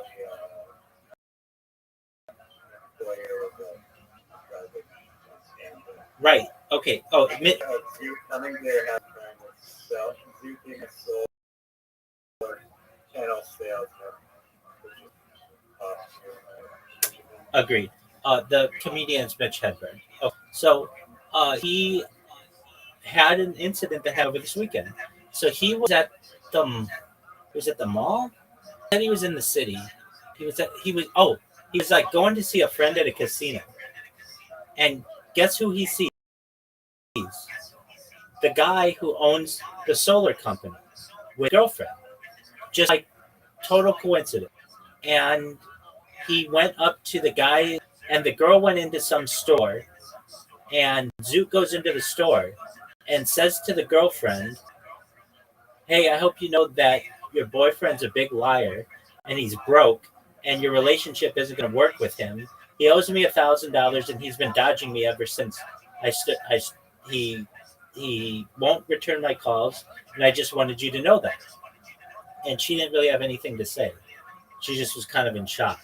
And then Zoot went up to the guy and said, "Hey, I hope you know that I just told your girlfriend that you don't pay your employees and that I don't think that you're a good boyfriend and that your relationship isn't going to last." And this guy just said, "Fuck you," and they walked away. It sounds like complete. I will say this. Zoot sometimes makes stories up.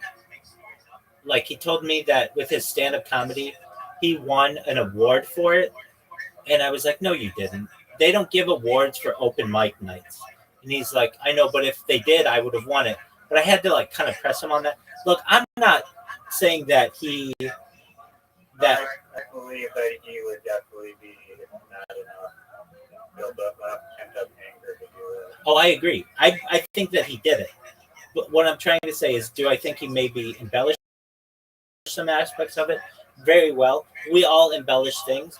And I believe in saying, "Hey, I am, Part of it he embellished. It sounds like he's in the bars. Yeah, I mean, he told her that their relationship isn't going to last. I don't know if he said that. He said he did, so I believe that he said he did. But it was just kind of like this very coincidental thing that happened while he was at a casino. And so, I don't. Heat of the moment, he would have had a lot of adrenaline. He would have just been trash talking. Well, yeah, but that guy who owns a company doesn't even live in the same state. So it was just very coincidental that this guy just so happened to be at a place where Zoot was with his girlfriend. I'm not saying it didn't happen. If you watch this, I think it did happen. That's why I'm saying it.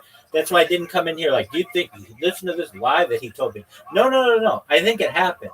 I'm just saying the way that he said it was just like exactly what I would have wanted him to say. I was just shocked that he said that in such a way. And so he told his friend who was working security at the casino there to just keep an eye on this guy. And I said, "Zoot, that is an amazing story. if I were you, I would make that into a bit. That's a good 1 minute story or whatever. Basically, you could say, has anybody here ever heard of selling solar? Yeah, it's very common. Okay, well, I got a job doing that. And it turned out that the person who was supposed to pay me never did. And just coincidentally, this weekend, I saw him at a local mall with his girlfriend. And I went up to the girlfriend and told her that I didn't think that her boyfriend was a good person, that he squelches on his contracts, and that I didn't think that they were going to work out. And then I told the owner of the company the same thing, and all he had to say to me was "fuck you." So in exchange for the $1,000 that he owed me, he basically lost his relationship. And it goes to show you, it's a lesson to everyone out there, to ensure that you do what you say you're going to do, or you have some retro. It doesn't have to be super funny, but it's a really in story that you could like tighten up, like, and you could throw more punchlines into it. I was just telling the story, and I didn't think about punchlines, but like it made you laugh just there, and it's kind of one of those perfect like stories where the underdog gets back at. I mean, it's like something that could be in a movie, and it very much reminds me of a Seinfeld episode where. I mean, if you like, you have to kind of dramatize it more and like add these like analogies and whatnot. I think make it funny, but it's a good little basis. Exactly. It's a good way to win over a crowd and get people. It's an exciting story. I mean, I'm in agreement with you. Anyway, I told him, if you tighten that story up and add some jokes to it. I was ready to Will Smith that guy. Exactly. That's hilarious. Hold myself back. Exactly. 100%. That's a very good joke, Weiser. Yeah, exactly. Something along those lines. And he said he would think about it. Anyway, I told him, look, if you want to do the stand-up comedy thing, he wants to. Do you know that his cousin has a Netflix special? Seriously. He has a cousin. I don't remember. I don't think he's actually told me the name. But they're like a professional comedian. And I said to him, instead of going for these like game show like shows or whatever, why don't you just ask your cousin for advice? And he's like, I should do that. It's like, well, that would be the first thing that I would do. But anyway, I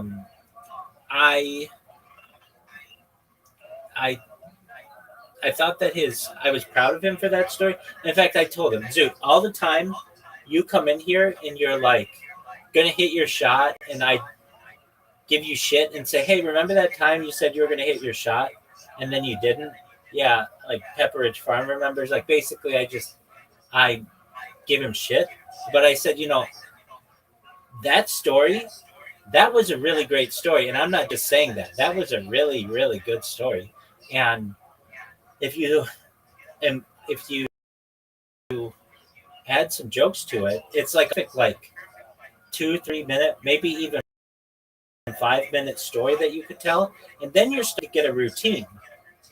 But so he's got, and we even like plan these out. How many Monday nights? Every other Monday night does he have until this Australian television show? And it was like 8 months to him. Like you have to go every 2 weeks or whatever. And if you want to get better, you need to record your sets. That's what all of these people do. And this fear that people have, they don't like hearing themselves recorded. It's human nature. He's not somebody who wants to be a traditional comic where you work at it and you get a good routine and you like try to build it up with punchlines. He just thinks he's so good that he can just off the cuff win everybody over and make everybody think he's really funny, which I'm not saying at points he can't. It's just It's more difficult. Yeah, that's his like big disconnection there. Right. I mean, even if you're doing improvised stand-up, you need to put a lot of work in. And I guess he built up the courage to actually go on stage, which was Well, and a lot more than I told him that that's more that's more courage than If you talk to his cousin, I'm sure his cousin, literally every stand-up comedian or Joey Diaz or Joe Rogan or whoever is writing down material, modifying it, like deconstructing it and trying to analyze it from all these different angles. That's true. So that they can finally like produce some polished material and like concise and like good. That's true. So most comedians record their sets and then go back and cut out any of the fluff. Joey Diaz does not record his sets, but he's different. You know, he's kind of like a barroom comedian. And also, what he's done, his specials, he's done 2 specials, both of which were considered failure. So it tells you that, like, if you want to be really, really good at tight set, like some of these people, you have to have the rhythm down really well. And I think that his cousin would say the same thing. Okay, but I did tell him how proud I was multiple times of him for having the courage to go up and to do stand-up comedy. He blamed me the first time, of course. He came in here, it was like 3 a.m, and he said he was going to live stream it in here. And I was like, dude, the next day, don't rely on me to record your set. If you're able to go into Discord with your phone, just go to your recording app and hit the red button. I mean, it's very simple. And I think he was just making a picture. The other thing is, I would tell you this, I would be afraid of this if I were doing stand-up and I did it, and let's say there was laughter, but it didn't get picked up by the microphone, I would say, you know, people were laughing at that, but it just didn't come off that way. Wants to do it, wants to record it, or doesn't want to. He really wants to be on this television show. And I explained to him, it's like, it's not a show just got, look, I bet I could find it. Just one moment. Australian stand-up comedy show, January tryouts. Not a TV show then if it's special. No, it is. It is a TV show. Yeah, well, if he's performing stand-up, then he can probably be more. Wait, it's not. I would have remembered it. The premise though is literally him doing stand-up comedy. I think it might be like Australian Saturday Night Live or something like that.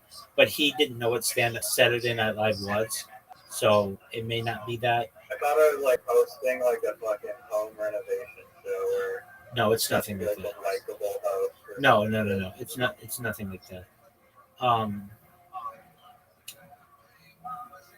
And he.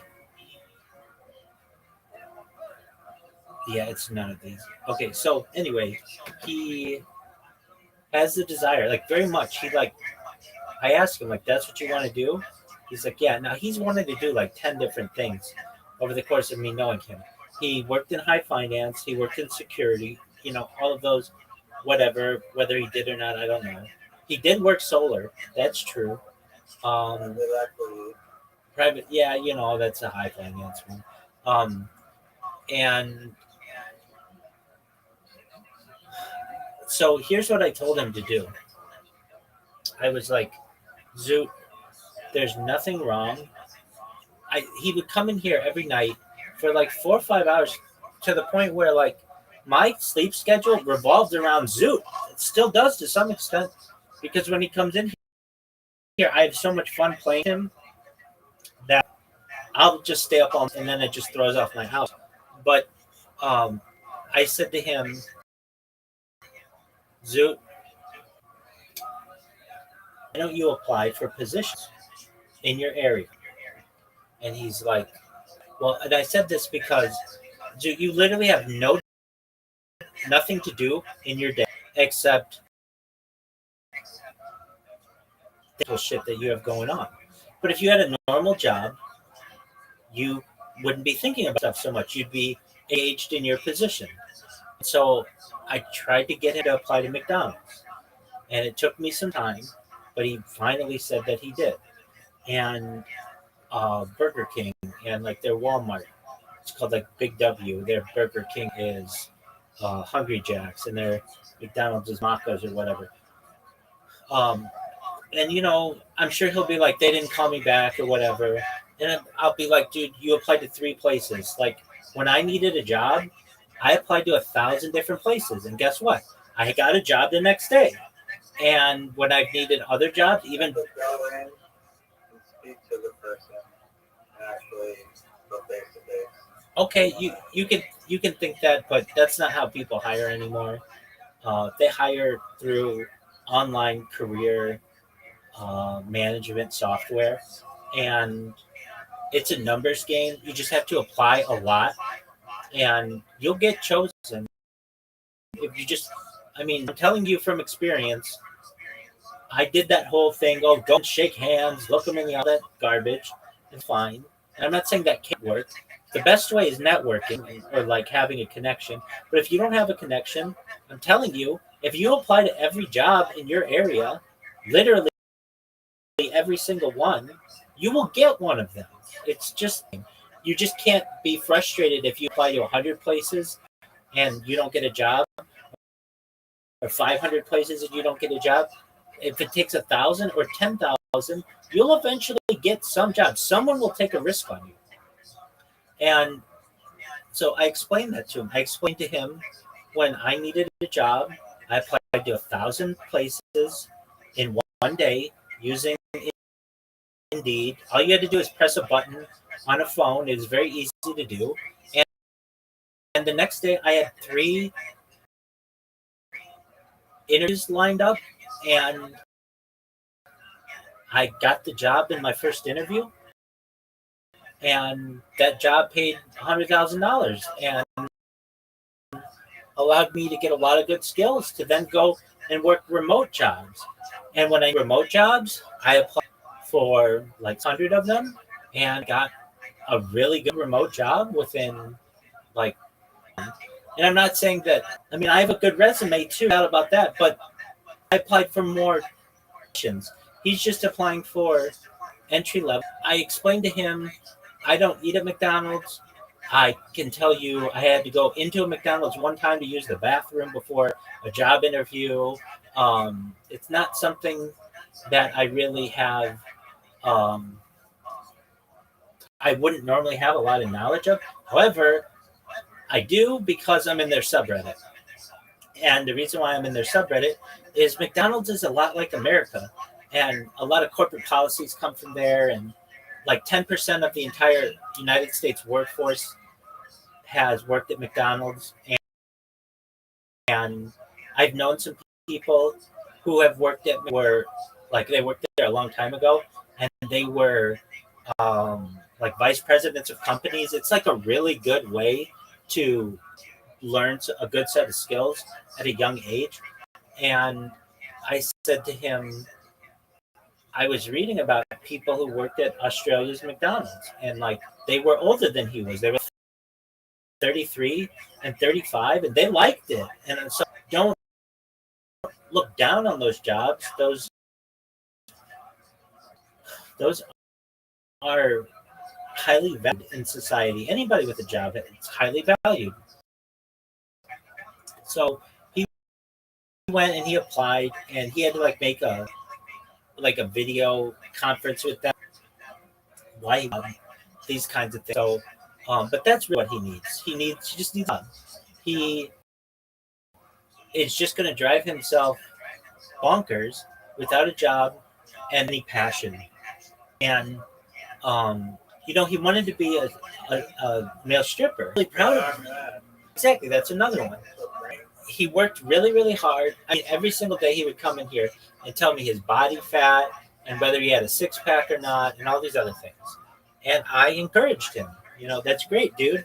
Why don't you go to the place where you're supposed to strip and tell them that you're ready? Because they told him originally to get a six pack and then come back. And so he got a six pack. And I said, okay, well, did you go back? And he said, something like, I'm not going to go back. And I was like, well, why not? And he said that there was a girl who he used to know who basically sabotaged him with the guy who owned the strip club. Like, what do you mean? And he's like, I don't know exactly what happened, but basically she said that Zoot was just not a good fit for this kind of role or something like that. And so they weren't going to hire him. So I explained to him, okay, well, that's not the only club where you could work, or you could work as a private stripper, a private dancer. But there's like a bunch of things you can do if you have a really good body. And don't get down on yourself, continue to work, apply, and other things. And exactly. All of those things. And he started to bulk up instead of being like really thin or whatever, having a six pack. So he doesn't have it anymore. But it's not like he couldn't work for another month and get it back. But I feel sorry for him because he keeps getting billed by things. And it's just unfortunate that these things happen. But it is what it is. Okay, so anything else about Zoot? I was really proud of him, though, for a few things. For doing the stand-up comedy, and then also telling that boss guy to shove it and telling his girlfriend or whatever. And I thought that was really cool. And he wants to be on the show, and I want him to be on the show. Okay, with that being said, you want to hear how life's going in Rabbi'ville?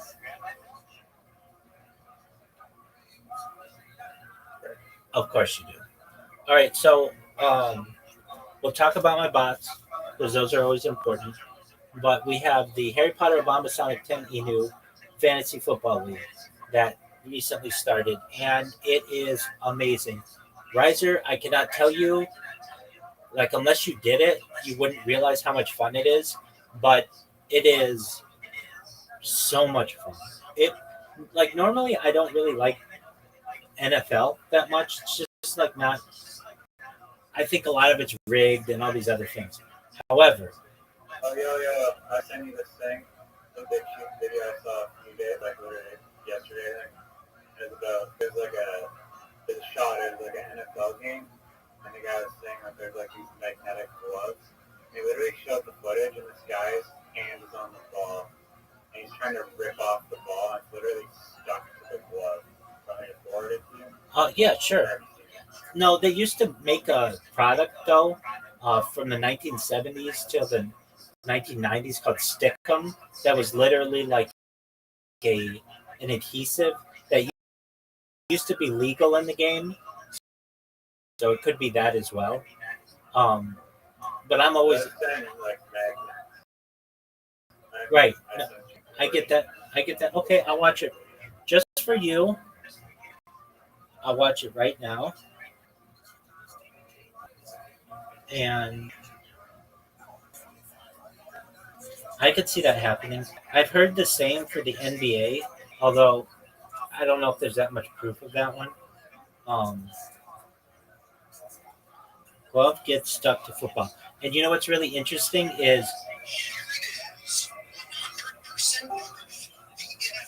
welcome. How are you?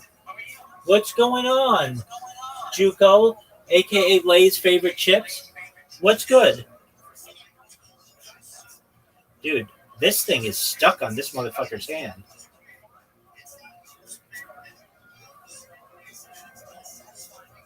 You guys talking about me?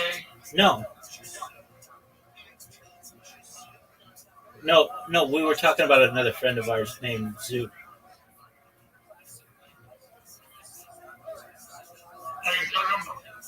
Yeah, I'm just looking I'm asleep. That's okay. No, you don't even know my friend Riser. Riser, this is Brandon. Brandon, this is Riser, but Riser doesn't know anything about you. We're talking about another friend of ours, Zoot, who you'll meet. He's a very nice guy. He wants to be a stand-up comedian. He also wants to be a bunch of things. And we were just talking about him. We were not talking about you, Brandon. Hello, Liza. What's up, Liza?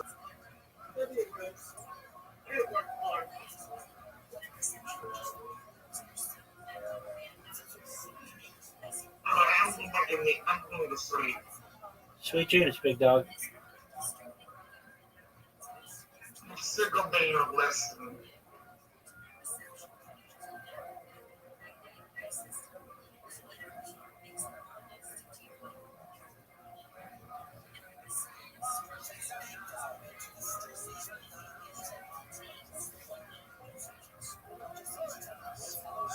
Dog, I'm so glad you sent me this.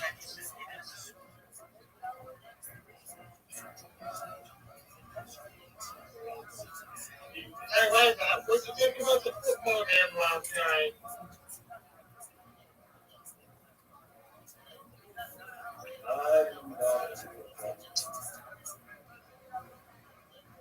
Riser doesn't watch football. And the Cincinnati Minnesota Vikings ate Chicago Bears. That's true. Riser, this video that you sent, I completely see it and think that it could be a thing. That was really interesting. That is absolutely wild. I love that kind of stuff. Very suspicious. Absolutely. And it also makes you. I'd like to see. It makes you realize, like, perhaps how some of these guys make these one-handed catches, or like these fingertip catches, like that normally you wouldn't be able to get. I was gonna say, like, I think I'd like to see more footage of these one-handed catches. And it's probably easy, just like NFL one-handed catch, like montage on YouTube, and then like just see how possible. I mean, if it's like a 50-yard, 40-yard punt or whatever, like the ball has a lot of energy behind it. And if you, assuming those NFL footballs are pretty inflated, trying to catch one of those with one hand, and I guess that there's like a glove, but it seems like there's a bigger possibility of it just bouncing off. Like, I want to know how many bounce off their hands that they miss. How many they actually. Well, there was a whole. This was proven. It's called Inflategate with the New England Patriots under Tom Brady and Rob Gronkowski, where they would deflate the balls to make them easier to catch. Yeah, no, I heard about that. I mean, I also watched the documentary, or like the YouTube video about this company that is like responsible for making all of the footballs in the NFL and also all the footballs in the college football. They were just specifically make footballs. Is it Wilson? There's different types of leather. I forget. I'm not sure, but company, and there's different types of. Maybe not different leather, but they can finish the leather differently. The laces are different. Like there's customizations that they can do to the football itself to make it like customized basically for the quarterback. I thought it was all like one standard ball. Right. Yeah, no, they're different. And they just changed the rule this year that kickers normally had to use like a new ball every game, like 45 minutes before kickoff. But now they've made it so that they can kick old balls, which should make them go further because they're like broken in.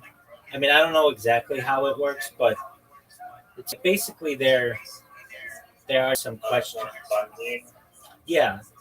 And there have been theories in the NBA that there are magnets that are sometimes put in basketballs, and they can turn the magnet on and off at the rim because the rim is metal. So, like, if they want these crazy shots to go in, No way. well, I don't know if that. No, that's what this issue commentary was saying. Yeah, That would make sense. So that's the one. yeah.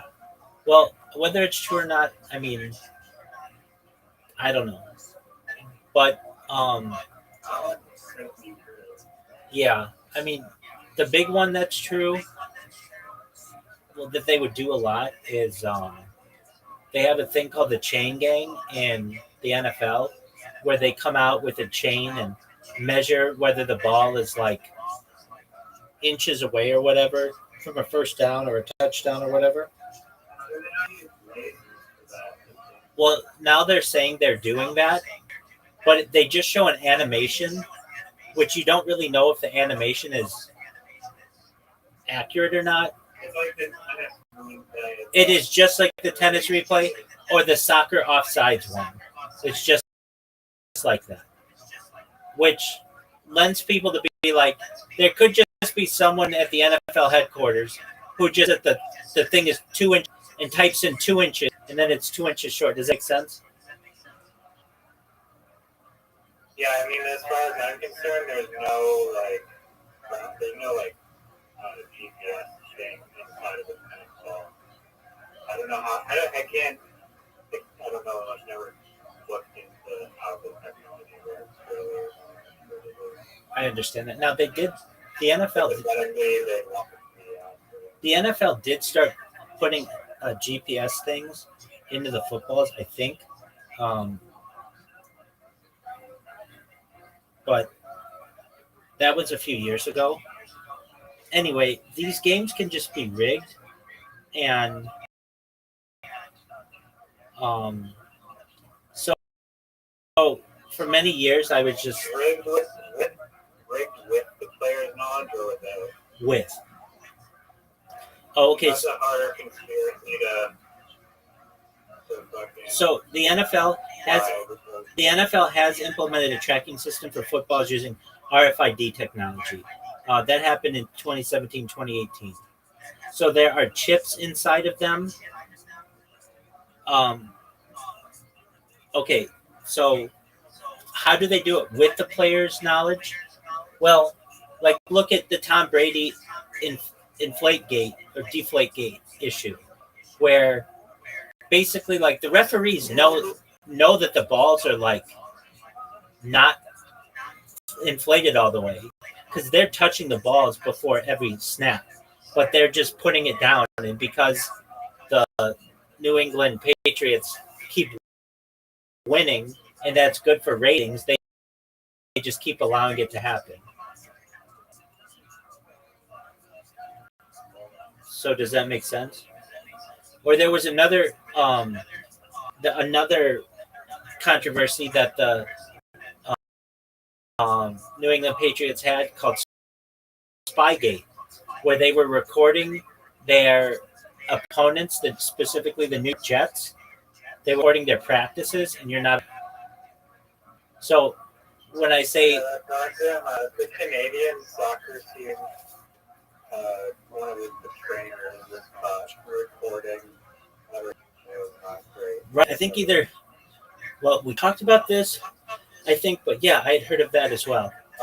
And okay, so with that being said, do I think that it's being done with the NFL's permission? Yeah.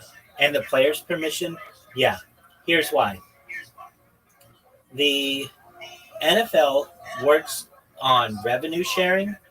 So even if your team goes 0-17, loses every single game, your team is still going to make billions of dollars because they share they share 80% of the revenue. So basically we could say this. Let's say you have a bad team. Your team, you're the owner of, let's say, the whatever team you have. And we say to you, look, The Dallas Cowboys, we want them to win this year. If they win, we're all going to make more money. You're going to shut your mouth because it's going to make you richer than if your crappy little team wins. Does that make sense? Wouldn't the New York Giants not be like total dog shit every year if that was true? Well, Like, and also, is that true Hold- across other sports? Because the New York Yankees are usually stacked. yeah, so that one's different. I don't know. Baseball's different. Would that be a connection between like the wealth of cities and like the performance of the Hold on. They're in revenue sharing. So the other owners know that when the Yankees are good, they all make money. So it's in their best interest to allow the Yankees to do really well. Now, with the Jets and the Giants, there are multiple teams in the New York area, which waters down their fan base. Now, that isn't to say there aren't multiple teams in the New York area in baseball, but the Mets aren't just as big as a draw as the Yankees are. And thus, you get these really powerful teams. Like now, you've got the Dodgers. The Yankees aren't as good anymore. Well, they're still good, but they're not like the Dodgers. When the Dodgers do well, all of the owners make a lot more money than if the Tampa Bay Rays win. Why? Because Los Angeles is a much bigger market than Tampa Bay is. Does that make sense? Yeah, but the LA Angels suck, don't they? Yeah, but they don't have as big of a draw, and they're really Orange County's team. They're the Los Angeles Angels of Anaheim. In order to have the city of Anaheim build them a stadium, it's part of the contractual agreement that they have that the name Anaheim has to be in their name. But I can tell you that, like, even as an Orange County resident, it was hard to find any LA Angels fans, and it still is, even though they've done a lot better recently. But like when are the Dodgers any good? They have two, right? The Dodgers are also probably the better. Well, yeah, and that's why. And that's why. When I was a kid, everybody was in LA as a Dodgers fan, and it was really hard to find an Angels fan. Then in about 2005 or so, or 2007, something like that, the Angels did well for a couple seasons, and people were Angels fans. But it's back to the point where very few people are Angels fans. Everybody's a Dodgers fan, especially because the Dodgers took the Angels' best player, Shohei Ohtani.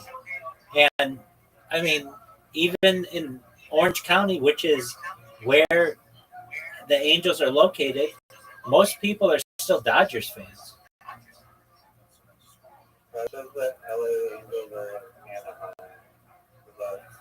Yeah, that's Orange County. You're okay. You're okay. I mean, it's just south. The Dodgers are in Los Angeles. Which county is that? Los Angeles County. So they're like neighboring. Yeah, there are three teams very close. So there's the San Diego Padres, which are in San Diego. There's the Los Angeles, which are in Anaheim, which is Orange County. And then there's the Los Angeles Dodgers, which are in Los Angeles. Yeah, there's 5 total counties with 4 teams. Right. To Las Vegas. So there'll be 4. But even still, that makes a team that's even closer to Los Angeles than the A's are. Meaning, like, within a 3-hour drive. San Francisco and Oakland are free. San Francisco and Oakland are like, I'm saying, like, within a 3-hour drive, I could basically go to 4 different baseball teams. Concentration here. Well, with that said, the idea is this: if we allow larger markets to do well, meaning Los Angeles, San Francisco, even Chicago, New York City. Those teams, if they do well, we make more money. Now, there are some exceptions to this, like St. Louis, which isn't that big of a city, but because there aren't a lot of teams in the central part of the United States, St. Louis covers a lot of people. Um, Kind of like how the Kansas City Chiefs have done really well recently. It's like, well, Kansas City isn't that big of a city, right? But it covers the middle part of the United States, which can cover a lot more people, including like St. Louis and parts of like Arkansas and Kansas and areas of Missouri and that kind of deal. Okay, so getting back to the whole ownership thing. So it's like this. You, let's say, have a team and we call it Risers Renegades. Okay. And they're in the NFL along with the Dallas Cowboys and the New York Giants and the New York and the LA Rams and all of these teams. Now, if Risers Renegades, if you guys win the Super Bowl, everybody in the league gets $5 million. If the Dallas Cowboys win the Super Bowl, everybody in the league gets $1 billion. Which one do you think everybody's going to want, even if it means that your team isn't going to do well? That trickle down to the players? Kind of through merchandise sales and endorsement deals. So basically, yeah, but our endorsement deals fair amongst players? No, they're not, but it means that there are more opportunities for players on a single team to get endorsement deals. If their teams are doing really well, that means more cameras are going to be on them. There'll be more coverage on them. That means that the average endorsement is going to go higher. So let's say Risers Renegades win the Super Bowl and you don't have any big time players. Well, the average endorsement for any team might be $100,000. But if it is the Philadelphia Eagles or the Kansas City Chiefs, Travis Kelce got $20 million for Pfizer. And that meant everybody who had any endorsement as an NFL player, it all went up. So they started making 5 and 10s of millions of dollars when previously they weren't making that much. But because it's like a rising tide lifts all ships, that old saying, when you have one player who starts making a lot of money, everybody starts making a lot more money. So anyway, do I think that the players are involved to some extent? Yeah. Now here's another issue that occurs. You know what happens? I mean, I'm not going to quiz you this because you may not know, but basically, let's say you get screwed on a call in a game and you have a press conference afterward, player, you're not allowed to mention the referees. You're not allowed to mention that play. You get fined like $20,000 your first offense. Now, $20,000 may not seem that, because if you do that as a rookie, it's $20,000, and then you do it your second year, it's like $40,000, and your third year, it'd be $80,000. It keeps doubling basically. So they all sports, like in hockey, you're not allowed to discuss penalties. Correct, to my knowledge. Correct, because they used to, and that quote unquote brought down the integrity of the game. So when people started to doubt that the results were not rigged, when people started to doubt the game and think that the results were rigged, less people were watching it. So there was collusion. I mean, even the commentators on TV will be like, "Oh, the fans are not happy about that call." And they're not like saying what their opinion is, but they're at least voicing. Well, and what they've done in recent years, at least in the last 10 years or so, they immediately bring someone in who's a former referee to explain why this was the correct call. So it's like you don't have somebody in there saying that this is the incorrect call. You never have that. Immediately they have someone, usually if it's the NFL, they say calling like from New York, who says why this, and they're a former referee, and they say why this was the correct call.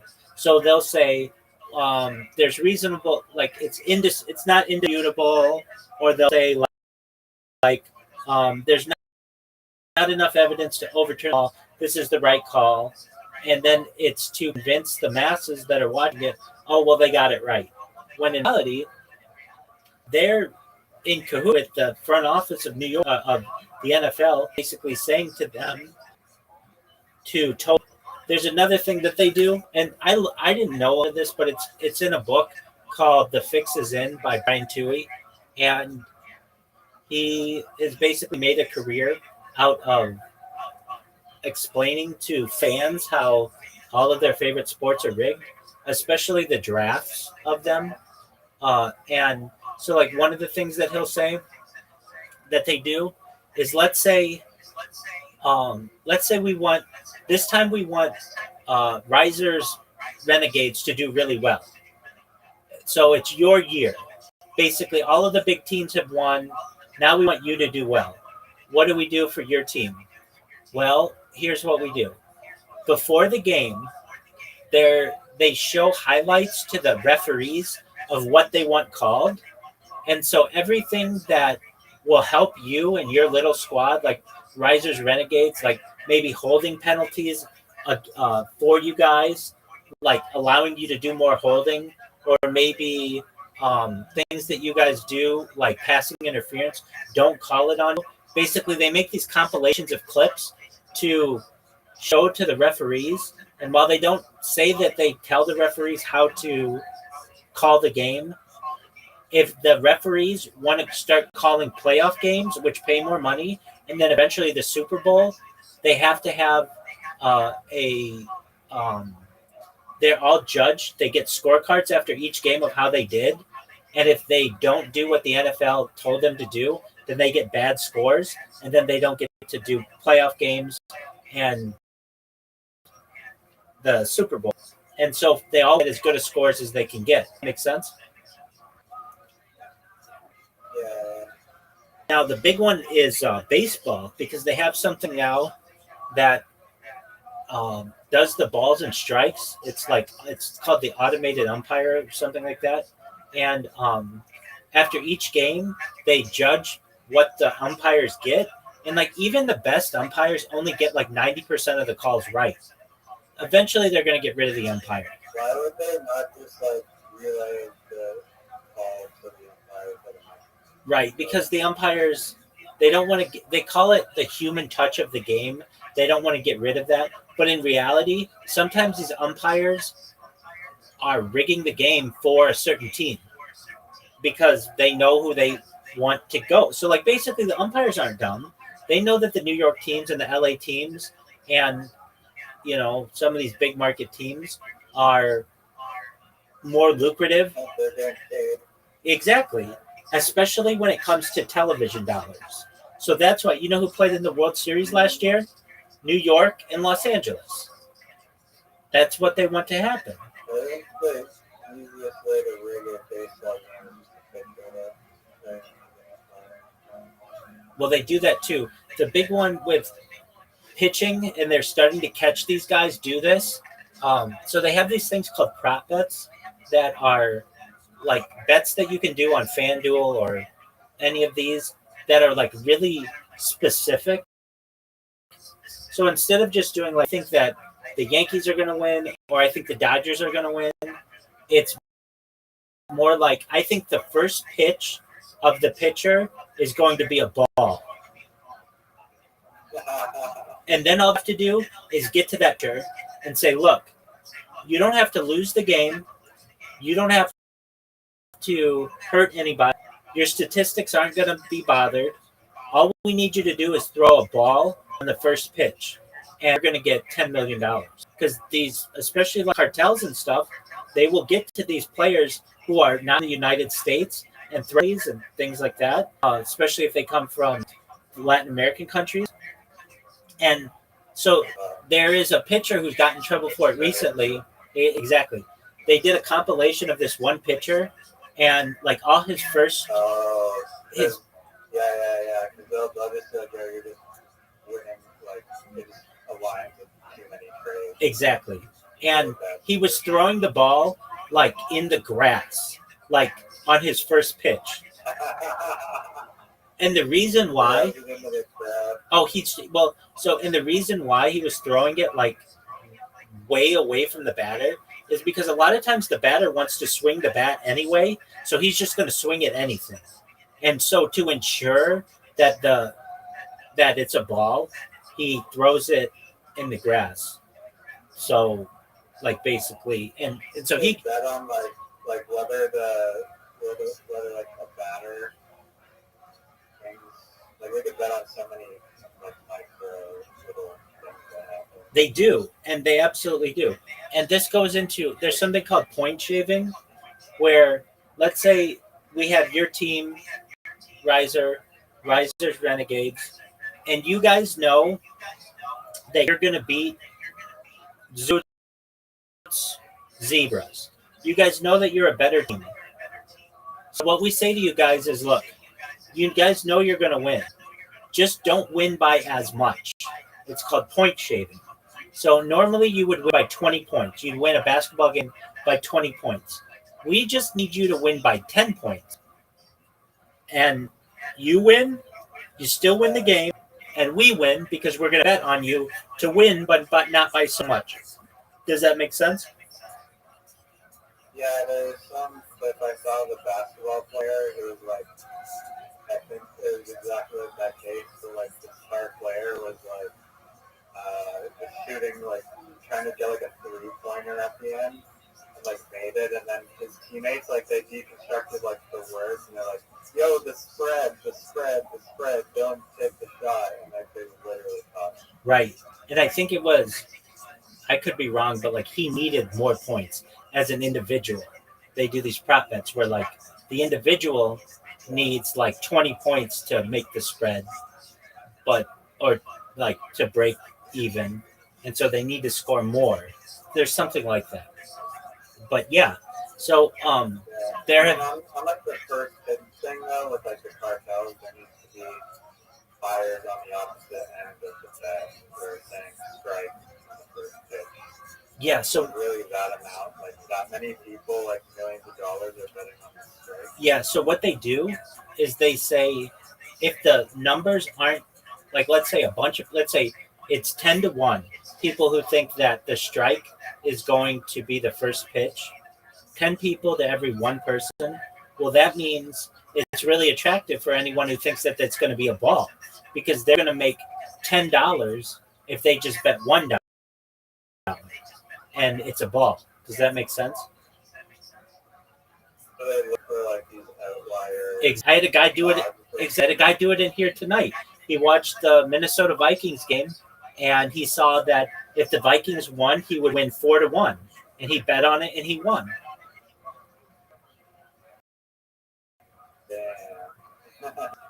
So here's how the casinos make money. They don't make money whether it's 10-1 or 1-10. They make money on what's called the juice. And the juice is the fees that the player has to pay to be able to bet. So usually it works like this. Let's say it's 10-1 if it's going to be a strike. It will be like maybe 10-2. They'll change it. So it'll be, well, would that be right? No. It'd be like 11-1. They'll make it 11-1 instead of it. Like the real odds are 10-1, but they'll say, I mean, it's really like this. Okay, if you wanna make a bet, you have to bet $10 to win $1. And if you win, you're gonna win $10, or you're gonna win $1, but you had to put up $10. However, if you lose, you have to put up an extra $1. And that's called the juice, the cost of making the bet. And usually you don't pay juice on the winning bet, just the losing bet. So how does that work? Basically, if you want to make that 10-1 bet, you really have to make a little bit bigger of a bet. So instead of betting $100 to win $10, you have to bet like $120 to win $10. And if you win $10. If you lose $120, and the house keeps $20 either way, whether it was a ball or a strike. That's the juice. Does that make sense? Yeah. So that's how these places get really. That's how they always win. So basically, even when there's a situation where like everybody's betting really heavy on Team A, they just make the odds better for Team B, and it doesn't matter to them because in the end, they're just going to make money on the juice. They just want a lot of people betting. That's what they care about. So anyway, that's how that works. There were some scandals about this in college basketball many years ago with point shaving, and then in the NBA, there was they always call him, this could be this guy's fucking name, disgraced NBA referee Tim Donaghy. But basically, there was a referee in the NBA who got caught. He got caught rigging games for teams. He was betting on games, and he came out and said, "I wasn't the only one doing it. In fact, I was doing it less than most of the other referees, especially the longtime referees. Because here's what happens: imagine you're a referee and you make $100,000 a year. It used to be that. Now it's more like $200,000 or $300,000 a year. These guys really well, but you're standing next to a guy who's earning $40 million a year. You start to get jealous of that guy. And so you start to think, you know what? If I just start making some properly placed bets here or there, I'm going to be able to live a better life. And maybe I won't be making $40 million a year, but maybe I could make $4 million a year. Does that make sense? Yeah, but are they betting on how many shitty calls they make? Yeah, so what they do is, at least what he was doing, he had a bookie. Basically, he was working with a partner who had like mafia ties, and they would just say that like they would know that a certain player was hurt because they literally hear the guy on the bench, in saying like my hand hurts or whatever, and then the next night they just would make sure that they would bet or have their bookie bet that guy wouldn't have as many points as normal. They just like insider trading. They had a lot of insider information, but then also they had situations where they just were like they would know that the NBA likes to make money, and so one of the things the NBA really likes is when games go to 7 games. And why is that? It's usually a best of 7. So if a team wins 4 games, it's the first team to win 4 games. Well, if they sweep the first 4, that means that there are only advertisements that are shown for 4 games. However, if the game goes to 7 games, that's 3 more, additional games where they can show advertising and ticket sales. So let's say you're a referee, you know that it's in the NBA's best interest for this game to go 7 games. So you might bet that a certain team might win in 7 games, and you know that that'll be good for the NBA and everybody will want that. So you'll tell your bookie, we want the Lakers in 7. And the reason why is because it's going to be good for the NBA to extend this as long as possible. Does that make sense? Yeah, I think if you look at the statistics, though, I believe like in hockey, it's not like a large percentage that make it to game 7. That's true. Hockey's different than some of the American sports, though. It's not as big. There aren't as many eyes on it. Simple as that. Yeah, but I mean, I don't know how similar it is across different sports. That's just one example. Like how many, is it like an outlier percentage amount of playoff games or, whatever series games that go to game 7? That's difficult to calculate. I can tell you this: it is an outlier amount of how many games are won by the home team. And you might say, well, that's just because they're crowd yelling for them and things like that. And you might think that, but it actually it makes a lot more money when a home team wins because of the restaurants and the hotels and the parties that go on afterward. Like if a home team wins, it's a huge party in whatever city that is that night. If they lose, nobody goes out, everybody goes home. So there's a major, that means that people don't buy jerseys for their kids and they don't do, autograph signings afterward and all the other things that, these teams do. Mascot goes home. All that stuff. Really? Exactly. All that stuff. So it is in their best interest for that. Let's look at that statistic. Also, the refs are more biased. Right. They are, because they don't get shit from the fans and all that. Statistically, in the NBA, do games go to 7 games more often than they would if not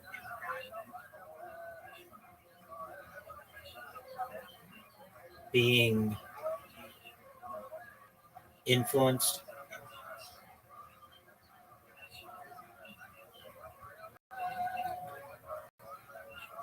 Okay.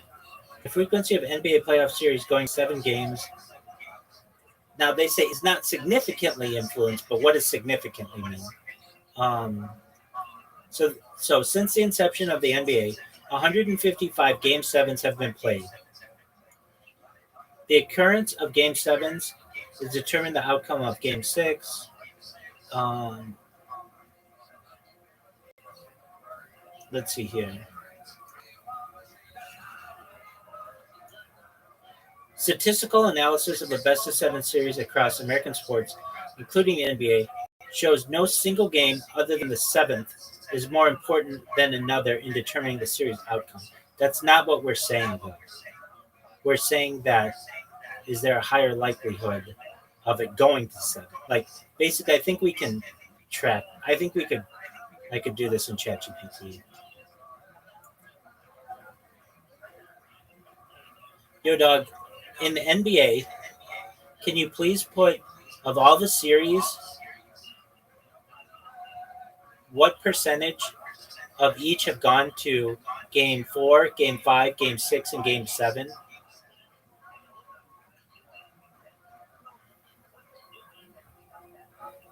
I love how fast AI is. Like, this would take so long to do normally. Okay,